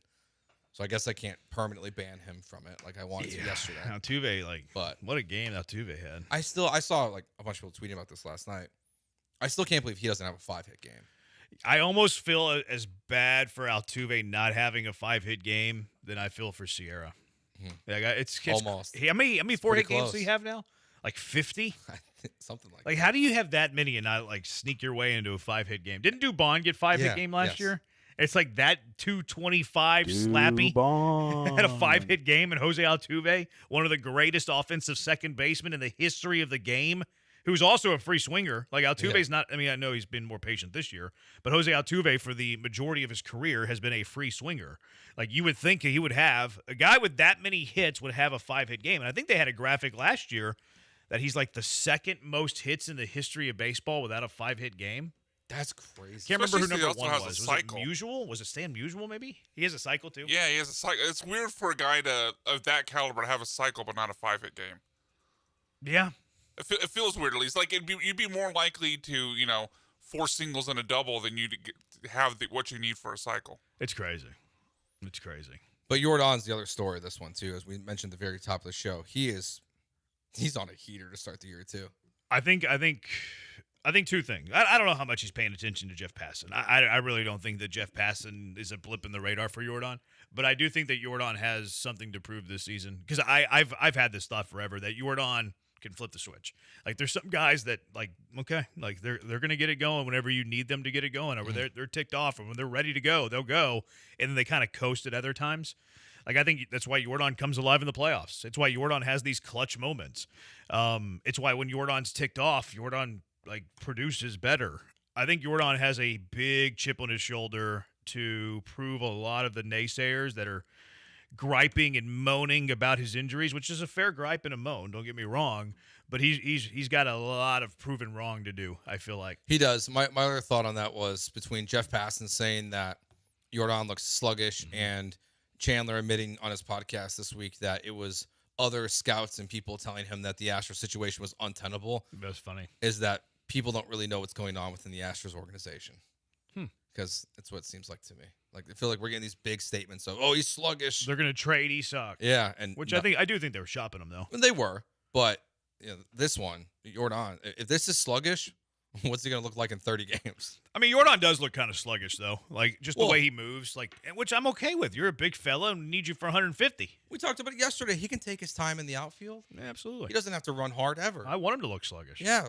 When he's not sluggish is when he's got the bat in his hands. You know what? All that really matters. You know what? I prefer sluggish over like a Joey Loperfido hustling double. Like, do you want Jordan Alvarez trying to leg out a hustling double?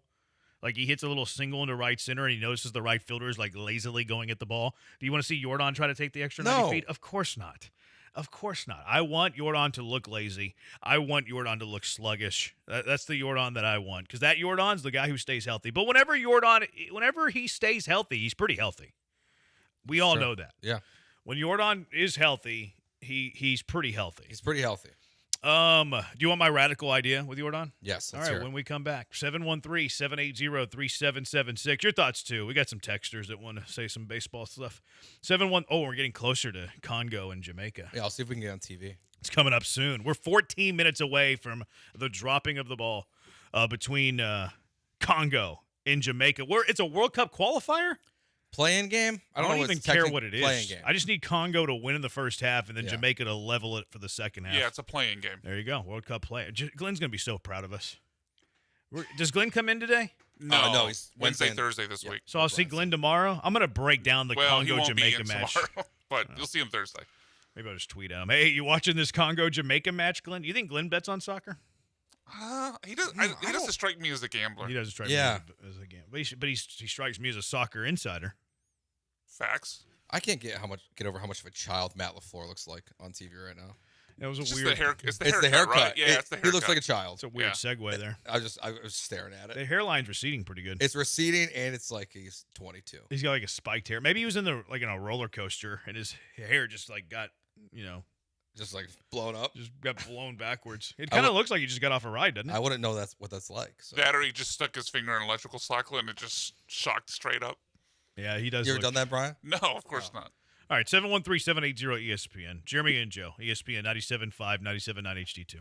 Houston, don't miss a moment. Secure your seats with Houston Rockets season ticket memberships right now. And you can get access to this season's playoffs plus the entire 2026-27 season. As a Forever Red member, you'll get the best seats at the best prices, along with exclusive benefits all year long. Some of those benefits, they're pretty great. 25% off concessions and retail at Toyota Center, 10% off suite rentals, best seat location. You get that playoff ticket priority, so when the Rockets are in the big games, you're not going to be missing them at all. Feel the energy and be part of every play. It takes all of us all season long. Get started today at rockets.com/radio. That's rockets.com/radio.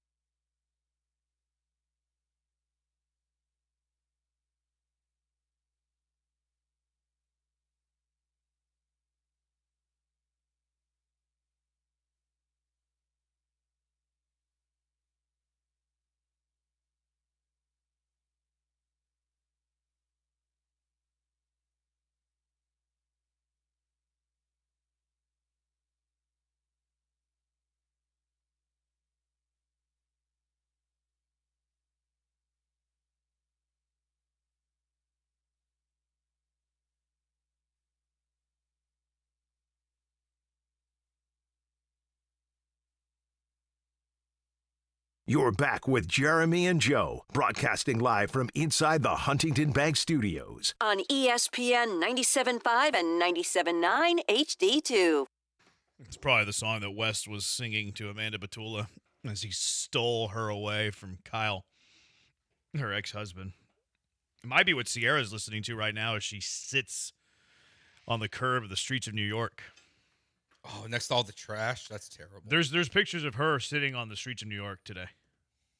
I don't know if it's like an old picture and they're like using it today, but I've literally seen that on my timeline. Hey, give everyone a hug over there. That would be very helpful. Cal should fly to New York. Just give her a hug. And give her a huge embrace. Yeah. I mean, they do send these jerseys to random people I've never heard of before, so. Yeah. It happened over the weekend. People were upset about that. Oh, I saw that. That Lacey guy or whatever his name is. People were upset. Yeah, I've never heard of him. I don't care about that stuff, though. Like, oh, why did he get a jersey? So what? Like, he's got an audience. That's why. Like, are you that foolish to not to realize that? Might not be your audience. Might not be what you like. Mm-hmm. But he's got an audience. He's got one. This is kind of what I felt when Lance McCullers was dealing yesterday. Like, this is the Lance, and this is the soundtrack of me emotionally watching vintage Lance McCullers. You could fall in love with Lance again? I've always been in love with Lance. Now I mock him and ridicule him and tell him how much I don't appreciate him getting hurt, but that's just love. You maybe on a break, but you still love him. That's terms of endearment, you know? Is every single moment of your marriage blissful? Probably not. No. Yeah. This right here is what I was thinking. Yeah. Lance McCullers punched out Yoshida. This was me right now. This was in my head as he punched out Yoshida and he gave a loud roar. He had a lot of those reactions. He had a last lot night, of them. Yeah. He was feeling himself. You could tell he it. felt good last night because he always had he always when he would throw his best stuff, say something to himself walking off the mound. There's the one popular GIF. I used it today. Did you really? Yeah, it's a good GIF. It was bleeping nasty. It's a really good GIF. Yeah, it is. It's so good. I like Lance. Everyone likes Lance. Well, I mean, some of the text line they talk about how much he likes to eat corn dogs and like corn on the cob and stuff like that. But you get frustrated with the injuries, but you wouldn't get frustrated with the injuries if it was like JP France. Like JP France loses 14 months with like a shoulder deal. Oh, well, it's JP France. You know? That's the true. Reason that you feel so emotional and upset about Lance, because Lance at his best was really, really good, and Lance had some heroic moments. It's the same thing with Yordan. You get frustrated with the Yordan injuries because he's freaking Yordan Alvarez. Where if it was like Jason Lane, oh, well. If it was Preston Tucker, I'm glad it was him and not Yordan. You know what I mean? Like, the reason you feel the emotion when players get hurt is because you know how good the player is. 100%. If it was some jabroni nobody, you wouldn't care. If John Granado got hoarse and couldn't do a day of radio, everybody would lose their collective minds. If it was me, they would celebrate. Yeah. That's kind of the emotion here. For sure. I found the game, by the way. It'll be the next game. This looks like Italy, Joe. It'll be the next game. That doesn't look like anybody from Congo or Jamaica. It'll be the next game. I can tell that none of those guys are Jamaican. You got a good scouting eye. None of those guys are Jamaican. Are you sure? Yes. How? What do you mean how? I don't know. What do you mean? Do you think they're Jamaicans? No. How do you not think they're Jamaicans? I can not read Jamaicans. the letters. Yeah, I'm really. The screen. I can't wait though. Oh, this is an extra time here. I wonder if they're gonna have PKs. Oh, they're gonna cut into our game. It might be. They might have to. It might be on FS2. Could have started on ESPN News. What are you guys talking about? Well, we have a sweat of the day every day, and today our sweat we're sweating Congo Jamaica World Cup qualifier. We're on the Congoans in the first half, and then we're on a full-time draw. So, why are y'all doing that? Don't know. We need ideas to get through the day. It was some brilliant idea somebody had. So here's my radical idea with Yordan. I'm not even here yet. Just saying, I'm not here yet. And yesterday was a little different because Cora wasn't as careful with Yordan as the new manager of the Angels, Kurt Suzuki, was with Yordan. Like Kurt Suzuki, Yordan, like if it looked like there was a runner on base, Yordan first base. Yeah. If there was even a thought of a runner on base, Yordan first base. Like they were not going to pitch to Yordan, and Yordan still got to him a couple times. But you could tell his thought process. Yordan's not going to beat us. Isak's going to have to beat us. Correa's going to have to beat us. Walker, Smith, blah blah blah blah blah. They're going to have to beat us. We're not losing to Yordan Alvarez. Yesterday was a little different. Cora challenged him a little bit more. So it's more of a let's see how it goes. But if it gets to this point, and just playing out the scenario here, Joe, if it gets to the point where every manager's Kurt Suzukiing Yordan Alvarez, where like anytime there's a leverage situation, anytime that there's runners on base, Yordan, you're at first base. Barry Bonds treatment, basically. Yordan, you're at first. Yordan, you go to first. We're not messing with you. Somebody else is going to have to beat us. If it gets to the point where no one's pitching to him at all, leadoff hitter. Move him up to the leadoff spot. How much do you think that changes? Maximize his plate appearances. So just give him more plate appearances, maybe more chances to where he comes up clean, where you're more likely to pitch to him. This is just maximizing the amount of chances he has to bat. And people would be like, well, you can't do that. And look, I'm a Yordan cleanup guy. Like, I've been on record. I prefer Yordan in the cleanup spot. I think he is a natural clear the table, not a table setter. But if he doesn't get pitches in those situations, then what use is he in those spots anyways if he's never going to get the opportunity? So at that point, you might as well maximize his PAs. Now, again, let's see how the season goes. I'm not here yet. Just if it gets to the spot where he's getting the Barry Bonds treatment, you can't just leave him there. Even the 2-hole is pretty high. Like Barry Bonds always bat third. Anytime there's a runner on base, intentional walk, and he should have been hitting leadoff. Dusty Baker should have done that. But if it gets to that situation, you might as well just move him up a spot. And the counterpoints be like, well, no, you need to have runners on base for Yordan. Well, they're walking them when there's runners on base. So you're not even gaining that advantage. Because I am a Yordan bat cleanup high. Well, why do you want cleanup? You're giving away PAs. Because I'd rather him be up in more high leverage situations and sacrifice some PAs when there's not anybody on base. That's why I think he's more of a natural cleanup man than he's like a 2-hole hitter. Now, you can't go wrong with Yordan anywhere. Let's be real on that. But if he's not getting any pitches to hit in any leverage situations, you might as well just move him all the way up to the top. My biggest pushback here is I don't think it's that radical, honestly. I mean, look, who are the three best hitters in baseball, arguably, when they're fully healthy? Jordan, Judge, and Ohtani. And Ohtani bats first, and Judge bats second. He's hit leadoff at times, too. So, like, yeah, we've seen Judge lead off, and Ohtani's leading off for the Dodgers right now. So, like, I think it makes perfect sense, frankly, that if he's not getting the chances because they're just going to free pass him to first base or severely pitch around him, then, yeah, maximize what he's going to get. And, yeah, and, okay, would a Jordan Alvarez home run in the bottom of the first, would it be better if there was two guys on? Sure, but if it's just a leadoff homer to start the game, it's still great. You're still starting the game 1-0. You're rattling the pitcher where Pena comes up behind him. That was going to be my follow-up. Would Pena just bat second? Probably. Just move everything down a peg? Like another counter argument to this, and I think it's a good counter argument, is that you kind of lose the advantage of getting somebody to, like, pitches to hit. Like Altuve had the 4-hit game yesterday, double dong. And a lot of people are like, well, see, that's what Jordan effect does. And there is some truth to that. It's not the entire reason. Like Altuve didn't hit 2 home runs because he's hitting in front of Jordan. But does you get more pitches to hit? Yeah, you do. So, like, that would be the counterpoint to it as well. But if it gets to a point where he's never getting looks in leverage situations, you might as well just move him all the way up to the top. Yeah, I'm fine Maximize the PAs. Not there yet. Not anywhere close to that. And look, Cora challenged him more than Suzuki did. So if more managers are like Cora, then we're not talking about this at all.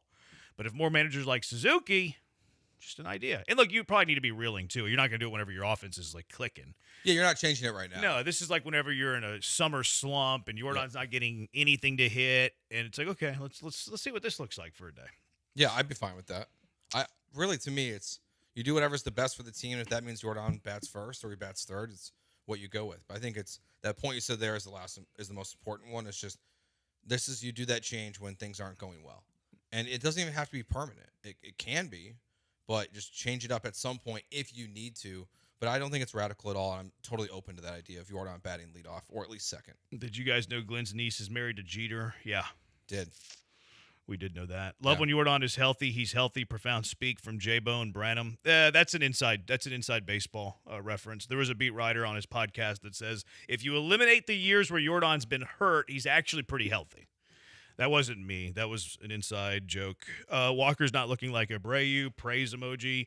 That shade of the green relish from the Chicago dog does not exist in nature. Good old chili and cheese. Good chili and cheese dog. There's nothing wrong with that. We all like that. Just messy. Sometimes you got to mix it up. If Lance wants to sign a contract for the vet minimum, I'd give him however many years he wants. He's not going to sign for the vet minimum. We were standing on the fence watching Lance pitch. He was doing good. 4 innings, comes around, and you see a glimpse of what we had back in the day. Racked up some strikeouts, and I was super proud to see him have a great opening at home. Wish him luck. Yep, we do. We wish him luck. All right, D'Amico Ryans. They're at the NFL. They're at the NFL meetings. Is that what that thing's called? Owner meetings. Owner meetings. I think so. Because there's pictures of all the head coaches. They look jacked. There's a picture of all the general managers, and Nick Caserio is the only one on the edge of the seat. Like, is that accurate? Yeah, it is. All the other general managers like slumped in their chair, like leaning back, relaxing. Nick Caserio's on the edge of his seat, like a choir boy, ready to go for the day. I didn't see the GM photo. He had. Did he have perfect posture? Perfect posture. He seems like a perfect posture guy, doesn't he? Yeah, very perfect much so. posture. Everybody else is like a slob, kind of like you imagine how we look when we talk on the radio. Mm-hmm. Nick Caserio is like, arms perfectly perfectly shoulder length, hand shoulders over hand, back straight, chest puffed out on the edge of the seat. Look at me and my straight back. Straightest back of every general manager in the NFL. Can robots bend over like the other GMs? Or? I don't know. Posture was elite. Elite. Anyways, D'Amico had some quotes, though. Some telling quotes from D'Amico Ryans. We'll see. 713-780-3776. Jeremy and Joe, ESPN 97.5, 97.9 HD2.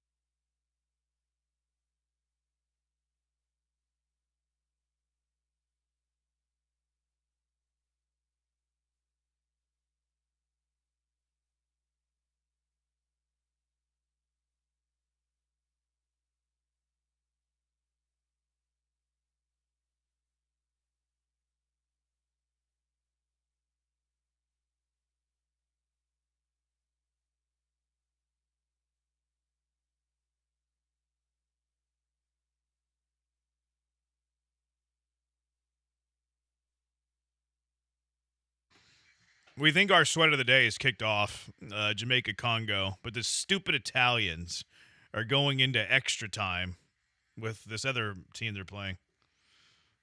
Who are they playing? Bosnia and... Unbelievable. The Italians and the Bosnians have never done anything right. Herzegovina? Oh, it's underway on FS2. Congo and Jamaica underway on FS2, Joe. I didn't know FS2 was still a thing. What country did you try to say, Joe? Herzegovina?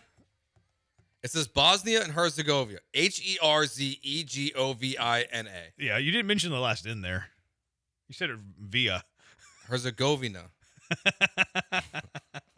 That's close enough. We need a Bosnian Joe. I don't know how to say that one. Do you know how to say that one? I have no idea. I have no idea. I'm just gonna let Joe take a stab at it. Did they make fun of them. Did they unite? That's what I'm trying to. Or are they so bad at soccer they need to put two countries together? I mean, so they did that for the World Baseball Classic, basically. With who? Well, like with Britain. They let them have. Yeah, they let them have jazz. Yeah. Yeah, but you can have multiple nationalities you can play for. Yeah, that was more of a. It's very loose though. Yeah, Great Britain got to have all the players they once had under the colonies. Yeah. Like if you've thought about visiting Great Britain, you could have played it on their WBC team. Pretty much. Like, yeah, it's always that way. I'm not sure. Maybe we don't get FS2 on this device. That's too bad because I'm really eager to watch Congo and Jamaica. No score yet through 5 minutes. That's not good. I mean, it's early. It's 5 minutes. Yeah, it was only 45 in the first half. Plus stoppage. Plus stoppage, yeah. Yeah. Which is like 3 minutes. But there's not as much stoppage in the first half as the second half for some reason. Probably the drama. It's just they should stop the clock. What are you guys on for y'all sweat of the day? We actually have 3 sweats. We're on the Congo first half line at plus 160. We're on the full-time draw at plus 220. And then we also threw down a unit parlay on it for plus 1,300. Well, how are you guys doing with your sweat of the day? Not great. We're 0-2. We started yesterday, and we whiffed yesterday. We went over Minnesota KC, and it was like a 3-1 game. Yep. And then we picked Minnesota, and they got 2 hit, I think it was. Anyways, D'Amico Ryans had some quotes today, Joe. Some big-time quotes from D'Amico at the owner meetings where Nick Caserio is practicing perfect form. We'll start with the Tank Dell one. Texans coach D'Amico Ryans on a Tank Dell with Cougs. We'll be ready for OTAs. Tank, he's grinding, says the coach. Great attitude. Don't know if OTAs he'll be there, but I know he'll be back for us at some point this year. As I told Tank, it's not a matter of getting back to OTAs, just get back. It's just a matter of getting back in a really good spot physically to where you stay there. That's the main thing. It's not about how quickly he returns. It's just about Tank returning because we saw what Tank can do, the playmaking that he provides to our entire team, just getting him back whenever that time is, it's going to lift our team. That sounds like a Caserio answer. It's a lot of words. Sound like a Caserio answer there. It's like a lot of, my biggest read on this thing is he was nowhere near playing at the end of last season. Nowhere near playing. No, he didn't guarantee OTAs. No, just now. So he was never playing. Why I think that. Yeah, which I'm a little surprised just based on the videos that are being put out there by Tank and like Receiver Factory. I think is what he's working with right now. Oh, really? He looks pretty good. Yeah, but I always hate when people post those videos. Like, they look great, and Dove Kleiman, I think, is the worst offender of this. I muted that dude. But they're just running on an empty field, like cutting around cones laid out. Like, yeah, a lot of people can look good, and it doesn't translate. That's what I was saying. It's like, how different is that than OTAs? Fair. Like it's fair. not. So I'm not going to take that it means anything. Is my overall point. No, for sure. And look, I have very low expectations for Tank Dell this year. Okay, if that is the case, are you thinking about bringing in a receiver? Yes. What caliber? It just depends, I think, on how the draft falls. How does my TV not have FS2? This is ridiculous. That's why it's not a real channel. Somebody needs a strongly worded letter. So I'm going to go Keith on my service provider. Oh, gosh. I'm going to go full Keith on my service provider for not having FS2. You're going to spam them and then cry when you don't get it? Yeah. Oh, okay. Sorry to interrupt. Okay, so where were we at on the Texans receiver? It just depends on how the board falls. Like, so you're thinking in the draft, not in free agency? No, in the draft. More. I mean, there's still some veterans out there that I'm a little intrigued by, like DeAndre Hopkins. Ugh. Like, as like a vet minimum guy. Ugh. But there's not really Jawan Jennings is still sitting out there. First in Jawan. I mean, like, who knows what's going to happen it's with actually Brandon. Third in Jawan. Is Brandon Ayuk going to get cut? I don't know what's going on there. John Lynch gave a weird update, and I'm not interested either. How about Tyreek? No. Nah, pass. I was reading one of those Twitter doctors. You're against people who punch their pregnant girlfriends in the That's belly? part of it. Oh. That's part of it. One of the Twitter doctors was saying that his injury is the same as Tank's. Yeah, it was an ACL plus. Like he might not play this year. Yeah.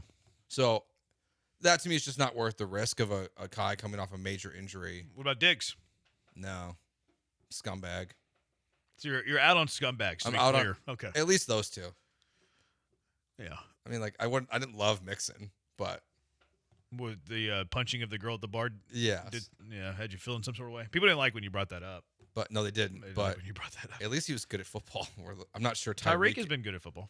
I'm not sure he Diggs will be has anymore. been good at football. Yeah, Diggs. I mean, Diggs still can be a solid contributor. He was last year for the Patriots. Yeah, 1,000 yards last season. But then they got rid of him because they don't want to deal with him. Right. And they're probably going to trade for A.J. Brown. Because he had a messy breakup during the Super Bowl. I think that I don't think Vrabel loved that. Well, it wasn't like look, he brought his baby mama to the Super Bowl, and his actual girlfriend was there as well. Was that frowned upon? Probably. Probably not by West. No, probably not by West. West probably condones that sort of behavior. So it's West with a T at the end? Yeah, there's T. I think it's short for Weston. I think you just got to go by Wes. 10. But West. Yeah, it's weird going by West. Well, if he was West, he probably wouldn't be a reality star because it's so normal. That's true. Yeah, that's fair. What are you talking about? One of the best challengers of all time. Yeah, but he had to earn it. It's Wes. Yeah, but he had to earn it. Yeah. You don't earn it by getting on Summer House. You just have catchy names and you look somewhat attractive and you know the right people. That's true. Yeah, West from the challenge had to earn his way there. He's a beast. to reality television prominence. That's true. He is one of the greatest challenge. When does that show come back on? We need to do our MTV Challenger fantasy. Yeah, stuff. I think it's soon. Yeah. All right, more D'Amico Ryan's quotes when we come back. He's got several more free agent acquisitions. He talked about Gerard Johnson too, which is a big deal around these parts, which our relationship has been fractured, much like Amanda and Kyle's and much like Sierra and West. It's kind of how our relationship was fractured as well. 713-780-ESPN. It's Jeremy and Joe, ESPN 97.5 and 97.9 HD2. You know where my relationship is strong, though? At Monument Chevrolet. Monument Chevrolet has the best relationships. They've been mastering relationships for 50 years, in fact. That's how long they've been serving the Houston area. They've been family-owned from day one all the way till right now and the foreseeable future. You got to get over there, though. They are the dealer that you can trust. If you're thinking about a new vehicle, Monument Chevrolet is for you. They're transparent with you. They're not going to hassle you over pricing. You're going to get your car shopping done fast. You're going to love the fact that you visited Monument Chevrolet for a variety of reasons. Their prices are low. Their prices are great. They have great customer service. They have the best people. They hire the best people, which leads to that friendly atmosphere. It's a family feel because it's still family-owned, as I mentioned. And whenever you get over there to Monument Chevrolet, 225 and Beltway 8, make sure you stop in and say hello to GM Jeff. GM Jeff excels in customer service. He's going to take care of you. He's going to make sure you get into the vehicle you want at the price you want it at. Tell them the budget. They're going to work hard to meet that budget. And GM Jeff always goes the extra mile, too. So make sure you say hello when you stop by at Monument Chevrolet, but get a fair deal, a transparent deal, a no-hassle deal without wasting your time in those aggravating, stressful negotiations. No tricks, no time wasting, no hidden charges. If you've been waiting to upgrade your ride, do it now. Visit them online. Check out their full inventory, monumentchevrolet.com, monumentchevrolet.com, or just visit them in person, 225 at Beltway 8. Say hello to Jeff at Monument Chevrolet. Chevrolet, together, let's drive.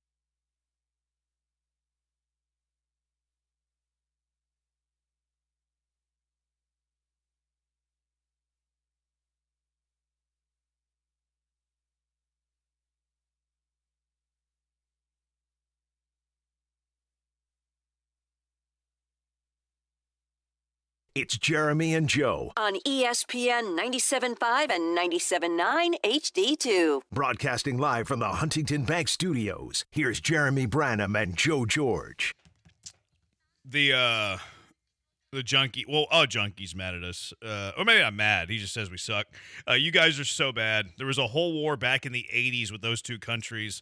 He follows it up with, the Bosnian War was an international armed conflict that took place between 1992 and 1995. You got it wrong!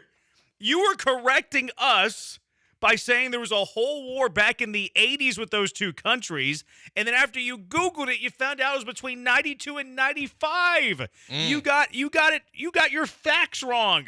You out of here. Oh, it's been a while. Go. You can't tell us we suck, which we do, but you can't tell us that we suck, and then you get your information wrong. That felt good. You can't do It's that. been a while. Yeah, it's been forever. And I want to be very clear. You didn't get ejected because you said we suck. We have a healthy amount of suck on this show, Monday through Friday from 3 to 6. You were ejected because you said that you guys suck. There was a whole war in the 80s, and then whenever you Googled it, you figured out it was between 92 and 95. So apparently there was a Bosnian War. I knew about the Bosnian War. I didn't know that it was Bosnia and Herzegovina that fought in that war. Yeah, I think so. Herzegovina in Bosnia in the Bosnian War, Brian. Do you know nothing? I mean, to be fair. Do you know nothing? I skipped that day in my world history Bosnia and Herzegovina fought in that war. Yeah, I don't know.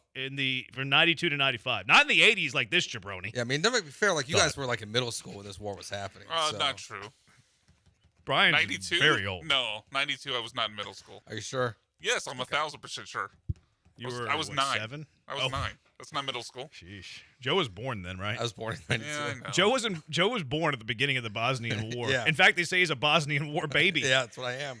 His mom and his dad. Watching CNN, they're like, yeah, nothing else to do now. They're like, we better hurry it up.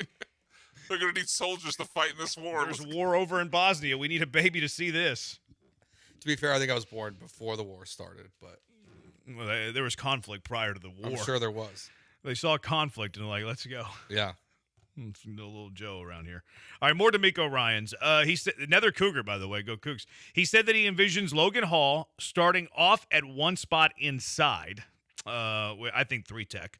Tough, long, physical, and playing outside they'll consider later, but wants to establish him at one position first. So there was some, like, where's Logan Hall going to play? Because he was in the Tampa defense, which is more 3-4, and played the end of a 3-4, three-man front. So it looks like he's going to play the 3-tech for the Texans. So maybe not the Danico Autry replacement, because Autry is more defensive end that would play 3-tech or inside whenever it was a pass rushing situation. This sounds like Logan Hall might be, I don't want to call him an every down defensive tackle, because I don't think he's going to be one of your top 2 DTs. Probably not even on your current roster he's top 2. Because you brought back Rankins. You still have Togiai. So he's going to be higher on the pecking order than Hall. But I think Hall's that third defensive tackle. I think more of a 3-tech, obviously. But yeah, some insight on where Logan Hall is going to play defense. Yeah, depth piece, special teams player, which means you probably still have to replace Autry. I don't think so. You're good with your roster as it is? Whoa. I do think you're going to bring in another edge. Yes. Because you lost him. But I don't think you Edwards. need an edge defensive tackle hybrid. No, and I don't think Autry was really a defensive tackle a hybrid. Like, he didn't play any defensive tackle on first or second down, and he didn't play on third down unless it was a very obvious pass rushing situation. And he also really, it feels like he was just mostly a special teams guy last year. Maybe the greatest field goal blocker in the history of the game. That's fair. Maybe. But today, I'm the greatest of all time. This is what Autry would tell himself every time he blocked a kick.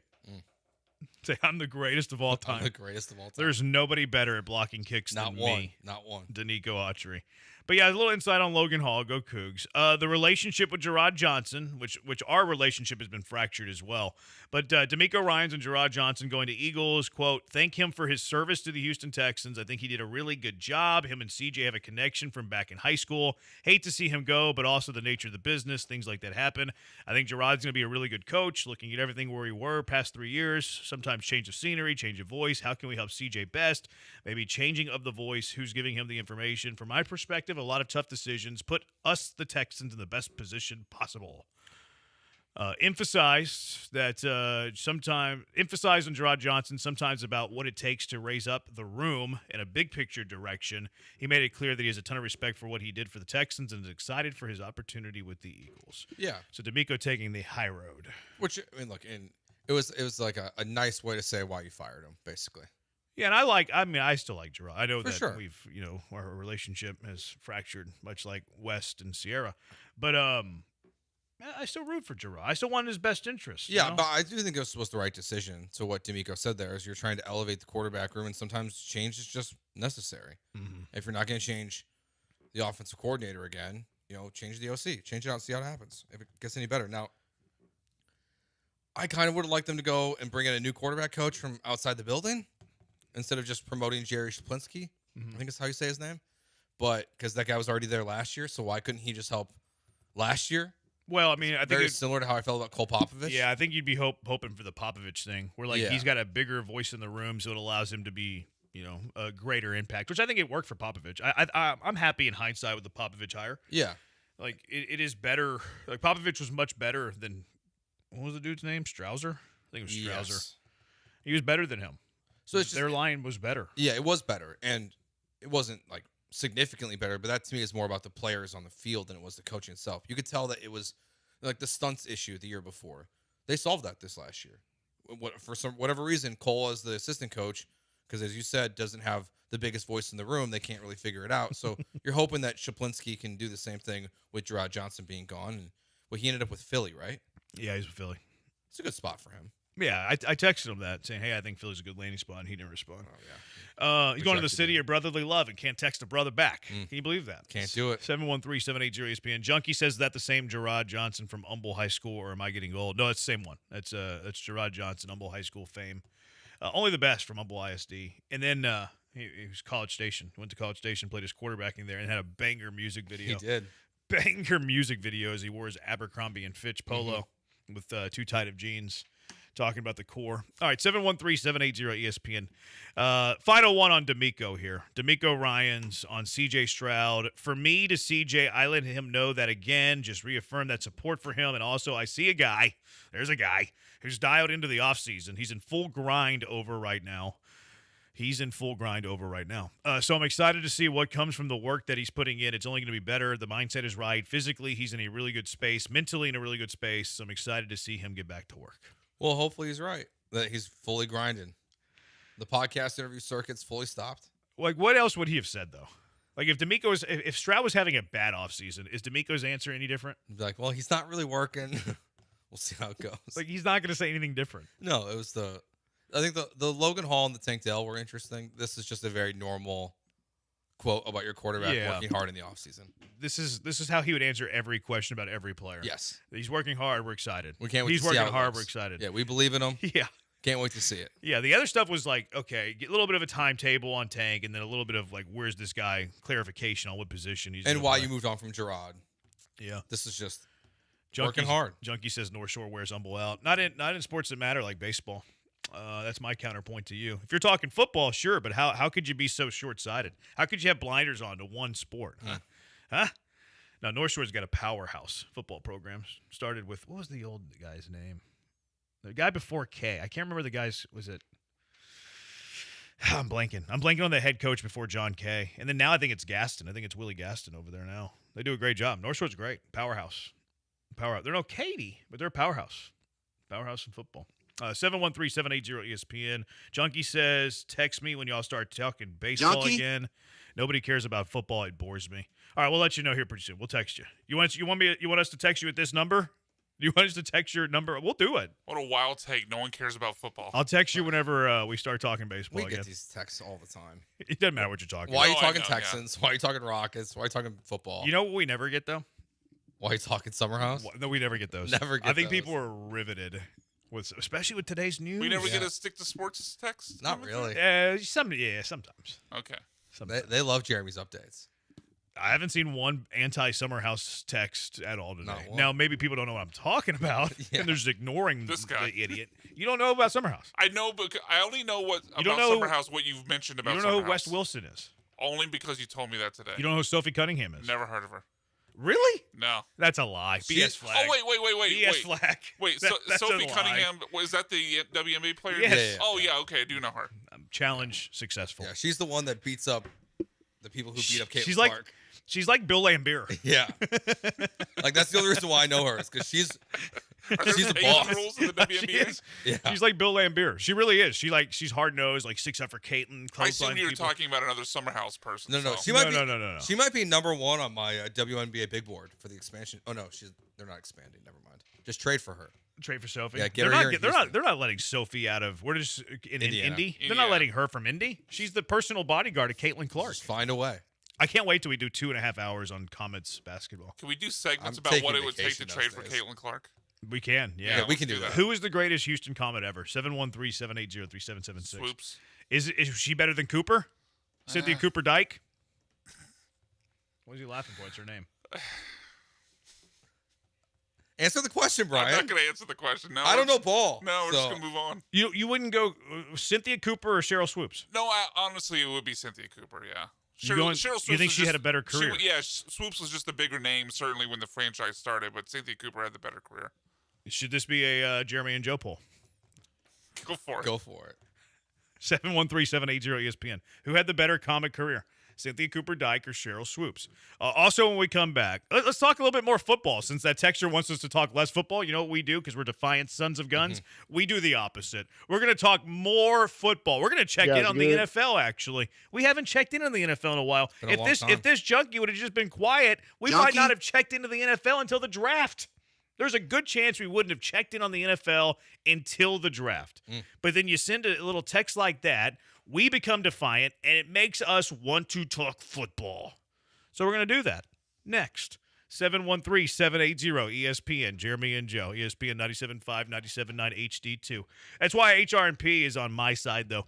Mike Holly, U of H class of 1990. Go Cougs. Used to protect Heisman Trophy winners. Now he protects you and your business. Chris Fisher over there. Little Granado. I think a Little Granato's still over there.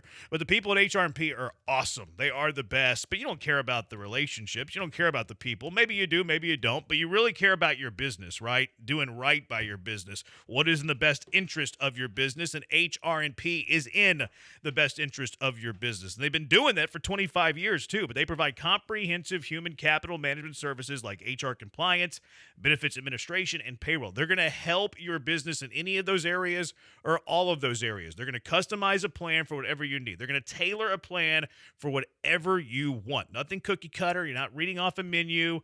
A little help, a lot of help, anything in between. HRP is going to help you out. And they're great to have on your side. They're great to have in your corner because they're always staying on top of what's going on in the business world. All the trends, whatever you need to know that's changing. Look, tax season's coming up. You wish you had HRP in your life right now. But their customer service, second to nobody. You'll never talk to a stranger on the other side of the line. You'll always call someone familiar with you, familiar with your company. I can speak to that customer service. We use HRP here, of course, at Gal, and they're awesome. They're great. Always get a quick response on any question that I might have. So let HRP take on the demands of human resources. Let them eliminate your HR burden so you can get back doing the things in your business that you want to do. Give them a call at 281-880-6525. Let HRP customize a plan for you, 281-880-6525, or check them out online at hrp.net. That's hrp.net.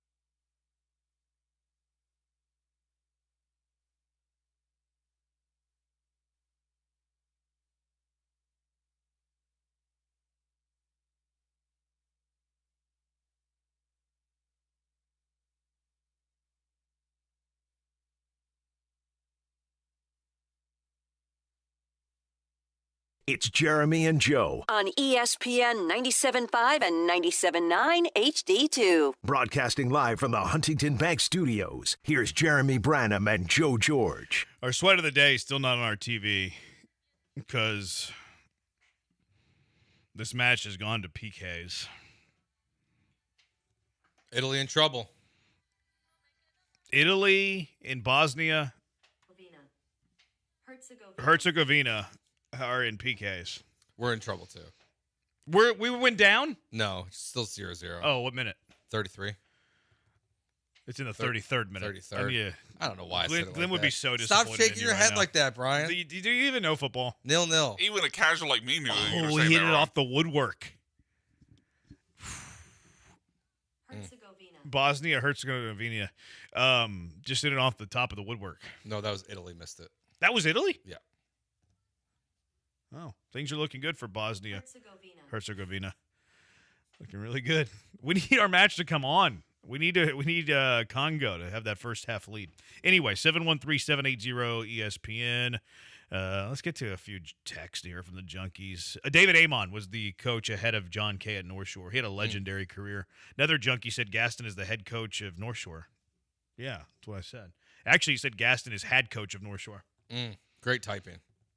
So, Kingwood Baseball wears out Humble. Well, Humble's terrible now. It used to be great in my heyday. Back whenever, I was sitting the bench, riding the pine. Those were our glory years. Hit 400, though. I did hit 400. Yeah. I did hit 400 my senior year. It was tough to get out. What about your junior year? I didn't play much. Okay. No. I was watching the better baseball Define players much. do things. Not at all. Oh, okay. Not at all. No. No at-bats. It's probably because your coach was drunk, though. We You were just didn't good, realize though. he No. No. No. A lot of people do this. Well, my coach is the reason I didn't play. Oh, if he would have known better, I would have been all district short. No, I didn't deserve to play. Yeah, Jeremy was we were loaded. Just bought him a six-pack. You would have got in. Our high school, my senior year, was the third biggest high school in the state of Texas. Really? Yeah, we had dudes. We had a bunch of really good dudes. My junior year, we lost to Brazoswood 1-0 in a 3-game series. We played 3-game series. I can't remember which round. We played Brazoswood in the Astrodome.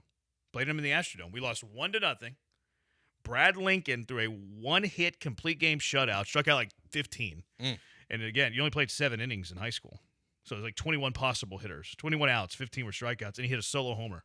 Brazoswood beat Humble 1-0. He threw a one-hit shutout and hit a solo home run in the dome. That's impressive. Yeah. Very impressive. It's really, really good. If Jeremy Brandon was in the lineup, though. No, I would have been 0 for 4 with 4 Ks. Actually, 0 for 3 with 3 Ks because I wouldn't have batted that many times. Who advanced here? Bosnia Herzegovina advances. They advanced with PK. Now put on Congo and Jamaica, would you?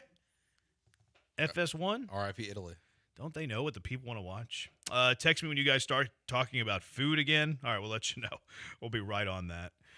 Can you summarize the summer house? Yeah, it's just a place in the Hamptons where all these cool kids go and they hang out on the weekends and they throw parties and then they stay with each other for a few days and then they all kind of date each other.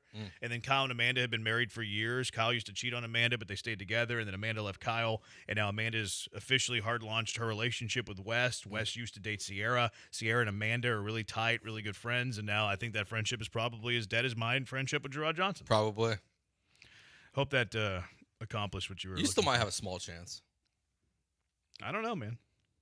I don't know. Let's rile it up. Cowboys win it all. Why are you taking us that in? Jeremy has undiagnosed ODD. The junkies bring this upon themselves. Junkie? What's ODD? Obsessive. Actually, I don't know. I was thinking of OCD.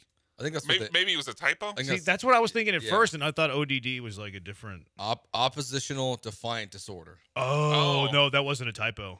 Okay, that does fit Branham. ODD. Hold on, let's be sure. Let's not WebMD this and be like, yeah, you have it. Let's While not you be look internet on- doctors. While you look on WebMD. Sometimes it's difficult This is to recognize. mayoclinic.org. Oh, my apologies. Sometimes it's difficult to recognize the difference between a strong-willed or emotional child. It's the best insult ever. Even the best behaved children can be difficult and challenging at times, but oppositional defiant disorder includes a frequent and ongoing pattern of anger, irritability, arguing, and defiance toward parents and other authority figures. Our junkies aren't authority figures. ODD also includes being spiteful and seeking revenge, a behavior called vindictiveness. This is my track. That second part definitely tracks. My track. I think my wife texted that in. 713-780-3776. Taco Tuesday. I might get some tacos later tonight. That sounds pretty good. Summer Creek is becoming the Humble ISD powerhouse. I don't think they're more of a powerhouse than Atascocita, but Summer Creek is doing things. Don't get me wrong. Summer Creek is blowing up. Doing some really good things. Did B-Mac make varsity band? He was first chair. Well, I actually was in band in high school. Did you make first chair? Yeah, we've talked. No, I was not first chair. What instrument did you play? Trombone. We've talked about this on the show. Randomly. You look like you played the trombone. Yeah, that was a joke you made last time. What chair were you, second or third? Second. Man, you couldn't even get to the first chair, huh? No. Can't cut it. No.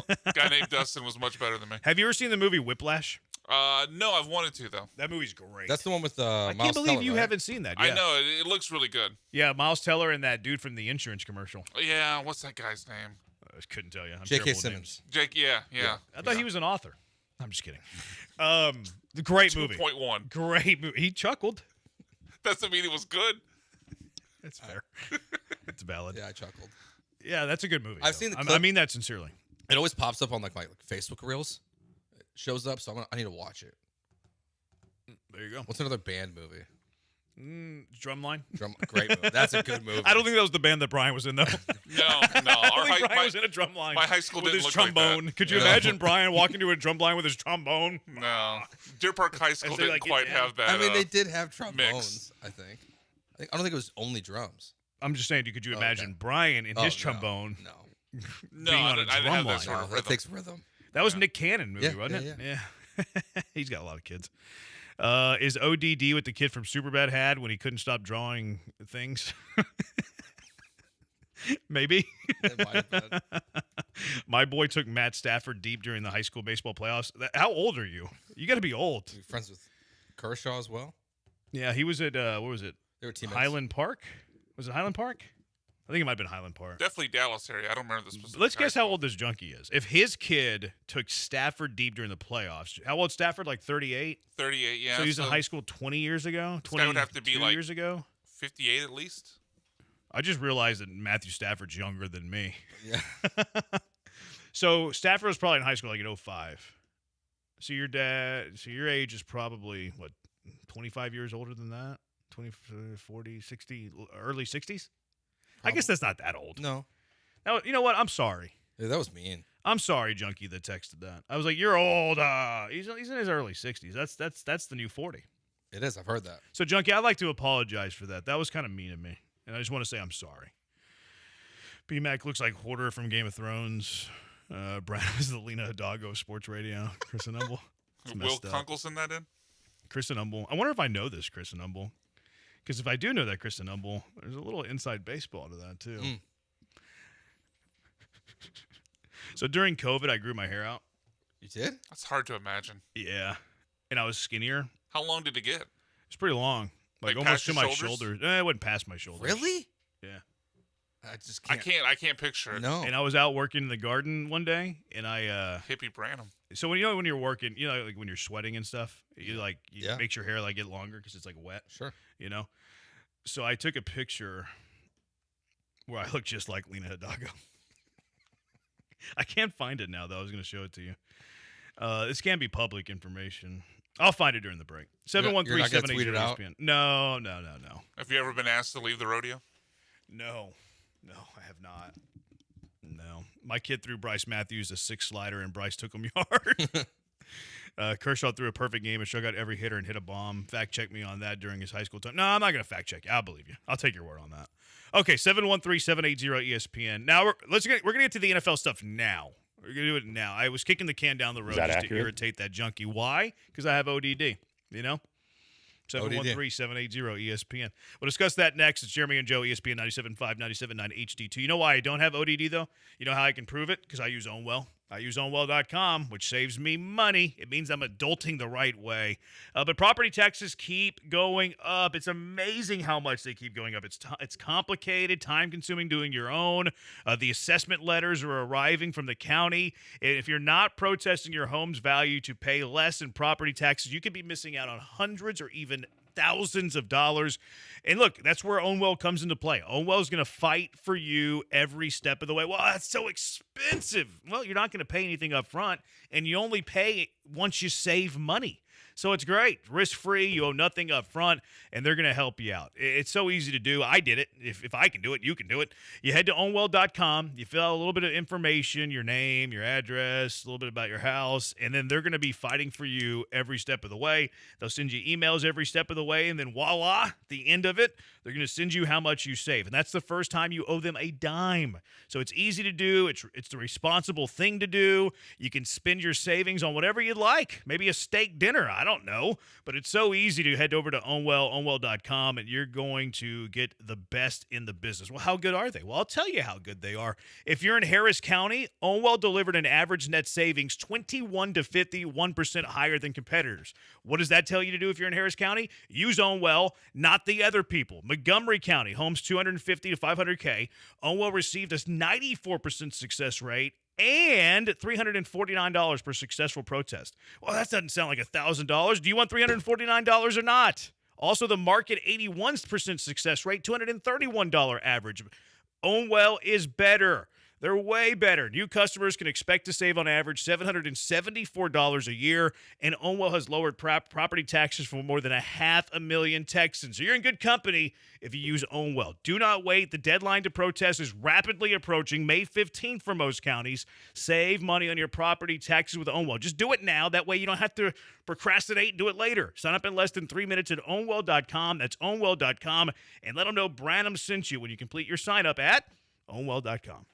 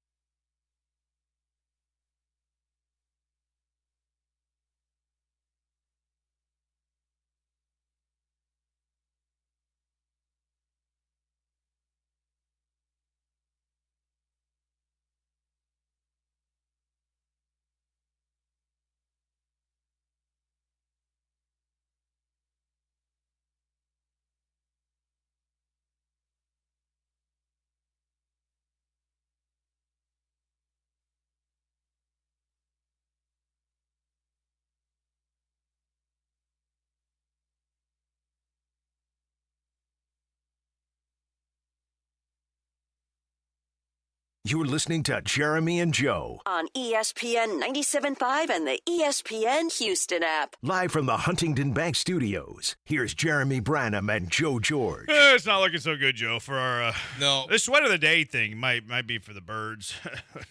This might be retired by the end of the week here. If we don't win a game by Friday, we have to retire it. We might have to retire the bit. It's actually not a bit. It's real money. But Jamaica and the Congo are locked up in a thrilling 0-0 match going into extra time. So I don't really like our Congo first half line. This is Jamaica on the corner? Yeah.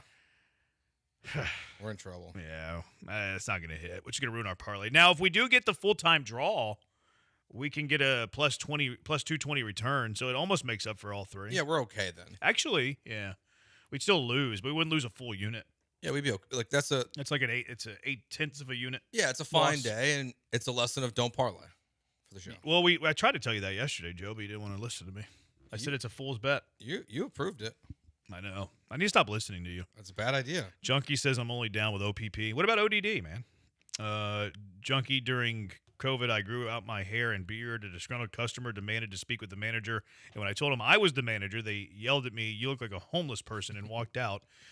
You shouldn't tell the story. Homeless person might hear you. And then when I went home and told my wife about it, she made me go to the barber. Well, you're losing business. That's probably a good business decision. You down with ODD? Yeah. I like your sense of humor. Matt Stafford is only 38, gentlemen. That's what we said. Yeah, we said exactly 38. This is the second. Were you the person earlier that said that? No, it's a different person. Yeah. We said Matt Stafford is 38. People can't listen. Get out of here. You're gone. You are out of here. You gotta start listening with the correct orifices of your body. They're going to the half, Joe. It's 0-0. We lost. They're walking into the locker rooms. 0-0. Oh, they're still playing, but Jamaica's in possession. They're about to throw it in. Doesn't look good, Joe. Doesn't look good. Bad start. Bad start. Junior Broncos on the Twitch has a picture of me that he posts. How do you do that? How do you post pictures of me in a chat setting? That's a good question. Caller sounded like the Wheelhouse, no ROI. Dang. Wheelhouse catching strays. That's not cool. We're not going to do that. All right, top NFL. Seahawks. The Seahawks were picked for the Hard Knocks coming up this offseason. Patriots are going to do it next year. So the Super Bowl participants are each going to take their turn on Hard Knocks over the next 2 seasons, with the champion getting precedence. Big change. I mean, it was always, the rule was if you hadn't made the playoffs in the last 2 years, you were eligible. If you had a new coach, you weren't eligible. And now, because teams weren't going to do it, they changed the philosophy of it. I actually think this is really intriguing, because now we're going to see a team coming off success versus failure be on Hard Knocks. So I'm kind of in on this. Like, I think this is a good way to change it up finally. Oh, I didn't realize that. Yeah, it was always just bad teams. They always made it like they always protected the playoff teams. Not only that, but sometimes you ended up with like 6 teams total that were eligible. Yeah, to choose from. Yeah, well, I thought the Texans were eligible, weren't they? No, because they made the playoffs under the old rules. They wouldn't have been. So when did these new rules come into play? That I don't know. I think it was this last offseason when they couldn't choose. They couldn't find a team to accept it. Okay, so we knew that the Texans were eligible. Yeah, I got you. Okay, this keeps my dreams alive. I have been on record. I've had a real take about, where was it, the Toro District? Yeah, I think it's the Toro District. I've been on the record saying that I want the Texans to go on Hard Knocks when Toro District opens up. Oh, so they can show it off? Yeah, so we can show it off. We can kind of see a little behind the scenes, see what it looks like. So this keeps that dream alive, because if the Texans were eligible this offseason, they're going to be eligible in the future. And because they're not in this year and next year, it's more likely that the next time they're on Hard Knocks would be when it's open. Was when Toro District is there. And it means if they show it on TV, I don't have to go and see it. Also, yes, facts. Also, if you're Callahan, like, what do we know about rich people? They kind of like to show off their new toy, right? For sure. Like, hey, look at all this money I got. Point. Like, that's why people love to entertain. Like, come look at my fancy house. It's so nice and bougie. That's why I don't entertain. I don't have a nice bougie house. Fair. So, like, it kind of tracks, like, what owners want to do. Like, they want to, put it on display. Like, Hard Knocks, come on in. You wouldn't do that with dingy old NRG, but you get the new Toro District. Come on in. Come see our beautiful new digs. Why don't you? I was thinking about this the other day, actually, too. Mm-hmm. Because I don't think a Super Bowl's in the horizon for them, I could also see a draft being held there. Oh. In the new Toro District. They better fire Nick Caserio before then, though. They started promoting the draft party today. Yeah.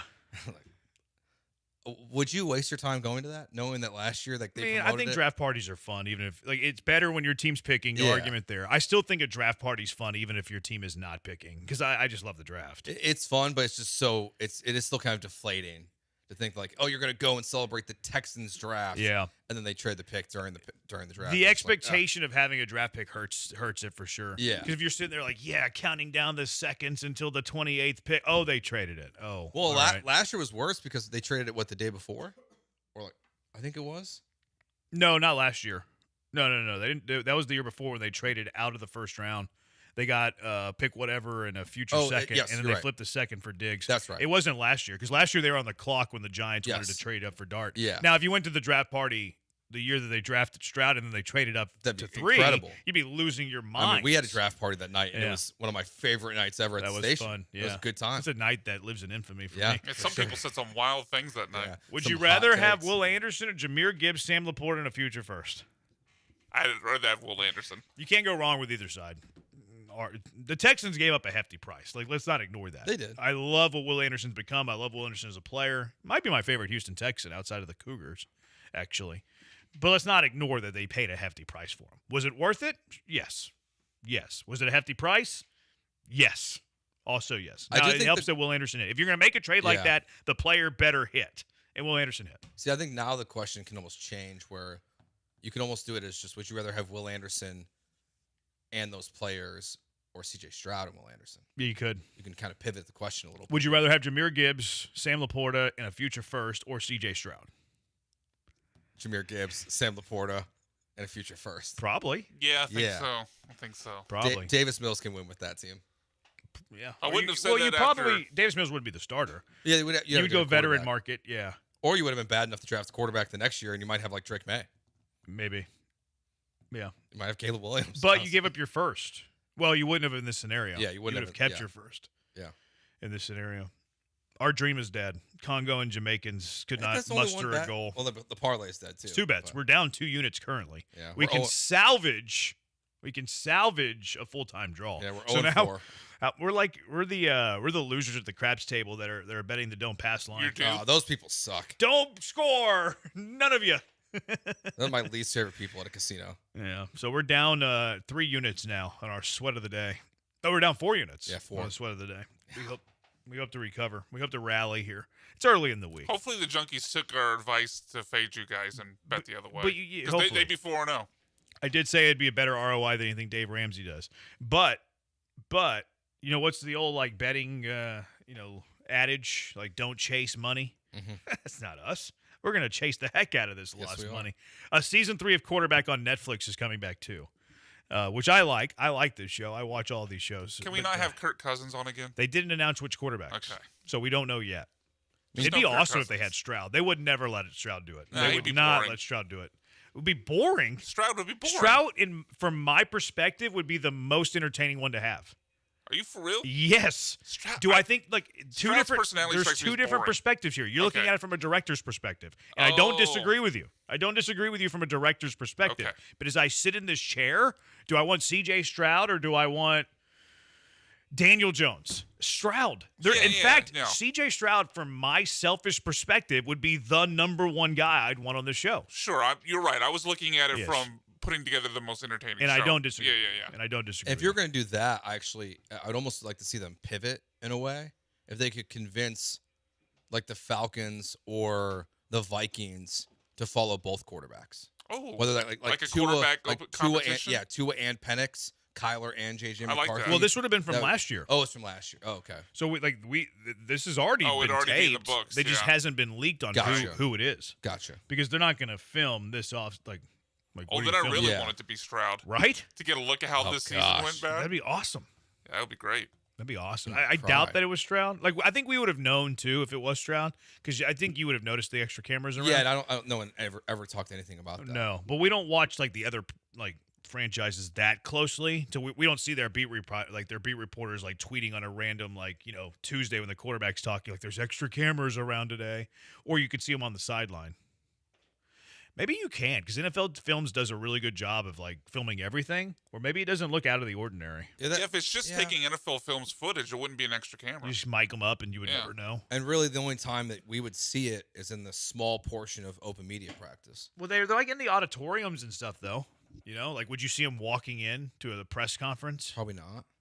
Yeah, maybe not. I don't know. Yeah, it'll be interesting to see who they have on. Maybe it'll be Deshaun Watson, who Jimmy Haslam, owner of the Browns, says that he has a great chance to be the Browns' starting quarterback. Good luck. I don't disagree. Yeah. I think he has a great chance to be the starting quarterback, too. Deshaun Watson versus S2, riveting quarterback competition. I'm actually pretty intrigued by it. Which one's the most intriguing of the three? Atlanta, That's the Minnesota, most boring or to me. Cleveland? I don't think Minnesota's a battle. You think it's just Kyler? Yeah. I think there's still some hope there that it's JJ. From who? From his family? I think from the organization, from investing the Then draft why they signed capital. Kyler? Kyler's not going there if he's not the dude. I think he has. I think he had assurance. I see where you're coming from. Like, you have McCarthy. You want couple that. You extra want him to years. win it You don't want it to still. be a bust. Yeah. I think it's Kyler Murray's job. Atlanta will be boring to me. Yeah, it's because they're the same quarterback. Yeah, and maybe Deshaun and Shador would only be interesting to us because it's Deshaun, in Houston. I mean, there's enough attraction towards the Shador Sanders story that I think a lot of people would care. Yeah, probably. And I think people kind of laugh at the Deshaun thing. Still at this point. I mean, I think Watson's a better quarterback than Shador. I don't know. Okay. He's barely played. Yeah, That but is it's true. a really low bar to clear. Yeah, it is. Speaking of quarterbacks, Geno Smith has been named the starting quarterback for the Jets. Aaron Glenn on Geno. He's the guy that's going to lead us to the promised land. Oh. No hint of irony or sarcasm in that quote either. Maybe the promised land is the number one pick next year. That's what I was thinking. 2 years in a row for Geno? I also here's like a legit take though. Here's a legit take. I think Aaron Glenn's playing a little poker. I think Aaron Glenn's playing a little negotiation poker here. Like, what if they really like Ty Simpson? What if they don't want to draft Ty Simpson with one of their 2 draft picks, but they want to trade up to where the Texans are picking, and they want to take? Like, I think they're playing a little bit of poker. Yeah, this is kind of draft a smoke little bit season. of poker. Like these coaches when they're talking, there's a lot of what's being said about positions that they value that you can take more sometimes of. Well, what didn't they say? Or if they're saying something, it's like, oh, that sounds like it might be a misdirect. Yeah, this might be a misdirect. I think they're trying to, keep that ace up their sleeve with this quote. And then Baltimore Ravens team president Sashi Brown. Remember Sasha Vucevic or whatever his name was? Sasha Vucevic, the Laker dude with the long hair. Yeah, Vuvicic. Sasha Vuvicic. I think it's Vuvicic. Whenever I saw this name, it made me think of Sasha Vuvicic. But Sashi Brown said Monday that the rescinding of the Max Crosby trade won't negatively affect the team's reputation, chalking up the criticism to a, quote, slow news cycle.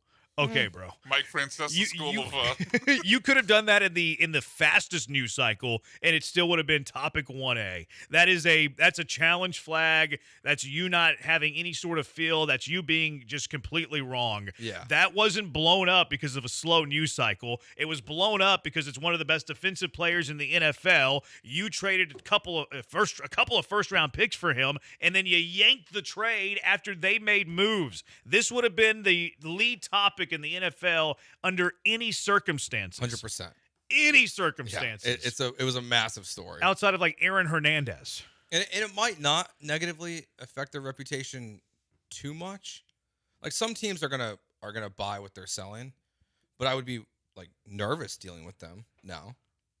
Like I don't think it's gonna say like people are gonna say like they're not gonna be impossible to trade with going forward, but it's gonna have a negative effect on their reputation still.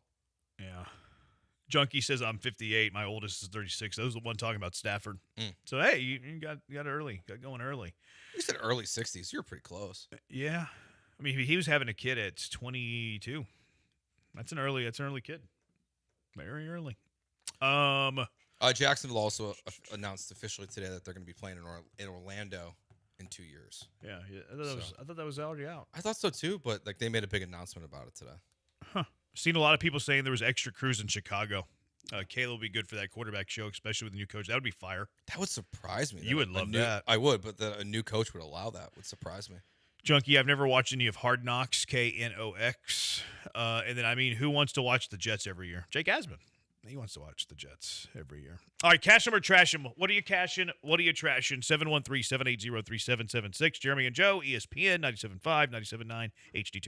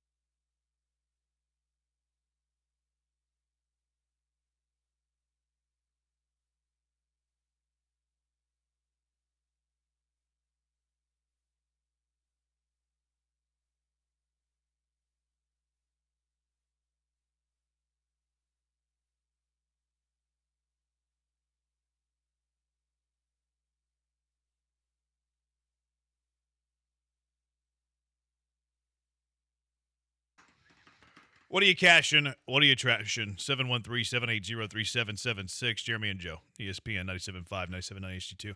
Real quick, Kyle asked his ex-wife Amanda and his friend Wes multiple times about the rumors that they were together, and they denied. They're liars. Scumbags. They're liars, Amanda and Wes. Just be honest. But they're now, they're happy together now. Should we be happy for them? 713-780-3776. All right, cash or trash? What are you cashing? What are you trashing, Joe? We're going to lose this bet. Cash or trash? Well, we're going to be down on the day. But do I think it could get to a full-time draw? Yeah. I think a full-time draw is in play. Okay. Also, you know what we're stupid at, though? Like, we don't know the scenarios here. Like, we should probably research this. You before win, you get to the World Cup. You lose, you go. Is that what it is? Yeah. Or do they- Yeah. Oh, okay. So like Italy, so y'all knew. Okay. Yeah, it's a straight up playing game. So like Italy has now missed the World Cup for the third straight time. I thought. Oh, was that the qualifier too? Yeah. Oh, yeah. okay. I thought it was they've missed the World Cup. Yeah. Italy? Yeah, it's weird. It's weird. Italy lost. I didn't know it was They're out of three- the World Cup. Yes. I They didn't know got it was 3 World eliminated Cups in by a row. Bosnia Herzegovina. Yeah, they did. Unreal. That makes me mad. Are You know who I feel for today? The Italians? Trey Mancini Oh, I think you say John Granado. Zach Cole. and Sierra. No, that's DeZenzo. Zach Cole. He No, played for. DeZenzo. Sheesh. I got my white Zachs messed up. What, they all look the same to you, Joe? Yeah, they do. Okay, that's actually all right. Yeah. And they're both hurt right now. Cole bats from the wrong side of the plate, and he broke his toe. He's out for a long time, it sounds like. I mean, he can't be out that long. It's a broken toe. I mean, I think he's back in 8 weeks. That's not. I mean, Joe Spada said for. He said indefinitely. That's a long time. It means a broken toe. That means It's a broken bone. He's back in 8 weeks. It's going to take 4 to 6 weeks to heal. He's going to go get extended spring training if that's a thing. He's going to work his way back. He's going to be back. What is it? It's March 31st. So what's next month? April, May. I think he'll be back by the middle of June. Trash. There's my cash or trash. Zach Cole will be back by the middle of June for the Spacers, not the Astros. Yeah. The Spacers. The Astros finished with a top 5 offense in Major League Baseball this year. The entire major leagues. Entire major leagues. I'm feeling these first couple. Yeah, I'm games. gonna trash it. Trash. I think they can be top 10. I don't think they can be top 5. Yeah, I'm gonna lean with Jeremy on this. Well, you're a hater. Trash. We know that. Maybe so. Unrelated though. Yeah, that's a little It just- lofty. I think this Oh, offense. he smoked the ref. He smoked the ref. We're watching Jamaica and Congo. Sorry to interrupt. All good. And the Congo guy, he tried to, I don't know what you would call it, a left-footed kick, but it was he kind of stepped into it. Like, you could tell it was about to be a powerful kick, and the ref was standing a foot from him, and he drilled the ref. This is only funny to me because I was the only one who saw it. Trust me, it was funny. I believe you. He smoked him. I missed it. It could have been a goal. The ref's saving our bacon. That's All right, true. go ahead. What were you saying, Brian? I don't remember. I don't remember. He smoked them just outside the box, too. Actually, it was Congo that did it. Did I say Congo or Jamaica? I think it's Jamaica. It was Congo that did it. Look, he's playing for the draw. All right, 713-780 ESPN. What are you cashing? What are you trashing? Did you have others? No, it's your turn. Ryan Weiss and Christian Javier will swap roles by season's end. Huh. I'm going to cash it. And I don't mean summer house roles. I mean their role in the rotation of the pitching staff. No, we got it. Weiss, by the second half of the year, will be a starter, and Javier, with his struggles, will be relegated to at least bullpen work, maybe even a fake injury. Yeah, I'll cash that. I'm gonna trash it just because I think it's more the fake injury route. I threw that in there. Okay, That all counts. Right, then I'll cash it. I just don't believe that he's a bullpen guy at this point. Why not? I just don't trust him to hit his spots or have good stuff. So you put him, even if it's 1 or 2 innings, that's where you put guys. See, I think I don't know. my hope with Javier is that the velocity stuff that we were talking about yesterday is that if you limit his work, that he can ramp it up to get back to the numbers to where you want them to be. Remember, a lot of people didn't think that he could be a starter. He's a 2-pitch guy. Yeah, 2-pitch guy. Yeah, whenever he came up, people were like, he's not going to be able to stay in the rotation. Yeah, it might be what's best for the Astros, honestly, if that happens. Well, the best thing that could happen for the Astros is he just solidifies his role in the rotation. Well, yeah, that one I just don't even consider right now. If there's a 2-run lead to protect, I don't want Javier. No. He wouldn't be a leverage guy. No. He wouldn't be a leverage guy. He's one of your low leverage guys. He's like K-Way Tang. He's a lower leverage guy. You're not using him Tang more than Javier. That's fine. But Javier would be like your lowest leverage reliever. So basically, you put him in the Rafael Montero role? No, not even that. Like your long guy. Like, hey, go pitch 3 innings whenever we're down 7. You know? I'm not too high on Javier. Same. Yeah, I'm out. Joe doesn't know what indefinitely is. It just means they don't know. Lance McCullers 42 wins, and Altuve will have 30 homers. Don't be silly. I mean, Altuve could get 30. What was your cash or trash, Brian? I know, Jeremy, you won't like this take because Nimitz High School, but I think Aaron Glenn's the first head coach of the NFL fired this next season. Trash. Interesting. Trash. I just, like, everything around him feels like some of the bluster he's had, like telling the world that he has the greatest group of coaches, and I wouldn't pick just anybody that he fires a year in. It probably means nothing but falling asleep at the combine. This whole thing with Gino, I don't know. It feels like sometimes when Aaron Glenn talks, he's one of those guys that talks big because he wants to distract from the fact that he might be in over his head. You calling him David Kelly? No, not to that degree, but I think the New York media is going to expedite his exit. I'm gonna cash it.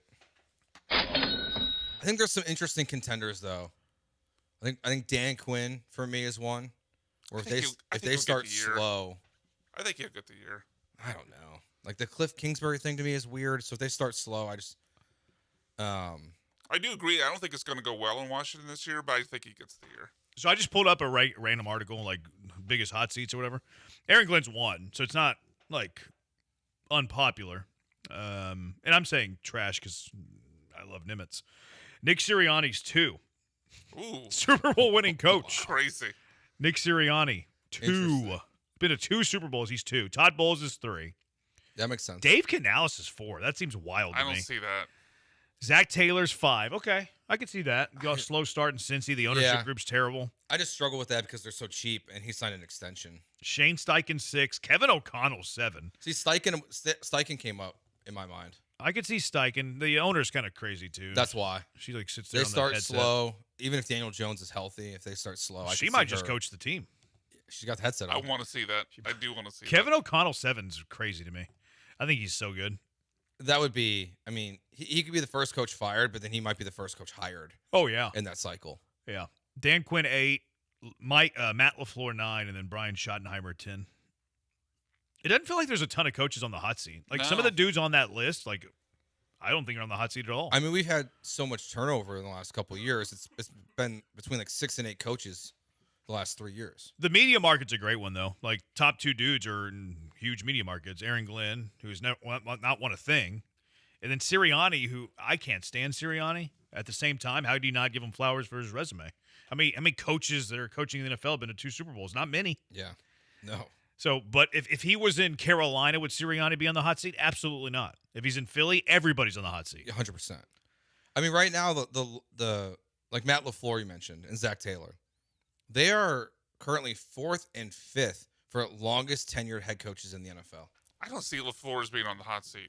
Zach Taylor makes sense, but I could see LaFleur if maybe if they missed the playoffs, but it wouldn't be first in coach season. fired. No, it wouldn't be in season. No, I don't think there's I think that Aaron Glenn might be the only answer. Like Sirianni, like it would take like an 0-7 start. I could see Zach Taylor being fired in season. I think Todd. That one's a little harder. Todd though. Bowles, yeah, I agree. Todd Bowles for he sure. could be fired in season. I could see that. Well, he's in a bad division though, so I feel like he's not going to ever be out of the race. I just feel like if they had if the second half Baker is what shows up at the start of the season, they could run him out. I felt like he was hurt though. I know, that's what I'm saying. Like there's an asterisk there for sure, but if second half Baker shows up again, Todd Bowles could be in danger. Cash or trash, says a junkie. The better Şengün does the rest of the year, the more likely it is he's gone. I trash that. I'll trash. Trash.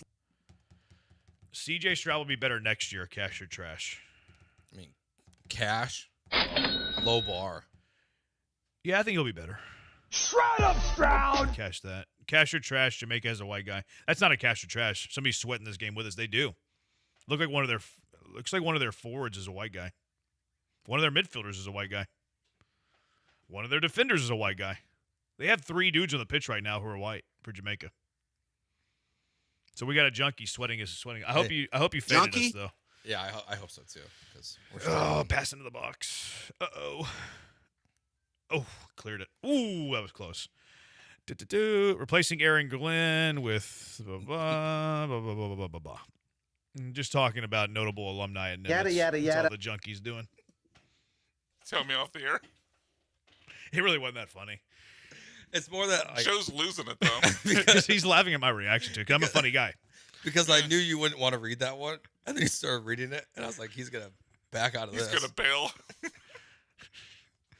713-780-ESPN. 713-780-3776. Coming up next, Mark Cuban regrets selling the Mavericks. What are the biggest sports regrets?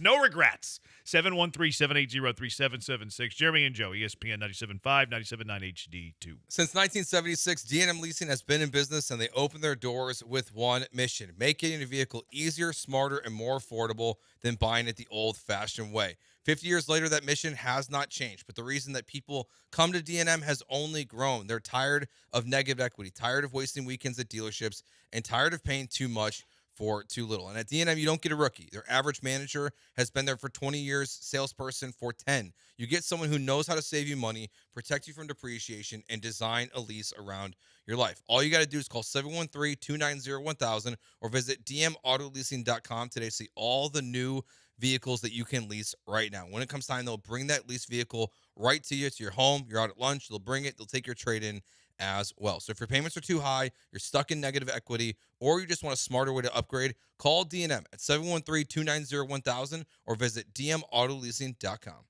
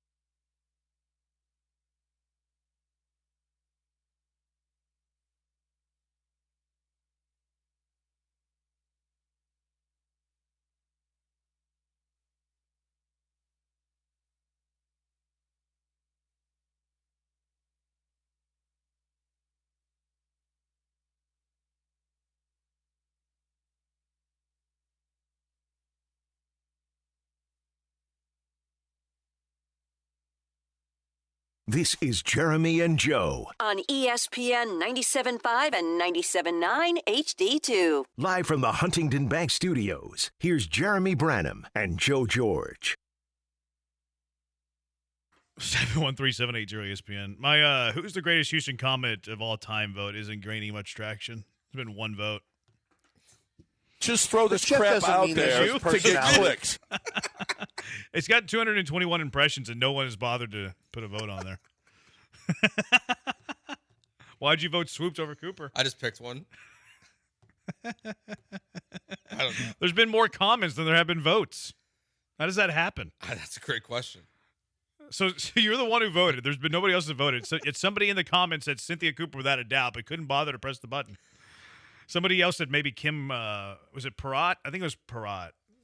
Name sounds familiar. I don't know how she I think she was like it. the point guard. She's no longer with us, unfortunately. She passed away. R.I.P. She, with all due respect, she wasn't in the same tier as Swoops and Cynthia. I mean, you would go Tina Thompson before her, too. With all due respect. 713-780-ESPN, HRMP listener line. If you're sweating along with us for our sweat of the day, it's 0-0. 0-0, Congo, Jamaica. We're looking for a full-time draw here as they go. The Jamaican gaffer is managing the game with a hat on. That's okay. I have never seen that from a soccer gaffer. Is that what they call their coaches? Sometimes, if you're really caught up in the lingo, they call their coaches gaffers. Interesting. He's wearing a hat. That's fine. I've never seen a soccer manager wear a hat as they call the game, they manage the game. When did Jeremy become Colin Cowherd? Have you seen that before? Hats? Have you ever seen that? No, who cares? I care. It's foreign to me. Oh, yeah, of course. It's Jamaica and Congo. I knew you were going to say that. Like, you wouldn't see it on the basketball sideline. Like, what if you just saw an NBA head coach randomly wear a hat? Why as not? He because it's not appropriate. This is very Colin Cowardy of me. You want them I can hear it now. Do you want them in full suits and ties? No, like but I don't want to wear. No. But if you saw a basketball coach wearing a hat on the sideline, you would have the same reaction that I currently have over the soccer manager. Disagree. Yes, you would. No, you're wrong. A lot of NFL coaches wear hats. Why is that? Because okay? we don't see it in basketball. Y'all don't even believe this right now. Well, how much soccer do you watch? A lot more than you. I don't that watch could a be, lot. That I could watch be more 2 than matches a year. I don't watch a lot, but I've never seen a manager. I used to play FIFA all the time. I've never seen a look. 3 years MLS service here. One time Houston play-by-play radio guy of the year. Thank you to Sean Pendergast. He wrote the article. But like, I've never seen it in my life. Is this normal? Is this like, am I the wrong one here? But if Ime Udoka came out tonight against the Knickerbockers and was wearing a hat, you wouldn't have a weird reaction. You wouldn't be like, what is he doing? No, that's because people are going to be upset that Tari Easton's starting over Reed Shepherd tonight. So okay, that's a red herring. You know, this may be a weird place I draw the line, but for me, it's an indoor-outdoor thing. Like, I don't care if it's soccer because you're outdoors, but NBA would be weird because you're indoors. I don't know why that's weird. I guess because that's the function of a hat. That's an appropriate take. Yeah, that's an fair. appropriate take. Okay. I just have never seen a soccer manager do it. I really haven't.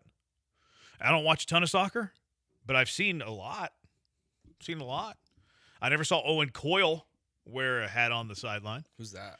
Former manager of the Houston Dynamo. Keep up with the city, dude. I didn't know who he was either. You don't remember Owen Coyle? See, if Brian's on my side, that's why I feel okay. I remember Dom. Yeah, that was before my time. Yeah. I never worked with Dom. I worked with Ben Olsen now. I've never worked with him either. Ben's actually pretty good with the media. It's a shame they're not more relevant.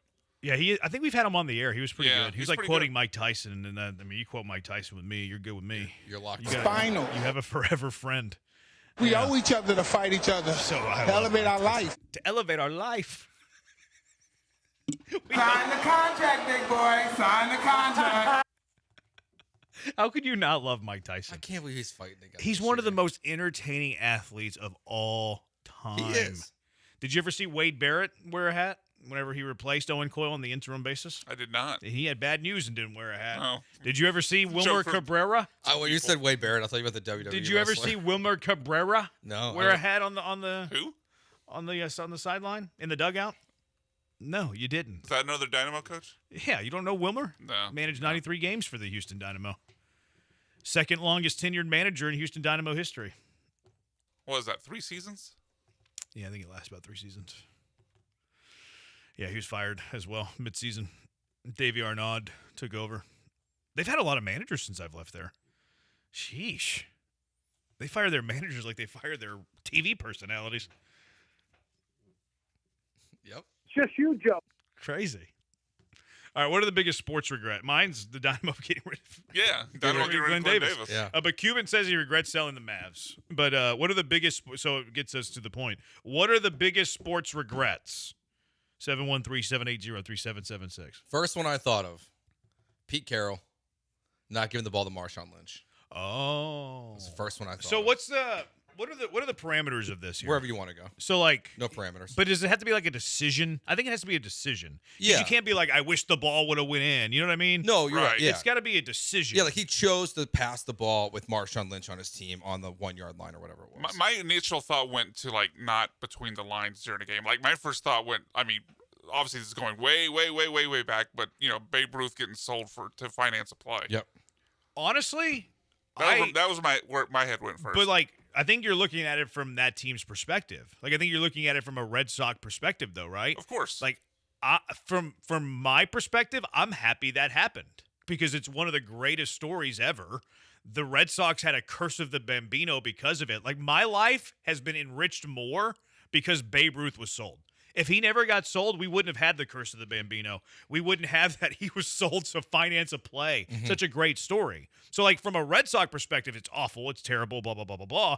But from my vantage point, like, I'm happy that it happened. Yeah. It's fun. You got an incredible series and then documentary out of it from when they were down 3-0 Uh-huh. and then went on to win the World Series. So, like, you get big moments after that as well. But I think from the Red Sox perspective, it's got to be no doubt up towards the top of the list. No doubt. So that it kind of depends on which perspective you're looking at it from here. My immediate one's not making a trade on draft day to where you could have gotten Olajuwon and Jordan.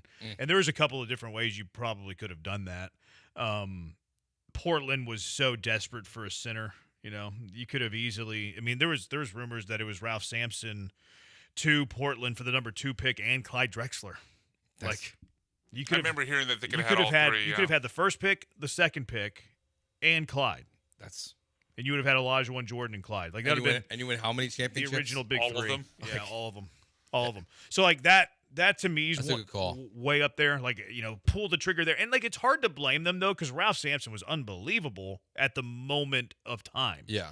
Whereas, Jordan, did you know he's going to be Jordan? Of course not. Of course you didn't know that then. So it's definitely revisionist history, but that's the sake of the conversation. Where was Clyde at that point in his career? Portland.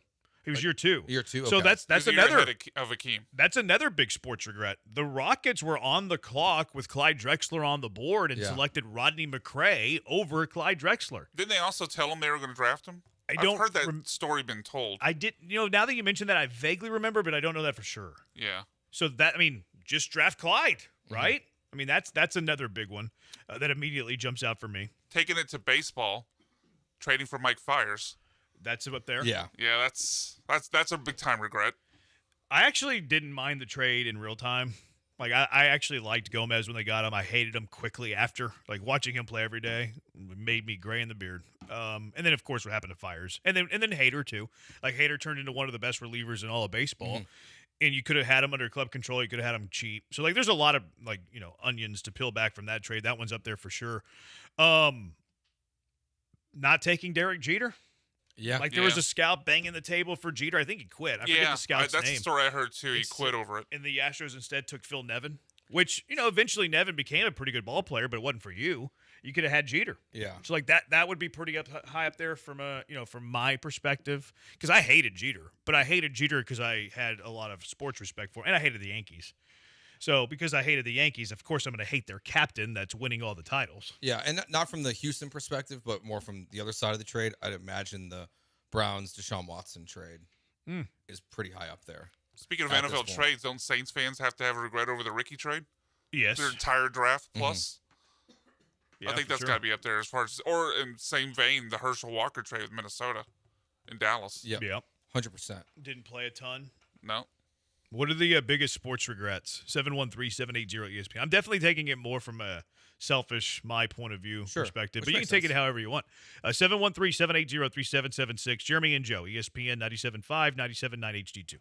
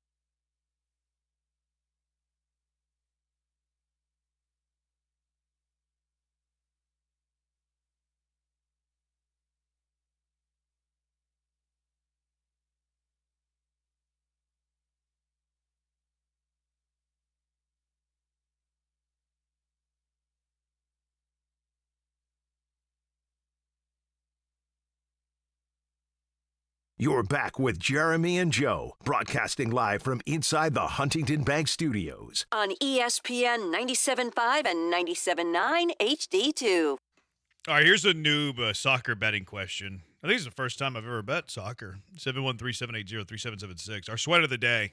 We already lost Congo first half. We lost the money line, or the parlay, rather. So we're sweating the Congo-Jamaica full-time draw for plus 220, which they're in the 75th minute, and it's 0-0. Mm-hmm. It is an elimination game, so there has to be a winner. I know if it goes to PKs, it counts as a draw. But if it goes to extra time, would it count? Different. Extra time is different from the added time.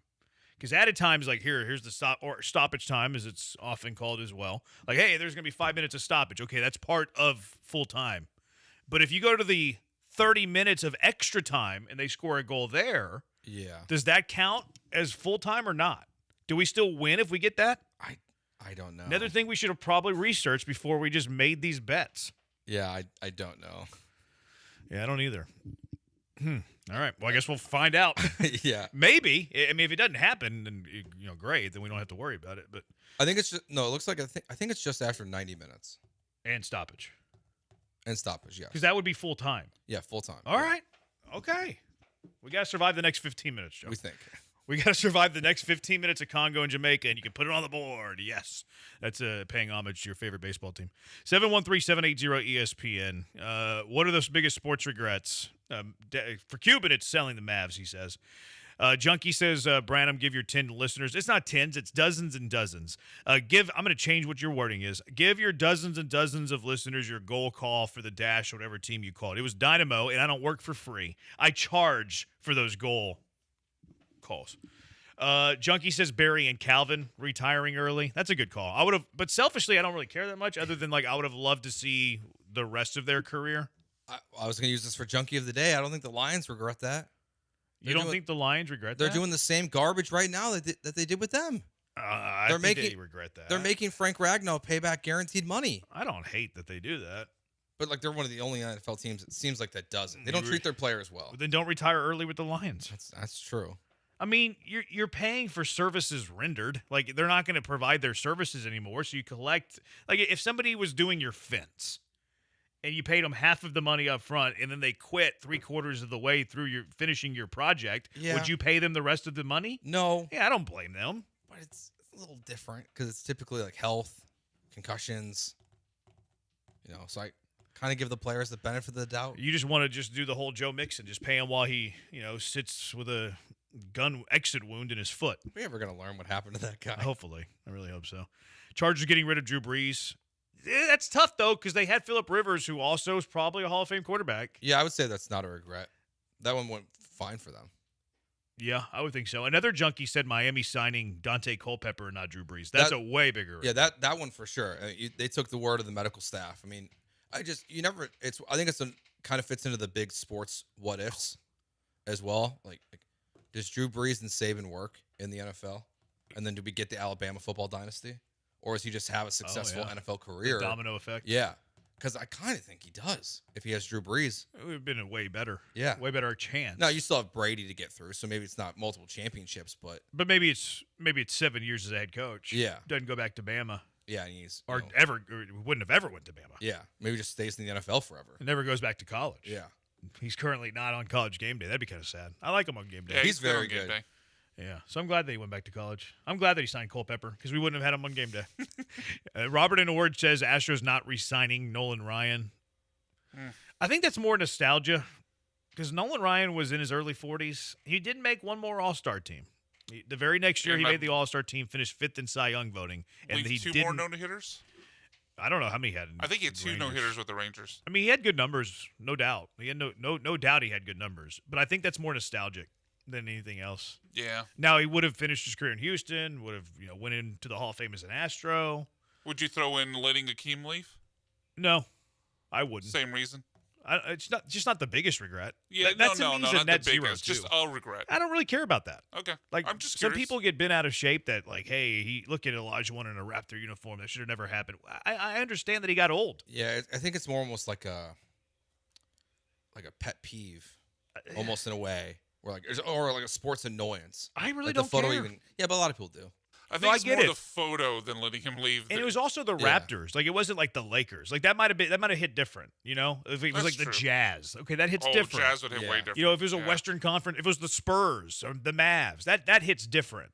It was the Raptors. That's how I felt about all these Astros that have left in free agency. Like, go to the National League, and I'll, like, whatever. Like, you get your money. I don't really have to worry about you. You're in the NL. So I've never, or even like the Twins didn't matter. Like, Correa went to the Twins. Oh, well. Does the Yankees, though, Springer with matter? Not really. And I know they've been good, Yeah. but not really. Well, like, see, and now I think, now Bregman to the Red Sox, that felt different. yeah. That one, didn't really like that one a whole Cole lot. to the Yankees. Didn't like that one a whole lot. Although I always viewed Cole as a mercenary. Yeah. Like, he wasn't like homegrown like the other guys. So it's a little different because Cole always felt like he was going to the Yankees, whereas these guys grew up through the pipeline. See, and even with Springer, maybe it's just the timing of the Astros missing the playoffs for the first time since 2016. But it felt like, at least on Twitter, like people were celebrating George Springer last year. Yeah. Like I was rooting for Springer. They were all in on George Springer. Now, it could have also been anti-Dodger.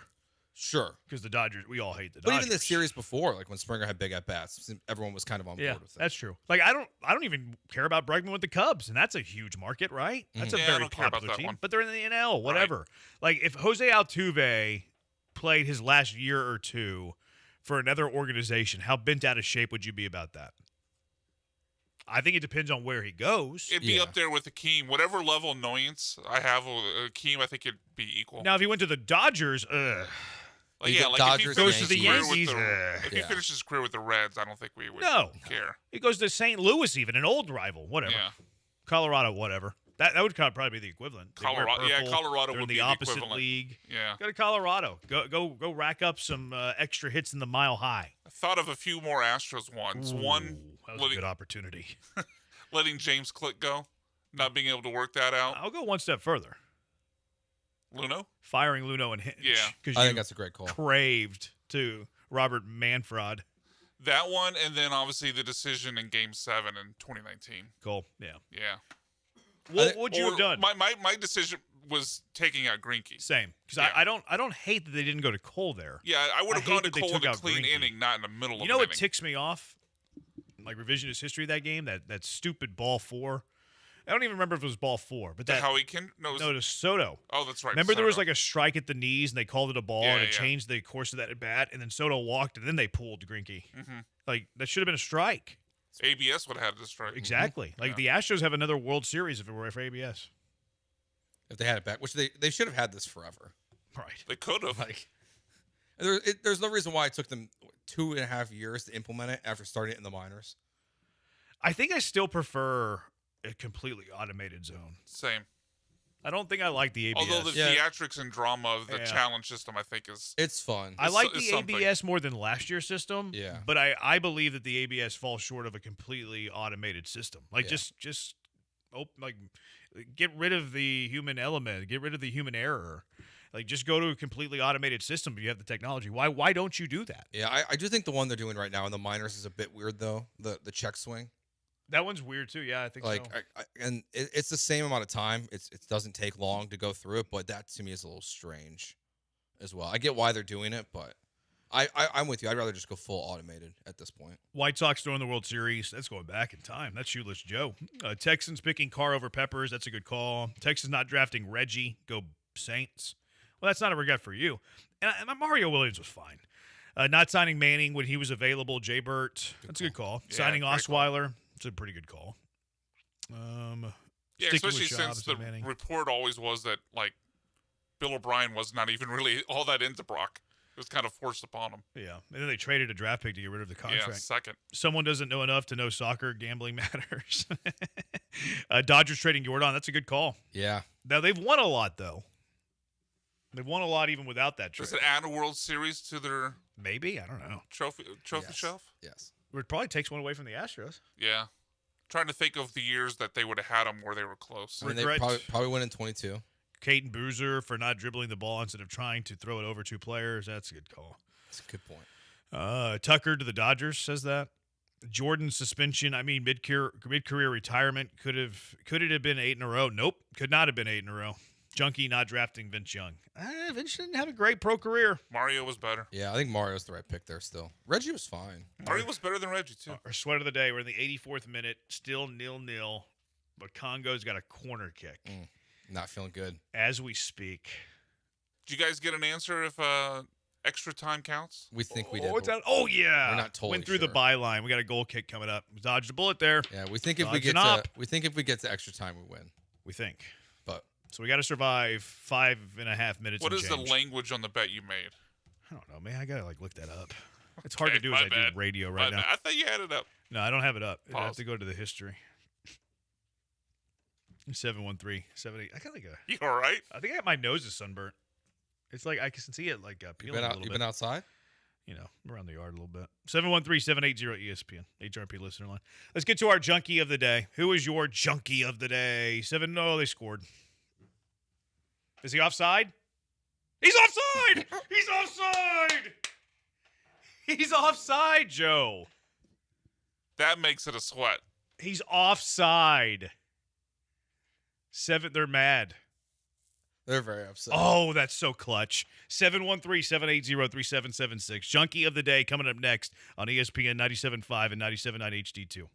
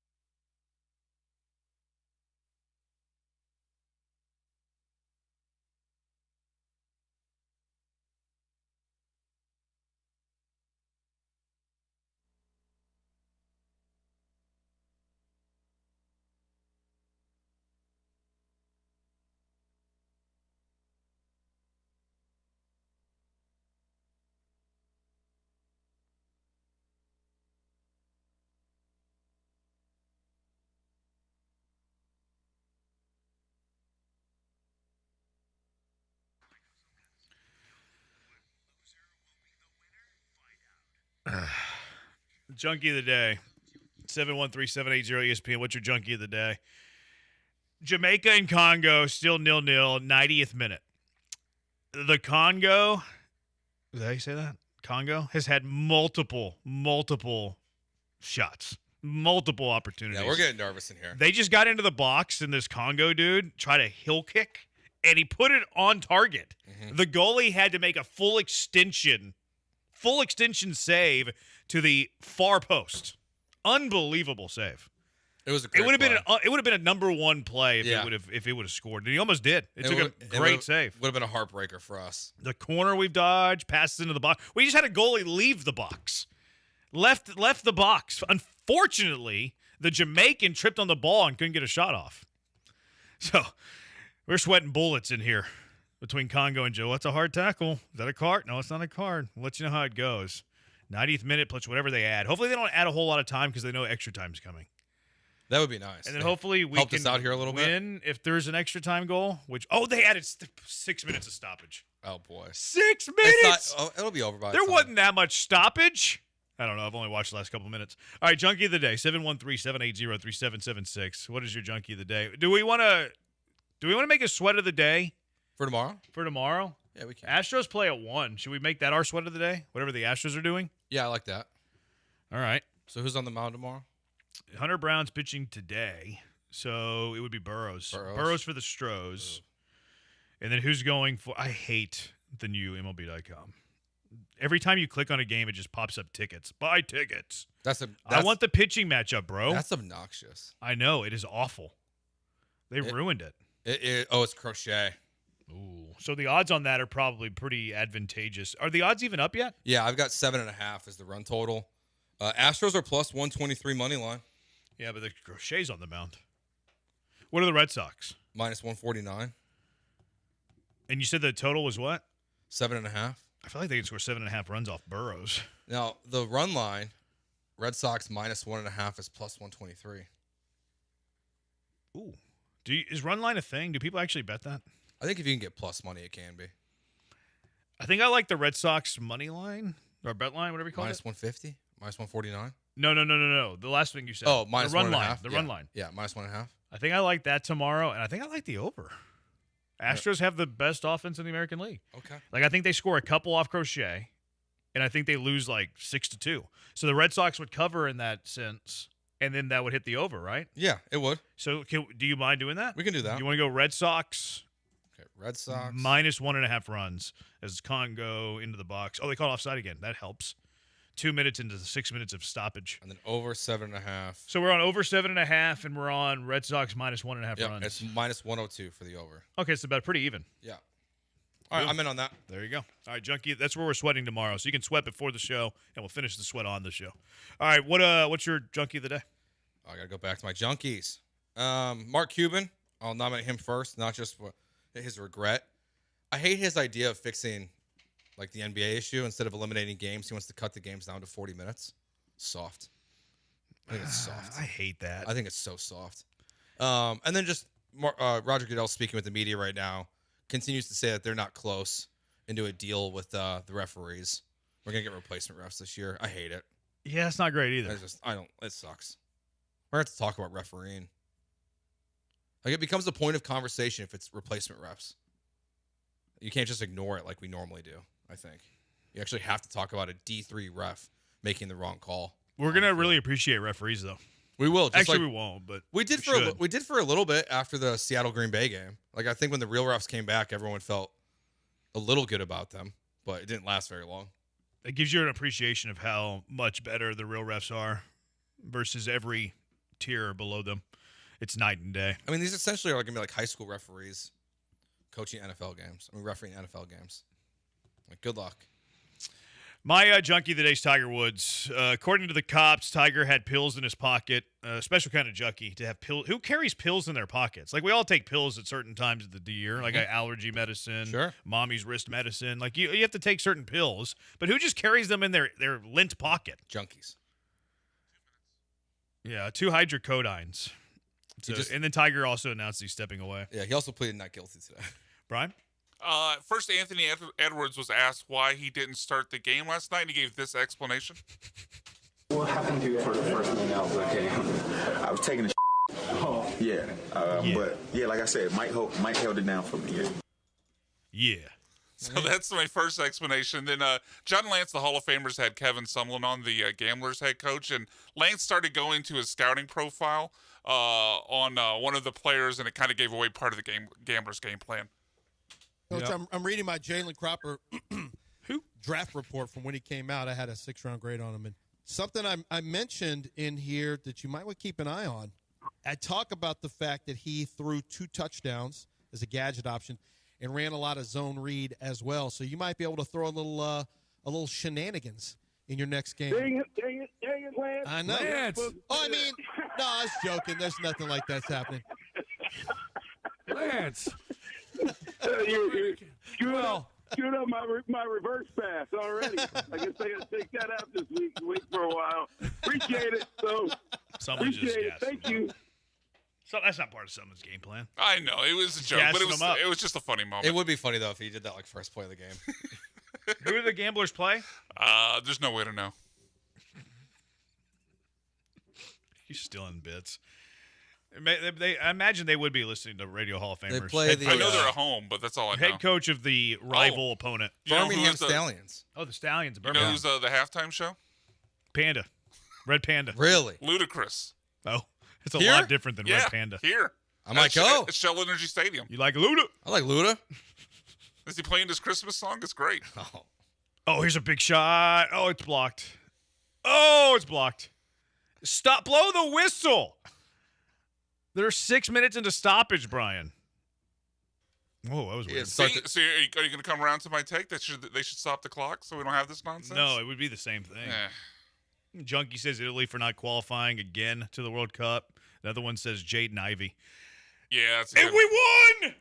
We think.